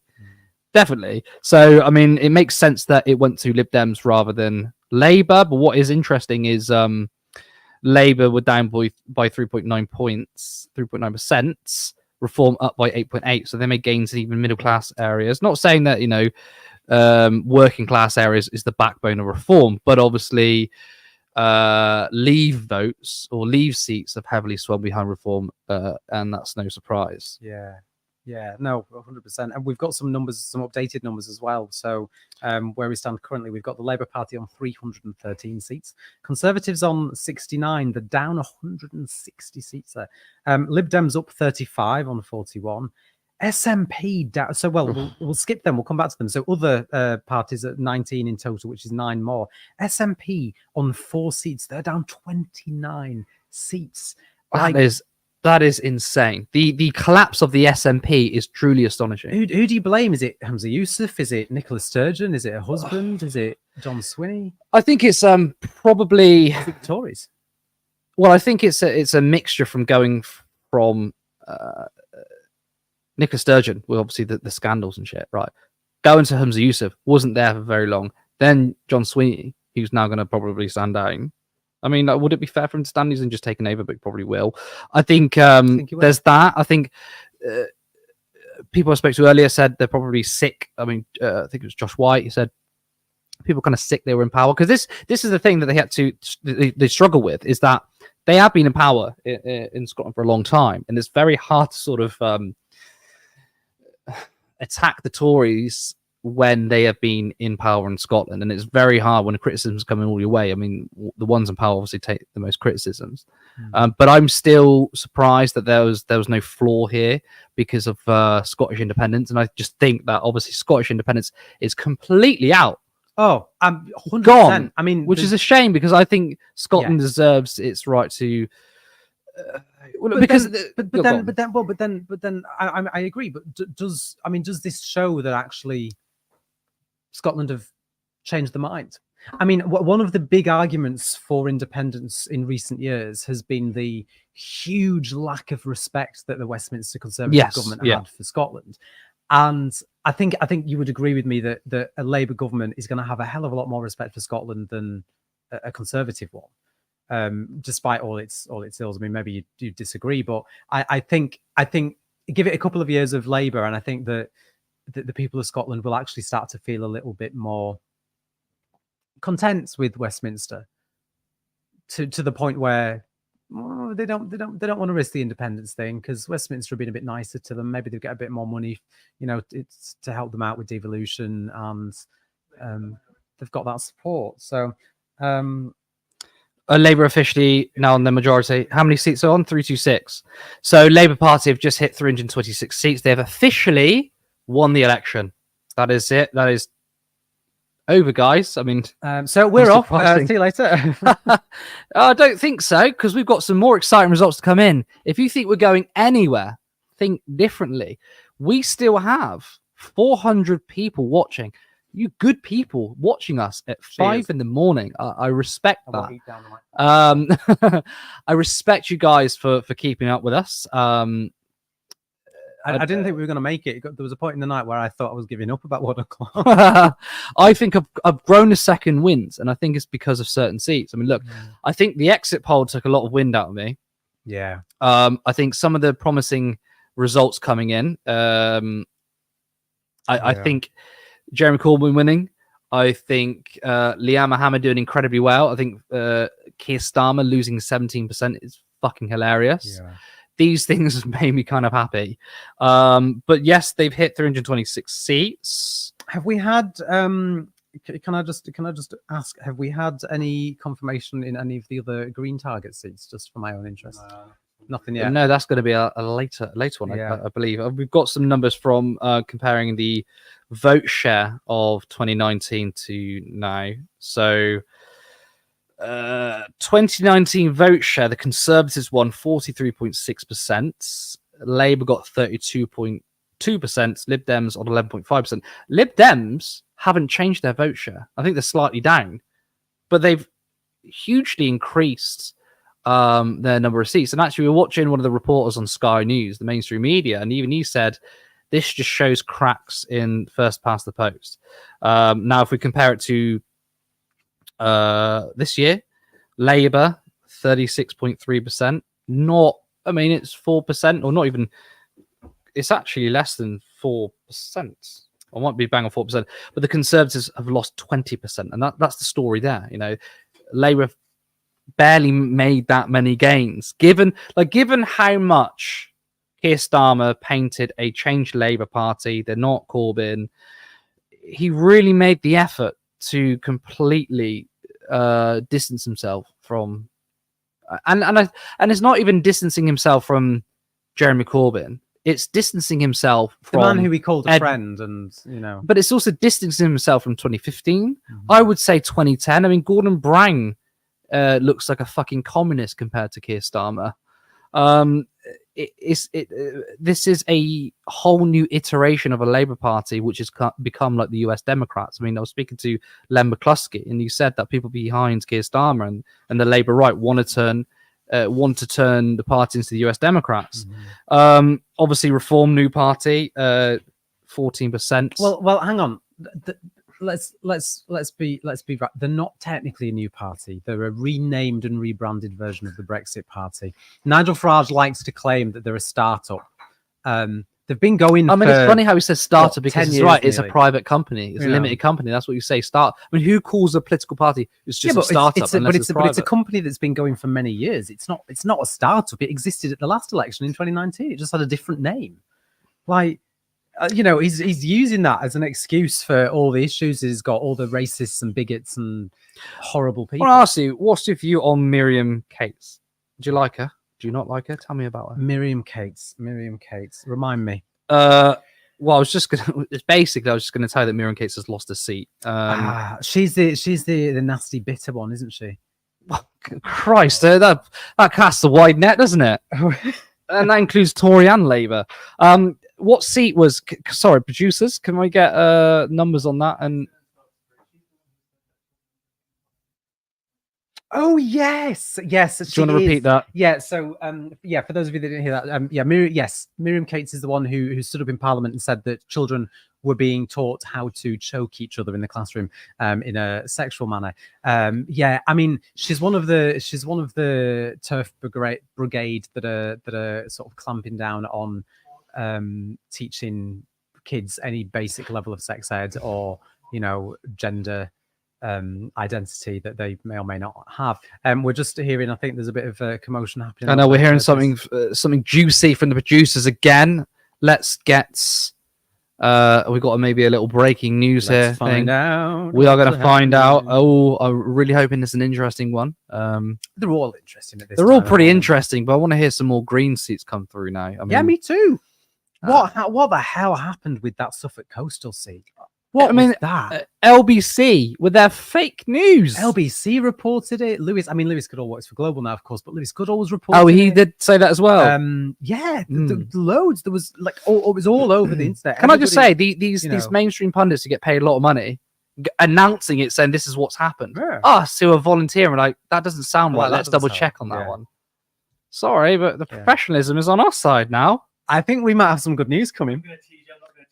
Oh, so we've got some good news, but we're getting teased. I wonder what this could be. I'm really excited for this one. Guys watching home, wait for the banner. Are we going to get a banner? We're going to get a banner, and we think we've got some really interesting news coming. If you've got headphones, on, just take them away ever so slightly, because depends how good it is. It's coming. Come on, Jacob Rees-Mogg has lost his seat. So long, suckers. And I'm just gonna do the Mogg right now. Oh, there we go. Don't go to sleep with me now, though. I'm just gonna do the Jacob Rees-Mogg. Jacob Rees-Mogg, the guy who opposes abortion, the guy who looks like Slender Man. He has a nanny. The haunted pencils left the building. Probably the poshest man in Parliament has lost his seat. Absolutely fantastic. Amazing. So deserved. He absolutely needed to go. I'm really. That's. It's a very funny election. Yeah. Who's won? Keir Starmer's giving a speech. He's officially the Prime Minister now, isn't he? If Labour have won the election.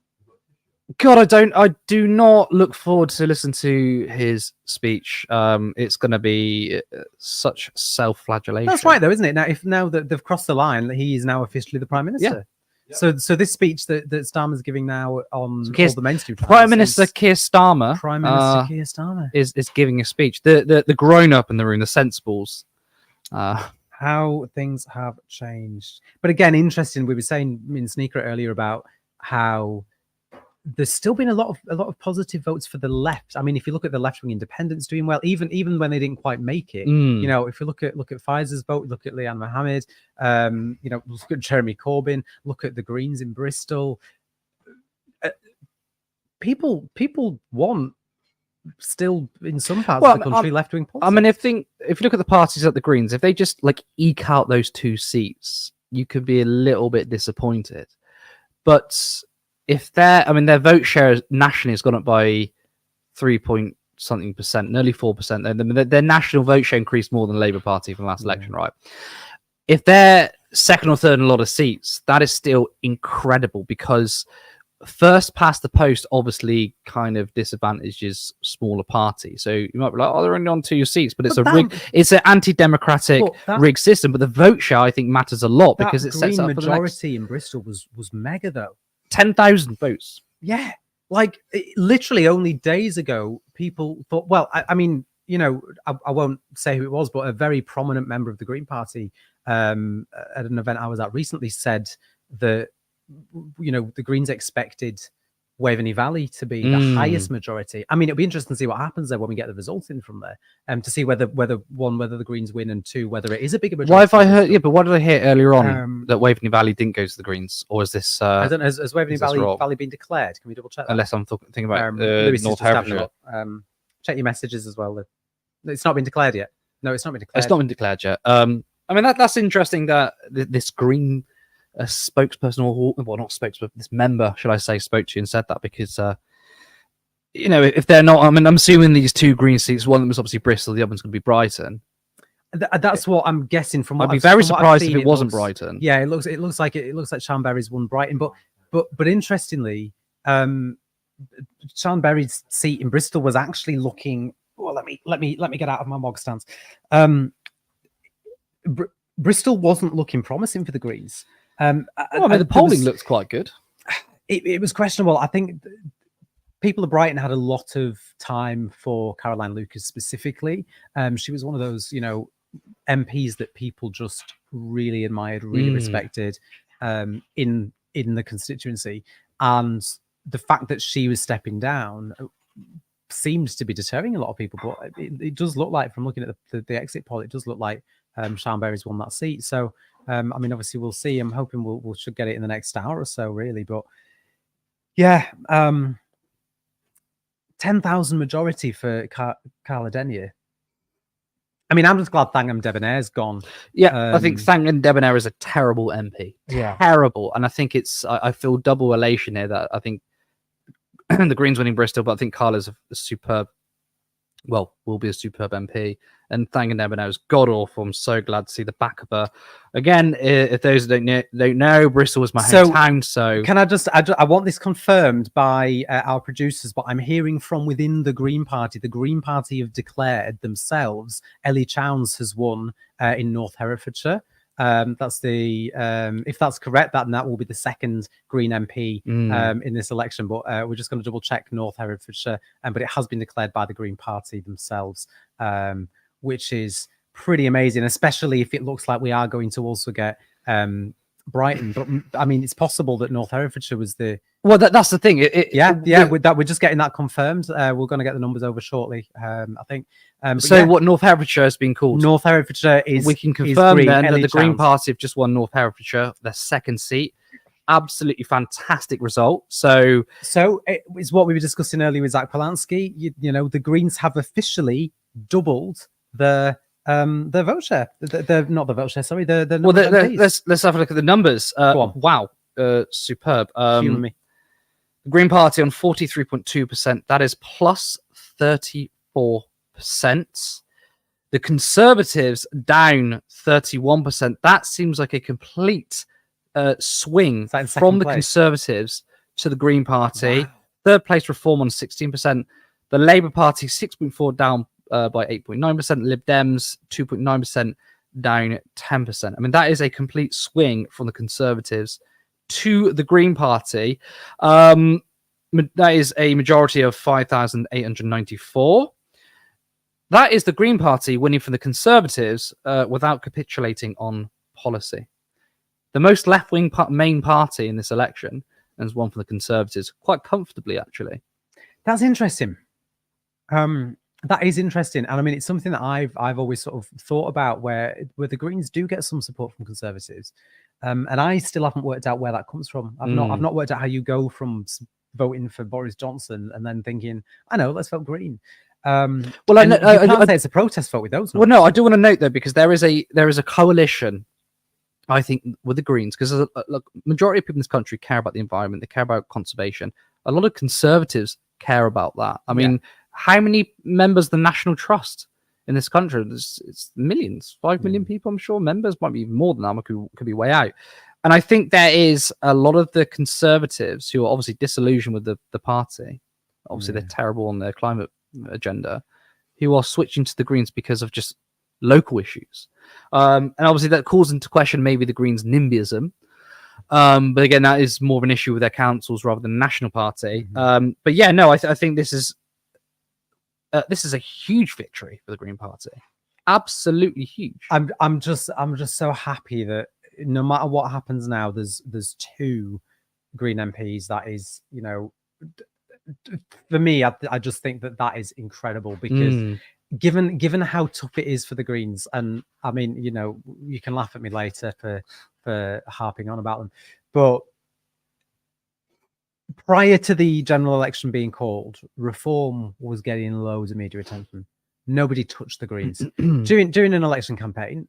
Mainstream media have to cover all the parties, and they have to give the Greens airtime. But the Green Party do not get anywhere near enough airtime for a political party that has over 800 councillors up and down the country, that now has 2 MPs. It just doesn't get anywhere near as much airtime as it should. What I am a bit sad about is that it's half the number that Reform are currently on. They've got 4 seats currently, unless there's been any more declared that I've not seen. But it's, I think there's still a long road ahead for the Green Party. It'll be interesting to see how they do in the target seats. If we've got some information about, well, I mean, I don't think it's new information, but it's 8 cabinet members who have lost their seats. That's Penny Mordaunt, who's the leader of the Commons. Alex Chalk was declared earlier. Justice Secretary Grant Shapps also earlier. The Defence Secretary Gillian Keegan, Education Secretary. She is out. Simon Hart's the Chief Whip. Michelle Donnellan, the Science Secretary. Lucy Fraser, the Culture Secretary. And Johnny Mercer, the Veterans Minister. That is a group of bad MPs out. Yeah. I mean, who's gonna carry the sword in all the processions now if Penny Mordaunt's gone? We're seeing an updated projection of the national vote share. The Labour Party on 35.9. So this latest projection or current vote share is less than 36%, 35.9. Conservatives 22.5%, Reform 14.6%, Lib Dem no change 11.1%, the Greens 6.9%, SNP.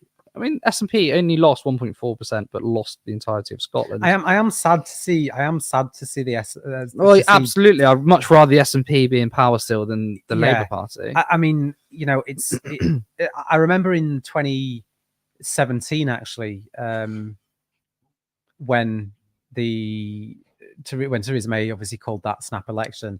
I remember thinking, there's a chance we could have a coalition government here, where the SNP was supporting Corbyn's Labour on the basis of them getting a referendum, which I think Corbyn, despite him saying he wouldn't have given them, I think he probably would have done if it had have helped him, lead the country. Obviously, that didn't happen. But how the mighty have fallen. I mean, 4 seats that looks like they're being predicted to get now. So, but like you say, the vote share itself hasn't gone. Well, the vote share has gone down by 1.4%. And again, losing 1.4% in first past the vote, you don't know the arithmetic of 20 odd seats. Yes.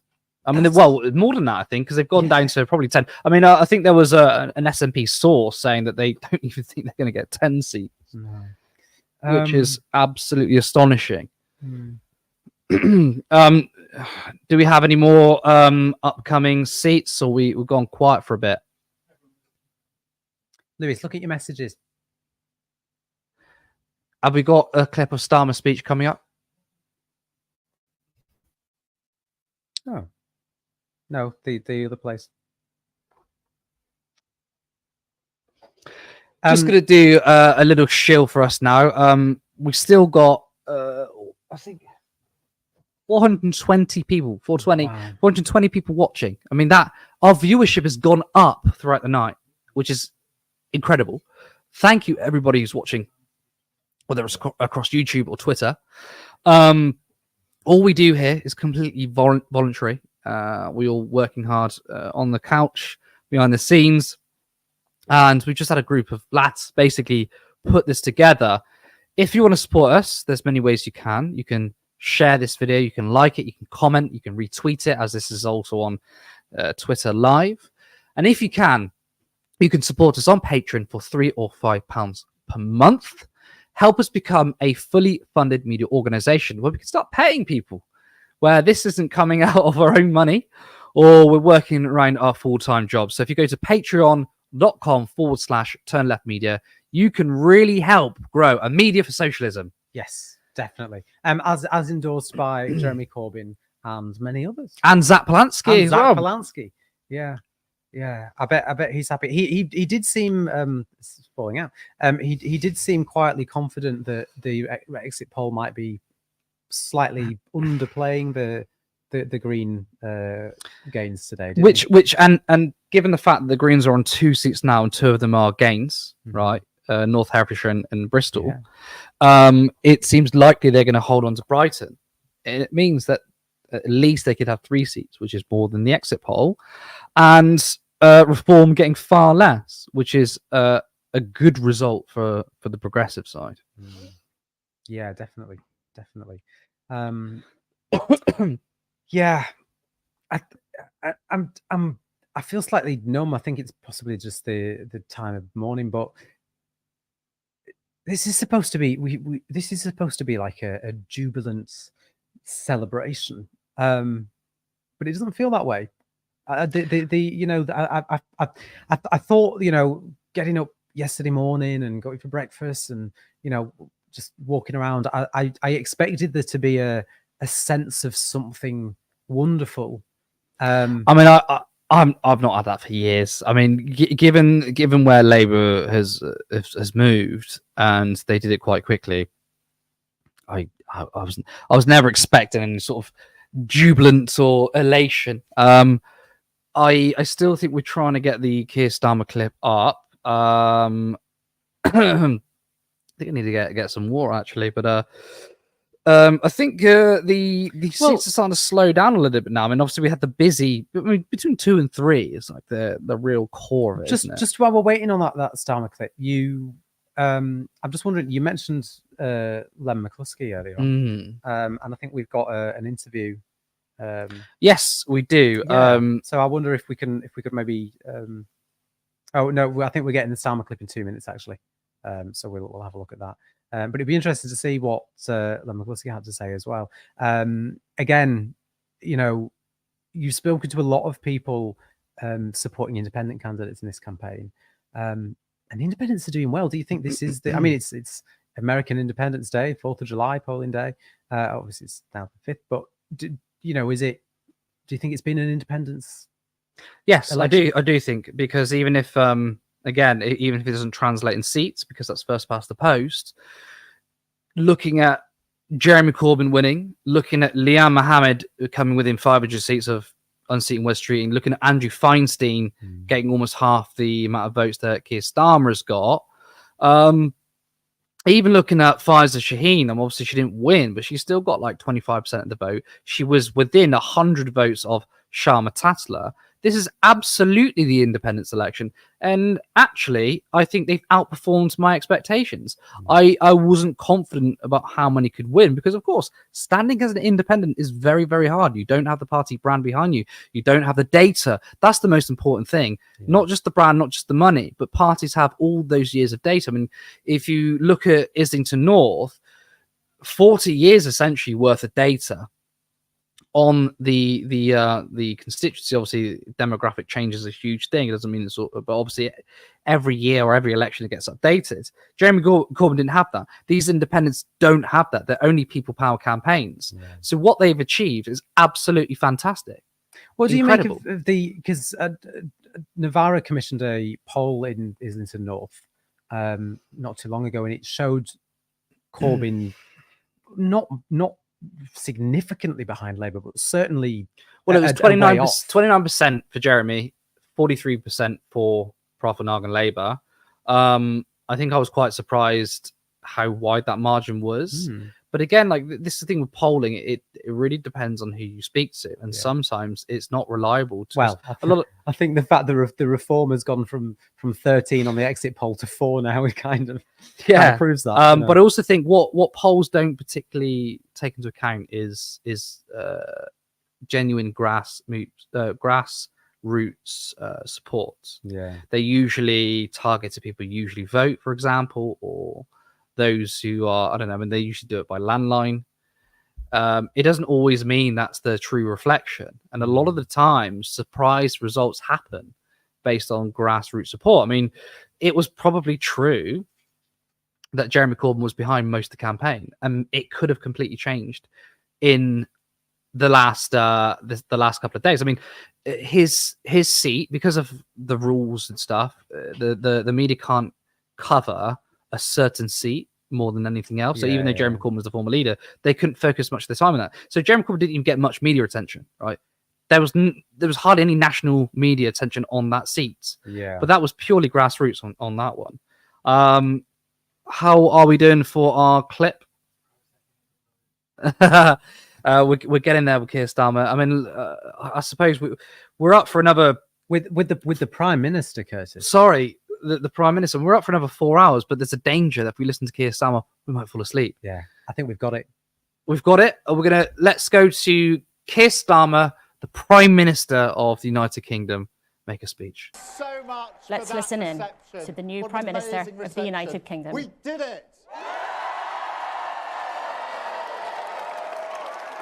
You campaigned for it, you fought for it, you voted for it, and now it has arrived. Change begins now.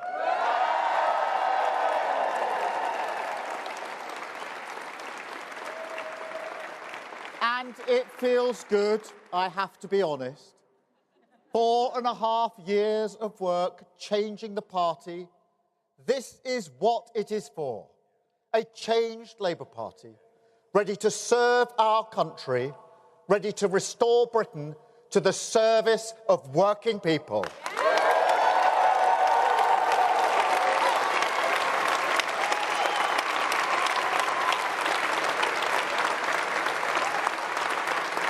And across our country, people will be waking up to the news, relieved that a weight has been lifted, a burden finally removed from the shoulders of this great nation.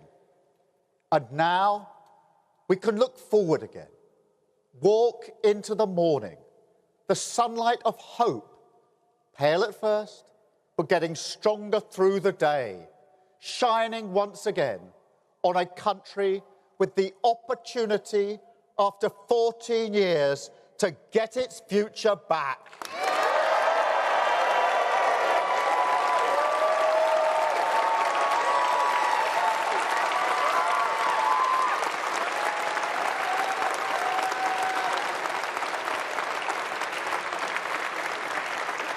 And I want to thank each and every one of you here for campaigning so hard for change. And not just in this campaign either. Also for these 4.5 years changing our party. The Labour movement is always everything's achieved, past and future, down to the efforts of its people. So thank you truly. You have changed our country.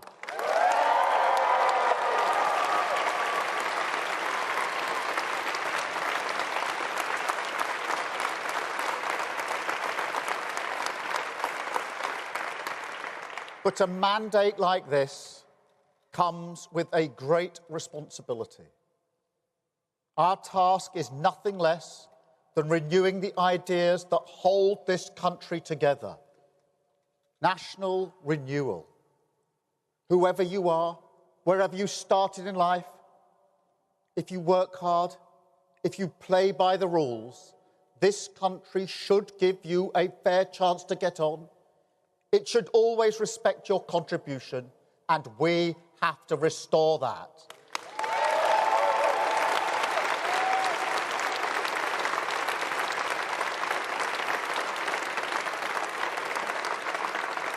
And alongside that, we have to return politics to public service. Show that politics can be a force for good. Make no mistake, that is the great test of politics in this era.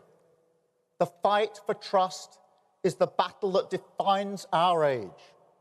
It is why we've campaigned so hard on demonstrating we are fit for public service. Service is the precondition for hope. Respect, the bond that can unite a country.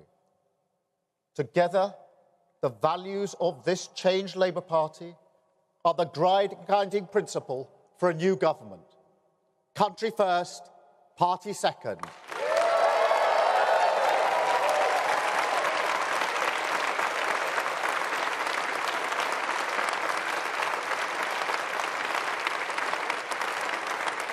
That is the responsibility of this mandate. You know, 14 years ago, we were told that we're all in it together. I say to the British people today, imagine what we can do if that were actually true. So, by all means, enjoy this moment. Nobody can say you haven't waited patiently.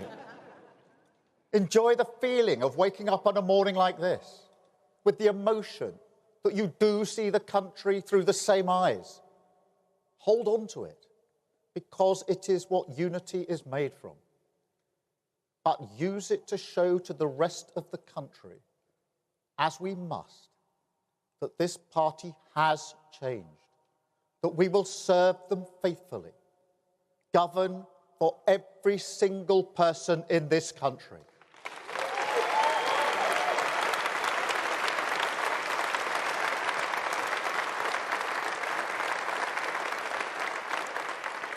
But also, don't forget how we got here. This morning, we can see that the British people have voted to turn the page on 14 years. But don't pretend that there was anything inevitable about that. There's nothing preordained in politics. Election victories don't fall from the sky. They're hard won and hard fought for. And this one could only be won by a changed Labour Party.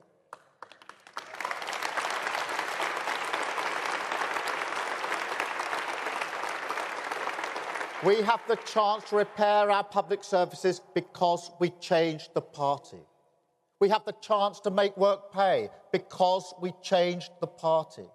We have the chance to deliver for working people, young people, vulnerable people, the poorest in our society, because we changed the party.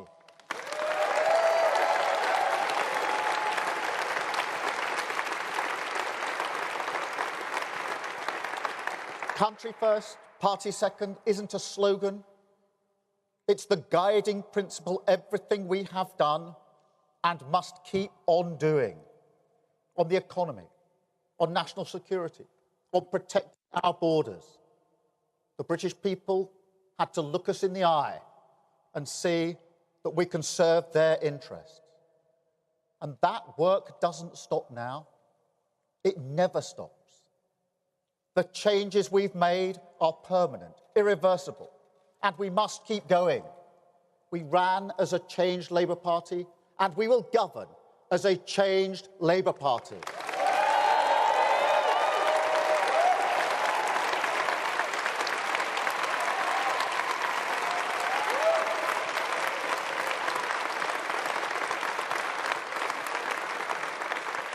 I don't promise you it will be easy. Changing a country is not like flicking a switch. It's hard work, patient work, determined work, and we will have to get moving immediately. But even when the going gets tough, and it will, remember, tonight and always, what this is all about. Now, I may have mentioned my parents a few times in this campaign, once or twice. But the sense of security we had, the comfort they took from believing that Britain would always be better for their children, the hope, not high-minded, not idealistic, but a hope that working-class families like mine could build their lives around. It is a hope that may not burn brightly in Britain at the moment, but we have earned the mandate to relight the fire. That is the purpose of this party and of this government. We said we would end the chaos, and we will. We said we would turn the page, and we have. Today we start the next chapter, begin the work of change, the mission of national renewal, and start to rebuild our country. Thank you. Hello and good morning if you're just joining us or if you've been staying with us throughout the entirety of this stream. Hello again, because I feel like some of us are nodding off. I mean, I feel like I'm there as well. Yes, if you are waking up now, you will have seen Labour have won the general election of 2024. I mean, who would have thought it? I mean, it's not like every poll was predicting it along the way. However, there have been some results that have been quite surprising. We've seen 2 Green MPs elected, 2 new Green MPs elected, I should add, both in Bristol and in Herefordshire. Herefordshire, the game was from the Conservatives, which a lot of people weren't expecting, probably not even the Green candidates. We've seen a surge of independent candidates win as well. 4, I believe, last time I counted, though, to be fair, I'm so knackered, I probably can't even count anyway, and I was bottom set maths at school. Jonathan Ashworth, one of the biggest surprises so far, arguably the Portillo moment, as I'm learning to pronounce it, of this campaign, of this election campaign. How are we all feeling? For many of us, like myself, I'm 24 years old. The Conservatives have been in power for the majority of my lifetime. And now I haven't woken up. I've been awake since 6 o'clock yesterday. I, sat outside on the balcony of the studio where we were recording, watching the sunrise to a Labour government, which feels insane to say. Yeah, I don't feel enthusiastic. I don't feel the hope I perhaps would have felt maybe even a year ago. And I wonder why that is. Is it the fact that this Labour government, this now we can say Labour government, aren't committed to raising taxes on the wealthy to fund our public services? Speaking of our public services, bringing them into common ownership, a policy that the majority of voters in this country support, even Conservative voters, granted the very few that are left at this point. It's been a very long campaign. It's been a very long night as well, particularly for the Conservative Party. We have seen, I believe, 8 cabinet ministers lose their seats on live TV, a spectacle that that we're all enjoying. We saw Jacob Rees-Mogg lose standing next to a man with a balaclava showing baked beans. I mean, if that doesn't sum up the UK and the state of British politics, I quite frankly don't know what will. But what happens next? Because we're going to have a Labour government for the next 5 years. Keir Starmer is the Prime Minister, the 5th Labour Prime Minister, and I believe the 4th person to have been leader of the opposition and become Prime Minister. It's difficult to know how to feel, isn't it? Because I think for a lot of us, we were quite enthusiastic about getting rid of the Tories, but what was going to replace them was ultimately perhaps not what some of us envisaged. Cog is on the line. Antifa Cog, how are you? How are you feeling? Hey, yeah, it's a mixed bag at the moment. I feel like we're in a situation where the centrists are learning all the wrong lessons. They're not looking at global politics. They're taking a very narrow view of what is specifically happening, and they are taking the collapse of the Tories as confirmation of their belief that if you just rule from the centre, then you'll have a successful time. But if this were true, the Lib Dems would be the most successful political party in British political history because they've always taken the centre position, right? It can't be true. It has to be that there's more to it than that. Of course, politics is more complicated than that. But if we're looking around the world right now, we're looking at Biden, we're looking at Macron, we're looking at people who've become entrenched in centrism, not solved the problems to do with the material conditions of the populations that we're talking about, and they've seen a resurgent far right.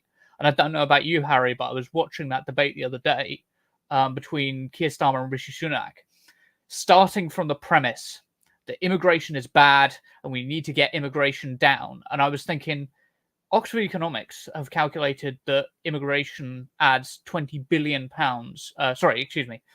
Immigrants add £20 billion in extra tax revenue. That's more net tax revenue, putting more into the system than they take out in benefits and services each year. So that's each immigrant, I think, adds about £2,300 annually into the system, more than the average Brit. So it's not a simple calculation of, oh, well, there's more of them here, so they're burdening the system. No, actually, they're putting more in than they're taking out. And while this is going on, while all of that is true, Keir Starmer and Rishi Sunak are up there saying that we need to bring immigration down, and immigration is just in itself a net negative. At which point you're just conceding the conversation to Nigel Farage. Like, we're starting from the premise that Nigel Farage is right about immigration. It needs to come down. And I'm sure you'll agree, Harry. The thing about that is that Nigel Farage will always be willing to be more extreme than both the Conservatives and Labour on immigration. He's always going to take the more extreme position. You're never going to out UKIP. So this strategy, I mean, I can see the flaws. I don't know about you. Well, yeah, I mean, speaking of the Reform Party, because I sort of negated them in the opening monologue that I just did, they have made significant gains. Obviously, that was to be expected. We were expecting at least Nigel Farage to win his seat, Lee Anderson being re-elected as a Reform MP, Richard Tice as well winning in Boston. He's now a Reform MP, and if the exit poll is to be believed, we should be expecting a few more. I mean, yeah, I mean, it's a difficult one because obviously the Conservatives are out and good riddance to them. But what's going to come next? Because obviously the Conservative Party is going to have have a bit of a rethink and consider what direction they're going to be going in. Obviously, Reform is going to be incredibly vocal in the House of Commons. And I believe that I have an update coming through. Excellent. Adrian Ramsey has won in Venny Valley. According to the Green Party. According to the Green Party, I should say. So nothing has been confirmed yet. But yeah, that is another Green MP in the House of Commons. I mean, were you expecting Green to do as well as they have done?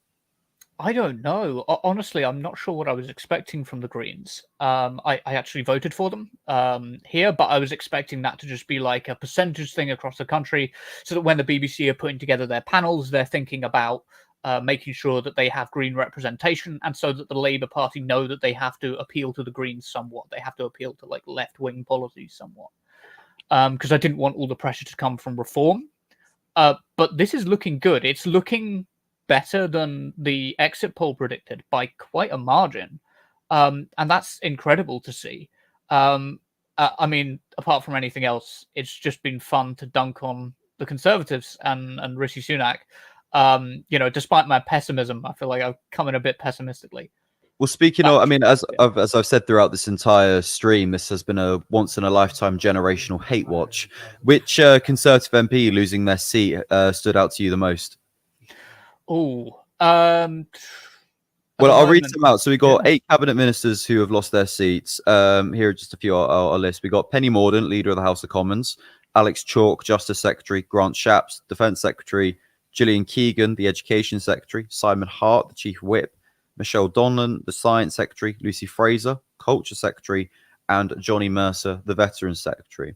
Other mentions, though not a minister, Jacob Rees-Mogg lost his seat. That was quite an amusing one to watch. Yeah. I mean, that's got to be the top one for me. It's Jacob Rees-Mogg losing his seat. Like, I know he's not a minister anymore, but he's just got such a reputation, and he's been in Parliament for so long that seeing him lose his seat. Well, I think it is rather fitting that he obviously was elected at the start of this Conservative government back in 2010, and on the morning that they get voted out, he's leaving with them. Yeah. Which will be interesting. Like, I mean, I hope we've seen the back of him forever. Let's hope we never have to see him on our TV screens.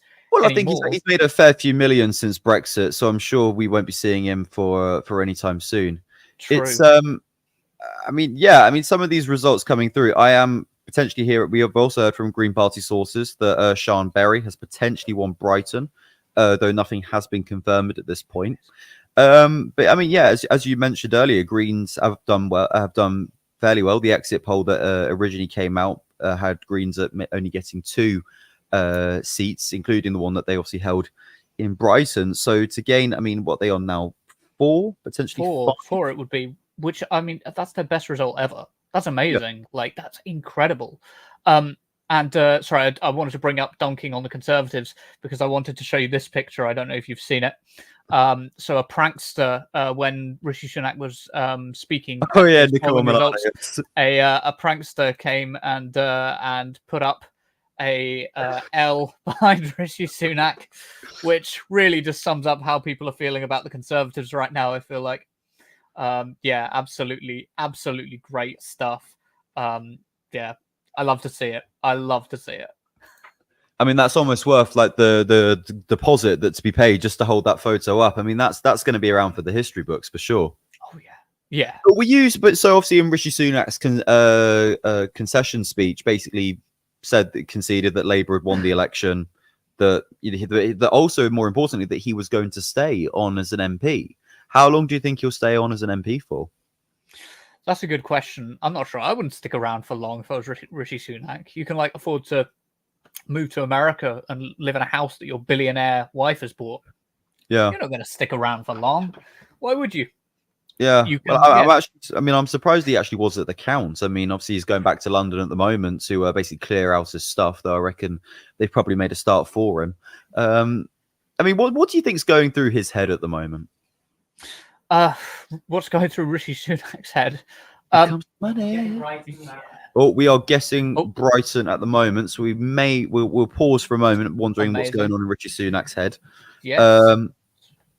How do you think this seat is going to go for Brighton? Which seat is being called, Cal? Brighton Pavilion.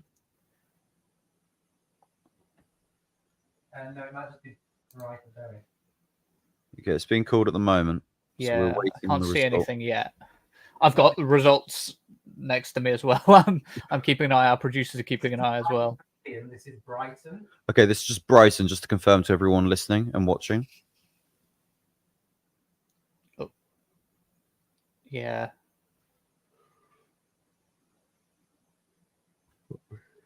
Okay. Shouldn't be yawning. Yep. I do want to at some point go to the clip of Jonathan Ashworth that will be that I think will become quite significant. Well, I think that was a real shock for everyone. Yeah. But as people realise the significance of Jonathan Ashworth having that snubbing essentially some Palestine protesters. I don't know if you remember. We'll play the clip in a little bit. We've got it set up. But basically, Jonathan Ashworth was confronted by some pro-Palestine activists who quite politely asked him about his stance on Gaza. And he holds up his phone and says, "Oh, look, I'm being intimidated. I'm being harassed. I won't be intimidated. I won't be silenced." And if you actually look at the footage of what's going on, it's nothing like being silenced. He's properly playing the victim there. And for him to lose to Shokra Adam, who is a pro-Palestine and pro-refugee MP, I mean, that is great. MP now, candidate at the time. Well, obviously now we've got at least four independent candidates in the House of Commons. How do you think that's going to set the tone for this next Parliament for the next 5 years? Yeah, I mean, it depends how well they can work together. Really, that's going to be the big story: is how well they can hold together and work together as a unit, or if they've got enough agreement between them to work as a unit. It depends on the independents, because if they can work with the Greens. Just had an election result coming in. So for those of you who are hoping for a Green Party win, unfortunately, not this time round. Labour hold Brighton and Kempton. I want to say my eyesight is really awful. But yeah, no, this is. And what do you make of that?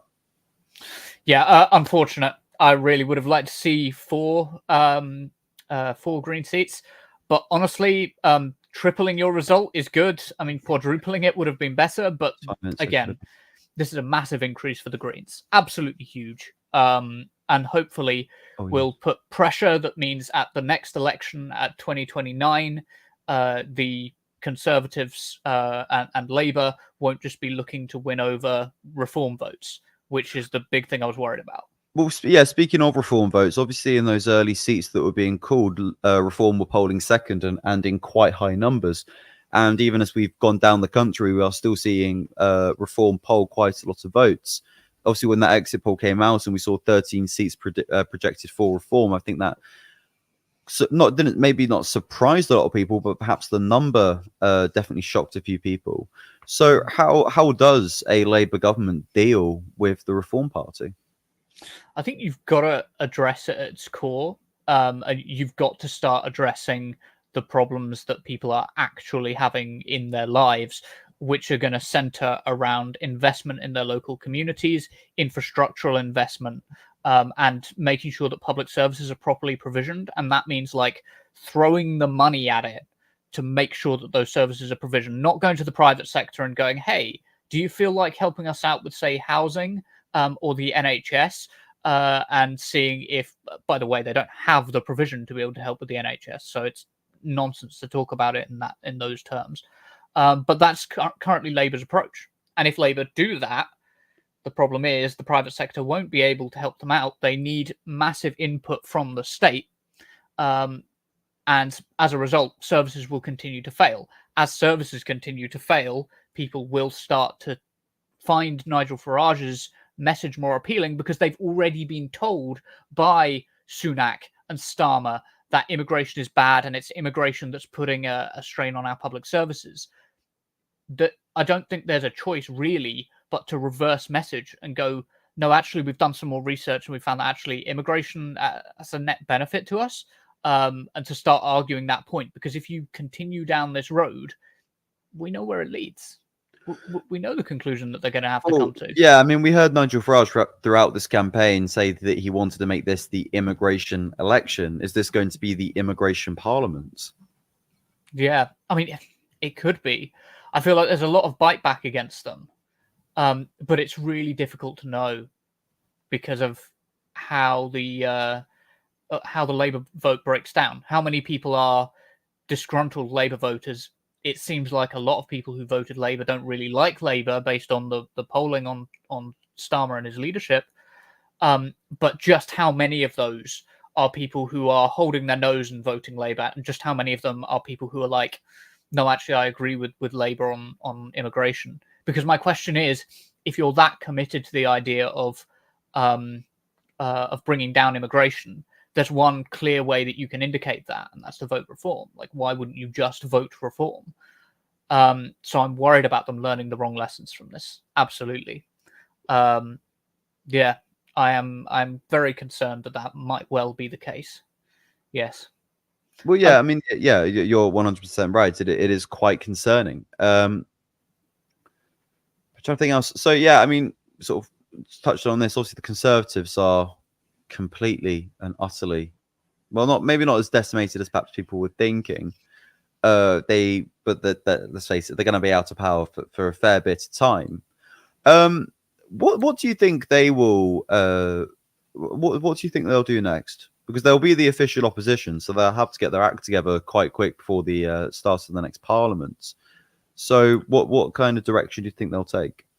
Several high-level Tories have come out with the results coming in as they are, and said, but essentially warned the Conservatives against keeping to try and appeal to these UKIP voters, to the far right, to reform, and warning them against that and saying this is a losing path. This is like not where people are at. But there's a good chance that in desperation, they will try to do that. And what they'll try to do is combine themselves with reform to create a reform conservative and unionist party. And I don't know whether that will come in the form of an actual alliance or whether it will just be that they merge ideology, and potentially Nigel Farage and some of the reform candidates come back into the Conservative Party. I can see that being the case. At the moment, we're looking at a situation where the Conservatives could end up being, they could end up being redundant historically, like the sort of equivalent of the Whigs. Like the Whigs no longer exist as a political party. We could see that happen to the Conservative Party, which would be a funny situation because for the past 100 years, it's been the most successful political party. I believe it's the most successful in British political history as well. Might be the most successful in Europe, actually. Is it? Yes, that wouldn't surprise me. Yes. Yeah, part of how they achieved that, of course, is the grip they've got, the iron grip they've got on our media. But I would say that with that, it's starting to slip. That iron grip is starting to slip, partially because of the rise of alternative media, of social media, and things like what we're doing. and I would encourage you to support Turn Left. You can support us by making donations when we do lives. You can also help us grow the channel by joining as a channel member or going to Patreon. That was the word I was looking for, Patreon. And yeah, keep us afloat. It would be absolutely fantastic. You can join Patreon for just £3 or £5 per month. It pays for the drinks that will keep Harry alive for the next 3 hours. Yeah, I'm feeling. I mean, I feel like you know what? I may have to swap over to the seat on the sofa and just start like murmuring. Yeah, just lie down.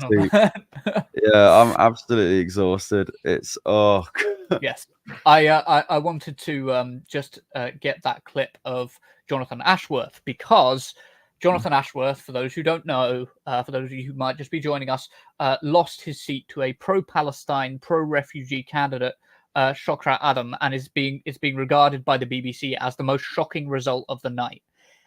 As such, I think it's worth revisiting something that happened a few weeks ago in this clip, where he was confronted by pro-Palestine activists. So I'm just going to pull this up myself.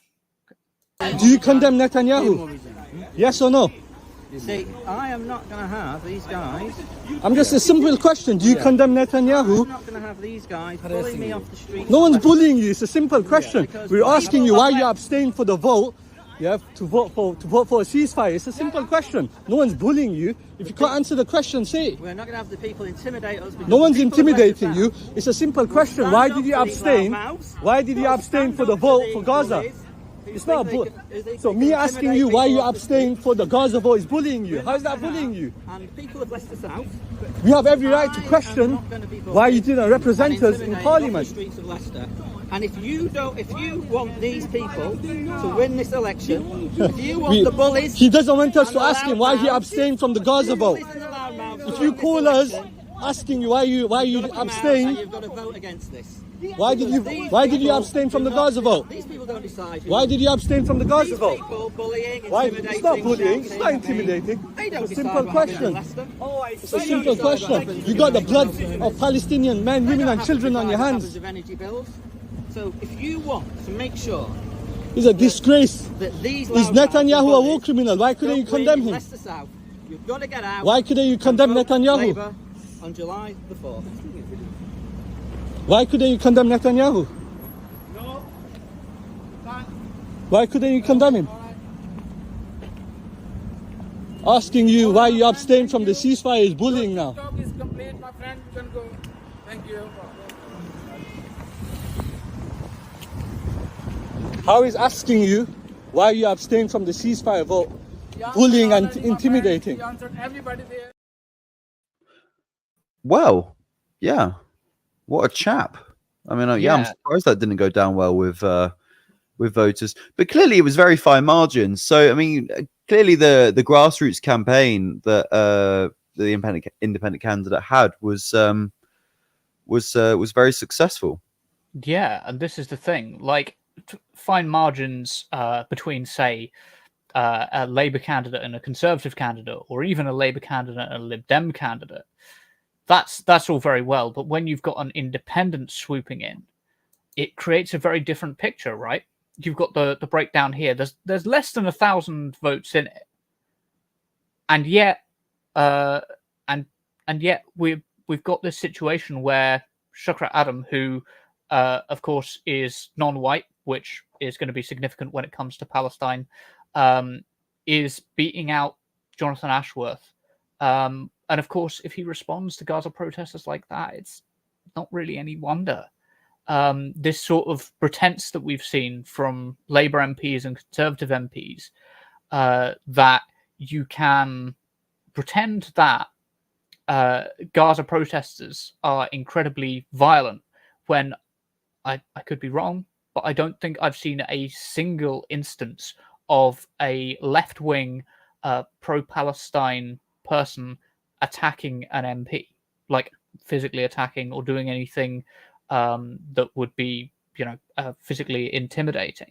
And yet we know from data that in both the USA and the UK, the growing threat comes from the far right.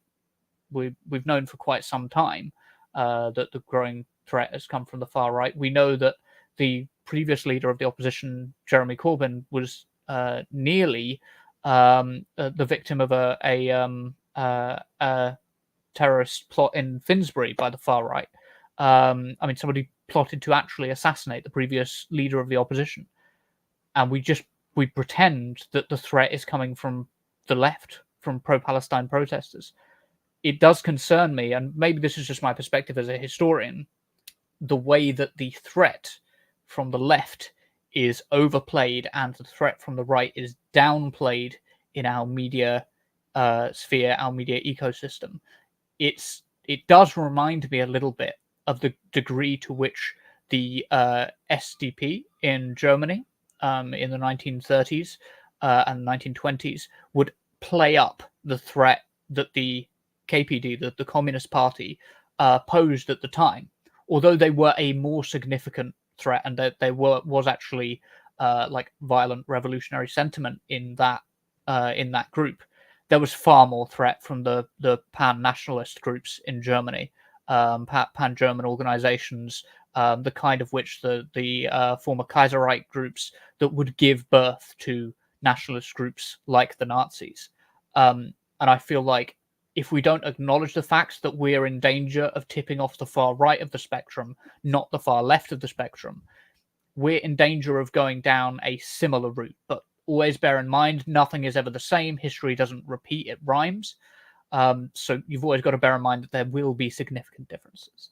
But it concerns me nonetheless. And I'm pretty sure we all share your concerns, and rightly so. But I mean, yeah. So going back to these results that are coming in, I have something here from the Spectator from James Heal. He said, "It's a good night for Labour, but don't overlook the success of independents across the country. They have won 4 seats off Keir Starmer's party. The most high profile of these is in Islington North, where Jeremy Corbyn held on to the seat which is represented since 1983. In Leicester South, the pro-Gaza candidate Shokhat Adam defeated Jonathan Ashworth. Blackburn, where Adnan Hussein won against Labour MP Kate Holloran by 140 votes, and Dewsbury and Batley, where Iqbal Hussein Mohammed beat Heather Iqbal." So yeah, I mean, even though Labour have won, they've won this historic landslide. There is obviously still a lot to be, still a lot left to be desired.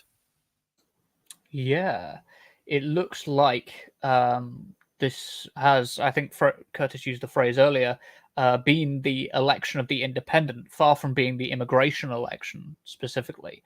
It's been the election of the independent because, I mean, Reform obviously have had so much thrown at their campaigns, so much money from climate change deniers. So you're talking about like big oil companies. They've got links to the Koch Foundation, Reform. So it's always worth bearing in mind whenever you see a Reform candidate that they have the backing of climate change deniers, they have the backing of the oil industry, and they have like massively disproportionate media attention. And despite all of that, despite the national conversation being centered around immigration bad, we need to bring immigration down, ultimately you've got these candidates who are like Jeremy Corbyn, I mean, moving away from I mean, you could name Shokhat Adam and the other independents, but also I'm just thinking of the Greens. I'm thinking of people like Zara Sultana who are getting re-elected and who are pushing back into the sphere of politics and hopefully moving our political spectrum left.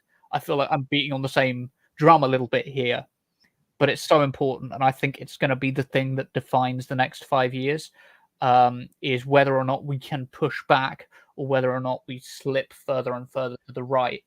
I've said for some time that Joe Biden's approach, and I think I said this to you when we were doing lives for Byline, actually, Harry.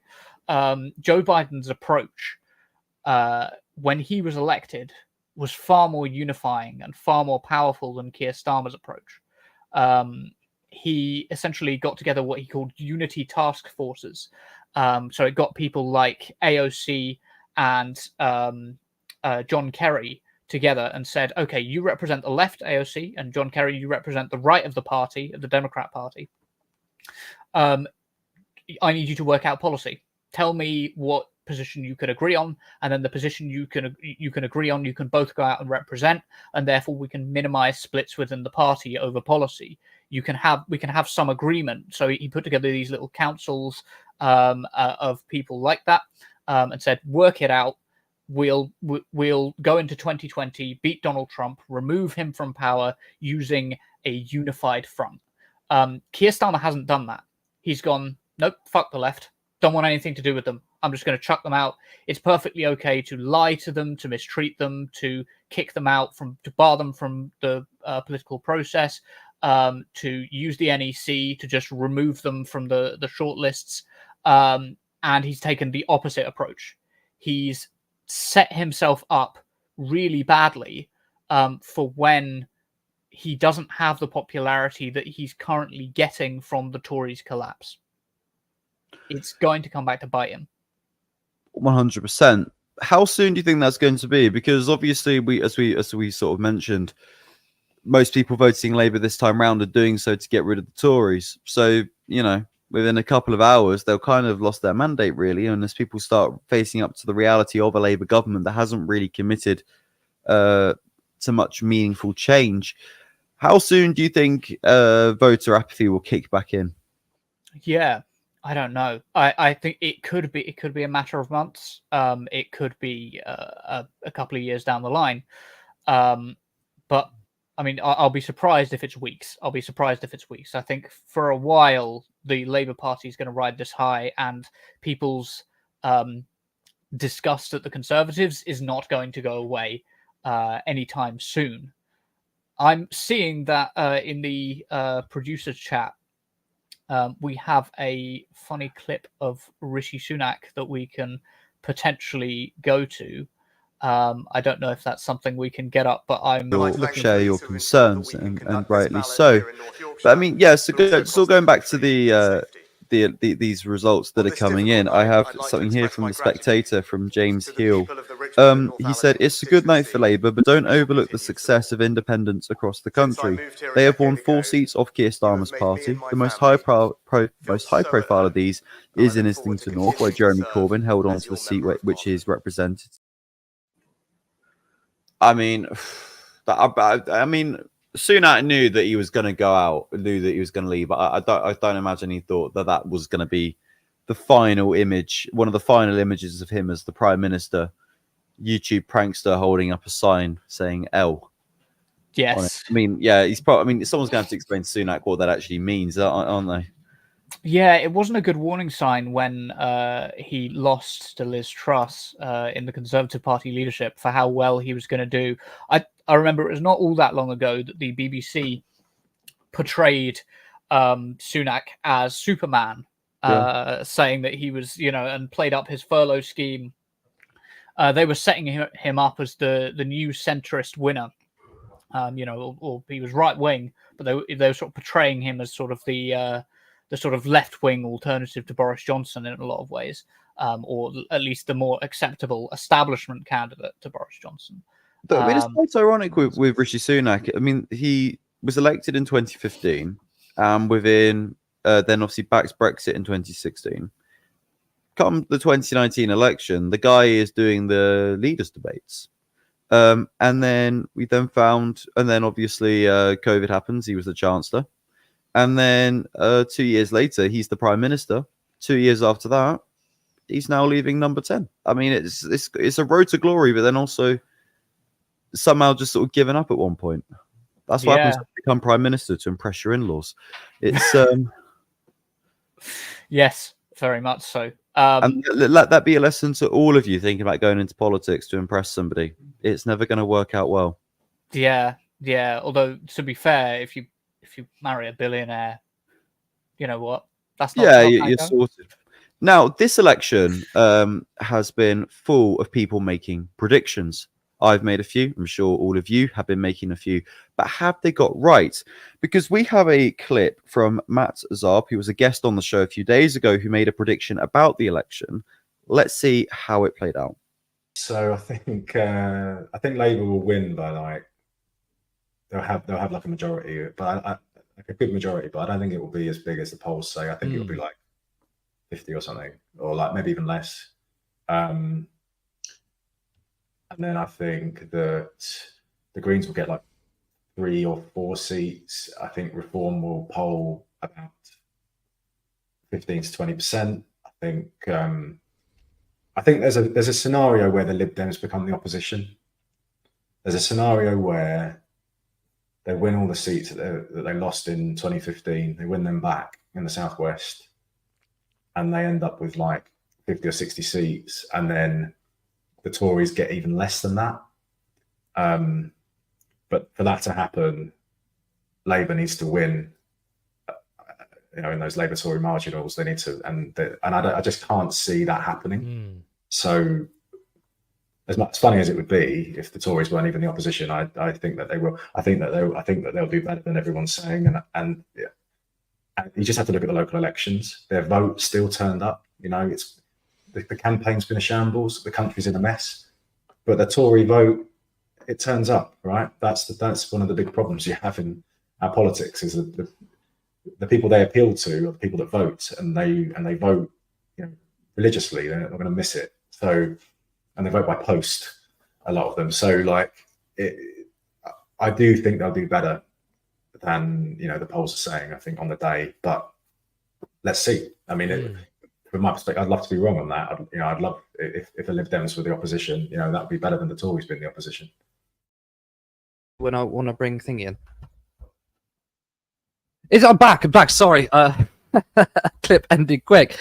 Cog, I just had a haircut and change of clothes. How do I look?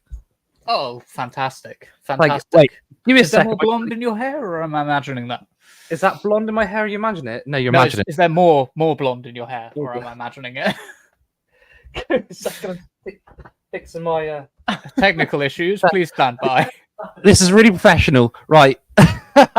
Lewis, take the reins. Do you want to go to the lovely Nigel clip for a second that we have? Oh, that one. We didn't. I thought we didn't have it, but we did. Just heard Boris, Mark, or not? That's where I've been for the last few years. I've got to say, I'm immensely grateful to you for everything you've done in British politics over the last few years. I used to be an ardent Remainer. I voted Remain. I believed in the European project. Mm-hmm. I believed that staying in the European Union was the best thing for us. And then something happened, and something monumental happened. It completely changed my opinion on the whole situation. What was that monumental thing, Mark?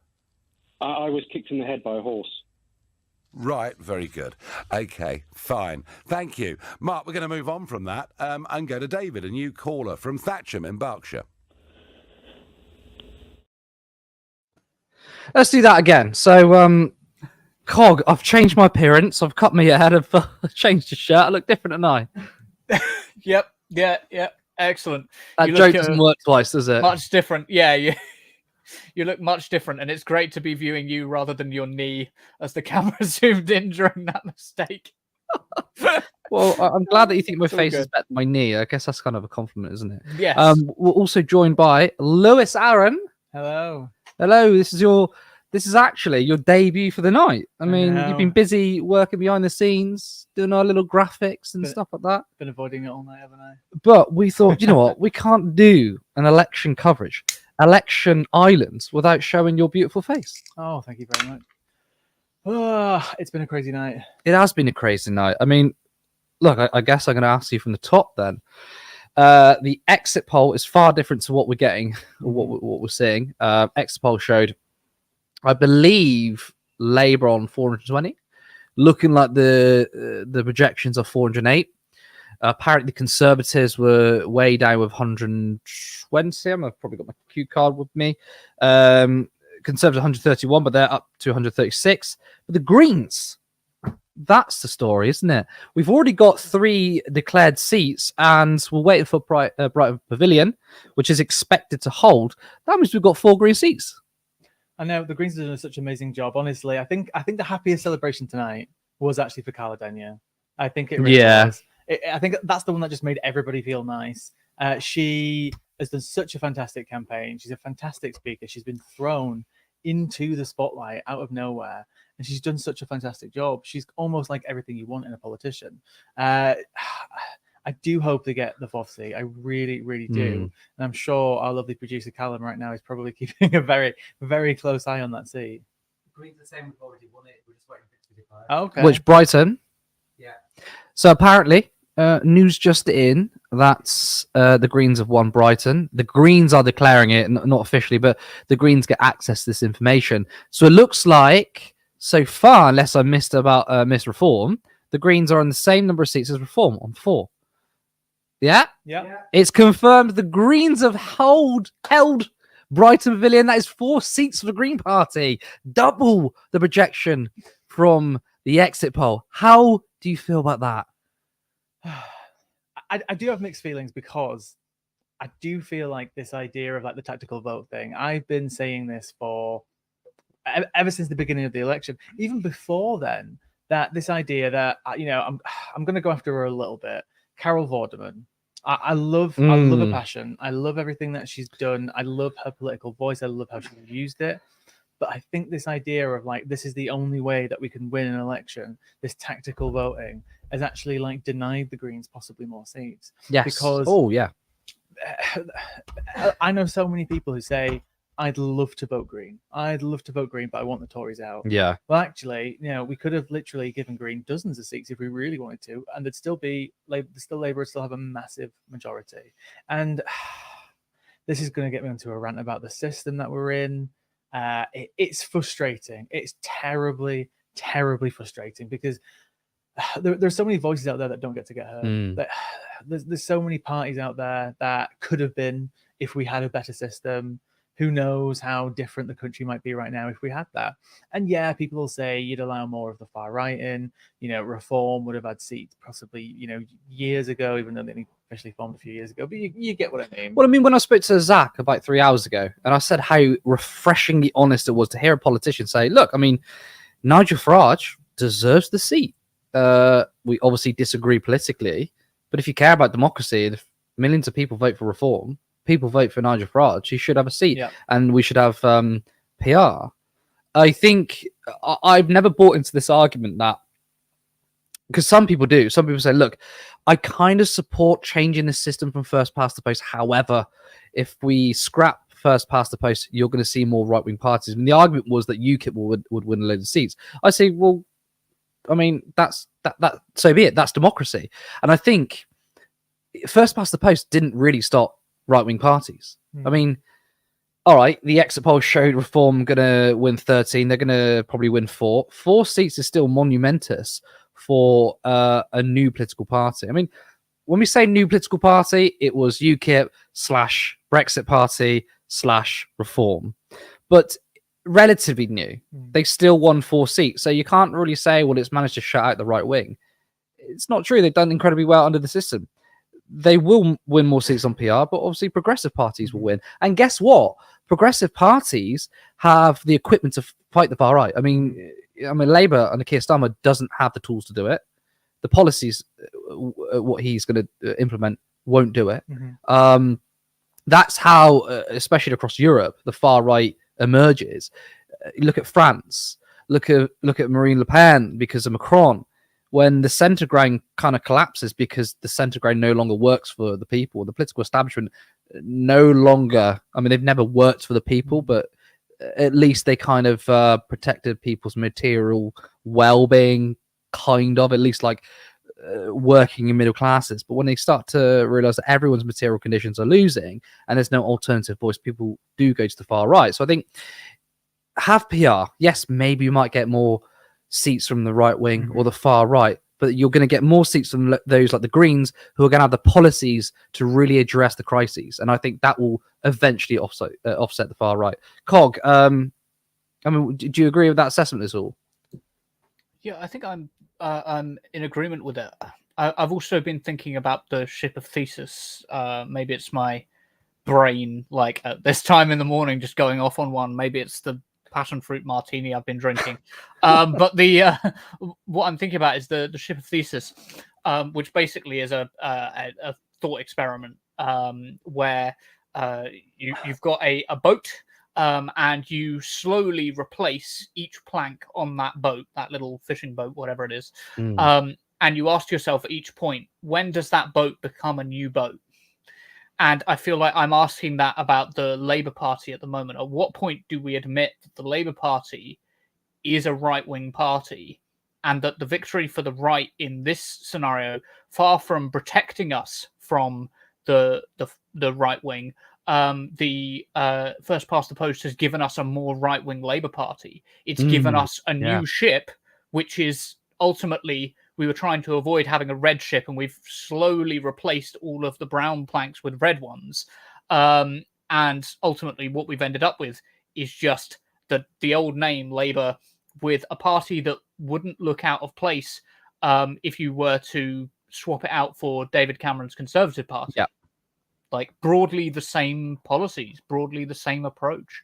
Perhaps I'm being unfair on them, but I don't think I can think of a policy that Labour today would have that the Conservatives in 2009, 2010 wouldn't have had, except for one, which is Brexit. Where the current day Labour Party are more conservative than the 2010 Conservative Party. And I feel like in that insane scenario, we've got to look at first past the post and go, is that actually protecting us? Is that helping us? Quite clearly not. And perhaps now is the time that we can experience a real shift as we have these Green candidates, these more left-wing independent candidates, and the resurgence of Reform, who all have a vested interest in working together, strangely, in this weird coalition to take down first past the post. It's in all of their interests in a way that it wasn't in the interest of, say, the SNP back when they were still alive. My apologies to the SNP, but at the moment it's looking true. Well, I think we've got two funerals tonight. We've got the Tory one and the SNP one. Yeah, I think I saw when I was taking a short break. I think, if my numbers are correct, Labour have won 37 seats in Scotland, I think. Wow. And that's a funeral for the SNP. Like, they may get resurrected, it may come back around, but they're not getting a referendum vote for a really long time now. Cog, though, I just want to say, I mean, that analogy is superb. And you ain't getting that analysis on the BBC. You're not getting that analysis on Sky News. You're getting that analysis on Turn Left. Really good, because, look, I mean, I think the way the mainstream media will look at things is Reform are this uniquely, like, right-wing political party. The Conservatives and the Labour Party are separate from that. But you're right, because what matters is policy, right? And if the Labour Party are adopting conservative policy, well, I think the Labour Party are to the right of David Cameron, right? Maybe George Osborne would always be a bit more harsher on austerity than maybe Rachel Reeves potentially. We don't know. But when you look at social policy, at least David Cameron pretended to be kind of a liberal. He wasn't, but he kind of played into that. Of course, on Brexit, I mean, David Cameron was a Remainer, and now Labour have pretty much fall through in support of Brexit. So you're absolutely right in your analogy here. The right have won, right? Even if Reform won 0 seats, even if Reform doesn't exist in 5 to 10 years' time, if the Labour Party stays on its course, the right wing has won. What does the right wing want? They want privatisation. They want cutting. They want to cut taxes. They don't want to engage in the climate agenda. They hate trade unions. What does the left want? Well, we want to support trade unions. We want to raise taxes on the wealthy. We want to put things into public ownership. We want a radical climate policy. And we're not getting that through a so-called progressive Labour Party. So even if it's a red rosette and not, I don't know, a Reform rosette, the right wing have won. And I think you're absolutely right here. I mean, we've got some more numbers coming in so far. Wow. Wow. Okay. Looking like, I mean, so far the Labour Party are on 395 votes. The Conservatives on 105. Lib Dems on 64, slightly higher than predicted. SNP on 7. But look at this. The vote share, it's gone down. Labour are on 34.4%. That is 2% higher than 2019. Remember when Jeremy Corbyn got 32% of the vote, it was the worst defeat since 1935. And then Keir Starmer, the oh-so-knowing adult in the room who kicked out the extremist Jeremy Corbyn, is looking like not even getting 3% of the vote, of increased vote from 2019. COG, and what do you think when you hear that? No, I think I've actually pulled up the graph. I don't know how well this will come up on screen, so I hope it works. I've actually pulled up that graph, and I just want to put it on screen because I think it's really important to see that the Conservatives have dropped the full 19 points. Like, if we look at this, right? The Conservatives, we've seen a massive drop in the Conservatives' vote share, absolutely huge. And the increase in Labour's vote share, 1.4%, absolutely tiny when you consider all of the rhetoric around how much better Keir Starmer was than Jeremy Corbyn. Oh, yeah, you corrected me. I sort of looked at it a little bit wrong there. I thought it said an increase of like 3%, but no, you're right. It's actually 1.4%. Yeah. That is astonishing. Tiny. That is really, really astonishing. And if we combine that with the fact that, can anyone remind me again, perhaps our producer Callum, the loss that Keir Starmer had in his seat in terms of points? 17% down. So when we consider both of those things, like, yeah, through the system that we have, Keir Starmer might have got a victory.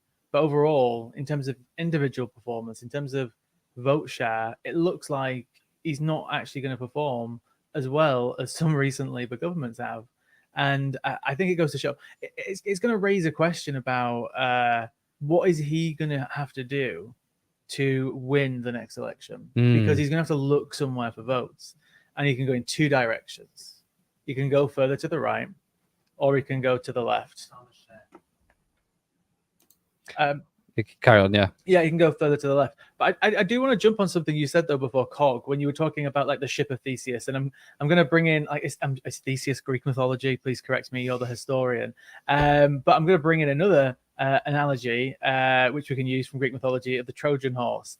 And I remember Baroness Varsi was talking about this a couple of years ago about how, despite the fact that she doesn't like where the Conservative Party has come, that she's going to stay in it because she's going to try and change it from within. So all I can hope out of these hundreds of new candidates that we now have is that they're going to attempt to pull Labour back to the left through a Trojan horse, in the sense of they've kept quiet through this election. They haven't spoken out on issues like Gaza. They haven't spoken out on issues like the two-child benefit cap, but they really want to. They're screaming inside. And perhaps that Trojan horse could pull Starmer back to the left. So if anybody else wants to throw in a third analogy, involves some sort of... I mean, I don't know anything about Greek mythology, so I couldn't comment on that. But yeah, we'll have to see what happens. Only time will tell with this, because all I can hope, I want Keir Starmer to do well. I do, because the country's a mess. We want him to do well, but I think the only way he can do well is by coming further back to the left. And going further right is not the answer. He's going to have issues with the votes. He's going to have issues with Nigel Farage screaming in Parliament about immigrants. Recently on his Sky News, he openly admitted that the problem that he had was with Muslims. I think that's probably one of the most overt things he's actually said, even though because he's really good at saying things where you know what he's saying, but he doesn't always. I mean, that is the tactic of the far right. Yeah. I mean, they'll use dog whistles because they know they can't explicitly say it, and it gives excuses to like reform supporters when they say, well, we're not racist. I mean, point to one thing that's racist. And it's like, well, here's Nigel Farage's Islamophobia, and they might wangle at him and say, well, Islam is a religion, not racism. And I think, you're right. That's the language of the far right, and it's going to become increasingly normalized, where they're going to start to expose themselves even more, and they're just going to come out and say this crazy ass shit. Well, we just had the other day, Keir Starmer going after Bangladeshi. So, there we go. There's his foot in the door. Which group is he going to go for next? We saw all the Tories going after the Albanians. They just like to circle around the countries and just pick on different groups of people. And now the Labour Party have already started doing that before they're even in power. Do you think they just I don't know, they've got a little board out of just minorities, and they just sort of cover their eyes and go, this one, and they go, the Bangladeshis are getting it this time. I actually want to sort of touch upon something that maybe we haven't quite discussed, right? Is obviously we've talked about the larger picture in terms of Labour's failings, which is why they're not, in terms of vote share, not doing that well considering. But let's pull it specifically to this election campaign. Do you think there's anything in this election campaign from either Reform or the Conservatives that may have eaten into Labour's vote? I mean, I know I was speaking to people, they were concerned about the, let's be honest, lie from the Tories saying that Labour's going to increase taxes. I mean, I spoke to someone who's voted Labour their entire lives, would never vote Conservative, but said, I'm a bit worried though, I've heard that Labour might put up the taxes. Obviously explains the person, and it doesn't feel good to defend Labour at the moment, but I said, well, that's complete bollocks. There's no plans to increase taxes. Do you think there's anything in the campaign at all? Yeah, so they moved to this tactic, didn't they? The Tories towards the end, where it was just fuck, we've lost. We've absolutely lost. We've been destroyed. The only thing that we can do now is tell people, don't give Labour a majority. And they moved to this tactic about a week and a half ago, about maybe 2 weeks, where instead of going to the door and saying, vote for me because I've done this for you, vote for me because we've done all these amazing things, vote for me because I care about my constituency, it was, please vote for me because Labour's going to get this big majority and you can't let them do that because they're going to bankrupt the country and everything's going to go wrong. And I think they released some sort of, I never actually watched the full clip, they released some sort of one of those scaremongering clips on Twitter, which was dramatic music where waking up to a Labour government, powers off. Oh, that was it. Yeah. Oh God. Carl, I want to ask you the same question. Do you think there's anything in this campaign in particular that could have potentially eaten into Labour's vote? Do you think some of the attack lines may have worked, or do you think, in terms of Labour and increasing their vote share by 1.4%, do you think this is a broader thing, or do you think there's anything in the campaign that might have landed? I think the odds of the Conservatives taking any votes from Labour fairly slim. I feel like they might have managed to eat a bit into Reform's vote by scaremongering about the possibility of letting Labour in your local area. I feel like that would have been effective. But mostly the only way that the Conservatives have really been able to eat into Labour's vote share is by, for example, in where was it? East. Sorry, we've dealt with so many constituencies now. That there was a constituency where John Curtis was pointing out that the vote share had was it East Leicester? I feel like it might have been East Leicester. Cal might be able to confirm. Where their vote share was essentially eaten into on Gaza, and the Conservatives are not good on Gaza, but a lot of the progressives just didn't turn out for Labour. Somebody can perhaps confirm that. But I mean, I suppose you're right there. I mean, if you were to say, oh well, some of these attack lines may have worked, well, that wouldn't make sense because it would only make sense if Labour's vote went to the Tories. But what we're seeing is just lower turnout in general. Sorry. I mean, how plausible is it that if you're a Labour voter and you're worried about the attack line from the Conservatives saying Labour are going to raise your taxes, I mean, would that make you want to stay at home, or would that motivate you to vote elsewhere? And I don't know. I mean, this might be getting into the realms of psychology here, which I'm not equipped to talk about. But I guess, for me, I'd be scaring me. You scare someone to do something, not to stay at home. So if I was really terrified that Labour's going to increase my taxes, I'm like, well, I better vote Conservative then, rather than stay at home. So I think, I think we have enough information to go by to say what is happening with the Labour Party in terms of their less than good vote share, all considering, is simply because of people who are more progressive on the left are just utterly done with the Labour Party. Yeah, I think that's one of the ways that they've managed to eat into Labour's vote share. There was a friend of mine got a letter from the Conservative Party, and these have been going about, and I found an equivalent on Twitter. So I'm just going to bring that up because I thought these were absolutely hilarious. I don't know if you already covered this. Perhaps did you already cover this earlier in the night, or am I going? Bring it up anyway, because there might be some different viewers. Yes. So this was the letter. It says yes. So it's from you in the future. That's the way that this thing's been written. It's been written so that it's you in the future writing back to yourself saying that you really regret voting for reform instead of voting for the Conservatives. So it begins, dear, is that Gavin? I can't read the writing. Yes, writing from July 2044, by which point the climate 20 years they're saying, apparently. Yes. It's going to They're not going to last that long. Yeah, it might be that it takes them that long to recover. If CCHQ are sending out letters like this, then it might. Yes. You can't have a voice if no one is listening, and we haven't any MPs on our side. Our vote for reform didn't get us any reform MPs, just more Labour, and it's no surprise they have never listened to you or me. Blah blah blah blah. I particularly like this bit.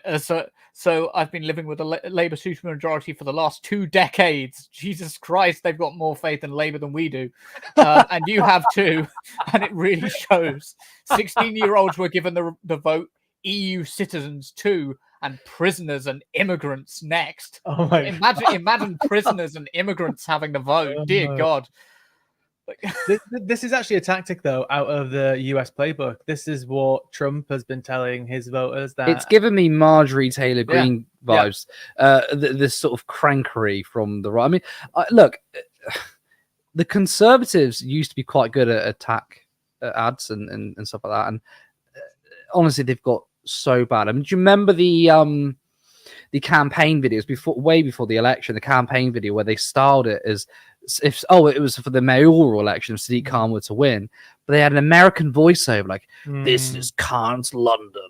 And I was like, it was all in black and white. And I was like, why have you got an American voiceover for it? I don't know if anyone watching remembers it. And it was a parody, but like people were taking the piss out the attack ad. This is another thing, because who's going to look at that letter and think, yeah, I'm really scared now. I better vote Tory. I mean, even the most ardent Tory supporter would look at that and think, what the fuck? Who signed off on this? I just feel like there's just like a staffer at like CCHQ, just like, oh, I'm getting paid for something. I just need to make something. Because some of the attack ads are just terrible. But speaking of attack ads, do we remember when the Labour Party did start to touch on very nasty attack ads by trying to make out that Sunak was what was the specific thing that he's been lenient on? I think like basically groomers or paedophiles, basically. Which, if you want to make the argument, But I just feel like the way they framed it, it was. I think they got attacked more for doing the advert than the people. I think it said that like Rishi Sunak doesn't care about putting child sex offenders in prison, to say that he's like on their side. And I thought it was. I mean, I actually called it racist, and a lot of people disagree with me, which is fine. The reason why I called it racist is because it was during the time when there was a lot of dog whistling about Indian and Pakistani grooming gangs. It was right at that moment, and obviously Rishi Sunak is former prime minister, and I just thought, I mean, it might not have been intentional, obviously, from the Labour Party to do that, but like it was racial undertones to that. But like, even if we were to take the racial element out of it, maybe I'm wrong, but if we were to take that racial element out of it, it's still a disgusting thing to say. And I absolutely was like, this is vile from Labour. And they were saying, well, you know what, we're sick of when they go low, we go high, we're going to go lower. So at least if you're going to be aggressive on them, make some pretty good attack ads. I mean, the thing is, though, they can't attack the Tories on like, oh, they support their rich mates and their little club of Etonians, because let's be honest, I mean, the Labour Party don't really want to shake things up in terms of addressing inequality or even taking on the super rich and the powerful. They don't want to do that. So I guess they couldn't really attack them on that angle. Yeah, that's it. And as well with the racism thing, like it's all about perception. Even if they didn't intend to be if they racist didn't with intend that, to. it's about how could this look. Yeah. And that's sometimes what it's about. Sometimes when you're putting something out there, you might end up accidentally making something seem that way. I don't necessarily think it was like an intention of racism, but they can accidentally play into that trope, which makes them equally responsible for doing that. Let's we're gonna speak about some centrist melts. I think. I mean, look, a lot of the results have come in. So the interesting part of the night is hearing some of the takes from some of the worst people you know.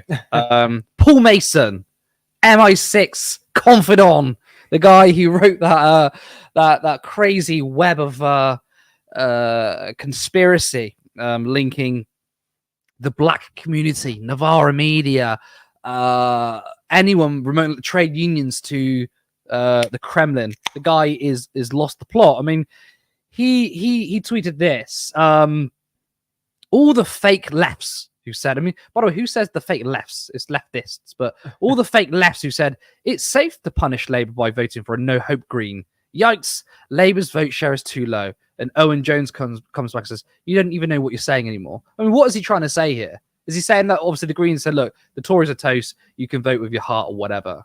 I mean, what's the point? I mean, Labour still won a big majority. Mm-hmm. We've got 4 Green seats. Why is Paul Mason whining?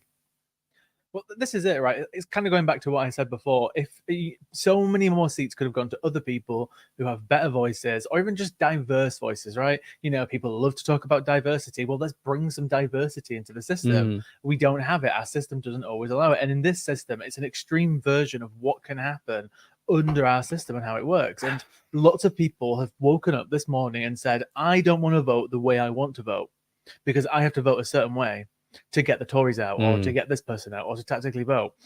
And it's not fair that people have to think this way. The system is set up to fail. But I do love seeing people just lose their minds over it. It's like, I mean, the point here is hard to understand what he's trying to say. I think the point is to say he's attacking the left here by being, I don't know. He's got what he wants. Like, I think he's trying to say the left have been inconsistent because the left was saying, look, you can punish the Labour Party.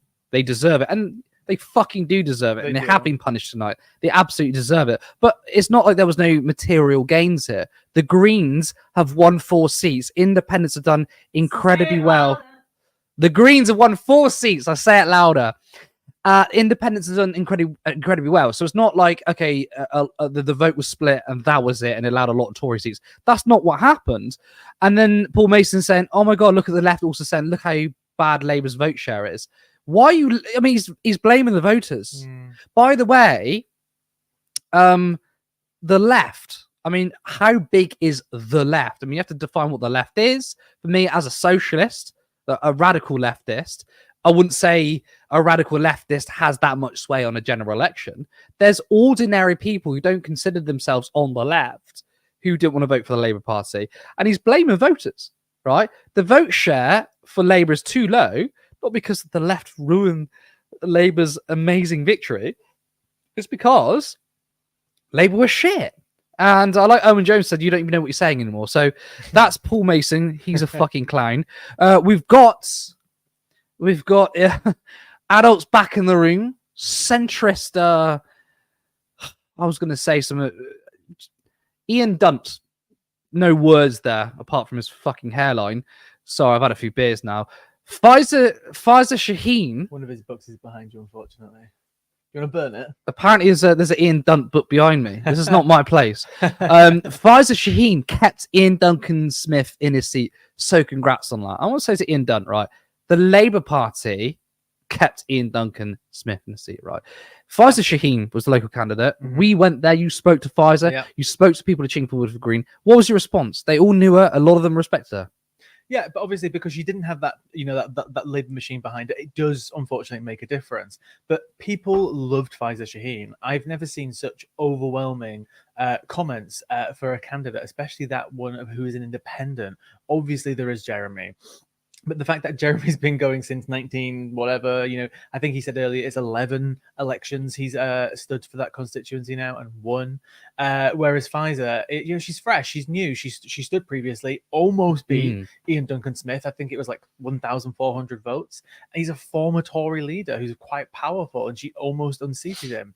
And the response from the community was such backlash. The fact that she can get. I can't even remember. It was obviously this is like 25% of the vote. She was within she was within less than 100 votes of Sharma Tatler. Yeah, and the fact that she can get that with basically a few weeks' notice of, by the way, you're no longer in the Labour Party because of this tweet. The fact that she could organise an independent campaign in that space of time and still take 25% of the vote away from the Labour is something to be praised. Imagine what she could have done as a seasoned politician. I just want to say, I mean, Ian Dunton's obviously not watching. He's in his nice little comfortable centrist circle joke. I want to say fuck you, Ian Dunton, right? The reason why I say fuck you is because I'll be serious here. Faiza Shaheen was bullied by the Labour Party. I mean, you asked that question. She said, I feel bullied. She was treated like trash. I mean, with the NEC call, basically said, oh, well, we're worried about some of your tweets. She liked one tweet with a crying baby. She had a C-section. She'd just given birth. She found out that after being the candidate 5 years, after working incredibly hard in the constituency, that she was dropped as a candidate via email 5 minutes before she went on BBC Newsnight. Not only that, you had one of the councillors go to her old place of work, which is Greg's, take a picture of it, put up a Labour placard, which, by the way, the people in Greg's were like, fuck that, we don't support Labour. She's been bullied by the Labour Party, and you've got the audacity to not look at the big Labour machine and think, maybe we should have kicked out a really popular and by the way, Faiza Shaheen's excellent. She's a smart. She is she's very good at communication. She's loved by the constituency. I mean, you don't get 25% of the vote if you don't. I think she used to work for, or she went to the London School of Economics. I might be wrong. She's an economist. Yeah, she's an economist, and she has very good values, especially on Gaza. And to blame her, not the party, is disgraceful. When I saw another tweet saying that Faiza Shaheen was shaking her head when she heard the results come in, and it was like, it was classless. Again, I would say removing a woman who just given birth, who worked really hard in constituency over a fucking tweet, all right? Treating like, getting one of the Labour door knockers to knock on a door. I mean, you didn't know it was Faiza Shaheen's house? Oh, no, they have an app that tracks where everybody lives. They knew she lived there. They knew it was. They wanted to humiliate her. And you got the audacity to say that Faiza Shaheen is clueless. She can fuck... Oh, sorry. Ian Dunn can fuck right off. Cog, I want to bring you in on that one, actually, because I've been speaking for a long time. Yeah, no, obviously Ian Dunn is completely wrong. But what concerns me more is that, again, I find that the Conservatives, the centrists are learning all the wrong lessons from this.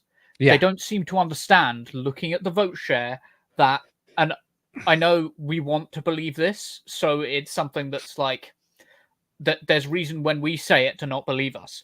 But really, Labour are not popular with the public. They are seen as a way out of Conservative rule. That is it. People want to escape Conservative rule, and the vote share reflects this. Labour has only increased their vote share by 1.4%. It's actually a tiny increase in their vote share, but the Conservative vote share has just completely collapsed, and it's gone all over the place. It's gone a tiny bit to Labour, but mostly it's gone to Reform.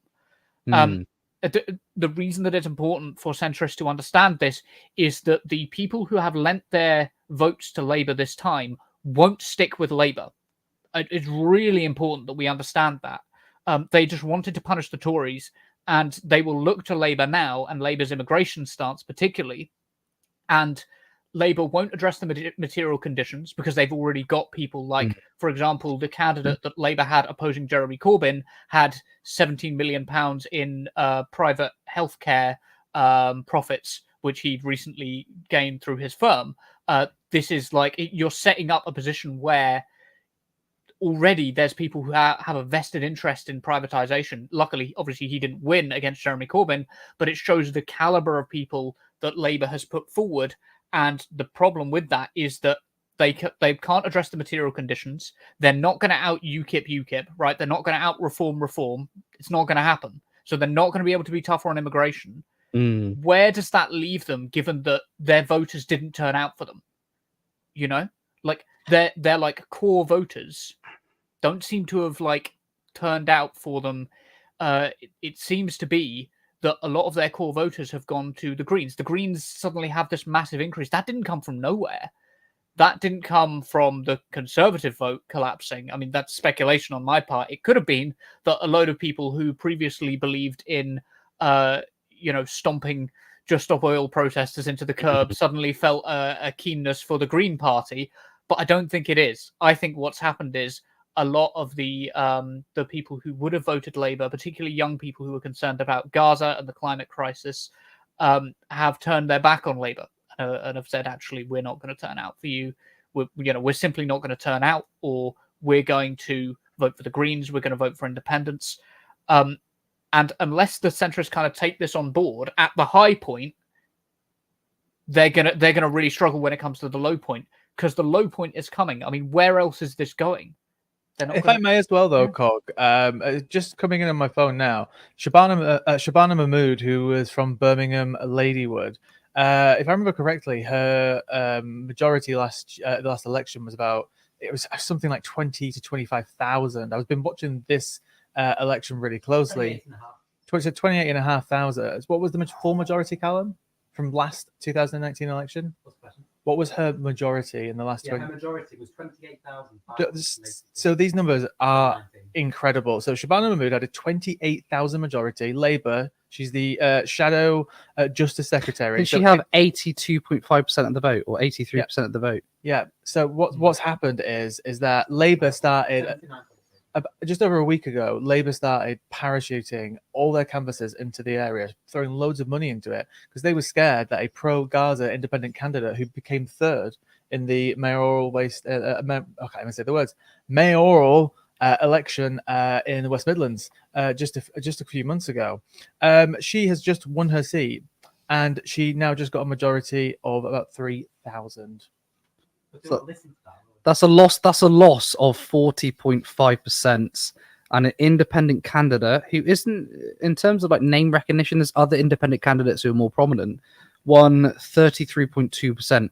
Again, these are grassroots movements, and these aren't just social media fads, whatever, like what we're seeing on Twitter. These are real people going out there and taking people on. I mean, I do want to talk about Birmingham. I do want to slightly go back a bit. In terms of the sort of centrist taking the wrong lesson. I mean, you provided the correct analysis here in terms of like looking at the numbers, but just on a moral thing, and if we talk about Pfizer again,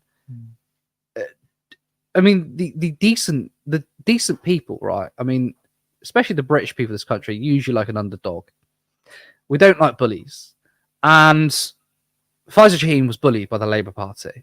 Any reasonable person would be distraught. I think any reasonable person, I mean, someone, as I mentioned earlier, she was shaking her head at the count. She's furious, and she's right to be. That's what a human being does. I mean, when we did our interview with her, when the cameras weren't rolling, we were talking a bit more, and she was definitely, I would say, Pfizer was at her most animated when we were talking about the Labour Party. She's angry, like furious, but she's right to be, because clearly she cares about the community, right? This isn't just a career job for her. She really, really cares, and she correctly feels like she's been mistreated, and it's simply bullying. And why? And these centrist people seem to side with machine politics over just all like empathy and human responses to. I was watching the clip earlier when she lost the seat, and she was shaking her head, and I could only interpret that just by the look on her face. It was an anger, not towards the fact that she lost, the fact that Labour has lost that seat. It's Labour's responsibility. Now Ian Duncan Smith, like it could have been Pfizer Shaheen winning for Labour, but yeah. Especially there are people in the party who have some power, like Zara Sultana. I could argue that actually where Faiza Shaheen stands on Gaza, if you look at actual Twitter history, she's not screaming on Twitter "Free Palestine." She's not saying "From the river to the sea." She's not saying any of those things. She's just generally shared just actually quite what would be considered like a center left information on the topic. She's not even on the. Zara Sultana is so far to the left on that topic, even to Faiza Shaheen, and she's still in the party. Obviously, I mean, I wouldn't say like in terms of Gaza, I wouldn't say it's like a left-right issue. I would say more radical on it though. Like I guess like that's. But I know what you're trying to get at. She's Zara Sultana is way more radical in the issue, but obviously she has a base, she has support, she's very popular, so they can't make a move on her. Maybe they will, I don't know. And that's why Faiza being deselected just didn't make sense, because there are other people who are in the party who are more radical on the issue. So why target Faiza? It just seemed like a really, really bad move. Yes, I also feel like there's a degree to which the centrist sort of approach to this has been, oh, well, if you don't vote for us, you are splitting the Labour vote. Which, excuse me, throughout the Corbyn years, that they did nothing but advocate for splitting the Labour vote. I really feel like the war on the left from within the Labour Party, which, I mean, they really did deal the first blow. Now, I'm somebody who voted for Keir Starmer in the leadership election in 2020. And I voted for a like Jeremy Corbyn, but in a suit with like a centrist vibe. That was what Jeremy I thought. Corbyn economic agenda that can win, I guess. And I think that was fair. Yes, all expected. With a nice lawyer presentation. That was what I thought I was voting for. But I was completely disregarded. Keir Starmer lied to me, and he will lie to the public too. He is a serial liar.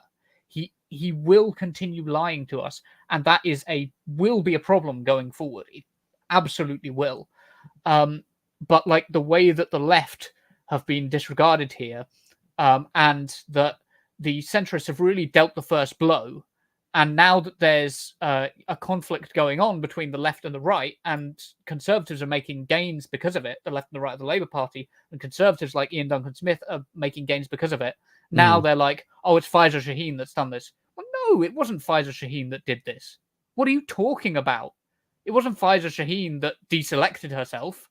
It wasn't Faiza Shaheen that went on TV. She didn't make Keir Starmer go on TV and claim that she was like an inadequate candidate or whatever. What was the phrase that was used?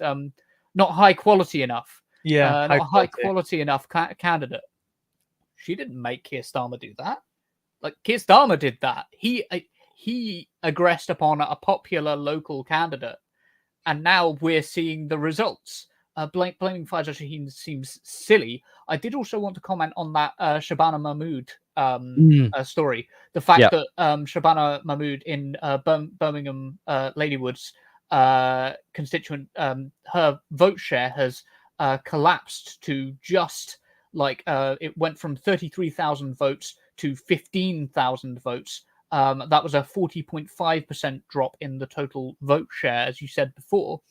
And I wanted to emphasize that the runner-up, Ahmed Yaqub, also suffered a misogyny podcast scandal where he was caught up in transphobic comments and misogynistic comments. And despite that, he was only 3,000 votes off of beating Shabana Mahmood. It's even closer than you realize. They're in even more danger than you realize. Because a lot of those votes will have gone to the Greens or the Lib Dems, who didn't want to vote for somebody who, fair enough, has been accused of misogyny.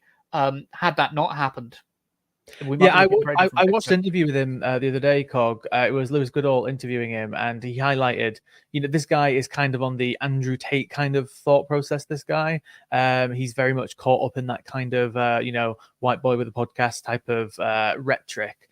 And the fact that he still almost beat her, imagine if that would have been a really high quality independent candidate. This might actually be potentially the biggest defeat in the entire election, potentially. Biggest defeat for the Conservatives in political No, I mean this seat, the seat for Shabana Mahmood. Like, if what was that point percentage that you gave us there, Cog? 40.5% loss. I have been looking at data all night. I've been looking at all the seat swings, and just off the top of my head, I can't think of a single seat that the Tories have lost that is anywhere near that high. I've seen 33. I think I've seen a 34. I haven't seen anywhere near the high 30s. Yeah, that could be the biggest defeat in this I'm just going to entire cut you off election. there. Labour have gained Uxbridge and South Ruislip. It was obviously Boris Johnson's old constituency. But when we break down the numbers, again, it's really interesting. I mean, you think, oh wow, what a Labour gain. Labour lost votes.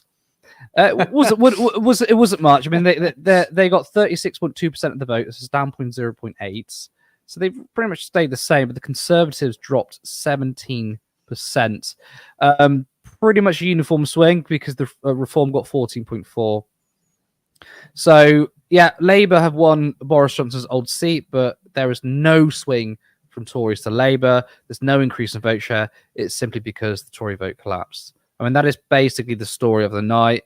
We're seeing so many seats won by Labour, and they're not even really making. They're either increasing their vote share by a little bit, losing, but because the Conservatives are completely down. Cog, are you going to be staying with us for a while?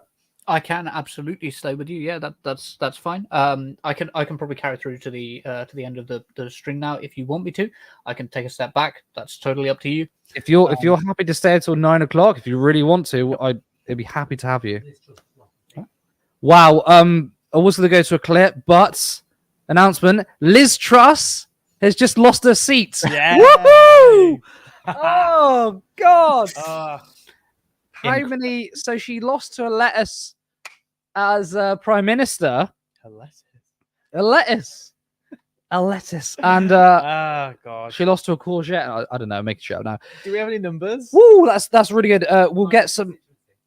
We're gonna get some numbers up for you soon. But Liz Truss, okay, the shortest Prime Minister ever, has just lost her seat. I mean, is she gonna blame it on the hard left cabal?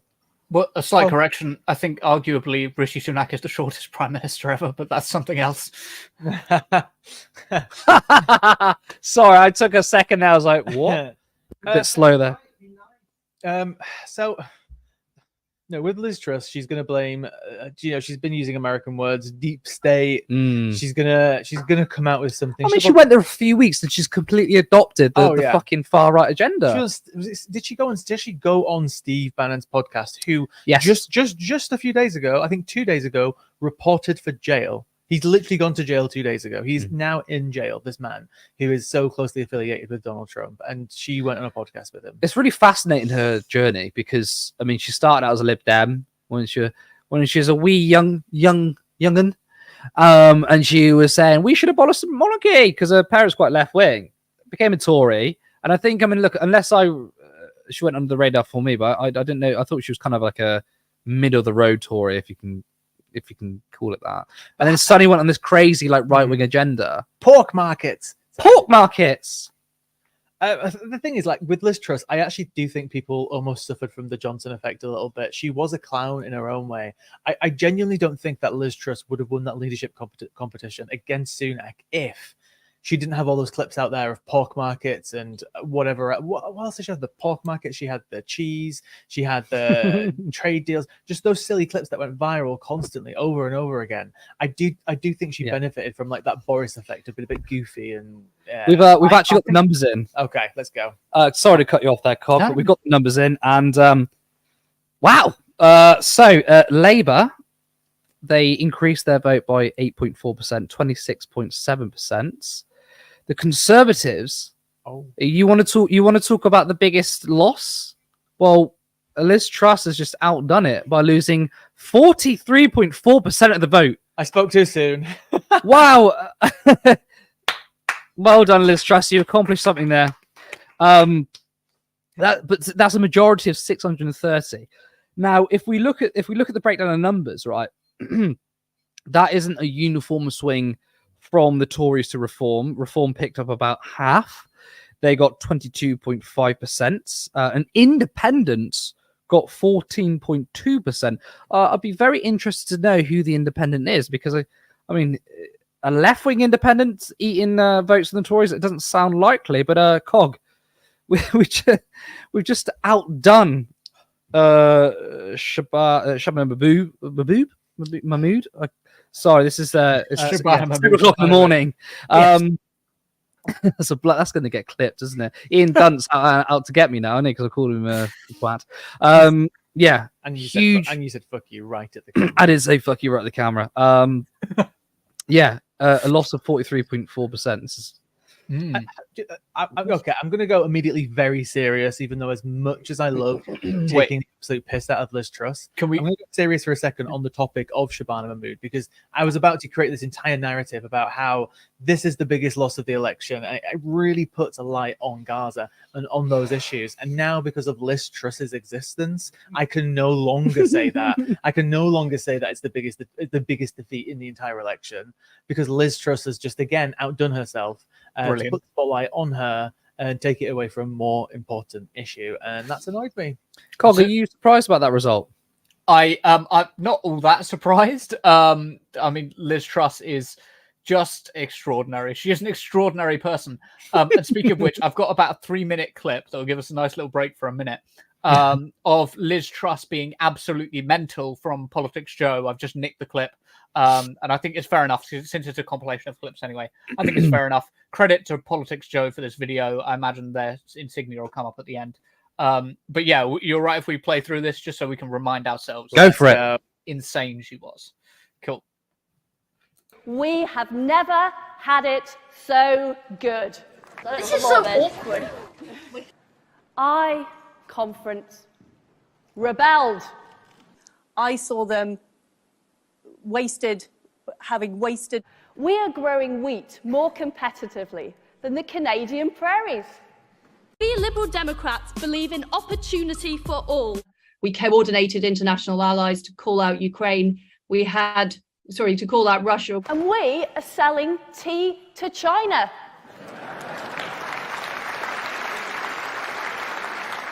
Yorkshire tea. Well, there haven't been as many starter homes as we would have liked. How many did you build? I don't have the exact numbers for you. Well, it's easy to remember. It's 0. You built none. We import 2/3 of all of our apples. We import 9/10 of all of our pears. We import 2/3 of our cheese. That is a disgrace. I was at HMP Pentonville last week.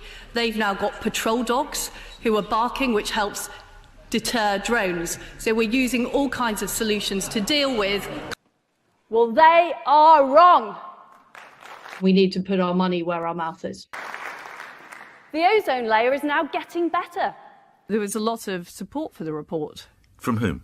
From a number of people. I can't think of them off the top of my head. Cornish sardines, of Herefordshire pears, of Norfolk turkey, of Melton Mowbray pork pies, and of course, of black pudding. We're expecting the first refugees to arrive next week in the United Kingdom.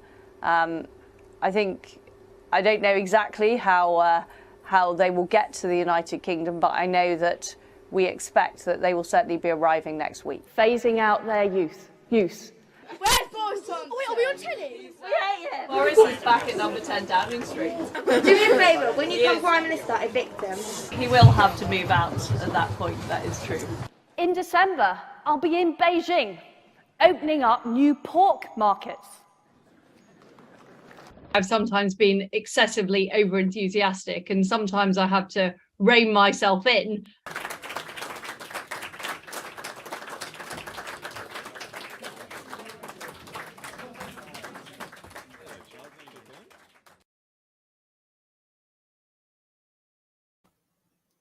Absolutely mental. Yeah, it's just hi. By the way, Cog, it's me. I've changed my hair again. Yeah, you do look a bit different, Curtis. I'm not going to lie. Yeah, we're still Harry. What do you mean? The pork markets, Liz Truss. I know what you mean, though, Lewis. What you were just saying in terms of, it takes away from. There are so many seats in this election where Labour have either, in in Jonathan Ashworth's case, actually lost the seat, Mm. or where Labour have come close to losing a seat due to an independent or a strong voice from another party who speaks very loudly about what's going on in Palestine. And, you know, the impact that's having on that's had on the Labour Party cannot be ignored. I mean, they will ignore it. Of course, they're going to ignore it because they'll say, "Yeah, well, we won," but it shouldn't be ignored. And then, like you say, Liz Truss has to come along and just sort of take that, just spoil the moment. You know. Like it's such an important story to tell because it's a big part of this election. I don't think there's a way to truly like properly measure like how much the Palestinian issue has affected this election. I'd love some data on it. There's surveys and stuff like that, but you just don't really know because what's happened also to a lot of people. There are a lot of people who are just like, yeah, I'm going to vote for this independent. All of a sudden, that's popped up because I no longer like Labour because of their stance on it. But there are people who've literally just switched parties months and months and months ago. So would they even be caught up in that data? We just don't know. Well, how deeply it's affected the issue. I was having a look before in my constituency in Preston, and the Greens, we unfortunately we got 4.4% of the vote, I think it was. But there was an independent candidate standing, Michael Lavalette, and he was standing on that Gaza ticket. And I don't know whether we can maybe get the numbers up in a moment for Preston, Curtis, but the majority that Mark Hendrick, the Labour MP there, has been absolutely, it's like what we've seen everywhere else. It's been absolutely decimated. He still won, but there's a huge chunk come off it. Not as big as you know, what we've seen like Liz Truss lose, but a huge share of the vote has gone to this. I guess it could be compiled after, right? I'm sure someone's going to do some analysis because you've got people, Leanne Mahmood, because obviously if someone votes for someone like Pfizer, right, it's not necessarily like they're waving the Palestinian flag. It doesn't mean that. Someone like Leanne, however, in Ilford North, like that's a Gaza vote. They can measure that. So I'd love to know some analysis at some point on certain seats, what the change. Obviously Shabana Mahmood is going to be the biggest one for it, but again, Ilford North, West Street almost lost Ilford North because of Labour's stance on Gaza. Shabana Mahmood just almost lost Ilford North, Birmingham. Oh God, which one is it? Not Yardley. That's Jess Phillips, which I think she's won. Sorry, Ladywood. Because of Gaza. There's going to be more seats like this that we have missed throughout the evening. I mean, I actually made a prediction, and obviously we won't know this until the end. I predicted that. I think we did the numbers the other day. It was on Curtis's live stream on Turn Left. We were talking about the independent votes, and in 2019 there was something like 220 independents, and this election there was 450 or something. And you could in 2019 it's about 200,000 votes to independents. So we were like, oh, maybe it's going to be 400, 500,000 if you just simply double the amount of candidates. I bet it was going to be over 1 million towards independent candidates. You're saying that someone will probably compile the data. I imagine you'll probably compile the data. I probably will. You'll have a spreadsheet ready for it. But it's a serious topic. I mean, do you think? And I'm interested, Cog, your view on this as well. I mean, do you think Keir Starmer will take note of this?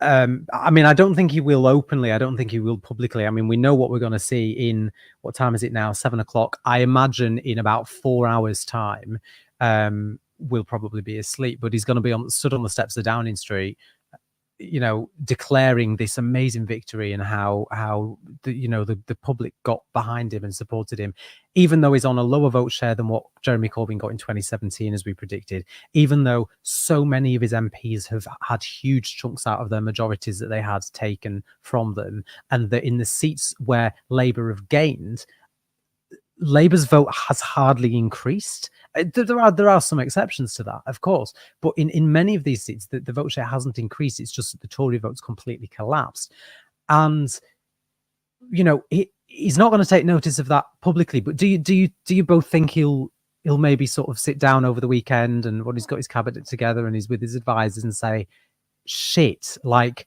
14 years of Tory rule, and that was the best we were able to do. We better listen to these guys." Or do you think he's just going to say, "Fuck it, I'm in power now for 5 years. You can't stop me," and continue to shit over everyone? Cog? I'm stuck behind this comment. I'm down here. I feel like Gimli from do you know that scene in Lord of the Rings? I feel like he's over the wall. yes. Yeah, Could it was have like, picked a what's better spot. happening? Yeah. No, sorry guys. Would you like me to fetch you a stool? Yeah. I've actually I've actually forgotten what the question was now. Basically, in a nutshell, do you think Starmer will take note and look at what's happened today and yesterday and go, shit, we need to sort of rethink and maybe listen to these people, given the way it's gone? Or do you think he's just going to say, "Nah, fuck it, I've got all the power now, I can do what I want," and continue to ignore the series?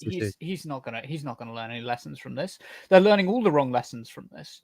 They're learning that they don't need the left. That's the story that they will learn, is that they don't need the left. Like, that's what they think they're learning in this election.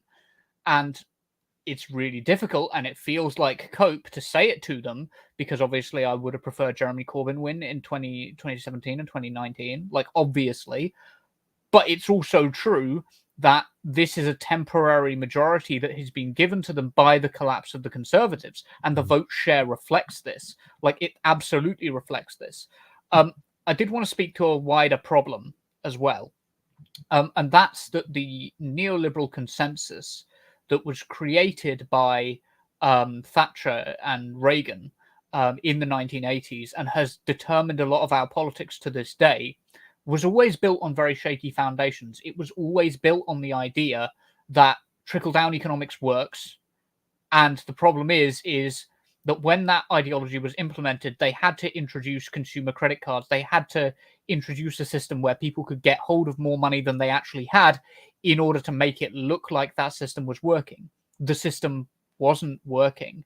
And as a result of that, you had people like Ludwig von Mises and the Austrian School of Economics.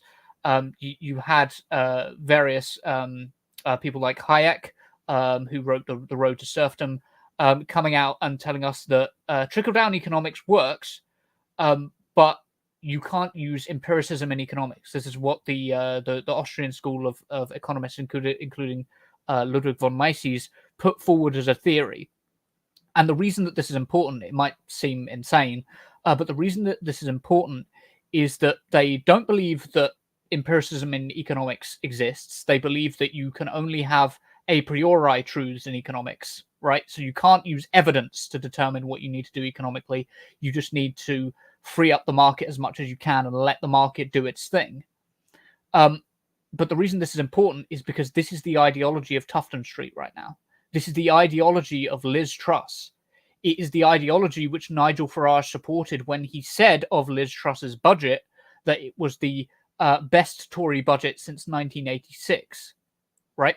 It's really important, I think, for people to understand that, like, Liz Truss is insane. Yeah, like, she's obviously mad, but there's actually like a whole ideology and a whole belief among a lot of the conservative elite. And when I say conservative, I mean small c conservative, including people like Nigel Farage, that trickle-down economics just works. It's fine. And the problem with Liz Truss was that that they didn't implement it in the right way or something like that. I don't know exactly what their explanation will be, but they're not learning any lessons from it. They don't believe in empiricism. There's like this insane streak in Tufton Street and in the think tanks inside these ultra libertarians that we need to be like hyper aware of, as well as the rising tide of xenophobia coming from reform. Just speaking of Nigel Farage there, do you think my concern a couple of days ago was that if reform, if the Conservatives were completely wiped out, it would open the door for reform. It would leave space for the far right to come in, to take control, to take over, to essentially become the new Conservative Party. Given the Conservative Party are still going to be the opposition, do you? What do you think Farage is going to do about that? Do you think he's going to join them? Because I mean, Suella Braverman's still got a seat. Kemi Badenoch's still got a seat. You know, the people who he has always sort of cozied up to and seems to get along with and seems to agree with are still within the party. So do you think he might ditch reform and say, you know what, let's just bring our 4 MPs over and we'll be the Conservative Party, and he'll throw a bid in for leadership? Do you think, or do you think he'll keep on with the Reform UK vibe to try and sort of see the end of the Tories? I think he's had a lot of success pressuring the Conservative Party from outside to try to shape the Conservative Party in his image. And there's a benefit to doing that, and that's that you never have to be held responsible for the outcomes of the policies that you advocate for, right? Essentially, our politics have got more Farageist over time. Things have got worse over time, but Farage has never had to take responsibility for that. The question is, will he want to be prime minister more than he cares about the long-term support for his image? I don't know. Will he have to take a little bit more responsibility now he's an MP, though? I mean, he's going to have to turn up. He's going to have to. I mean, he might not, but in theory, he's going to have to turn up. He's going to have to do his speeches. He's going to have to vote. And I mean, when he was a member of the EU Parliament, some of the language that he would fire at other MEPs in the chamber, it's stuff that, I mean, Christ, Dawn Butler got kicked out of the Commons for calling Boris Johnson a liar. Nigel Farage used to use words a million times worse than liar in the European Parliament on a regular basis, and he's not going to be able to get away with that in Westminster. It's not something that I talked about this weeks ago, about how I have a hypothesis that it's very possible that actually Nigel Farage might weaken his political power by actually gaining it. If we think about when Lee Anderson, he was the Tory party chairman or co-chairman or whatever it was, deputy chairman. He was on TV a lot. He got a lot of attention. And as soon as he defected, I literally almost never heard from him again up until the election. When we think about George Galloway, everybody was talking about his by-election, but how often do we actually hear about George Galloway when he was actually in Parliament? That's true. Because their styles, their approaches are completely subdued. So I actually think that it's very possible that this could make Nigel Farage weaker in a way. I hope so. Because he's now just another one out of 650. I hope so. He I mean, you're going to laugh at me. I thought you said how so. No, yeah. But you're going to laugh at me now. You're going to roll your eyes because I'm going to mention the Green Party again. But, Caroline Lucas obviously stood down at this election, and Sian Berry has won that seat. We got 4 MPs. That's 3. We got 4 MPs. But Caroline Lucas actually said one of the reasons she was stepping down was that she felt that she was able to do more and make bigger waves and make better change when she was an activist, not when she was an MP. I think that'll change when there's 4 of them, because obviously there's a bit of support around them. But when it's just an individual, go on. So Mel Stride holds seat after recount, which kind of sounds boring. Yeah, he's a cabinet minister, but the reason why that's so important is because there was a recount. So after a recount and a very close call in Devon Central, ex-Work and Pensions Secretary Mel Stride has been re-elected as an MP. Mm-hmm. So after a recount, very close call. So, but he was the final cabinet member to be declared. So it's a total of 12 cabinet members now that have lost their seats. And if I remember correctly, it was 7 when Blair beat the Tories in 97. He unseated 7. So 7 versus 12. So it's not a bad one. So our total, all 31, if we include ministers as well who attend cabinet, have lost their seats. But something that hasn't been mentioned, and I don't think we've even talked about it tonight, it was a majority of 61 for Mel Stride, is the postal vote palaver. Because there's going to be some of these seats where I'm coming to. This one's for you, Cal. I'm coming to it. I'm just savouring it. There's this this postal vote palaver where loads of people haven't, including people that we know, haven't received their postal votes and haven't been able to vote. Callum, open the Discord message. I've got it. I'm looking at it. I'm waiting. I'm waiting. I thought you hadn't opened it yet. All right. If you insist. So Brighton Pavilion numbers. Here we go. In last place, we've got Ashley Ridley for the Liberal Democrats on 1,604, which is 3.1% of the vote. In what's that? Fourth place, we've got Reform UK on 2,836 with 5.4% of the vote. In third place, the Conservatives at 3,975 votes, which is 7.6% of the vote. And in second place, we've got Labour with 14,519 and 27.7% of the vote. And in first place, in Brighton Pavilion, we've got the Green Party's own Sian Berry with 28,809 votes, which is 55% of the vote, which is actually 2% less than what Caroline Lucas got in 2019. But there was a lot of feel that in Brighton, I think I've said this tonight already, but that Caroline Lucas was the reason the Greens had the seat. It was less about the Green Party. It was more about Caroline Lucas. She was a well-known figure in the area. She did a lot for local constituents. And I think that this has proved that actually there is still a lot of appetite in, it's not just the Caroline Lucas effect. I mean, Sian Berry has been a prominent figure in the party in the past. Less so now for people sort of outside of the party that don't necessarily know her.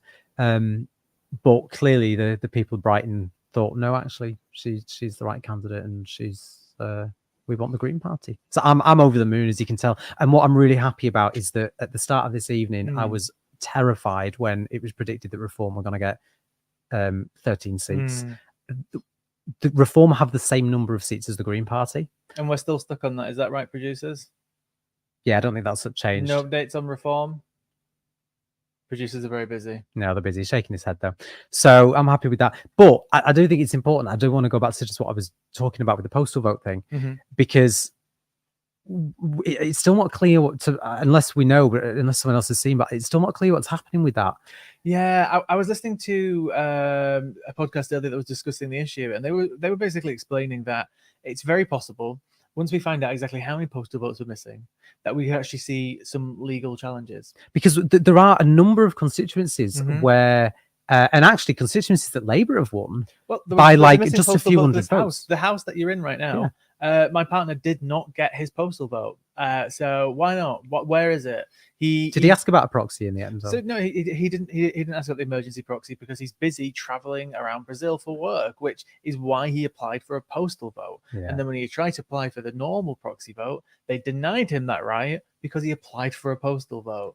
So the system is a mess. There should be legal challenges, and especially if you're a voter in a seat where I'm gonna have to read this as well. Go on. Give me a second. But if you're a voter in a seat that won by a small majority, I mean, if you're in one of those seats where Mel Strides just had a recount, and it was how many? Oh, it was like 60 or something like that. So like, if did I just click my mouse? You did. So, excuse me. If there's 80 people in that constituency that didn't vote for him, or that wouldn't have voted for him, that didn't receive the postal vote, that could have made all the difference. Yeah, it could lead to a legal challenge. Absolutely. I'm just looking. It's actually from an hour ago, but I missed it. I've just found a statement from Adrian Ramsey, co-leader of the Green Party, and Green MP for Waveney Valley constituency. He said, "Today we made history. I am profoundly humbled by the faith placed in me by the people of Waveney Valley and their embrace of our message and hope and positivity. I promise each and every one of them, whether they voted for me or not, that I will do my utmost to make sure their voices are heard by those who have neglected them and rural East Anglia for so long. To everyone who voted for me and everyone who has supported my campaign in any way, thank you from the bottom of my heart." And that's Adrian Ramsey, co-leader of the Green Party and one of the Green Party's 4 MPs.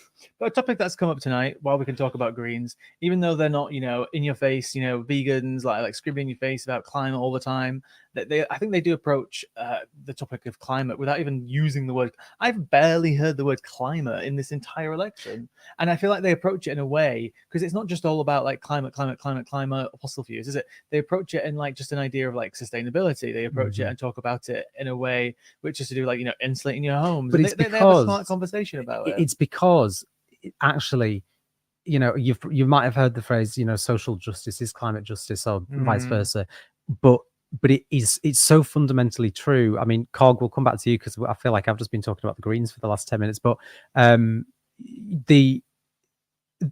if we can solve a lot of the problems that we have in this country, the answer to a lot of the problems in this country are also things that will help the climate. We can do things that will give us more jobs. We can do things that will help with poverty. We can do things that will lower people coming here seeking asylum. We can do things like there's so much that we can do that will help vulnerable people that is also going to benefit the climate. And I think that's why they don't talk about it all the time, because actually the Green Party they're not just a climate party. They're a party of change, and they're a party of social justice as well. I want to bring Cog in, but I feel like we've got something else too. Yeah, we have a clip ready about actually. Is it ready? We have it ready. So this is a clip of Corbyn. He's calling out Starmer to call for a Palestinian state. But I just want to finally ask you also about Labour's position on Israel-Gaza, which has been costly to the party tonight. Jonathan Ashworth has lost his seat. Other people are in trouble over it. What's the lesson? Well, the lesson is that people are appalled when they see the pictures of the destruction of Gaza. 30,000 and more people have already died in Gaza, and we are complicit because we're supplying weapons to Israel which are used to bomb Gaza. There has to be a ceasefire. There has to be recognition of the state of Palestine. There has to be justice for the Palestinian people. And that is a message that resonates with millions in this country, be they Muslim, Jewish, Christian, or of no particular faith. And I think the incoming government needs to reflect that the people that have spoken out about Gaza are not going to go away, are not going to shut up. They're going to carry on speaking out until the killing ends and we see justice for the people of Palestine. Should Keir Starmer recognise the Palestinian state?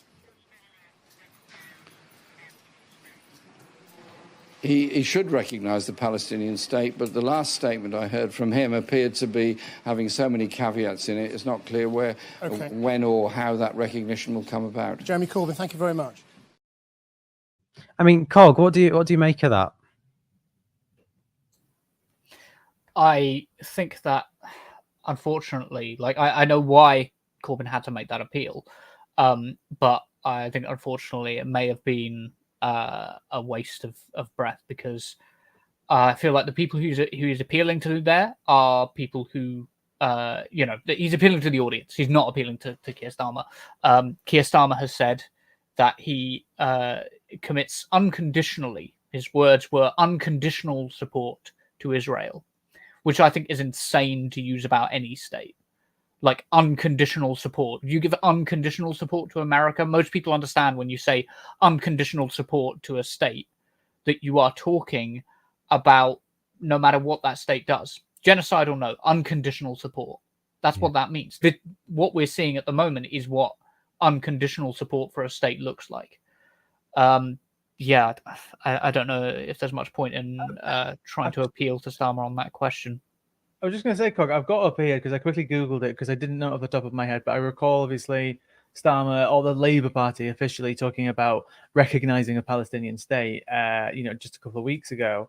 So I was just reading off of Reuters here. So this was on May 24th. So Britain's opposition leader, well, no, not technically yet, but Prime Minister, Keir Starmer said on Friday he wanted to recognise a Palestinian state if he won power in an upcoming general election. He's done that. Okay, that's the first step.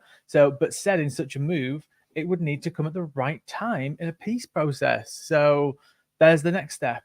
Ireland, Spain, and Norway have obviously already announced that week when this was announced that they would recognise a Palestinian state. It's frustrating because the time to recognise a Palestinian state would be now. Because you can't just wait for the peace talks. This is going to help the peace talks because Israel has absolutely destroyed whatever ounce of reputation that it had left around the world.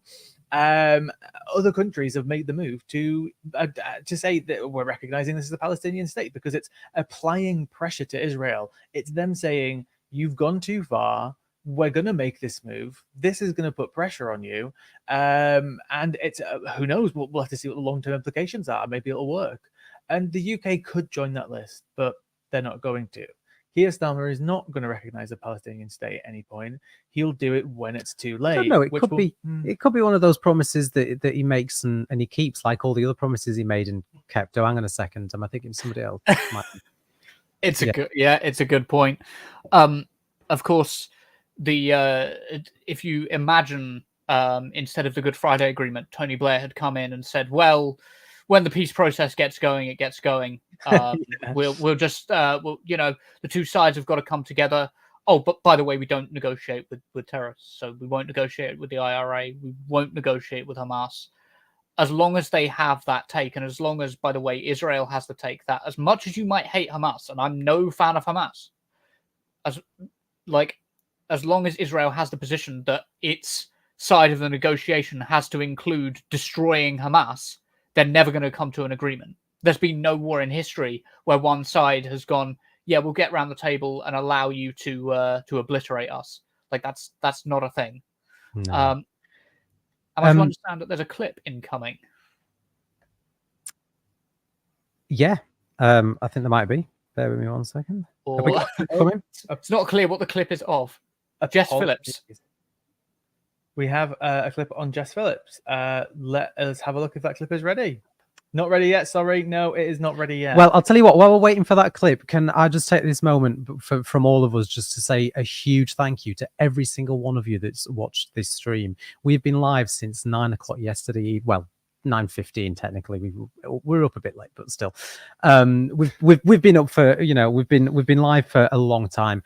And just on YouTube alone, we've had over 12,000 people watching. We've also been streaming live on Twitter, and we know that those views have been even higher. And we are we're here with Turn Left. We're a voluntary organization. We threw this together essentially in 6 weeks. We had a big plan for election night, and we thought we had about 6 months or so to prep. Yeah. And then Rishi Sunak walks out the door in number 10 and goes, I'm going to have an election in 6 weeks. And we all look at each other and go, shit, cool. All right, well, let's do it.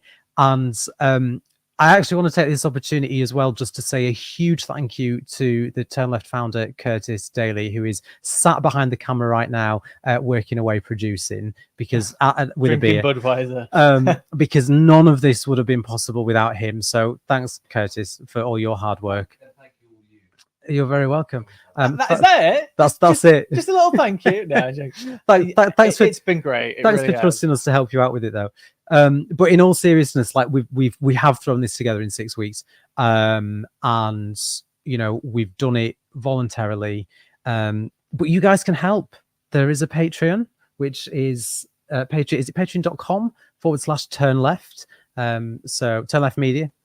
So you can, it's 7 o'clock in the morning. I've been up. I'm literally waiting for the banner to scroll past on the screen just so I can get the exact right one.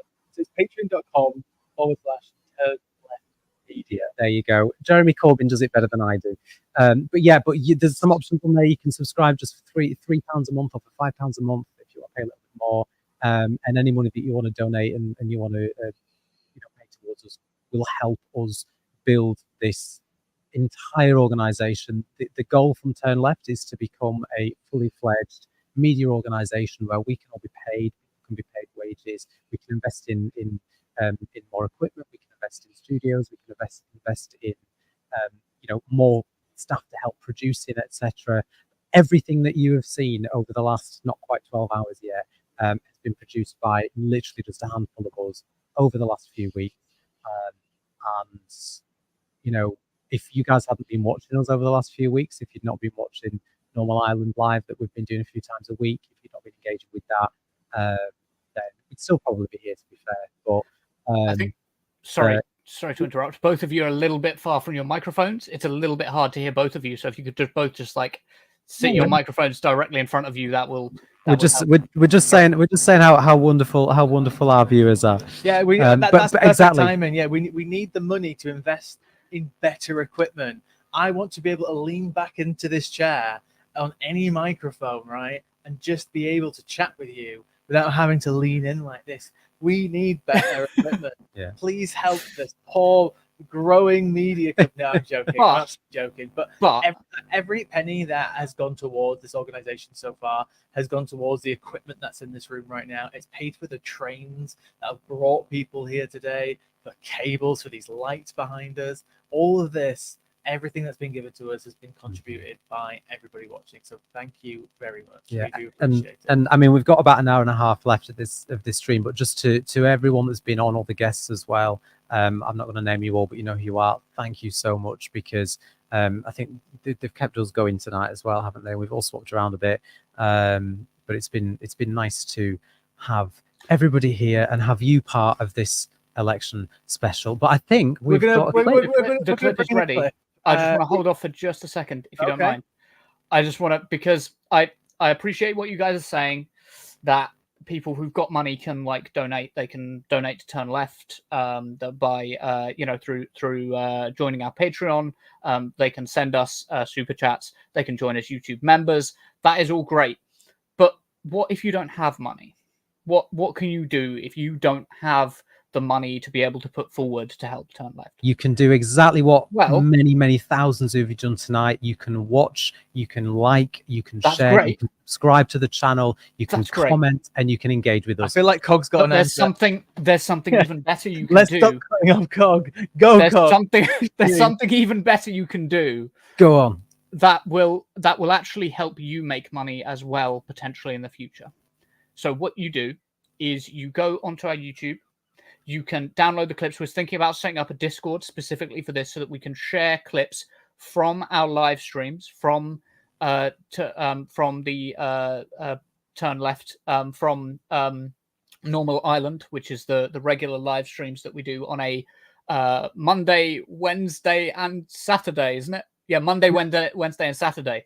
And you can take clips from that you enjoy, and you can repost them to TikTok specifically, because on TikTok, you can grow a following for yourself. You can make money on TikTok through Turn Left, through the media, and you'll be helping to spread our message. You'll be helping to get us out there, but you'll be doing it in a way that is incredibly easy. You can download a free editor like CapCut. It's so easy to do. You clip the bits that you want to put out there. You put them up on your own TikTok. You can create a Turn Left clips TikTok if that's what you want to do, or you can just put it on your personal TikTok. You can use us to make yourself some popularity, some money, whatever it is, to grow your own leftist channel if that's what you want to do. But yeah, use us to help get yourself out there as well. There's more ways to do it than just monetary contributions, although monetary contributions are always welcome. We always need better equipment. Sorry for cutting you guys off. I felt like no, that it's was really fine. important to add in. No, that's so true, Cog. So thank you ever so much for that. But now we're going to see what happened when Jess Phillips took to the stage in probably like a sports centre, or God knows where it was, early this evening. Let's have a look.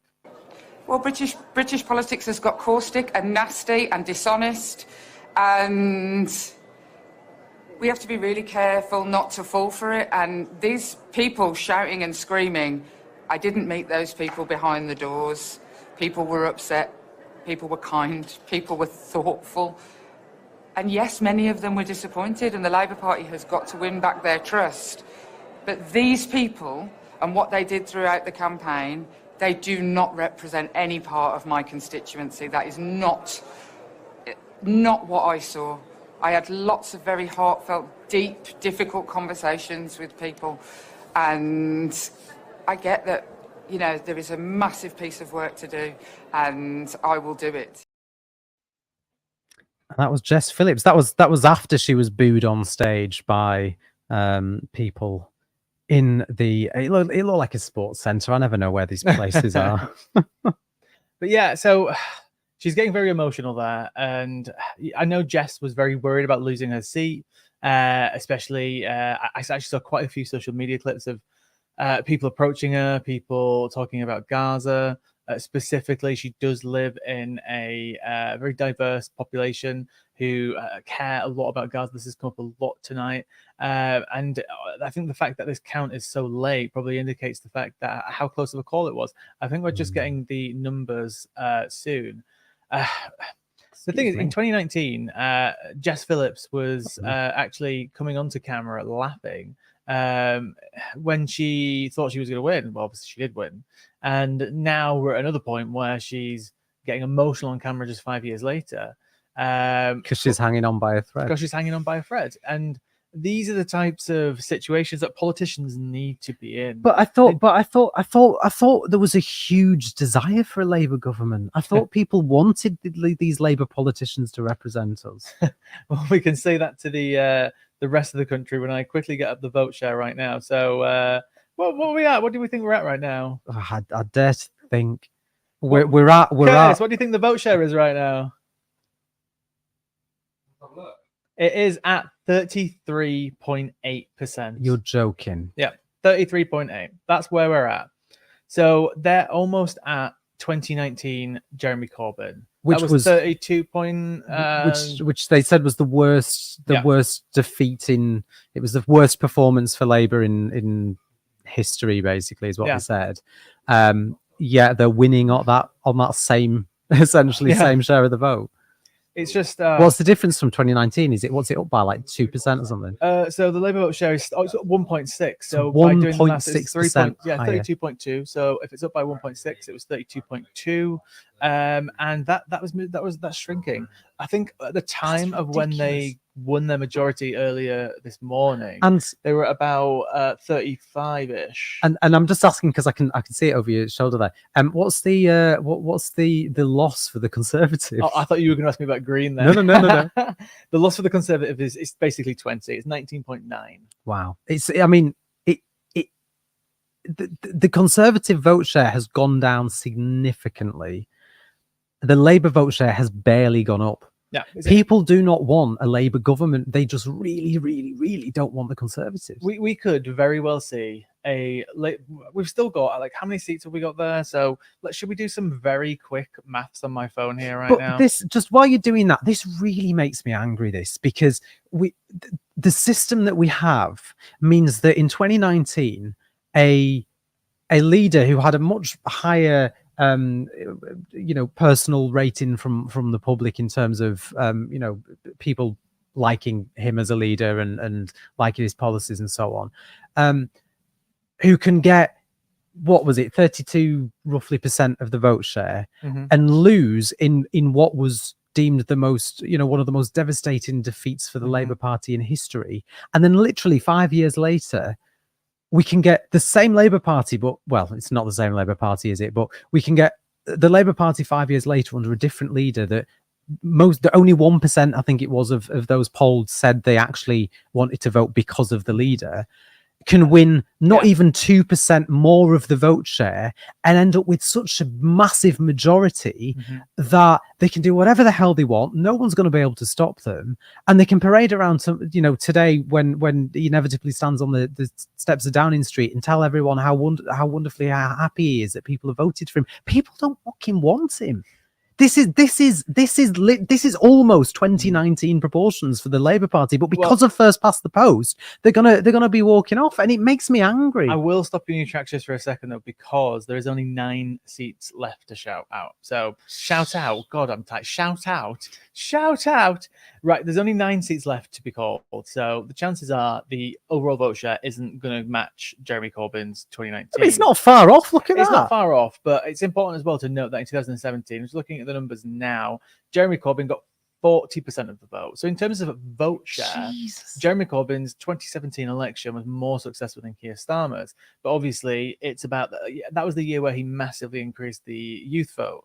Huge increases, which ones that Starmer can only dream of. Well, I mean, it seems that when he brings in voting for 16 and 17-year-olds, that a lot of them are going to vote reform. I've just realised I've been doing the maths of how many seats are left, and there's a tracker right here for it. You. Yeah, it's right there in front of me. It's fine. I'm tired. Yeah, they're 1.6 points ahead on 2019, and they go from having 200-ish seats all the way up to 409. There's 9 seats left to declare. This is why they're never going to give us first past the post, though. So, shall we quickly? Is there any? Can I see on this little interactive map what seats are left to declare? So we've got Angus and Perthshire up in Scotland. They take a while because all the polling stations are like miles away from one another. Yeah, I can see. I think I can actually filter. Can I filter by undeclared? No, I can't. But we've got 4 seats left in Scotland. We've got 1 in Northern Ireland. We've got up in the northwest. That's 2 independents. They're all the same colour. Undeclared Birmingham, Perry, and Bar. Is that a seat that we can potentially have a quick look at and to see what's going on there? So Birmingham, Perry, Bar. We have Khalid Mahmood as the old Labour candidate there. I'm guessing at this point, if the rest of Birmingham have declared and this seat hasn't, the only thing I can think of is that it's a very close vote. Very, very close vote. That's the only thing I can think of for such a big city. Yeah. Try to bring them all in. You got 5 of you. Yeah, why not? Go for it.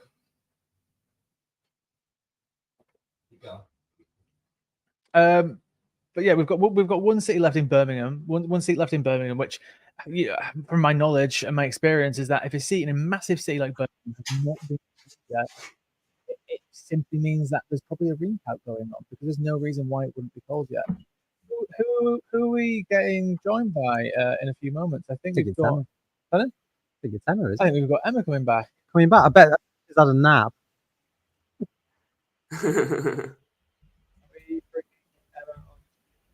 I can't hear you, my love.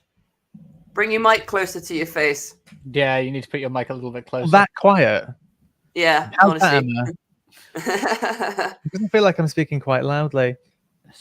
Oh, I didn't mean to do that. That was me. Sorry. I'm big now, guys. Shall we just go to a 4? Well, we've got 3, haven't we? Can we do this? There we go. Hi. But it's only going to focus on Cat. It's only going to focus on one of us. They're playing around with the layout just for a moment. It's all right, guys. I'll step out. 8 a.m. in the morning. I'll step out. I need a little break for a little bit anyway. That's absolutely fine. I can grab some food and let you guys talk it out so that Emma can be on screen with you guys. Sure. Although Cal appears to have disappeared. I don't know where Callum's gone. Oh, he'll be back in a moment. All the rules It's are going out the window. It's almost 8 a.m. I have been awake officially for almost 24 hours, so absolutely. We'll see what happens. Yes. Everything's just all over the place. Right? Thank you so much, Cog. When I come back, would yes. you mind asking me about, because I probably will forget, asking me about, I'll tell you what, if we can stay like this, we'll stay like this. Okay, there we go. Yeah. But I do want to talk at some point about Farage and the question of whether or not he will lose power now that he's an MP, because I think that's a really interesting question. But I'd love Emma's thoughts on the results since she woke up and how that's all doing. Yeah, so the first thing I did when I woke up this morning is I obviously checked the results. Win was as expected. I checked the results for my local constituency. Labour is a Labour hold. However, I'm not particularly happy about that. And I'll explain in just one second. The MP that's now my Labour MP wasn't my MP before.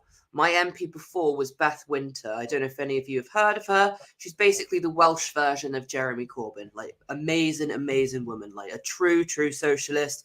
Really, really for her people. She was gerrymandered out of her position, so her constituency was split up, and we've joined Pontypridd. The Labour candidate for Pontypridd is a lady called Alex Davies-Jones. Alex Davies-Jones is a very prominent member of Labour Friends of Israel, and But you can't tell her that. You can't call her out on that. Oh yeah, but I can't say that, guys, because she had somebody arrested the other day after she approached them when she was on her campaign trail, and they questioned her about this, and they filmed a 30-second clip, uploaded it online of her lying, and they debunked her lies. That was enough for her to have 2 riot vans and like 20 police officers sent to this person's house to have their house raided.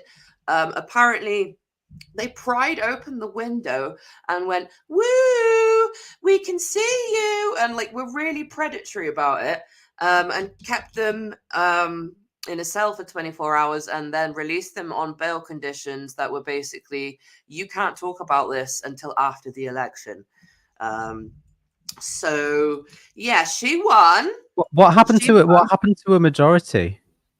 Because something that we've been discussing tonight is that basically with a lot of Labour seats, they've not necessarily, certainly on vote share, they've not really got more people voting for them. It's just that the Tory vote's sort of fallen down. And I just wondered whether the sort of it was similar where you are. Yeah. So not only that, but like you know, like because as I was here last night, looking very glam. Now you've got the morning after version. I'm very sorry, lads. It's all right. We still haven't slept. We probably look terrible. But yeah, we saw like a sort of a pattern emerging of like reform coming in second, and that's what's happened in my constituency. It doesn't really surprise me that that's happened because people feel so let down by Labour.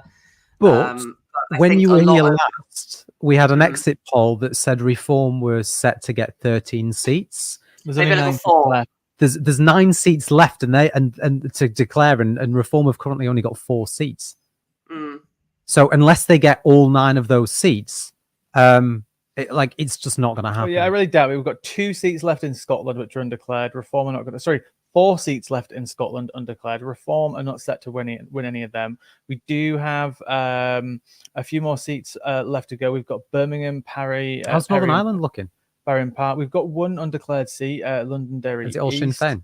It's majority Sinn Féin, yes, so far. Obviously, we've still got 2 seats left. We also do have Basildon South and East Thurrock as well left to declare, and we also have Poole left to declare. So I don't know if we've got any information on how any of those seats were leaning, but I'm sure we can have a look soon. But they don't really sound familiar to seats that Reform are necessarily going to win. So they could very well finish on 4 seats.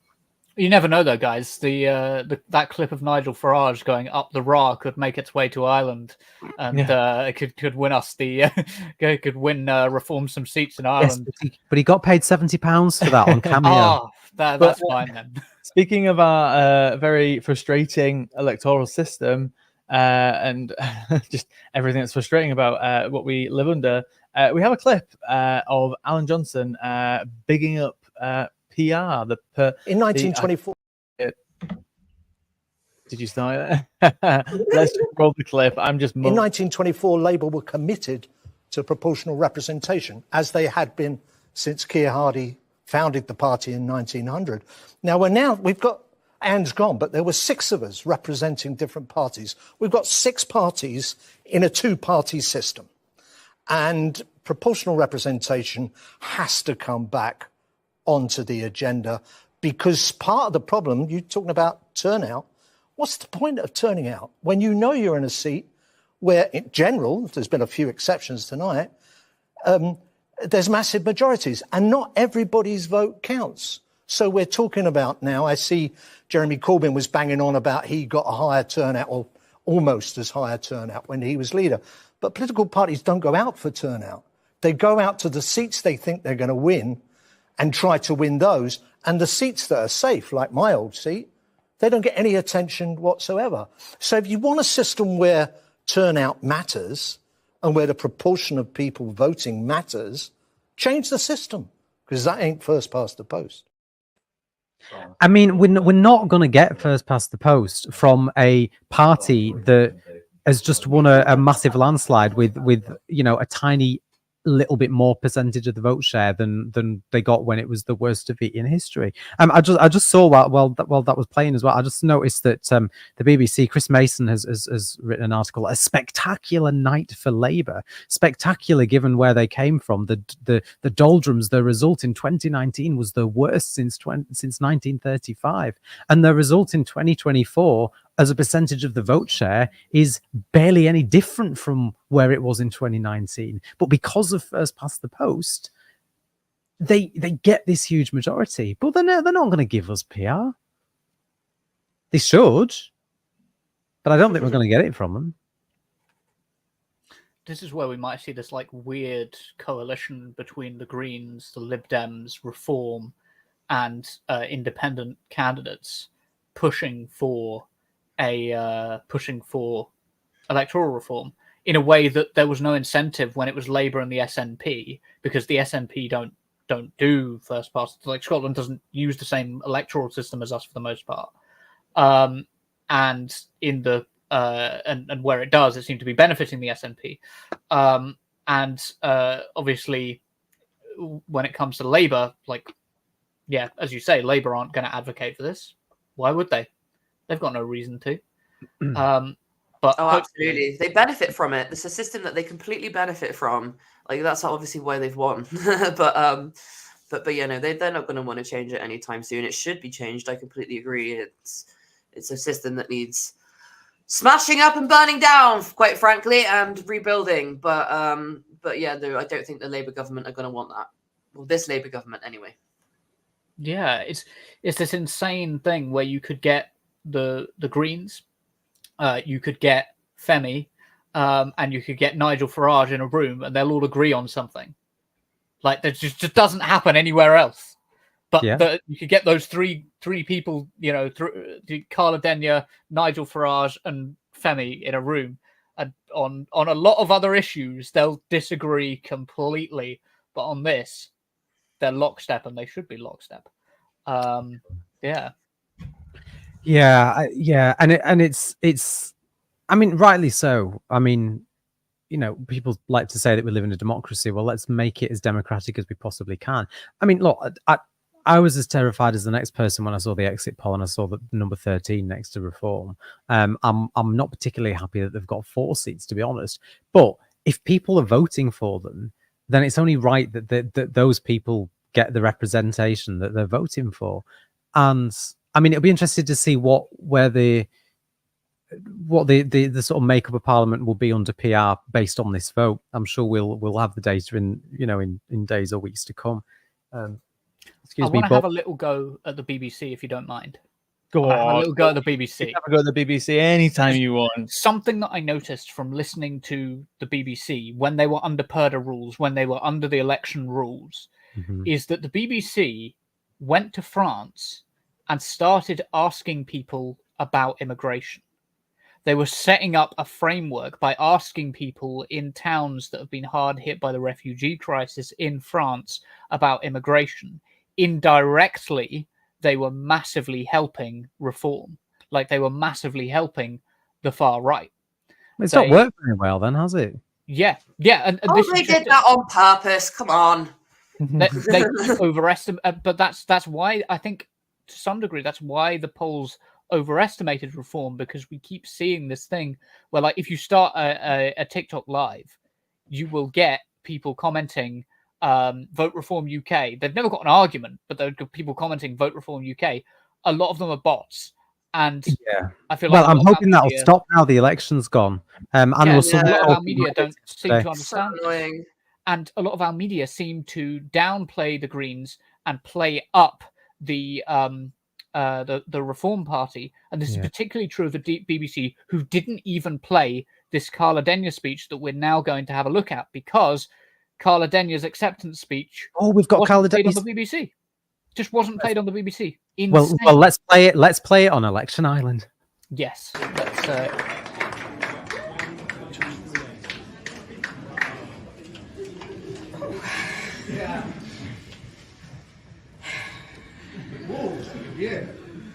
Bristol, you made history. Yes!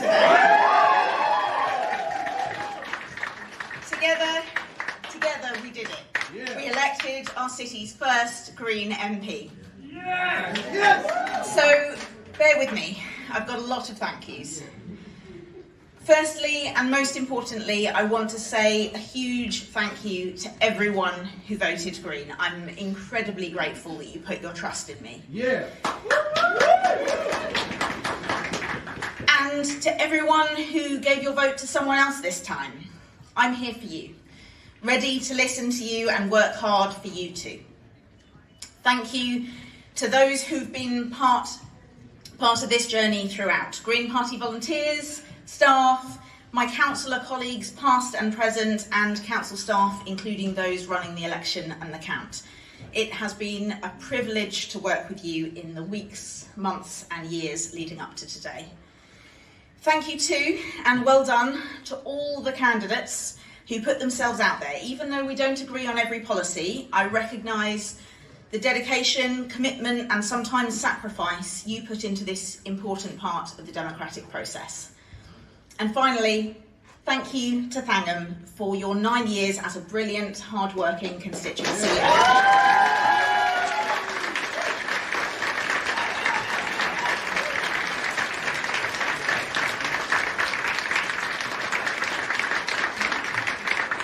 I will do my very best to continue to help the people of Bristol Central as well as you have done. Thank you.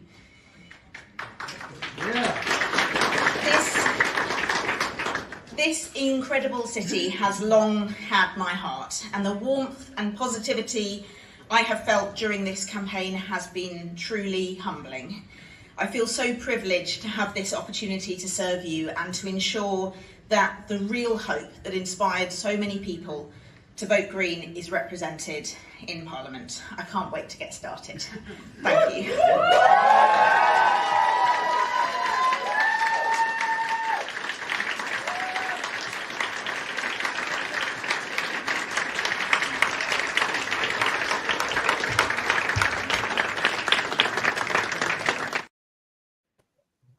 Well, that's just made my morning.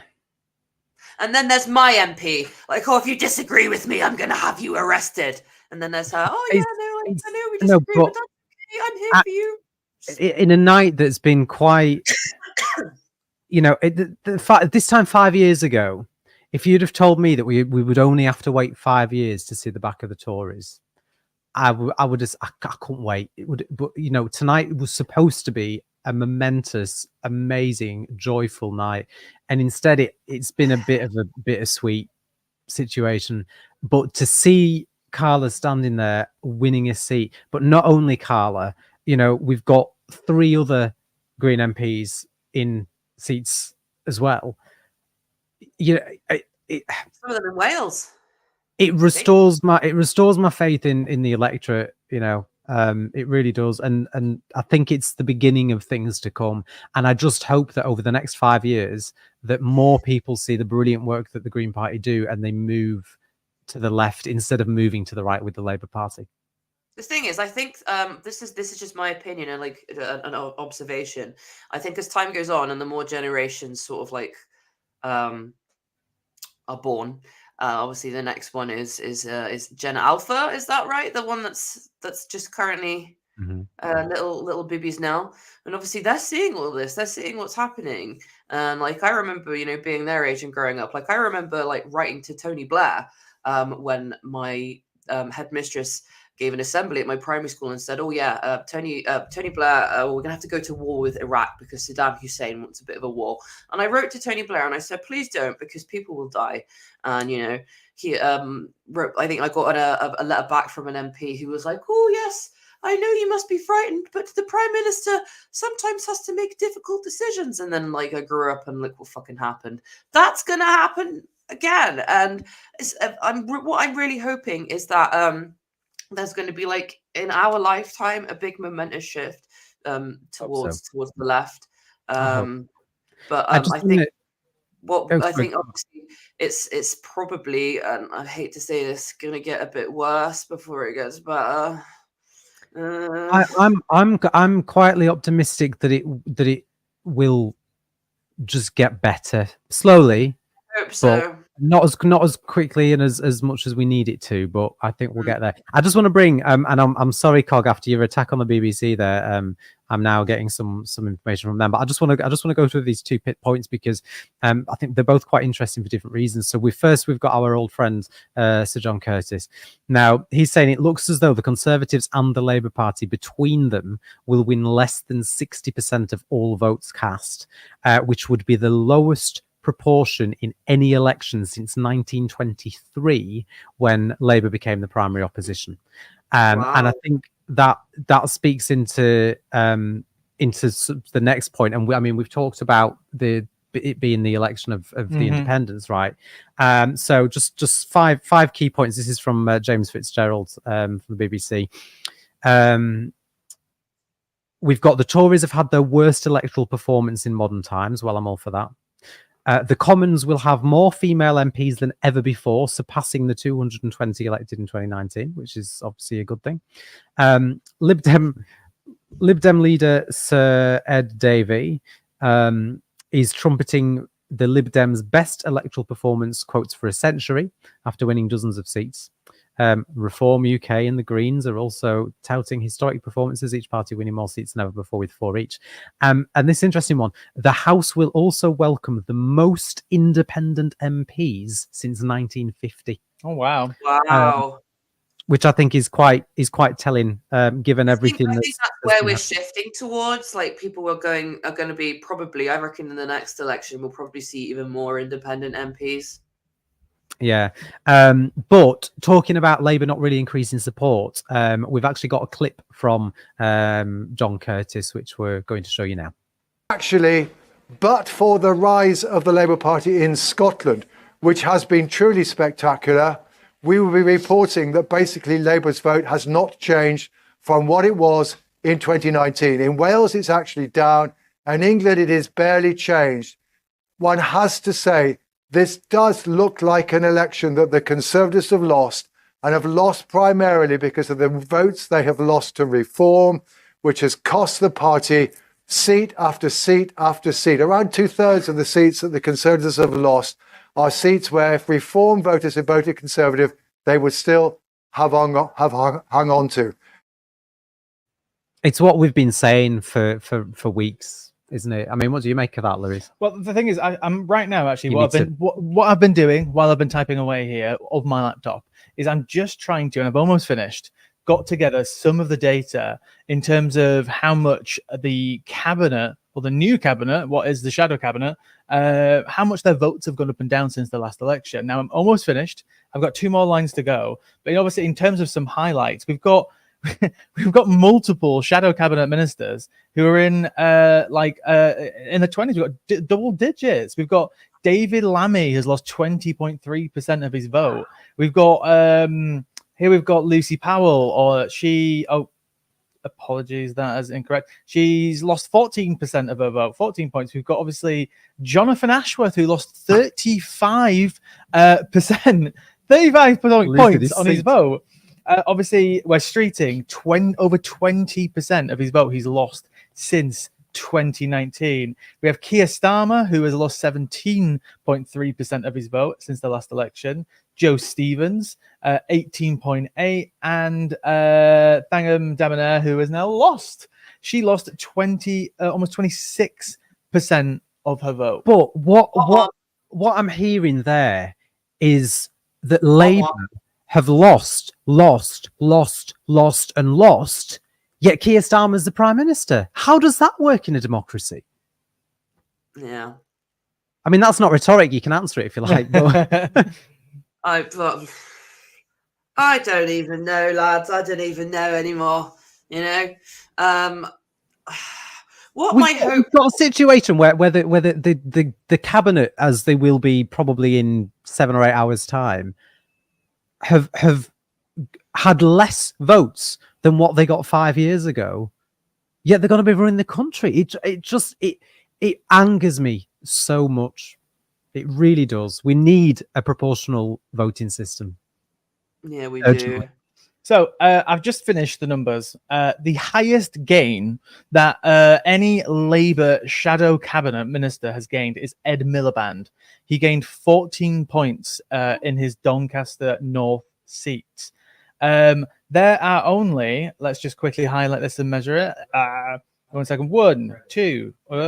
Sorry, my Excel sheet is going everywhere. Basically. Okay, we've got 1, 2, 3, 4, 5, 6, 7, 8, 9, 10. We've got 11 shadow cabinet ministers who've increased their vote. The vast majority of them have only increased it by 1 to 3% since 2019.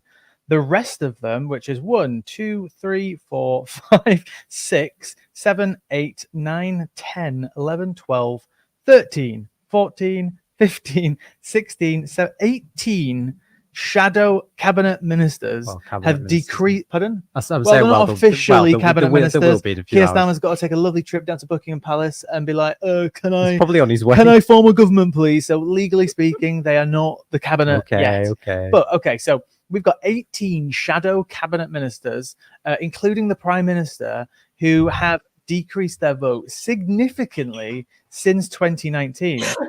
It's absolute madness. We've got 8 of them in double digits in terms of vote loss. 2 of them, obviously the most senior. We've got Wes Streeting, who's going to be in charge of the NHS, losing 20%. Keir Starmer at 17%. Until he privatizes it. Until he privatizes it. It's absolutely two people have lost seats. We've got Jonathan Ashworth and Dagenham Debonair who've lost seats. So 2 members of the shadow cabinet who have been taken It's not out. a great loss. But it's not a great loss at all. But it's interesting, isn't it, how we're going to be again ruled by a bunch of people who actually have lost more votes since 5 years ago. How does that work? It doesn't work. That's the problem. The whole system is broken. And actually, thanks for doing that, Lewis, because I was already angry and depressed, and now I'm livid and depressed. It's crazy. I mean, Emma, what do you make of that? It's rubbish. Like, this is why, like, I personally think like voting should be mandatory. I know not everybody agrees with that. Like, The turnout's been abysmal as well. Yeah, they do that. I'm pretty sure it's Australia they do that. But the thing is, if you don't want to vote, just spoil your ballot. You know, that's better than not voting. Just spoil it. Just write "fuck off" on it if you want. Put a willy on it. Yeah, put a willy on it. You know, do a little willy, do some boobies. But it's just much better than just not voting at all. You know, we need to do something just because at least I think in my area we had like a 50% turnout, right? Imagine if you know, everybody voted and that 50% that didn't turn out just spoiled their ballot and wrote "fuck off" on it. You know, then maybe we could actually start, you know, being like, actually, maybe we need to maybe review what's happening. Like, or like if it's if the spoiled ballot is a majority, then, you know, that we need to like look into like reviewing the candidates or like their policies or whatever, or actually talking to the people and being like, you know, what do you want, etc. But yeah, no, this system is absolutely fucked, mate.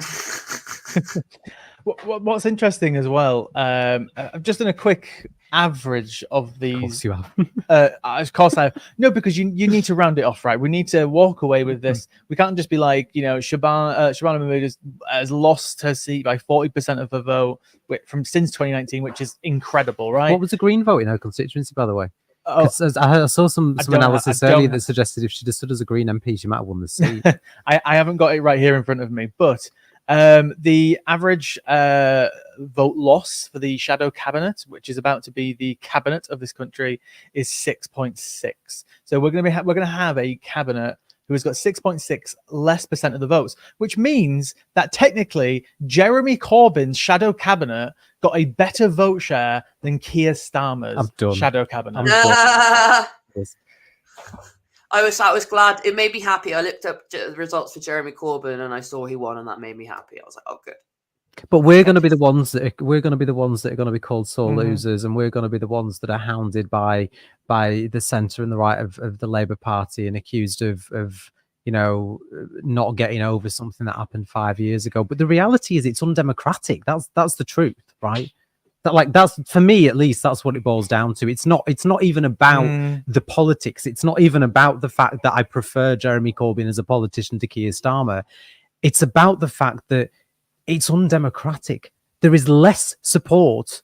Well, sorry, there is what, 1.8% more support for this version of the Labour Party than there was for Corbyn's Labour Party when Labour faced one of the worst defeats in history in 2019. It's not even 2% higher, and they've got, I mean, it's got not as big a majority as what Blair got in 97, I don't think, is it? We haven't got the final numbers. We have not got the final numbers. But well, I mean, what was Blair's majority? Because we might. Okay, let's have a very quick look. It's only 2 seconds to get up. So Blair's majority was 418 seats. And what are we on now? So we're on 409 the last time I checked. So let's see if that's still the same. So even if Labour get the next 9 seats, they're only going to have 418. Labour would have to win every single. That's not going to happen. They're not going to get it because there's 2. But even if they do, it would be the same as Blair. It wouldn't be any higher. Oh wait, no, the Northern Ireland seats have been called, so they would have to win both seats in Scotland, 3 seats in Scotland. I think one's gone grey again. It's undeclared. I wonder if there's been a recount. There was 2 seats left in Scotland before.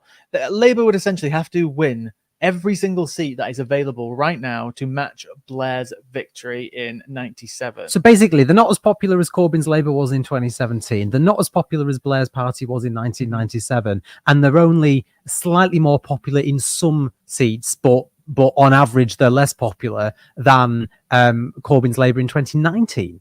Yeah.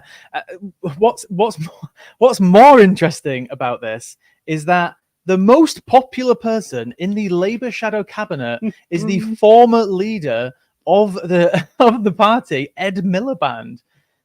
He increased his vote share by 14%, and Keir Starmer decreased his by 17%. So now we have a vote share gap of like over 30% between the popularity of Keir Starmer and Ed Miliband, the former leader of the party. I was actually just trying to quickly get up as well to see how many votes Ed Miliband got in his constituency in 2017, just to compare that. So let's have a quick look. So in 2017, Ed Miliband got 25,000 votes. And let's see what he got in this one.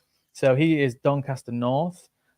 He got 16,000. So obviously his vote count is down, but his vote share is massively up. But he didn't even get the same number of votes. He's still got less votes. But this is why vote share is actually really important.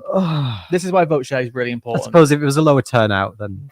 So what we've got a Labour shadow cabinet where 2/3 have got less votes than 2019 under Jeremy Corbyn. So Jeremy Corbyn's shadow cabinet was stronger than Keir Starmer's in terms of vote share. We've got a former Labour leader, Ed Miliband, who is now the most popular person in the shadow cabinet, and Keir Starmer, the soon-to-be Prime Minister, with a loss of 17 points. I want to know before we call it for them. Well, but that's we, as I mean me, and I don't know whether you're going through till 9 yourself, but I'm gonna give way for Curtis for the final stretch. But just before I disappear, I want to know if we can find so I know it's not quite yet finished, the total number of individual votes so far. I can try and have a look at that data in a moment.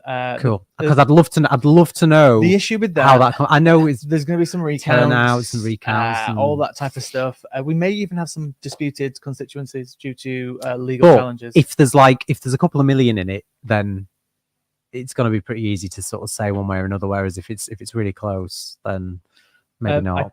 I haven't actually seen any total vote count trackers yet on any of the websites I've been trolling, but I will see if I can find one for you before the end of the show. Thank you. Well, you got 45 minutes. But 45 minutes. But right now, I believe we're going to be heading over to Islington North, where we recently filmed an interview with Jeremy Corbyn. We're going to be showing that clip. And you know what? During this clip, I'm going to go have a little break, because I am very tired. I've been awake for 24 hours. And me too. And are we going to come back, or are you? I think we should all come back for the end of the show. All of us come back for the end of the show. In which case, we'll see you after this, including Joe the cat, who has been hiding away above the fridge while we've been filming this, because he's very confused right now what has happened to his living room. Right, let's go to Jeremy Corbyn, the now MP again of Islington North. When you were leader of the Labour Party, a lot of the donations, the funds, came from individual donors. Now, recently, one of the bosses, or the boss of Phones for You, John Caldwell, billionaire, is now just thrown his weight behind the Labour Party. Says the Labour Party speaks for him. So we're talking about Keir Starmer saying, you know what, we support workers. How can you square that circle when we've got ex-Tory donors, billionaires, now supporting the Labour Party? When I became leader of the Labour Party in 2015, a lot of the very wealthy donors that had loaned money to the party under Tony Blair and never asked for it back, suddenly asked for it all back. And we then had to go out and raise money. And we did. And the average donation was 25 quid. Many donations were smaller than that, £5, £10. During the 2017 election, we almost ran out of money halfway through the campaign. I did an appeal and we raised £1 million straight away from people, ordinary people all over the country. This campaign here in Islington is funded by £10 donations. It's more honest and safer to have money from people who have no pecuniary interest in the campaign. Once you start taking money from big business, from big companies, they're going to want something. They're going to want something in return. And that's why I refuse to accept, well, they weren't offered anyway, big financial donations. And I think we need to clean up our politics in Britain and stop business funding of political parties. There seems to be many, let's say, women of colour being treated pretty poorly by the party. Faiza Shaheen, just around the corner, is now standing as independent. So what do you think holistically the view from the Labour Party, particularly the leadership, on women of colour, Muslim women, minority people? Well, the holistic approach appears to be that they're attacking people of the left. They don't want highly articulate, very intelligent, very capable representatives of the black community like Faiza, like Diane, to be candidates and speaking out. And they're not the only ones. Others have been blocked and barred as well. But this election isn't over yet. We've still got 10 days to go. The duopoly of economic pressures and offers by the Conservative and Labour Party is beginning to unravel and being exposed. And it's campaigns like this one here that are showing people there has to be an alternative, and you need those voices in Parliament that are going to make those demands to end child poverty in our society, to end rough sleeping homelessness. But you can't do that if you don't address the fundamental issues of economic inequality. To focus more on your campaign, you're obviously running against the Labour Party, but you're running against the machine, you're running against the Labour brands. Do you worry that this is going to be actually a very difficult election to win, because you are very popular in your constituency, you were a former leader of the Labour Party, people know your name, but given that you've got money against you, the Labour brands, it's not a walk in the park. There's no walk in the park except this park. But it's a people-powered campaign, and we've got a lot of people, local people that have just turned up at our office and said, Jeremy, what can I do to help? People that I've known in passing for years who I didn't even think were particularly political, they said, no, what's happened to you is wrong. We're going to support you. And we've got lots of other people that come in. So we've got a lot of people helping. Yes, it is difficult to get that message across about being an independent. And why? Because they've voted for me for the past 10 general elections as a Labour candidate. What they're getting on offer is exactly the same me and exactly the same MP. I will always speak up for the people that have been good enough to elect me to this job. And if I'm elected on July the 4th, I'll be very proud to continue representing the people of Islington North. Labour have their fiscal rules baked in their manifesto. What would you say your general response is to their manifesto, their programme they're offering to people? Now, within that manifesto, they won't even scrap the 2-child benefit cap. And they say, well, we need to move towards the centre to win elections, but surely there is a limit at what they're doing. So what's your response to their general economic package? What's centrist about keeping 300,000 children in poverty? What's centrist about allowing inequality to get worse? What's centrist about allowing working class living standards to fall by 20%? The manifesto mentions business 60 times and inequality once. Come on. Families around here, people around here, all around the country, are in a desperate crisis. Crisis of poverty, crisis of debt, crisis of a lack of hope, and there's a mental health crisis facing the whole country. It's up to political parties to offer something different and something better. And that's what we should be doing. That's what we're doing in this campaign. And you know what? The resonance on the doorstep is amazing. I read their manifesto. They talked about building housing, but no council housing. Exactly. Young people like me or younger are worried about housing, getting on the ladder, but council housing is a huge integral part to addressing the housing crisis. Why has the Labour Party completely abandoned council housing, it seems? I love it the way the media always talk, not blaming you here, the media always talk about housing in terms of house prices. They always say the housing crisis, straight on to house prices. They never talk about homelessness. They never talk about council housing. They never talk about regulation of the private rented sector. If we're to deal with the housing crisis, you do a number of things. One, you build council housing. Two, you regulate the private rented sector. Three, you have a requirement on every local authority to house every rough sleeping homeless person. And you move on from there to try and bring about an end to this crisis. People, if I may say so, of your age and younger, who are deeply in debt from going to university, earning possibly headline figure, not a bad salary here in London, yet spending half of their take-home pay, if not more, on trying to sustain themselves in a pokey flat somewhere. It doesn't happen all around the world. It doesn't have to happen here. But it does mean you've actually got to challenge the greed of those that make money out of the housing shortage. People are calling this the independent election. I like to think it's also possibly the independent media election too. So how important is it that we have an independent media not funded by billionaires to take on the political establishment? Absolutely essential that we have a free-thinking, free-speaking, independent media in our society. We've now got the technology undreamt of years ago, where you can actually quite simply set up, do interviews as we're doing now, and broadcast those. So why do we allow big media companies and the cultural agenda setting by the BBC to dominate all of our political and popular understanding of life in this country? So I enjoy working with the independent and the popular media because it's a way of getting that message across. And also, in a social media age, young people under 40 almost never buy newspapers, don't watch the BBC, occasionally watch a bit of ITV or Sky, but actually tune in increasingly to social media or social media messages or independent media like yourselves. Roll it on.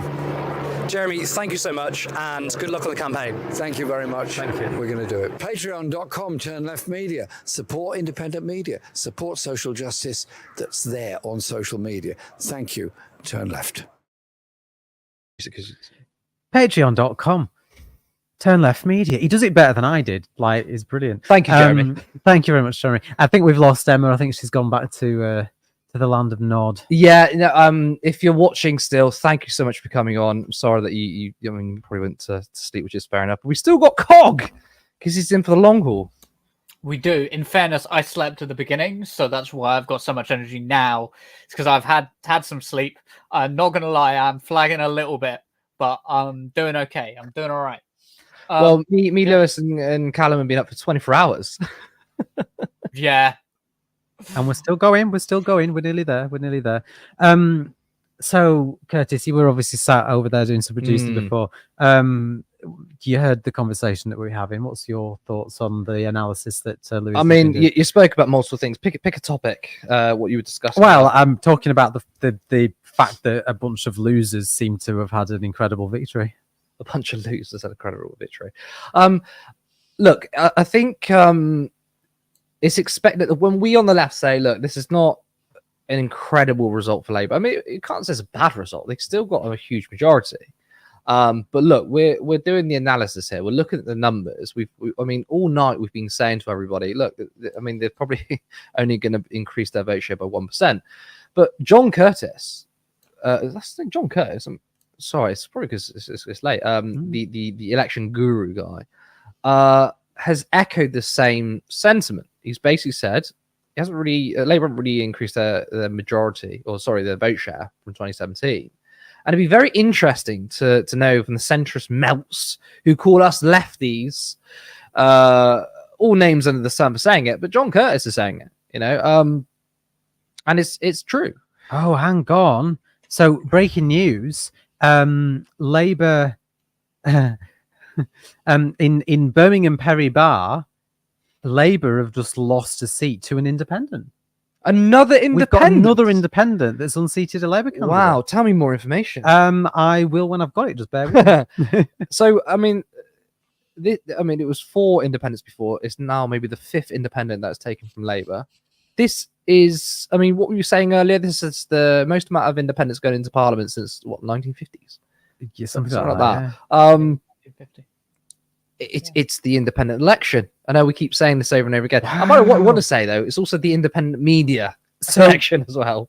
So this is the independent candidate Ayub Khan, who, excuse me, has unseated. I don't know whether it was always Khalid Mahmood's seat, but I feel like somebody else might have been in this seat prior. I'll double check. But Khalid Mahmood, the Labour candidate, got 12,796 votes, and Ayub Khan, the independent candidate, it's been a long day, got 13,303. So it's a majority again of about 507. And Labour have lost 33.9% of their vote share. Wow. Since 2019. The Conservatives are down 9.1% as well. Reform are up 3.7% with 6.5% of the vote. And the Greens are up 4.6% to 6.5%. And the Lib Dems are down. And then another independent and Socialist Lab are both up slightly. But again, another seat where an independent candidate has been successful against Labour. Well, look, I mean, you brought up Chris Mason earlier, and I think was it you yourself? You said you kind of respected him, or maybe Lewis, but he was saying, "Oh, this is a huge, thumping, amazing." No, I was reading that out. You're reading out. It's a huge, thumping, a major victory for Labour, and I mean, another result here where you've got it's not just an independent winning or coming close; it's the amount of votes lost from Labour, and we're seeing 30 to 40% of vote share in certain constituencies that Labour are losing. People are so disillusioned. So he was actually a Lib Dem, and he quit the party to fight the Perry Barr seat as an independent over what issue, Curtis? Gaza. Absolutely. Has to be. Yeah, that's exactly what it was. I mean, it's surprising that. I'd love to find some information out why he left the Lib Dems for that. Because, okay, the Lib Dems probably haven't been as radical as we like on Gaza, but they've probably done as much as what you would expect. Right? Well, so according to the birminghammail.co.uk, City Councillor Ayub Khan has quit the Liberal Democrat. This was obviously this was May, has quit the Liberal Democrats after claiming that he was told he could only be their MP candidate for Perry Barr if he agreed to, quote, hush up over Gaza. Wow. Khan, a barrister, says that he could not agree to allow party officials to vet any comments or videos he made relating to the Palestine cause as a condition of his candidacy, as doing so would, quote, undermine my integrity and independence as a people's representative. So he's quit the party over that, gone on to stand as an independent, and then by the skin of his teeth, again, just 500 or so votes, has overturned good for him, a Labour majority. Good for him. Look, I'm not overly surprised about that. I mean, speaking to certain Liberal Democrats councillors, they've been saying that look, they've taken the centrist position, like it's bad on all sides, whatever. But sorry to interrupt. So it was actually Khalid Mahmood's seat, and in 2019 he had a majority of 15,317. Wow! And now he's lost by a few hundred. Over Gaza. That is. They've got the Labour treatment there. When Labour treat their candidates like shit. The Lib Dems have done the same to pay the price for it. And again, this is someone who it's never really liked the Liberal Democrats, especially when they went in coalition with the Tories. But I think we can all agree a very good election result for at least the centre left would have been the Lib Dems in opposition. But I'm absolutely glad that's happened. The Lib Dems absolutely deserve that. Then, if they're going to kick out a candidate for 100% for speaking up for Gaza, which is not it's not a left-wing, right-wing issue. It's just a moral issue to oppose a genocide in Gaza. And if any political party wants to hush certain candidates, Faiza Shaheen was told she couldn't go to pro-Palestine rallies. She said she went anyway. Good for her. And it seems like, well, this has affected the Lib Dems as well as Labour too. Do you fancy not sleeping? I'm just reading that Sunak's expected to leave number 10 for the last time at 10:30 this morning, and then he's going to travel to Buckingham Palace and see the King, and then Starmer will arrive, and the new Prime Minister Starmer is expected at number 10 at 12:20. So if we skip sleep, we can go and see him. We were just saying, Lewis, but I'm just going to bring Cog in. We were just saying that there's just been another seat announced, another Birmingham seat. Oh, you're not on camera. Let me shimmy up. Oh, I can't shimmy up, can I? Me. There's just been another seat where Labour have just lost an MP to an independent candidate over Gaza. Oh, really? Yeah. But while we're trying to all get into camera, Cog, what's your thoughts on that another one? Yes, I mean, you're right to say it's been the independent election. But there was a couple of things I wanted to highlight before I spoke anything about independence. Good idea, moving the camera back a bit so you can all fit in and you're not all sat on top of each other, like at the end of a game of musical chairs. Yeah, first of all, I think this is still accurate. I think the BBC still have this down as accurate. I think this is still what the turnout looks like across the years from 1950. Sorry, finally. No worries.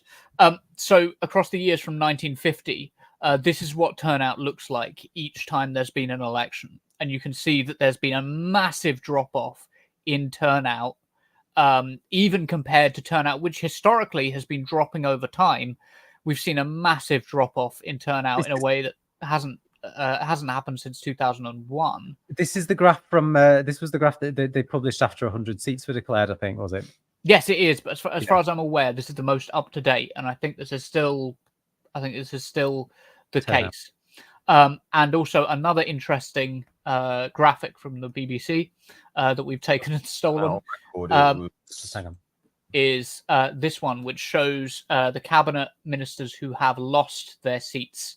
That's not including people like Michael Gove, who chose not to stand, perhaps wisely, but you can see that a good chunk of the cabinet has been completely obliterated in this election. Good, that's what we want. We want the cabinet to be obliterated. Harry, you were saying the lowest turnout? Lowest turnout in an election post-war is 2001 with 59% turnout. So, I mean, to go lower than 59% is, well...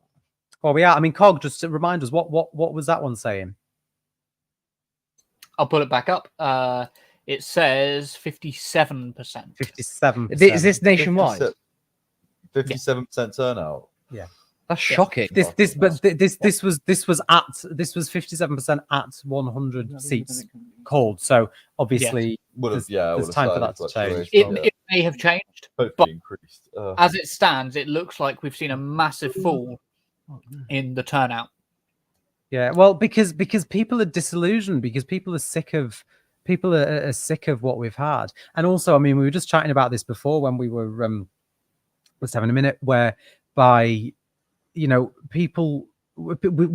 so many people have said for so long that Labour are going to win this election. I mean, we all knew that Labour were going to win the election, so a lot of people just haven't bothered, because it's just like, well, Labour have won it, so what's the point?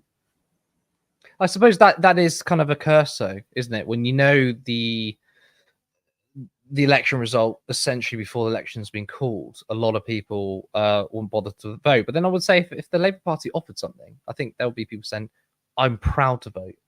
You know, I mean, if for me, if Jeremy Corbyn was, I mean, had these sort of polling ahead by 20%, I wouldn't be like, "Oh well, you know, they're probably going to win anyway." I'd still be like, "I really want to vote for this party." So I think and encourage other people to vote for them as well. Yeah. So I think like it's obviously a factor when people know what the result is going to be, but people tend to want to make their voices heard. People will still vote for a party if they kind of like them.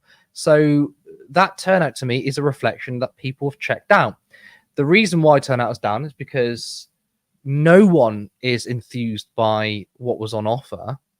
Also, younger people. I mean, are we the number? I want to know about the numbers for younger people not voting. I know it's pretty bad, especially I would say the period between 2015 and 2019. The Labour Party actually spoke to younger people. For a long time, the political class has ignored them. And then they typically try to chase votes of elderly people because they're more likely to vote. And Labour under Jeremy Corbyn dared to try and court the younger vote. I think that's really significant there. Well, and did so with some success, to be completely honest. I think we're just having a look at. Yes, for the first time, in a long time, the young vote was actually enthusiastic. Like that hadn't happened. It's how unenthusiastic things were in 2015. I feel like people often forget. Like how unenthusiastic people were in 2015. And one of the things we should bear in mind is that none of this would be possible without people like you watching at home, without our audience. So I do just want to point out that Hal has just joined as a member. We really appreciate it. Honestly, the YouTube memberships really help us out. And has left us a lovely comment as well. Said, huge admiration and respect to Curtis, the rest of the Turn Left team there, and your guests for this excellent, truly excellent rolling general election coverage live stream. Much appreciated. And then less than a few moments later, we had this comment come in. Huge admiration for Curtis and his team. Went to bed early-ish, get up, and they are still looking fresh. You guys are still looking fresh. I wouldn't say we're still looking fresh. That you're too kind. You're too kind. No, look, reading those comments means a lot though, because there's no financial incentive to do this, but it's not why we're doing it. I mean, we care about issues, and for me, I mean, the reason why I started Turn Left is because the media is completely broken. We've got another guest here. The media is completely broken, and we need to do something about it. I mean, of course, we're not the only independent media. We've got Novara Media. We've got a plethora of other left-wing media outlets out there. I mean, the BBC aren't that bad, are they? Yeah, sorry, I didn't mean to leave out the independent BBC. We're not the only ones, of course. But, I mean, my view is you can't take on the media establishment by just having one outlet. I mean, Novara have done very, very well. They're going to be approaching 1 million subscribers, probably going to hit 1 million subscribers before the end of the year, right? And hats off to them. They're fantastic. But you can't, I mean, in my view, you can't really take on the entire media ecosystem with just one outlet. You need a community of independent media organizations. Turn Left isn't trying to compete with anyone. We want to work with Novara. We want to supplement Novara. We want to supplement everybody else. And we work together to have different voices. And, we're small fish in a pond or a sea or whatever. But that's full of sewage because of. But listening to comments like that is it means a lot. It means a lot. Right, I'm just reading straight from the Guardian here. One seat we won't be getting the result of anytime soon is South Basildon and East Thurrock. Wow. There will be a complete recount starting from 2 p.m. Thurrock Nub News reports that after a delayed first count, the Reform candidate James McMurdoch appeared to have won the seat with around 12,000 votes from Labour's Jack Ferguson, with Tory Stephen Metcalfe around 1,000 votes behind. Initially, candidates were told Reform had won by a margin of 127 votes, which prompted Labour to demand a recount, and an initial check found botched counting procedures. The saga over the count dragged on until 6 a.m. when Thurrock Council CEO and returning officer Dave Smith said he had told counting staff to go home and a full recount would have to take place. When it says Metcalfe was the MP for the constituency in 2019 election and was defending a majority of nearly 20,000 votes. Two questions. Firstly, is that the seat? Is that the other Reform seat that was already declared that was counted in the 4? No, this one has not been officially declared. Okay, because they tell the candidates first, and then they will say, "Are you happy with this result?" And they'll say, "No, I want a recount." That happens in private. Okay, so I've got a clip here. It's let me just have a look because I don't know. Right, I've not listened to this. This is Steve Holden from LBC, and it's the Basildon and Bill. That's different seat. Yeah. Oh, is it? Yeah, you got Basildon and Billericay. This is South Basildon and East Thurrock. Different seat. Oh, well, this is controversy recounts and a close call for Tory Party Chairman Richard Holden. So that must be both, is it? Because it says the story of the ignore me. It's fine. Yeah, Richard Holden won his seat by a very short margin, and that was announced hours ago. This is a different seat. When it says, what does it say about botched up? Just give me that. Tell me that sentence again.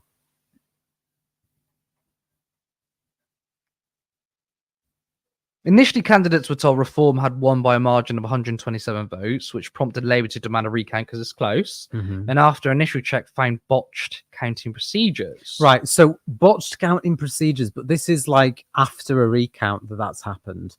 So does that just what does that mean? Does that just mean that the counting staff are just absolutely shattered, so they've just missed a pile? Does it mean that the Well, I don't particularly know what a botched recount entails. I mean, what does that mean? I have no idea. I mean, what's a botched counting procedure? Cog, I want to bring you on this.